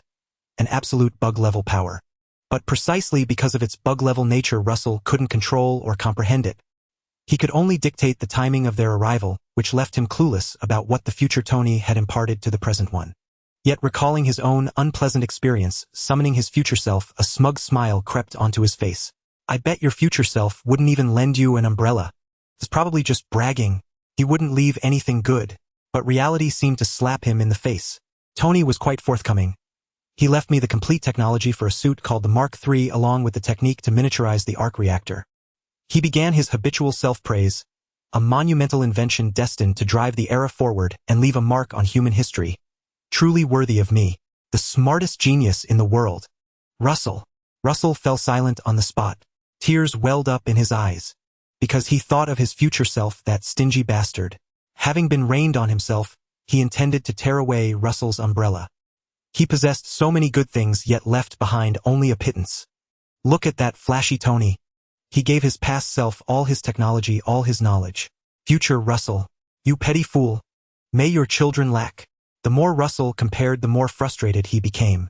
The schadenfreude he felt for Tony vanished instantly like the fizz from a half-drunk soda. Gone with a pop. He stifled a yawn with his hand and said rather irritably, "If there's nothing else, I'll hang up. I'm a busy man." "Wait, don't rush to hang up. Let's talk for another 500 million. Tony had many questions. Russell's mutant ability to communicate with the future was too miraculous, too powerful. As a clever man, he had already glimpsed its boundless potential after just a few seconds of thought. Like the gift of knowledge from his future self, if this continued, wouldn't his Mark armor keep evolving? From Mark III to Mark V. From Mark V to Mark X. As for beyond Mark X, Tony didn't dwell on it. In his view, the Mark III was already an immensely powerful weapon. 7 more consecutive upgrades would surely make it invincible on Earth, a humanoid self-propelled nuclear weapon. As for something more terrifying than Mark X, why research something so powerful to fight aliens? How ridiculous. Having said that, Tony slapped his forehead in annoyance, realizing his tactic of bribing with 500 million seemed to have lost its effect. After all, he had already thrown hundreds of billions at Russell to recruit him. That young man was incredibly wealthy. So Tony quickly changed his tune. "Hey kid, I've got some news you'll definitely be interested in. A friend in the military told me the army lost a major experiment. They say its combat power is terrifying. They sent out hundreds of tanks and thousands of soldiers, but couldn't catch it." As he expected, Russell immediately perked up. "Spill it." "I don't know much, just heard it from my friend. Seems like a fat guy in big green shorts, green all over." Tony shrugged. "If you want it, go ahead. Technically, it's lost property, so finders keepers. But you'd better come up with a good excuse." He was pondering how to find a justifiable reason. But the moment he finished speaking, Tony heard Russell's words that left him stunned and made his eyelids twitch. Russell declared with righteous indignation, "The Hulk, since ancient times, he has always been a mutant." The Hulk. He has always been a mutant. Hearing Russell's majestic declaration, his righteous and stern attitude, Tony felt 1,000 alpacas galloping through his heart at that moment. He sensed a stifling breath trapped in his chest, utterly speechless. He pondered for a moment, then found himself at a loss for words. After all, this excuse was far better than the one he had used last time to cover up Russell's bombing of Oscorp Tower when he had attributed it to a weather explosion. Tony's mouth twitched uncontrollably. All right. So this is how we play, huh? He was already contemplating in his mind what methods he could devise to break this predicament. What if one day, Russell sat solemnly in the chairman's seat of Stark Industries and declared with utter seriousness, "Since ancient times, Stark Industries has always been." Tony felt he would be utterly dumbfounded on the spot, but these were merely his wild thoughts. On the other end of the phone, Russell's voice brimmed with excitement. Enough said. "I'm off to welcome my future mutant powerhouse." He hung up on Tony. What a delightful surprise. He had never expected that the Hulk would emerge. As one of the three titans of the future Avengers Alliance, the Green Giant's combat prowess was evident to all. He could thrash Loki like a ragdoll rampage, like a demolition crew obliterating a tank with a single punch and an alien warship with another. Except for the time he was thoroughly schooled by the fully equipped Thanos with military boxing. In unknown battles, the Green Giant had never lost to anyone. Of course, this refers to the enraged, rampaging Green Giant, not the weakened version after merging with Dr. Banner. If I could recruit the Green Giant into the Mutant Alliance, make him my subordinate, and then outfit him with the 5 elements battle armor. The mere thought of that scene made Russell's lips curl into an irrepressible smile. Whenever he encountered a troublesome opponent in the future, he wouldn't even need to lift a finger. He'd simply slap his thigh and roar, "Where is my son Fengxian? Take your halberd and strike him down. Let me search." Russell closed his eyes tightly. He was locating his target. Bruce Banner, a victim of military experiments, was transformed into the Hulk by gamma radiation. His father-in-law, instead of seeking a cure, sought to capture his future son-in-law for dissection on the lab table. This father-in-law was undeniably audacious, as if he didn't want his daughter to find a partner.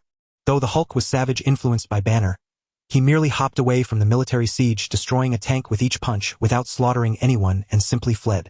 He ran far. He concealed himself, and the military couldn't find him. Amidst the vast sea of humanity, finding a Hulk who hadn't transformed was nearly impossible. But this was no challenge for Russell. After all, as the newly appointed leader of the mutants, he had already helped Mystique solve the problem of locating mutants. Although the Hulk lacked mutant genes, the principle was nearly identical. He simply needed to adjust the frequency for detecting mutant genes to 1 for gamma energy, and that would suffice. After all, high concentrations of gamma energy were rare.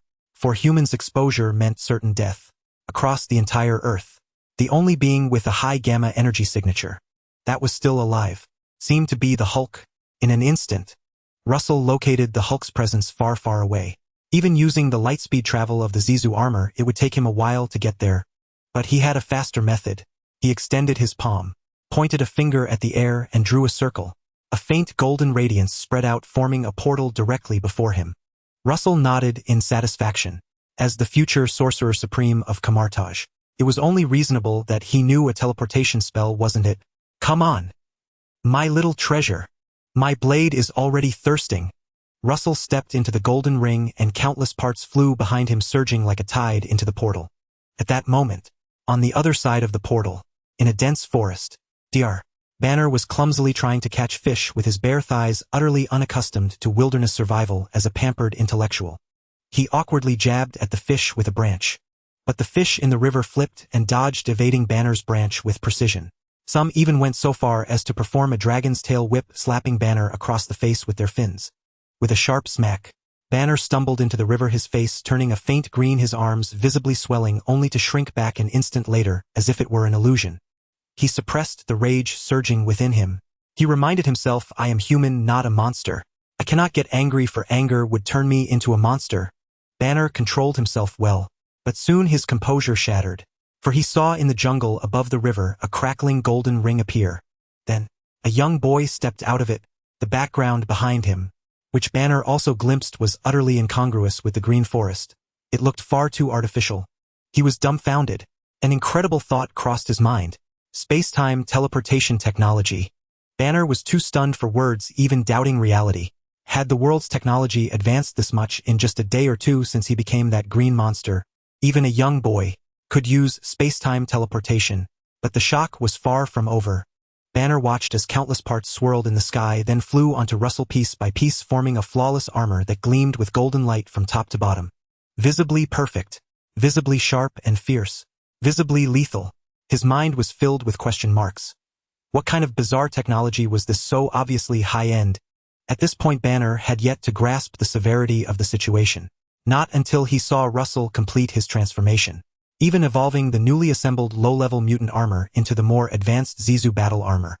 Not until the young boy pointed his long blade at him did Banner realize something. He had done something incredibly foolish.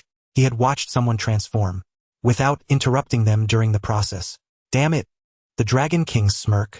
How to counter this? Waiting online. Urgently. Perhaps it was because Russell's demeanor was too ostentatious.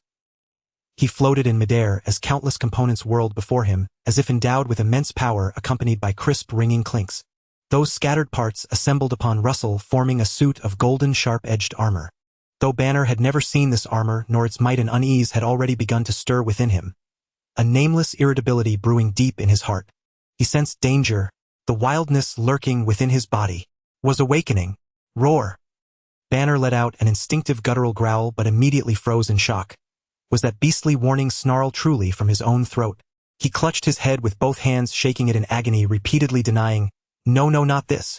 Banner did not want to become a monster. To become that green monster. Though he could not control his body, he could see every move it made. The wanton violence that regarded nothing, the destructive power of a single punch capable of wrecking a tank. Once it went berserk. It was truly terrifying. Banner instinctively raised his palm, calling out to Russell, "Don't come near, get away." The armor on the other man. It was like the dark, hollow muzzle of a gun aimed at his forehead. Though he had never been shot, facing that void still sent an uncontrollable shudder through him. Cold sweat would still trickle down his back. Yet, in response to his cries, Russell paid no heed, instead scanning the surroundings with his gaze. He noticed this seemed to be a dense forest with towering trees, so tall they completely blocked out the sunlight. Standing before these trees, one felt utterly dwarfed. Perhaps, Russell murmured knowingly as he raised his palm. The golden arm shimmered as his 5 fingers clenched into a fist, visibly shifting from gold to green. And this green hue was spreading rapidly at an astonishing speed. In the blink of an eye, his entire form changed, from a radiant sunlight gold to a vibrant, life-filled verdant shade. Russell whispered to himself, "I've stumbled upon such a perfect place. The snow mastiff armor is a bit unsuitable. Let me try the power of the wind eagle armor, the forest's darling." Wind eagle armor. 1,000-hand form. He clenched his fists. The forest beneath him seemed to respond, swaying in the gale, as trees uprooted themselves one after another, transforming into towering, sturdy treefolk. Behind Russell, a colossal 1,000-hand Buddha form had already materialized, its countless arms densely packed. Each hand alone spanned hundreds of meters. This 1,000-hand Buddha towered thousands of meters high. The giant of light standing upon the earth might only reach Russell's knee if it leaped. Such a behemoth made even the Hulk seem like a mere flea. The sheer visual impact instantly goaded Banner, who could no longer suppress the feeling within. With a low growl, his body swelled. Though fortunately he wore no clothes, so there was no wasteful tearing. He transformed into the towering Hulk. But it was futile. Before the immense 1,000-hand Buddha, he still seemed far too insignificant. This vast disparity infuriated the Hulk, who panted anxiously like a gorilla slamming his fist into a nearby tree, punching through its several meter-wide trunk in one blow. Yet he remained enraged. He gripped with both hands and tore apart the Hulk's indestructible size-adaptable ultra-durable shorts, revealing the enormous sight that silenced men and moved women to tears. The massive, dark, thick leg hair. The Hulk was a personality born not long ago in Banner, possessing only simple emotions and no sense of shame. He saw nothing wrong with being naked and even instinctively gave a little shake. True to the saying, the wind blows and the balls grow cold, Russell was utterly speechless. Fighting is fighting. Why strip? Damn it. Can't match me in physical strength, so you resort to dirty tricks, huh? Trying to launch a psychological attack, are you? It's only about a dozen times bigger than mine. Russell initially wanted to act tough, but then recalled his own age, leaving him utterly inadequate. His eyes filled with indignation. Effed. You bastard, daring to hit me with a psychological attack. I'll fucking kill you. His gaze turned fierce. The thousand-hand giant Buddha behind him bowed its head, slightly peering down from on high, searching for the Hulk, who was no larger than an ant at its feet. Hulk sensed the threat. He let out a roar. His legs stomped hard upon the ground, and with a thunderous boom his body shot into the sky, his powerful muscular arms swinging fiercely toward Russell. The Hulk's strength was no joke. In a state of extreme rage, unleashing thousands or even tens of thousands of tons of force was perfectly plausible. After all, in the comics his World-Breaker form had destroyed Earth and slaughtered gods. Though his speed was immense, he could not escape Russell's gaze, for Russell had activated his gene module. After all, the Wind Eagle armor evolved from a low-level mutant's armor. It could also utilize the genetic abilities of other low-level mutants. Once the genetic ability was employed, Russell's reaction time peaked as if time had frozen, slowing everything down. Hulk's lightning-fast leaping attack seemed agonizingly slow. Even to avoid any mishap, Russell unscrupulously used his observation hockey to foresee the future. The Hulk banner had no escape.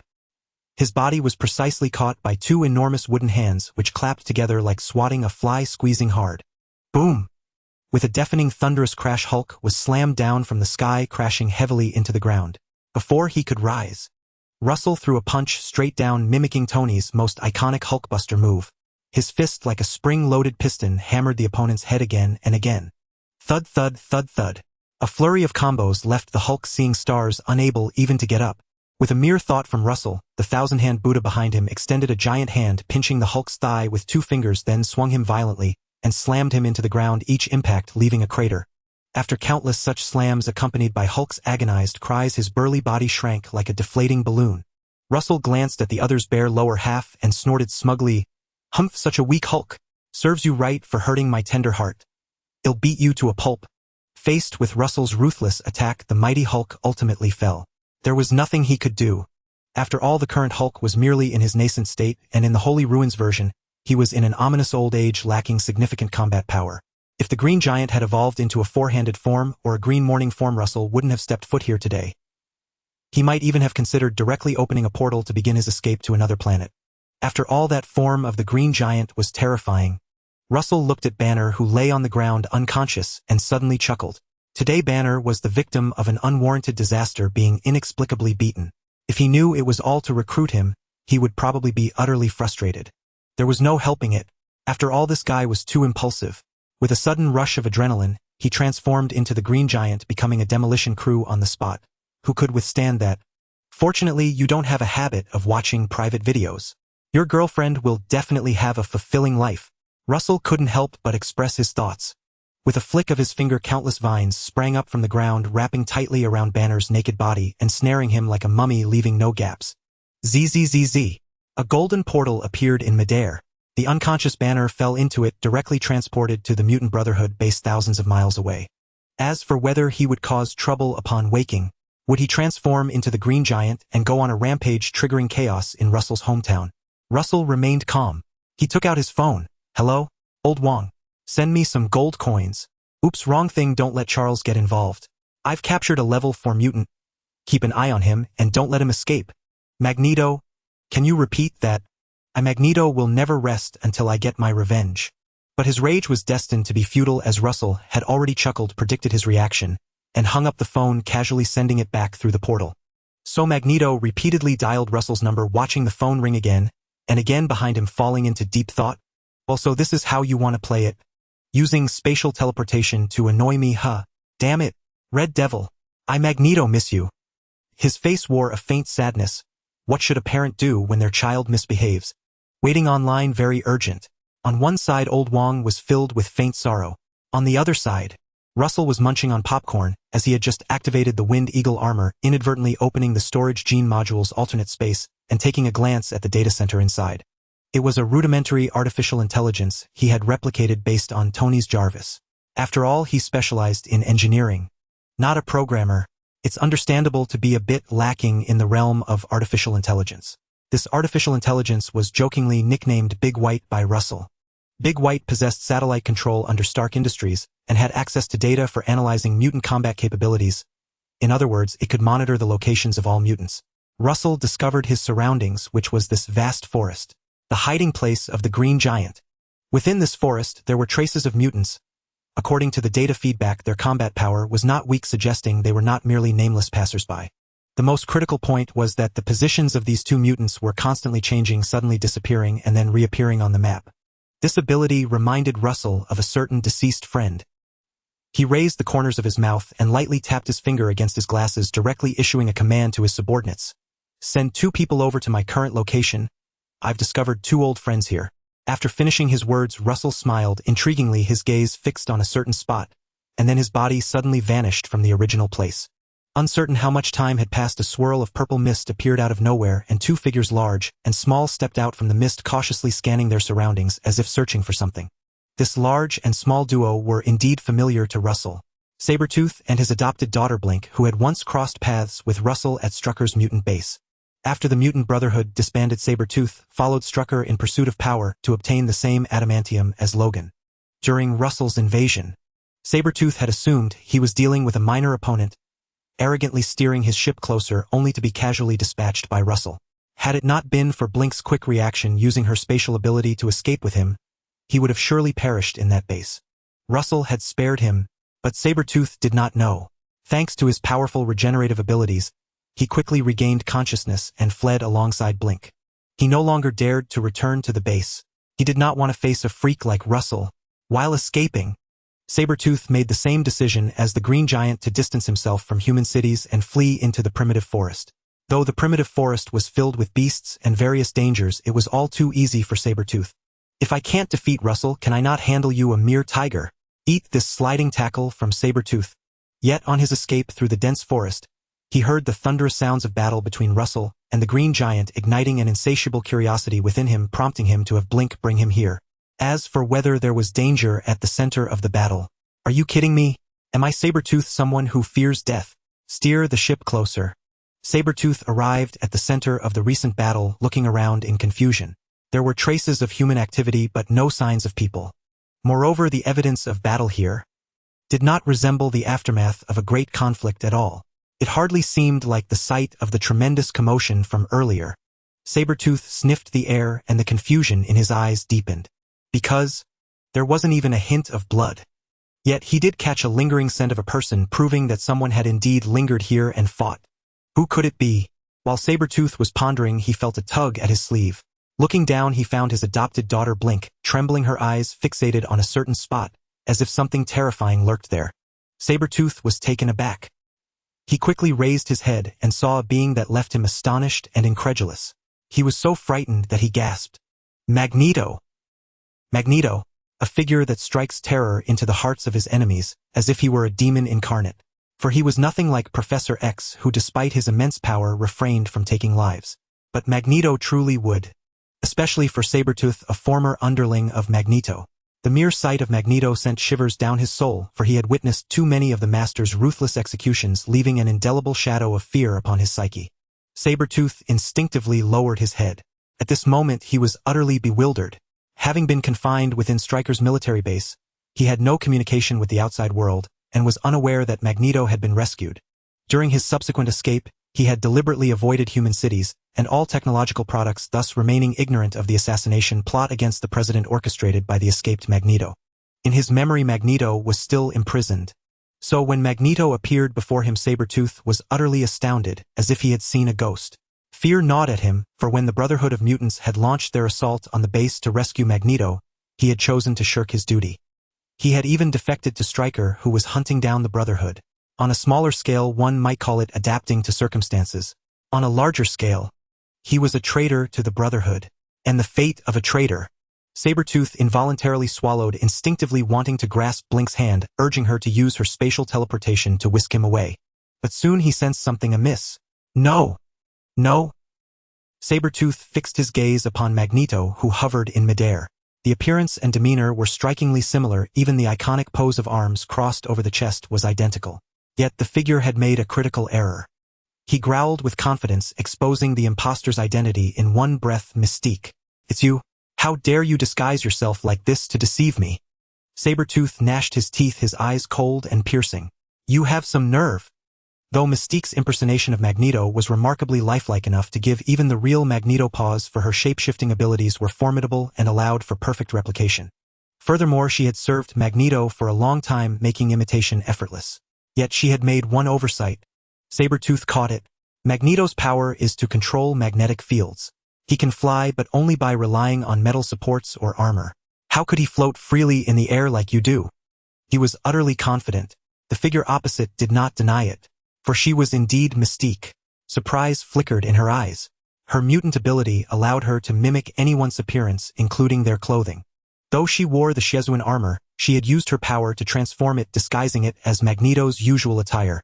She hadn't expected this small oversight to be instantly detected by Sabretooth. But Mystique showed no panic. Her words dripped with sarcasm. I didn't expect you, this spineless tiger, to have a shred of brains after all. Once they had been comrades. Their relationship had been decent. But after Magneto's imprisonment, Sabretooth and Mystique had parted ways. Sabretooth, with his beastly nature that revered only the strong, looked down upon Mystique as a mutant with little combat prowess. Later, during the Brotherhood's numerous attempts to rescue Magneto, Sabretooth had not participated. Instead, he had defected to Stryker, aiding him in hunting mutants. This directly incurred the wrath of Mystique, who was firmly aligned with the mutant cause. Previously, Mystique had lacked the power to confront him and had to endure in silence. But now, empowered by Russell's Shezuan armor, she no longer needed to yield. And there was even a hint of murderous intent. Sabretooth, naturally unaware of the recent changes among the mutants, still lived in the past. Seeing Mystique's arrogance, he was almost amused. He let out a roar. Who gave you the courage? As he spoke, Sabretooth extended his hands, his nails sharpening into deadly tiger claws. His body visibly bulked up as he lunged directly at Mystique. He would tear that insolent mouth of hers apart. How dare a mutant with such a pathetic ability speak so arrogantly before him, Sabretooth? But then something astonishing happened. Mystique's eyes were filled with mockery, as if watching a buffoon. She raised her hand and countless meteors streaked across the sky, hurtling towards Sabretooth with a piercing whistle. Sabretooth saw them. The sight of those screaming projectiles nearly made his soul flee in terror. For those were not meteors at all. They were rebar after rebar racing through the air, scraping against it until they glowed red and showered sparks. Sabretooth was truly terrified. Such power? The real Magneto? No! In his low cry, the rebars pierced his body in an instant. The immense impact slammed him heavily against the ground. One end of the rebar was driven deep into the earth. Sabretooth now resembled a hedgehog turned upside down. His body was riddled with holes, blood flowing everywhere, even his bones exposed. The pain was so excruciating that even Sabretooth, a man of iron, who had died countless times, couldn't help but scream in agony. But Mystique showed no mercy. With an indifferent expression, she clenched her fist. The rebars coiled around Sabretooth's body like ropes, constricting with relentless force, causing his form to visibly shrink as the sickening crack of breaking bones echoed. Such ruthlessness sent chills down one's spine. Truly, as Zhang Wuji's mother once said, beautiful women have cruel hearts. Sabretooth howled in agony. His adopted daughter Blink once again came to his rescue with incredible speed, one that had even caught Russell off guard, let alone Mystique. Mystique saw only a flash before her eyes. In a swirl of blue light, Sabretooth vanished completely. Her heart skipped a beat. But she quickly regained her composure. Her face reverted to its original form, revealing the Shezuan armor beneath her guise. With a faint golden glow, Mystique's form flickered and transformed into a streak of golden light that shot into the distance. She delivered a kick to the head of Sabretooth, who was just emerging from the teleportation mist, forcibly knocking him out of it. Sabretooth crashed heavily to the ground, once more battered and disheveled. Yet his mutant ability was truly monstrous. Attacks that would have killed an ordinary man multiple times over were somehow endured, and he even healed, instantly scrambling to his feet for a counterattack. But he was utterly powerless. Mystique was too fast. One foot stomped firmly on his legs, while the other whipped around like a lash, striking Sabretooth's head with tremendous force. He spat out copious amounts of blood, looking utterly pathetic. Yet a flicker of joy lit his eyes. He swung a claw in a backhanded strike, aiming to tear out Mystique's heart. But a loud clang rang out. Those razor-sharp tiger claws, which could slice through iron like mud, left only faint white marks on Mystique's mutant armor. Even those marks slowly faded before their eyes as if nothing had happened. Sabretooth couldn't accept it. He roared hysterically, "Impossible! This can't be! It's all fake!" Mystique smirked contemptuously. She pressed Sabretooth's head into the dirt with one hand and leaned close to his ear, whispering slowly, "Silly tiger, the times have changed." Sabretooth's eyes bulged with grief and indignation. What kind of twisted mind created this? This was too damn much. Mystique effortlessly pinned Sabretooth beneath her foot.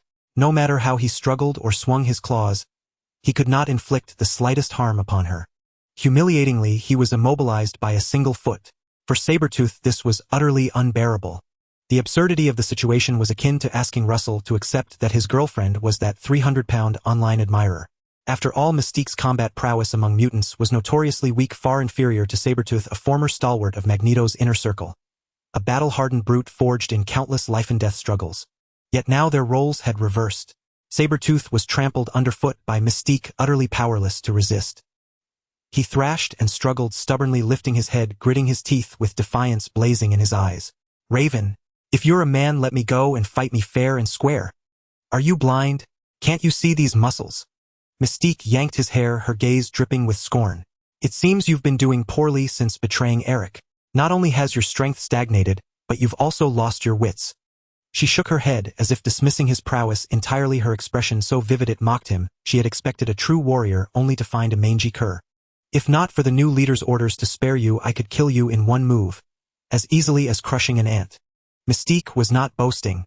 Though Sabretooth possessed a formidable healing factor and extensive battle experience, he was ultimately a mere level 3 mutant with a low ceiling.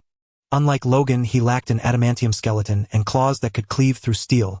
Whether Mystique mimicked Magneto or Professor X, she could easily subdue him.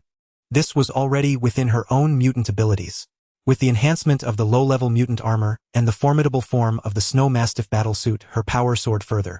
Sabretooth before her had become a mere sick cat, unable to withstand a single blow. A wave of emotion washed over Mystique. She could hardly believe that a month ago, she would never have imagined effortlessly overpowering Sabretooth. Even surviving a dozen exchanges with him would have been a blessing. "Little Russell, you are the true god of mutants. The true king of mutants." Mystique reached out and seized Sabretooth by the scruff of his neck. Countless sharp steel gears locked around his throat, so menacing that the defiant Sabretooth instantly fell silent. His eyes darted downward, watching the rotating gear wheel circling his neck. He gulped. The gears appeared to move slowly, but once they spun at full speed, they could effortlessly sever his head. Even with his regenerative powers, he would surely meet his end. Game over. After all, even Deadpool, the ultimate regenerative freak, had been killed when he and Logan jointly decapitated him. The head was the vital point. Once severed, death was certain. Under the threat of death, the once unyielding Sabretooth quickly submitted. After all, he had once been part of the Mutant Brotherhood. Falling under Stryker's command was merely a minor accident. The Mutant Brotherhood still needed him. There was no point in resisting. To put it bluntly, working for anyone was the same. If surrender was an option, why not take it? Mystique did not kill him. Instead, she turned her gaze to Blink, who possessed teleportation abilities. Blink shuddered in fear, then raised her hands, obsequiously clasping them together to reveal her pale wrists, displaying utmost obedience. After all, her teammate had already surrendered. If she didn't follow suit, she would be criticized. Mystique flicked her finger and metal coiled like a serpent around Blink's wrists. Yet it was merely a formality. If Blink wished to escape, these metal cuffs could not stop her. She mused, deciding she would discuss with little Russell the nuances of uniform allure. Without handcuffs, how could one expect someone to lie down willingly and let you have your way? How could anyone be expected to submit? Just as she prepared to leave with the two captives, the mutant combat detection glasses suddenly blared an alarm. Bay's voice echoed in her ear. "Anomalous data detected. Danger level extremely high. Evacuate immediately. Evacuate immediately." Anomalous data. Mystique instantly tensed. She activated the mutant armor's gene scanning module to survey the surroundings. Apart from Sabretooth Blink and a few insignificant lifeforms, she detected no one else. This puzzled her.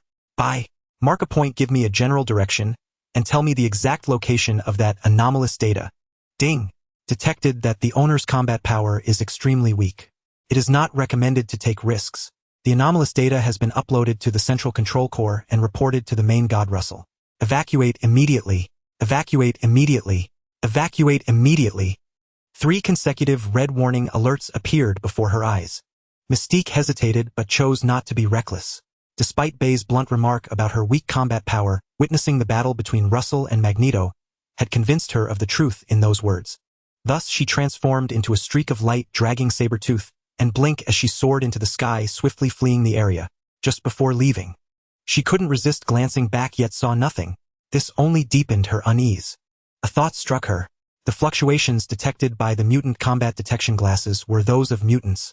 And now an unknown fluctuation had appeared, one capable of triggering 3 consecutive warnings from Bay. Mystique was shaken to her core. It was likely an Omega-level mutant. Troubled times ahead. I hope this won't bring disaster to the mutant brotherhood. She fled at top speed.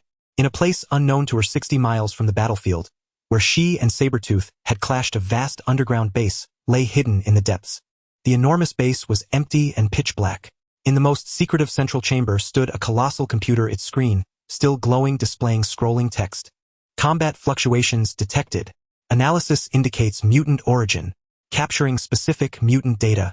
Cross-referencing with database. Match successful.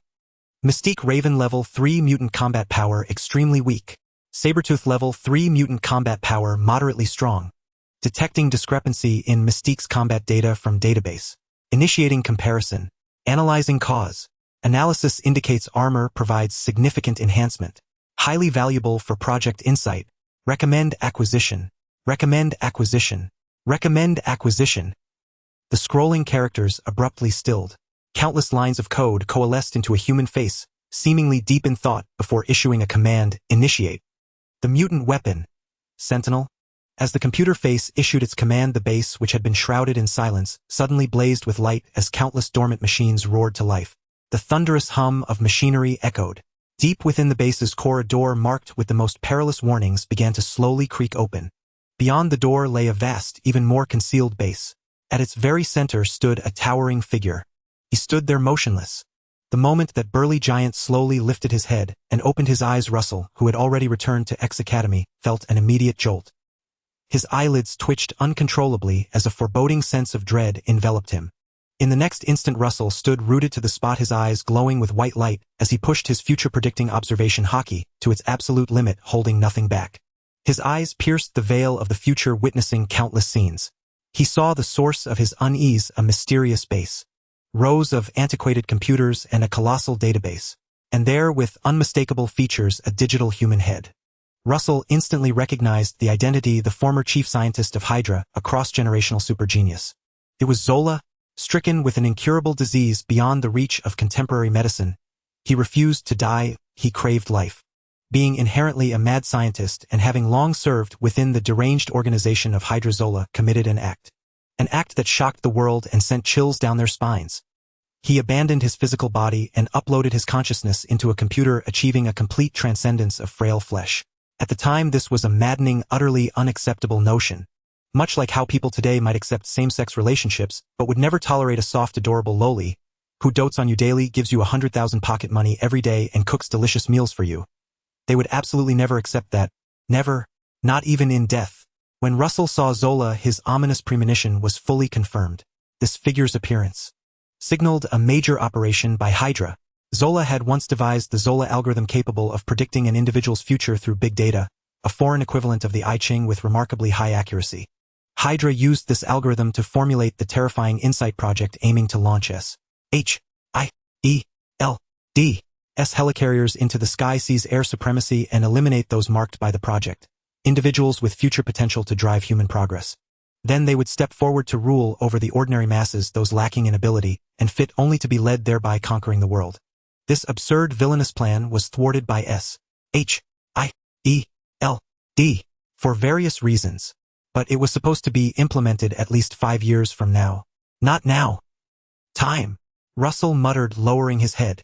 He had no idea where the anomaly occurred.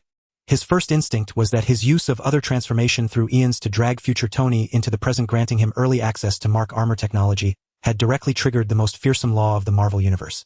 That is, when you toy with time toys with you. But soon, Russell cast aside these thoughts. He was not one to be timid. After all, what kind of transmigrator would he be if he didn't stir things up and alter the future? He closed his eyes, tightly seeking within the future visions to discern what Zola, now a digital consciousness, intended to do in that base. But what he saw made his heart skip a beat. A terrifying man, a veritable nightmare radiating boundless light and heat. Effortlessly, with devastating ease, he defeated all the mutants who came to block him in the Brotherhood of Mutants. He was like an undying war god. He effortlessly absorbed all the energy from their attacks. A single casual strike triggered a colossal explosion, reducing everything to dust. Russell steadied his mind, focusing on the blurry, trembling images of the future, and caught a fleeting glimpse of the man's face. He recognized him. He fell silent. His breathing became labored. For that man was the legendary Marvel Superman, comparable to DC's Superman, the Sentry possessing the power of 1,000,000 exploding suns. Russell questioned his own existence. Was it even reasonable for this freakish being to appear now? Was it reasonable? Well, you've passed the Go Beginners tutorial. Congratulations, you now face your first opponent in the rookie period. Please welcome the Do Diju champion Kujia. Russell could only curse. Damn it. He finally recalled that day in Kamartaj when he reversed time and summoned his future self. Why had that future self looked so strange, insisting that Russell must taste hardship, that he couldn't slack off, that the rain he endured must also fall on Russell? At the time, Russell had thought, with technology in my left hand, magic in my right, and mutant abilities in between, who on earth besides the Sorcerer Supreme would dare touch me? Now Russell understood. His future self had definitely been beaten by this Marvel Superman, the Sentry, and beaten badly, hence that gloating expression. Russell's face turned green with dismay. He felt utterly screwed, just as he was cursing inwardly in the Hydra base. Zola, the digital human head, excitedly watched the Sentry slowly awakening. This was part of a plan Hydra had devised after accidentally discovering the incredible powers of mutants during their quest for world domination. It was called the Sentry Project. At its peak, Hydra boasted the world's top scientists, the most abundant resources, and the strongest combat forces. Even after suffering setbacks, they remained tenacious, infiltrating S.H.I.E.L.D. and high levels of various governments, their influence only growing. The Sentry Project was not merely a weapon to study and combat mutants, it also became a cornerstone of their plan for global domination. The Sentry possesses the energy absorption ability of the former strongest mutant Black King Shaw, has Wolverine's super healing factor, White Queen Emma Frost's telepathic powers, and Darwin's extraordinary adaptability, plus the Red Monster's super physique, super strength, and super defense. Zola couldn't help but chuckle softly. As the ultimate survivor of Hydra's myriad twisted experiments, the Sentry was unimaginably powerful. If not for the Sentry's tendency to go berserk and the difficulty of long-term control, Hydra would have already conquered the world. Go! Zola let out a sinister laugh. Sentry, let the mutants taste your fear. Pray, when you discover a Superman is about to off you, do you choose to flee or to flee or to flee? Russell hesitated for 3 seconds. If it were a female Superman, he would undoubtedly stand tall and proud, engaging her in a fierce battle of 300 rounds with unparalleled valor. But if it were a male, Russell planned to make a run for it, for a male Superman would not be swayed by lust, taking a fancy to his handsome appearance, and then doing as he pleased. Wait, what if the male Superman did take a liking to him? Wouldn't that be disastrous? Russell shuddered violently. He had no desire to be forcefully subdued by another man locked in a predicament of manly confrontation. Thus he sank into contemplation. Taking stock of his current strongest combat power, it seemed only with the enhancement of the 5 elements armor could he erupt with the ability to overwhelm 4th-level mutants, barely contending with 5th-level mutants. Yet, compared to the Sentinel, he was still far inferior. It is not my fault. Truly, the opponent lacks martial virtue. Russell recalled the Sentinel's terrifying power, the ability to absorb all energy, formidable telepathy and memory rewriting, and a robust physique with defensive capabilities. Any single ability unleashed was at least at the 4th-level mutant grade. Russell suddenly paused. Then he slapped his thigh sharply. I've got it. Now I see why that fellow from the future managed to develop the divine body armor to such an extent within a few short years, even spawning the Emperor Armor Project. The reason lies here. In Russell's conception. The divine body armor could simultaneously control and harness multiple 5th-level mutant abilities, even absorb celestial genes, and then over a long period absorb boundless energy to complete the transformation from human to deity. This was entirely feasible. After all, in a certain parallel universe, Sorcerer Supreme Tony had combined magic and armor to forge his own Supreme Sorcerer armor, directly echoing the multiversal Dark Overlord Dormammu. Truly with mortal flesh rivaling the gods. Not like in the movies. A weakling who fought Thanos and got himself killed. The divine body armor was a distant dream. Its technical content and threshold were too high. According to Russell's estimate, it would take at least a decade of effort to become a top-tier 5th-level mutant and master all 5th-level mutant abilities. Then, with a single thought, he could rend heaven and earth. With a single thought, spin planets. With a single thought, alter reality. He would be able to do as he pleased. Yet his future self had clearly advanced far along the path of the divine body armor defying the timeline. Now Russell had finally found the reason. That was the Sentinel. It was a weakened version of the divine body armor. If he could kill it, its body would be the finest material for the divine body armor. After all, the Sentinel already possessed several 4th-level mutant abilities, far surpassing the singular 4th-level ability of Russell's 5 elements armor, for mutant abilities combined always yield more than the sum of their parts. Just as Lu Bu boasted of his invincibility, yet when Liu Bei, Zhang Fei, and Guan Yu ganged up on him, he still had a headache. But if during the siege Lu Bu knelt and called the 3 his foster fathers, how would one break the situation? Russell, who had been somewhat troubled, suddenly felt greed arise in his heart. After all, the Sentinel was a material delivered right to his doorstep. Though the risk was high, he might get beaten black and blue. If he succeeded, the rewards would be immense. So he extended his palm and unleashed his strongest trump card. With a grave expression, Russell manipulated his thoughts, and light emanated from his fingers. In the next moment, he plunged into a crackling golden portal. It was a portal. With the aid of his precognitive ability, he descended precisely from the sky landing in the training ground of Kamar-Taj. Instantly, it drew the attention of dozens of mages in the training ground. As practitioners with formidable mental strength and keen observation, they saw at once that Russell was empty-handed, and they were astounded. The sling ring. He doesn't have a sling ring. Impossible. Indeed, even the senior mage Wang and the great mage Caecilius cannot cast spells without the sling ring. Only the Sorcerer Supreme can achieve this. The mages present gasped. For a mage, the importance of the sling ring was self-evident. For it was the bridge between mortals and gods. Only with the sling ring could one manipulate the energy borrowed from the gods, thereby casting spells and performing all manner of incredible feats. Like electricity and oil. All of humanity's industrial machines rely entirely on these two vast energy sources. A mage without a sling ring is like modern human society without electricity and oil, like the West losing Jerusalem, like UC browser blocking access to mysterious websites.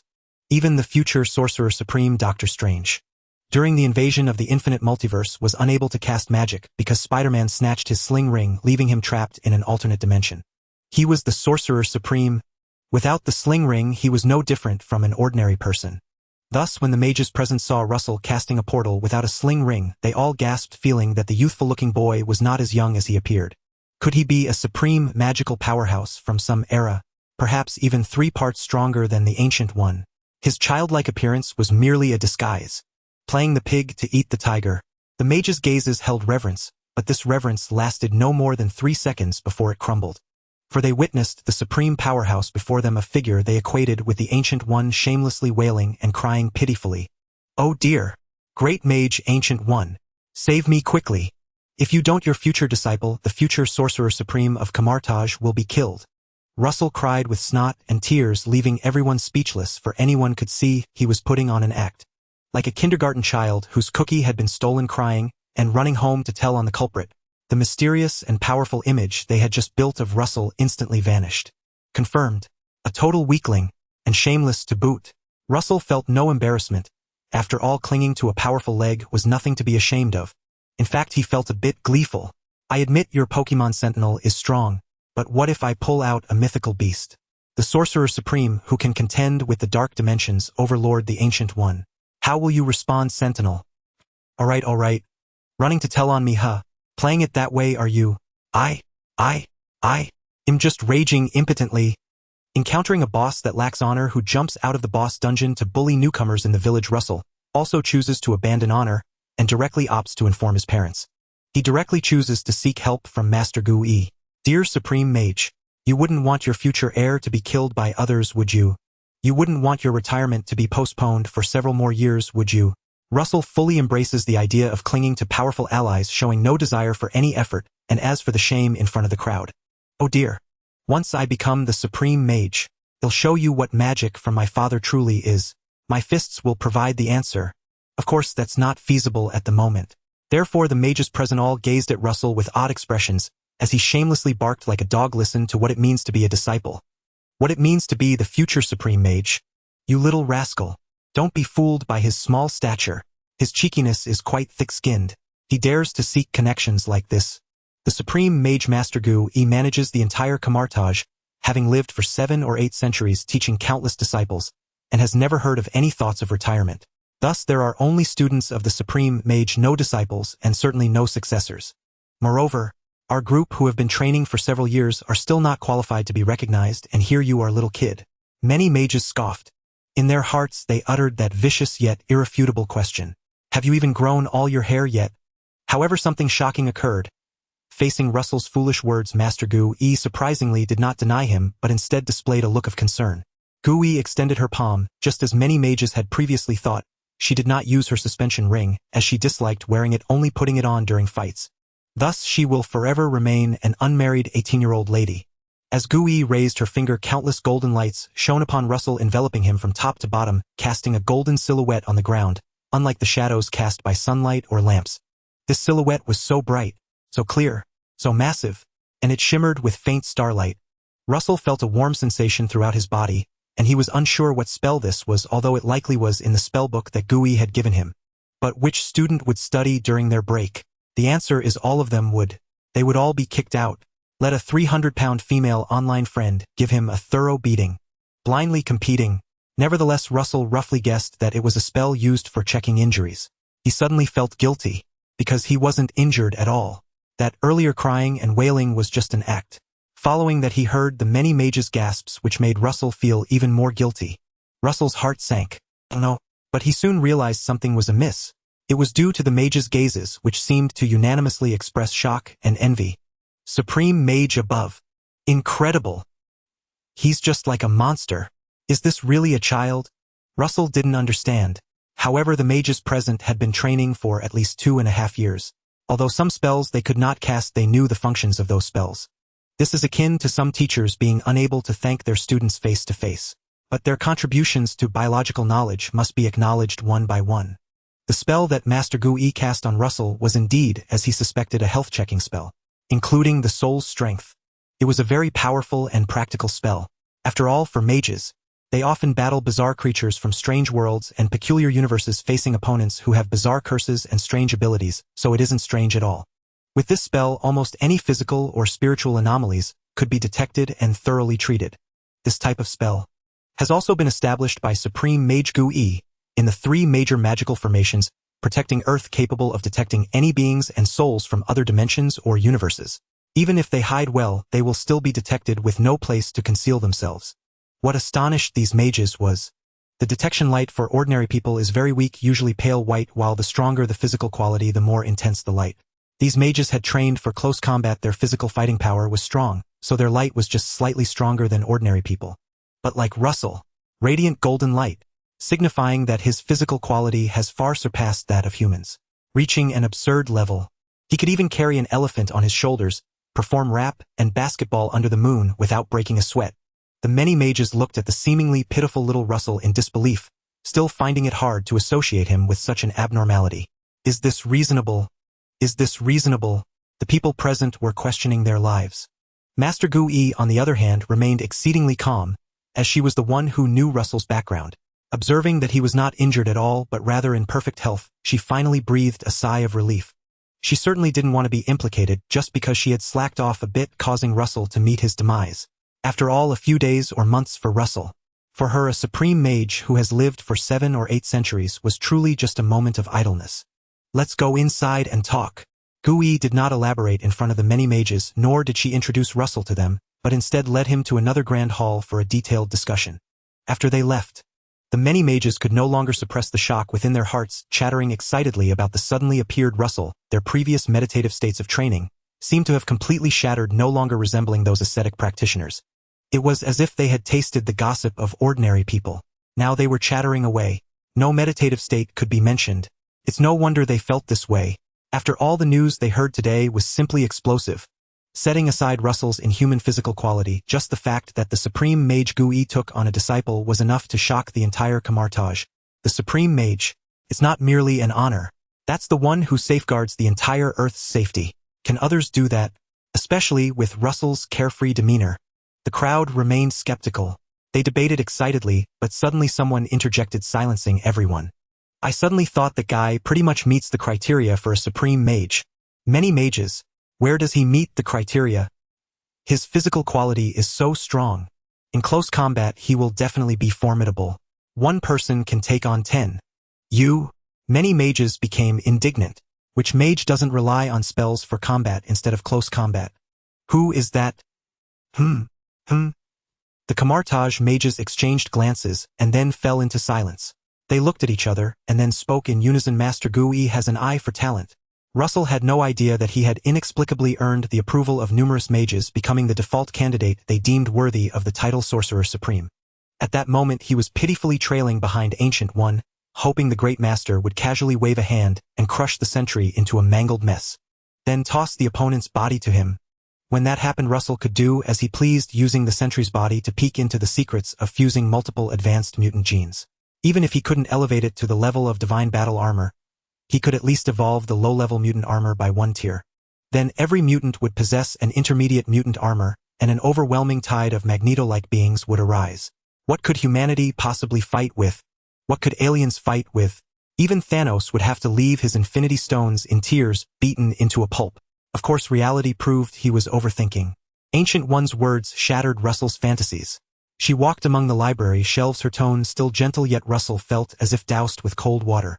I apologize, but I will not act against that so-called sentry. Why? Russell was puzzled. After all, for Ancient One, who could contend against the dark entity Dormammu, banish countless evil gods from other realms, confront hellish demons, and silence Odin the Allfather, who claimed Earth was Asgard's territory, the sentry at this moment was truly not formidable. Essentially a wave of her hand. He asked with some frustration, "Isn't the sentry too weak for you?" Ancient One nodded. She gave an explanation that was reasonable yet left him baffled for a while. "He is too weak. I have no interest in fighting him." She sounded so pretentious. If anyone else had said that, Russell would have shouted for the Sheji armor to combine and unleashed a Buddha descending move teaching them why flowers are so red. But if it was Ancient One speaking, then it was fine. "You don't understand yet. Only when you become the Sorcerer Supreme will you know."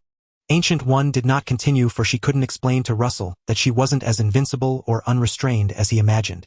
Because every day she borrowed power from the dark entity Dormammu, and this borrowing had lasted for 700 or 800 years. She became the Sorcerer Supreme, guarding Earth, bringing 7 or 8 centuries of peace and stability. Yet this caused her influence to grow ever larger, to the point where every move, every decision she made could affect Earth's future development. She had seen billions of futures where Earth was destroyed through the Time Stone. She was exhausted. Alright, Ancient One admitted she was lying. She just wanted to slack off. How could you ask an old comrade over 800 years old to fight a sturdy lad stronger and bigger than an ox? Did you have the nerve? She was truly eager to retire. She didn't want to work this shift any longer. Ancient One clasped her hands behind her back, her face gentle, yet her tone carrying a hint of incitement. As the future Sorcerer Supreme, you will always face trials. Dealing with a mere sentry. You won't disappoint your master, will you? Russell. Such a familiar tone. Russell fell into thought. The Sorcerer Supreme indeed faced trials.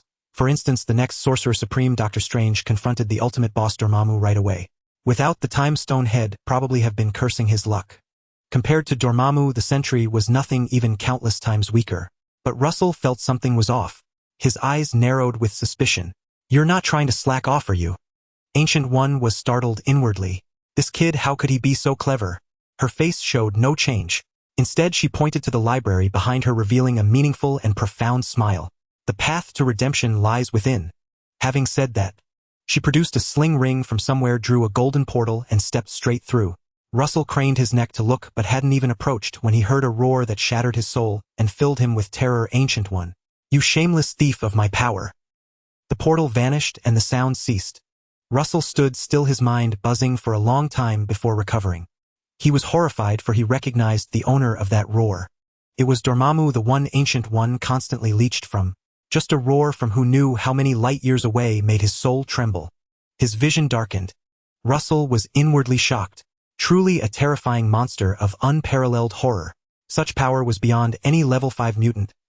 Even levels 6 or 7, perhaps only the full might of the Phoenix Force could contend with it. No wonder so many mages despaired and turned to the dark side. Only by truly facing it could one realize its terror. Russell was merely stunned for a moment before looking away. After all, he had accepted this gap between him and Dormammu in his past life, similar to the gap between him and Boss Sue. An annual salary of $1 million working for thousands of years might not even pay off the debt. He had long since resigned himself to fate. Life, after all, is about being zen. Compared to Dormammu, Russell was more concerned about finding a way to deal with the sentry in this vast library. According to his precognitive visions, in at most 6 hours, the sentry would finish absorbing nutrients, emerge from the base, and begin hunting mutants, then wreak havoc on the mutant brotherhood.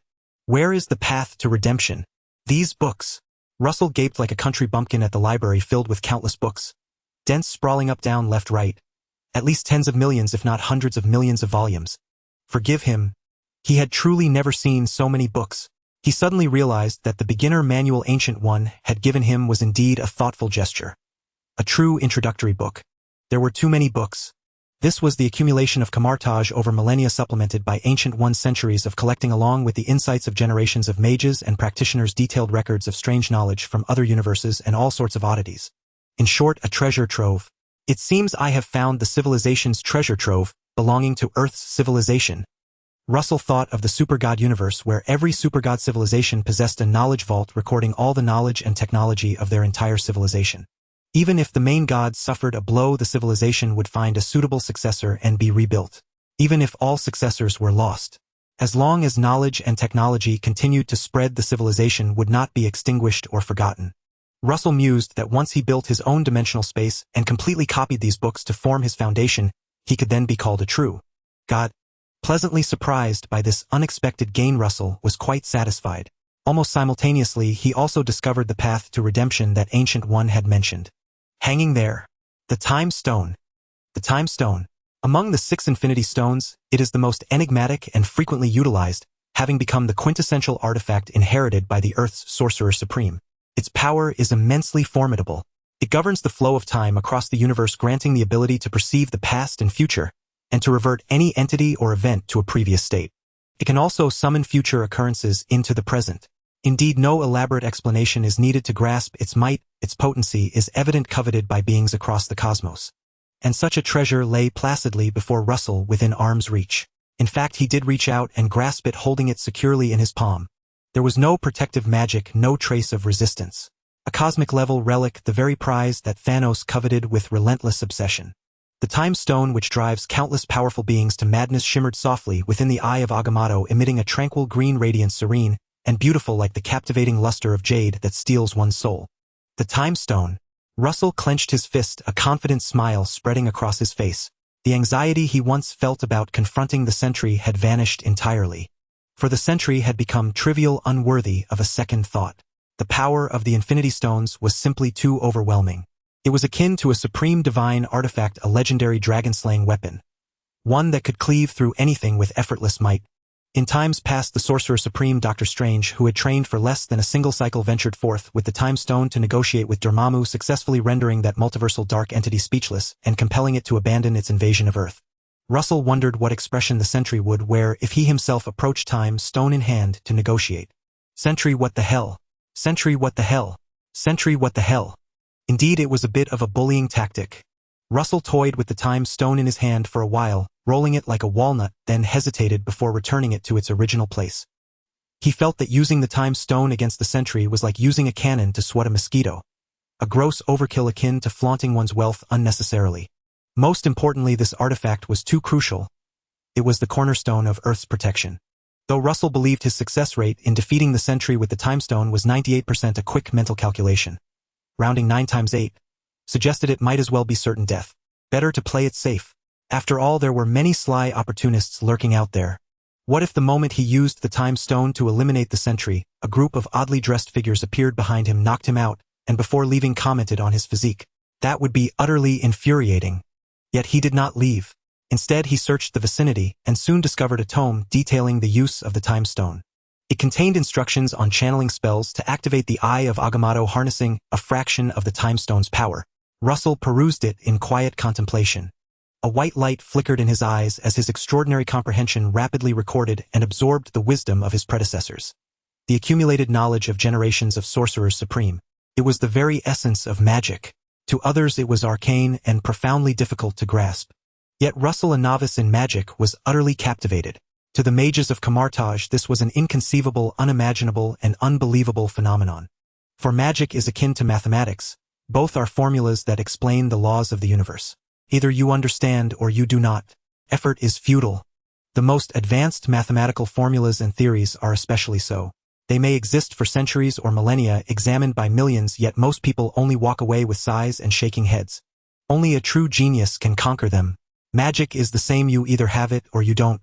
Thus, when the librarian Wong saw a young boy poring over a magical tome, he first smiled in bewilderment, assuming it was the child of some mage playing around. Or perhaps a newly adopted orphan. Throughout Camartage's long history, most disciples came from such backgrounds. Few were lucky enough to find this place and possessed the talent to stay, or most were descendants of mages or actively taken in. Wong chuckled. He adored children. He approached, waving his hands behind his back. A seasoned librarian indeed. He cast a spell, surreptitiously summoning a portal and pilfering a lollipop. It was only natural for a child to enjoy candy, wasn't it? But before he could draw near, his smile twisted into shock. His sharp eyes caught the anomaly: Russell's position, the size and weight of the book in his hands. Gah! Wong was startled. He instantly recognized the tome, the one he inspected daily, the most important book in the entire library. And the most dangerous. The higher the magic, the more complex the incantations. Any reader with the slightest lapse in concentration could be drawn into it, suffering severe mental damage. The stakes were far higher than mundane distractions. Those merely consumed trivial energy. This, however, would leave one mentally drained for days. Arg! Hey! You little rascal, don't mess around. Wong lunged forward to intervene, but he realized a terrifying truth: no matter how fast he ran, he could not get closer to Russell. A mere few steps seemed like an insurmountable distance. Despite his portals and other spells, despite leaping and dodging, he remained unable to reach Russell. Then the most dreadful thing occurred. Wong was drenched in cold sweat. He discovered that moving forward or backward made no difference. He was trapped in place, as if frozen, no matter how he struggled. Frozen. Could it be? Wong's eyes widened in disbelief, his mouth agape, as he stared at Russell. At that moment, Russell slowly closed the book, his eyes shut in contemplation. He turned his head, revealing a smile almost identical to the ancient one's. Yes, Wong, as you've surmised, I have been acknowledged by the Eye of Agamotto. On his chest, the Eye of Agamotto was fully open. The time stone radiated a faint green glow. Wong was at a loss for words to express his feelings. It was like lamenting the difficulty of a graduate-level math exam, only to discover that an 80-year-old neighbor had solved Fermat's last theorem. An indescribable shock. What the hell? This can't be normal, can it? This can't be normal. You? Just call me Russell. It's impolite to call me a pervert. Though you are quite perverted, I am a polite person, so I won't call you that. Indeed, in 37 futures, you called me a monster 23 times, eternal 9 times, abnormal 3 times. Russell smirked without humor at Wong, his strange gaze making Wong shudder. His subsequent resentful words made Wong gulp nervously. And you called me the king of perverts twice. Indeed, quite polite. Indeed, he didn't call him a pervert. He called him the king of perverts. Wong felt a bit embarrassed. Although what Russell mentioned hadn't happened, he knew it was indeed his way of speaking. He didn't doubt it either. After all, as a senior librarian, a great mage who had followed the Ancient One, the Sorcerer Supreme, for quite some time, he also knew some secrets about the Eye of Agamotto, specifically its ability to observe various futures. But knowing was one thing. He was still too shocked to speak, unable to connect Russell with a powerhouse who could wield the time stone. It was far too incongruous. He stood there dumbfounded, watching Russell return the book to its place, and then remove the Eye of Agamotto from his chest. I am a new apprentice of the Ancient One, the Sorcerer Supreme. Barring any surprises, in 2 or 3 years, I'll be the new Sorcerer Supreme here. Consider this an early introduction, since you'll be running errands for me from now on. Remember my preferences. I don't eat tastin'. I'm not a Thursday McDonald's. I don't drink Luckin. I don't drink sweet tofu pudding. I don't eat salty zongzi. I don't eat beef. Faced with Russell's rambling and peculiar dietary quirks, Wong didn't absorb a single word. He only caught those few key phrases. Apprentice of the Sorcerer Supreme. The next Sorcerer Supreme in a few years. The Ancient One who hadn't stepped down for 800 years was retiring just like that. An event that happens once in a century. Why did it have to happen to me? Wong was utterly bewildered. He felt it must be false news. Yet looking at the eye of Agamotto on the table, and having just personally experienced Russell's time magic Wong, I am very confused. I want to climb over the wall. Russell sensed Wong's emotional turmoil. He levitated directly, and as Wong stared in bewilderment, patted his shoulder saying smugly, "Don't worry, it'll be much better than your previous boss. When I take over, I'll have the whole Camartage serving bubble tea 7 days a week. I'll even give out the Wi-Fi password." Cough. He suddenly remembered. The Ancient One wasn't dead yet. He couldn't be too arrogant. Otherwise 30 years of simulation and 50 years of spellcasting would still be waiting for him. Russell quickly changed his tune. "Later, help me open a mirror dimension. I need to go fight someone. That guy is really tough. I simulated it 1,367 times, killed him 87 times, dismembered him 16 times, burned him 12 times, drowned him 7 times, electrocuted him 6 times, hammered him 3 times, and finally found his weakness. I can't let that bastard escape so easily anymore. Damn it." The mere thought of the simulations made Russell curse. Who the hell gave the Sentry a burrowing ability? It's so damn annoying. If the Sentry could fly, it wouldn't matter. After all, the sky vast and high as it is can't hide him from satellite tracking. But no, it had to be burrowing. The Earth, oh, it's so wide and vast. And Russell. He really can't burrow. To kill the Sentry, he had to learn to doggy paddle. Digging like that? Words fail me. Russell cursed and grumbled while Wong listened, breaking out in a cold sweat. He suddenly wondered if he should consider going back to the countryside to find a wife. This Sorcerer Supreme was a bit violent, a bit ruthless. Nearly 100 ways to die. For a moment Wong felt a flicker of sympathy for Russell's enemy. "Brother, if you suddenly bite the dust without leaving a complete corpse, don't be sad, don't cry, because over 100 brothers have already fallen before you. You die without injustice. Just accept your fate. They'll scatter your ashes, amen." Under Wong's strange gaze, Russell closed his eyes tightly. Then on the smooth surface of his mutant armor, one after another resplendent patterns appeared, flowing like water seemingly without any order, yet in an instant they connected, drawing all attention. So dazzling, so mysterious, so profound. Wong gradually understood. They were magical runes. At Camartage they often fought monsters, so they needed weapons. They would inscribe runes on weapons and armor to grant them lethality, defense, or other attributes, essentially enhancements. But soon, Wong was lost. He watched helplessly as Russell's armor was covered by layers upon layers of intricate arcane magical runes. One layer after another, one layer after another, making his eyelids twitch. Are you piling on buffs here? This stuff, is it something a human can do? An ordinary mage could spend a lifetime studying just a tiny fraction of it. One layer wasn't enough, so you piled on several more. King of perverts. King of perverts. Under Wong's gaze, as if looking at a monster, Russell gradually completed the final stroke. As the patterns connected, the mutant armor on his body instantly changed color, completely merging into his body, hiding beneath his skin, breathing the air. Ding! Having studied the supreme magical texts and after countless combat insights, you thought of the mutant armor. With your heaven-defying comprehension, you have comprehended the magic battle armor. This was the first-generation magic battle armor, a product of combining technology and magic born from Russell's simulations against the Sentry using the Time Stone. He extended his hand with immense pride. There was no discomfort of wearing armor at all. His palm was still incredibly smooth. No trace of armor could be seen. He merely clenched his fist slightly. Countless miniature wormholes appeared in his palm, shifting positions, as he twisted his fingers, some even combining into larger wormholes. This made Russell chuckle. He. Sentry, you claim to possess the power of 1,000,000 suns. Today, let me show you what the absorbing star great technique is. With the upgraded magical battle armor, Russell was brimming with confidence.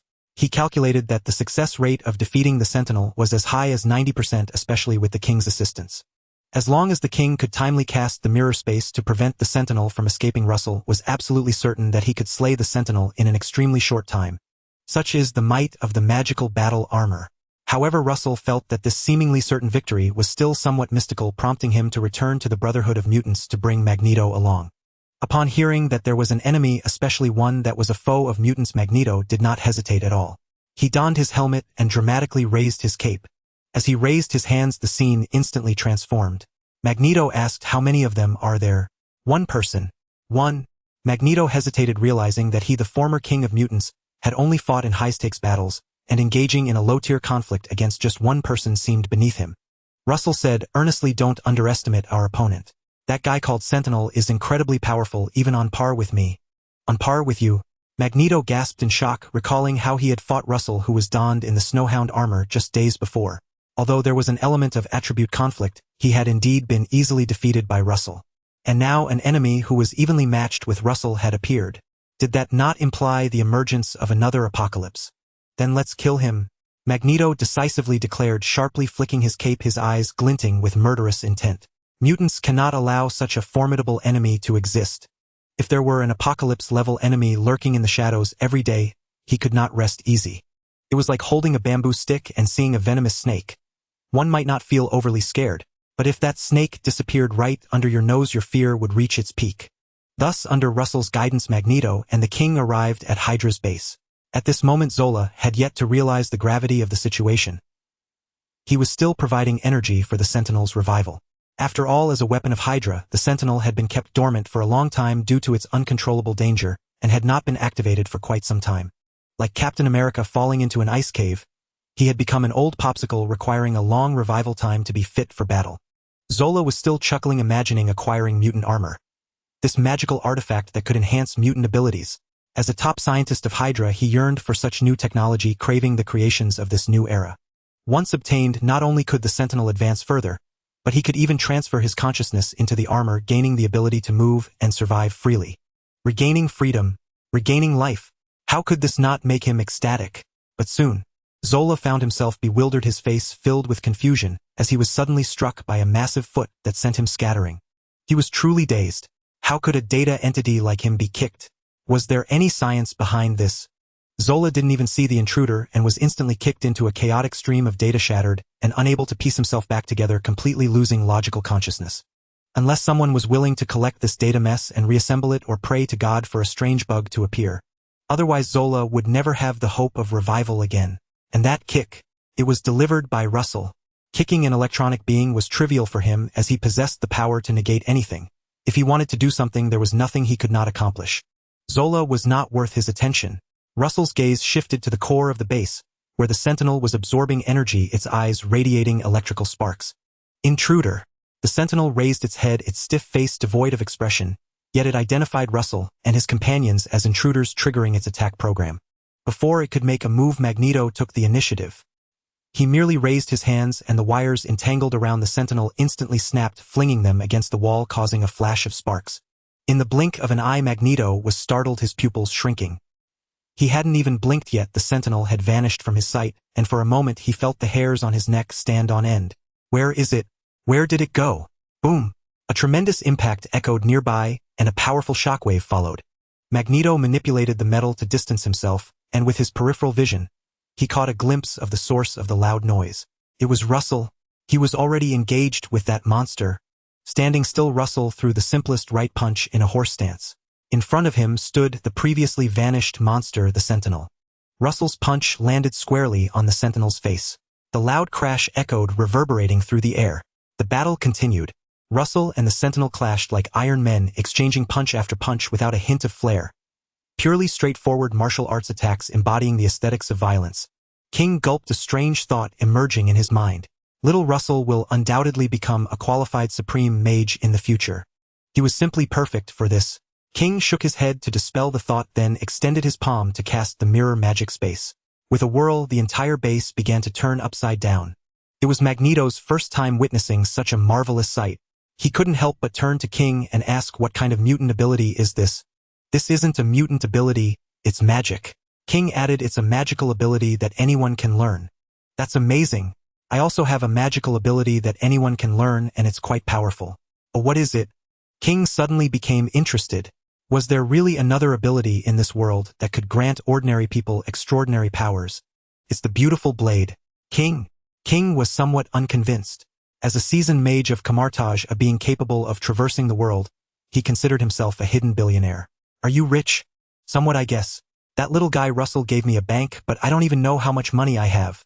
This was not Magneto boasting. The main reason was that Russell was still a minor, so Tony had temporarily put the shares of Stark Industries under Magneto's name. With Magneto's somewhat volatile nature today, he might be a law-abiding citizen, but tomorrow he could very well be the most wanted criminal. Hence Tony bought him a bank. A private bank worth a mere few $100 billion. King King, you really should die. King, is there still a chance for Ancient One to roll away and let Russell take over? Well, Wong admitted he was a little tempted, but the thought of the Ancient One's invincible magic quelled his restless desires. He suddenly felt that a few hundred billion was nothing. He certainly didn't want to be sent smilingly into the dark dimension by the Ancient One, experiencing a voidfall 100 times more terrifying than any demon. No sorcerer could escape the Ancient One's judgment. Rumor had it that the great Ancient One bore a rather petty grudge. So it was said. Previous Sorcerer Supremes had also been quite petty. Sometimes Wong wondered if this trait was hereditary. Wong composed his expression and declared solemnly before Magneto, "I am a steadfast supporter of the Ancient One. I will never bow to money or be corrupted by it." After speaking, he added, "I don't like money. I have no interest in it whatsoever." Truly. Faced with Wong's hypocrisy, Magneto's eyes gleamed with shrewdness. A look of regret crossed his face. "What a pity.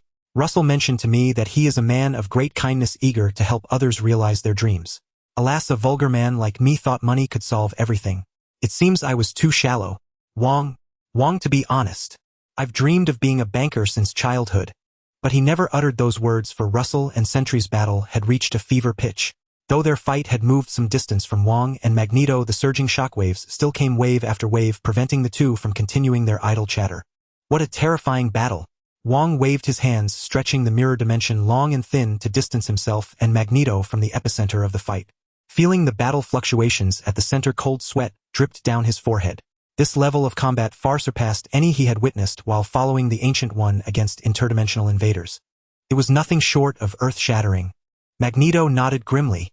He had never imagined a mutant of Sentry's caliber existed, having never learned of it before. He found it utterly bewildering. After watching for a while, he saw Sentry. He sensed a familiar aura from him. A strange sense of familiarity. An inexplicable anger swelled in Magneto's heart, as if he were glimpsing an old acquaintance. Whenever Sentry clashed with Russell, no matter the intensity of the impact, it never caused him severe harm. Instead, the energy seemed absorbed, then released, rebounding onto Russell. This familiar combat style, absorbing and releasing energy. A cold glint flashed in Magneto's eyes. Shaw, the demon who in the Nazi camp killed his mother before his young eyes to awaken his mutant powers. Black King. Shaw. That man had been slain by Magneto after his rise to power. Never did he expect to see his shadow again decades later. This old bones haven't completely withered yet. Magneto clenched his fists. Wong felt immense pressure. A vast magnetic force spread through the mirror dimension. His magic consumption soared as the dimension's foundation began to crumble. At that moment he truly felt it, the invincible majesty of the mutant king. But soon, in Wong's awestruck and expectant gaze, something astonishing occurred. Countless steel dragons coiled around Magneto. Before he could witness Magneto's grand display of power, he heard Russell's taunting voice. "Hey, old man, don't come here to embarrass yourself. Don't mess things up for me. I'm busy." Russell's words dripped with disdain.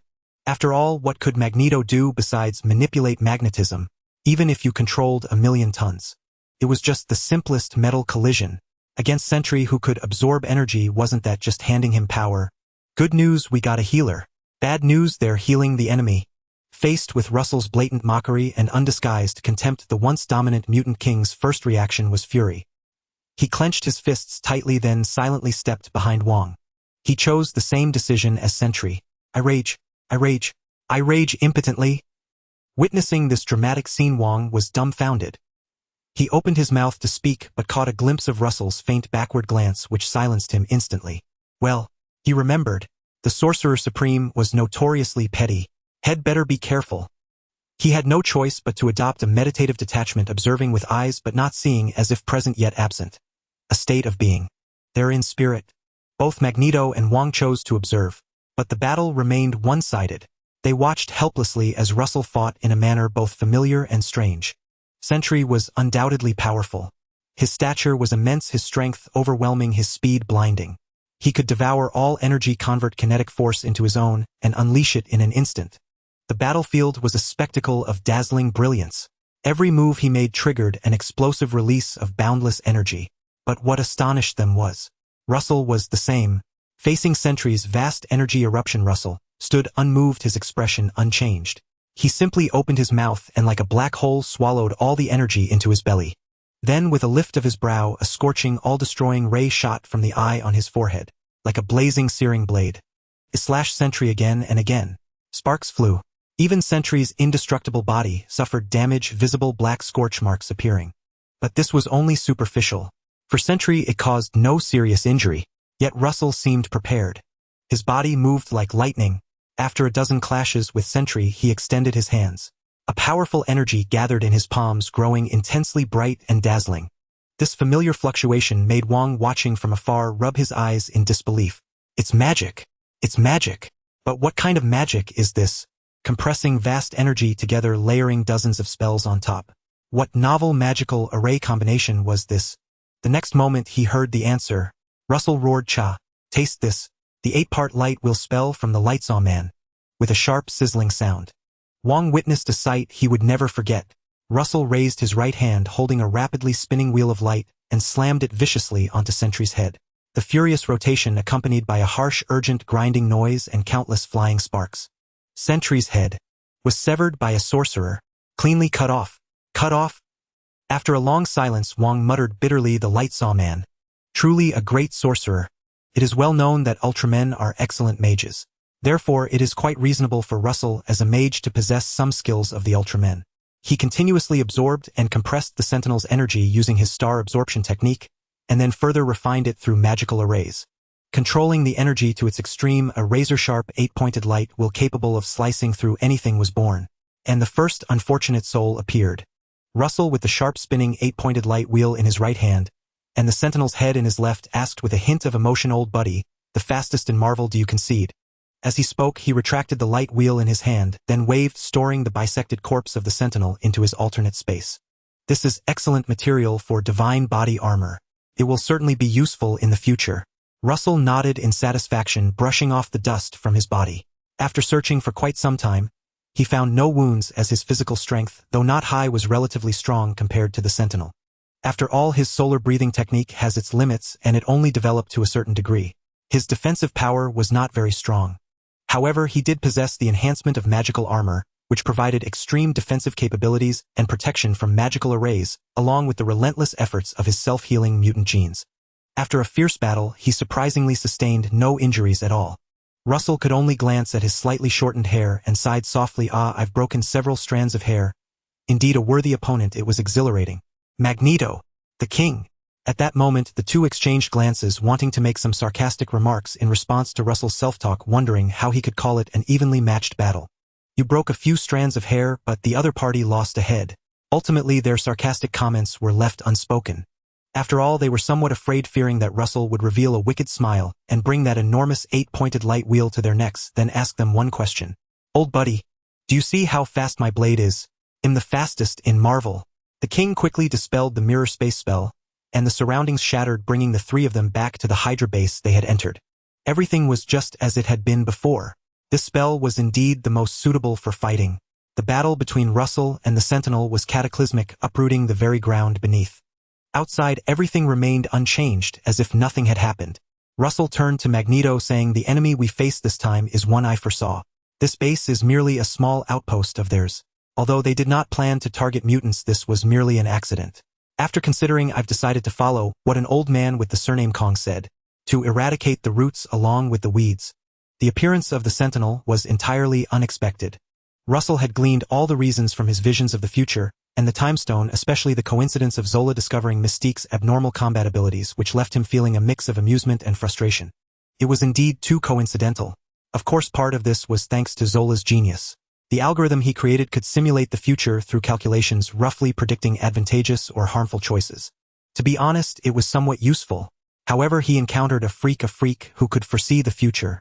Russell saw many images of Hydra targeting mutants, from the future part of it due to Zola's algorithm, and the other part due to the Brotherhood of Mutants, which under his leadership squeezed Hydra's territory and suffered retaliation from them. Of course, all were covert means. After all, Hydra prided itself on being the hidden snake. However, Russell was not interested in wasting time with them. He activated his cheat, opening the omniscient perspective of foresight, directly opting for a hidden confrontation.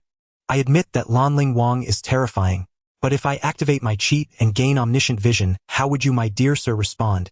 Russell decided to pass the task of striking Hydra to Magneto, as he understood perfectly what it meant to add fuel to the fire.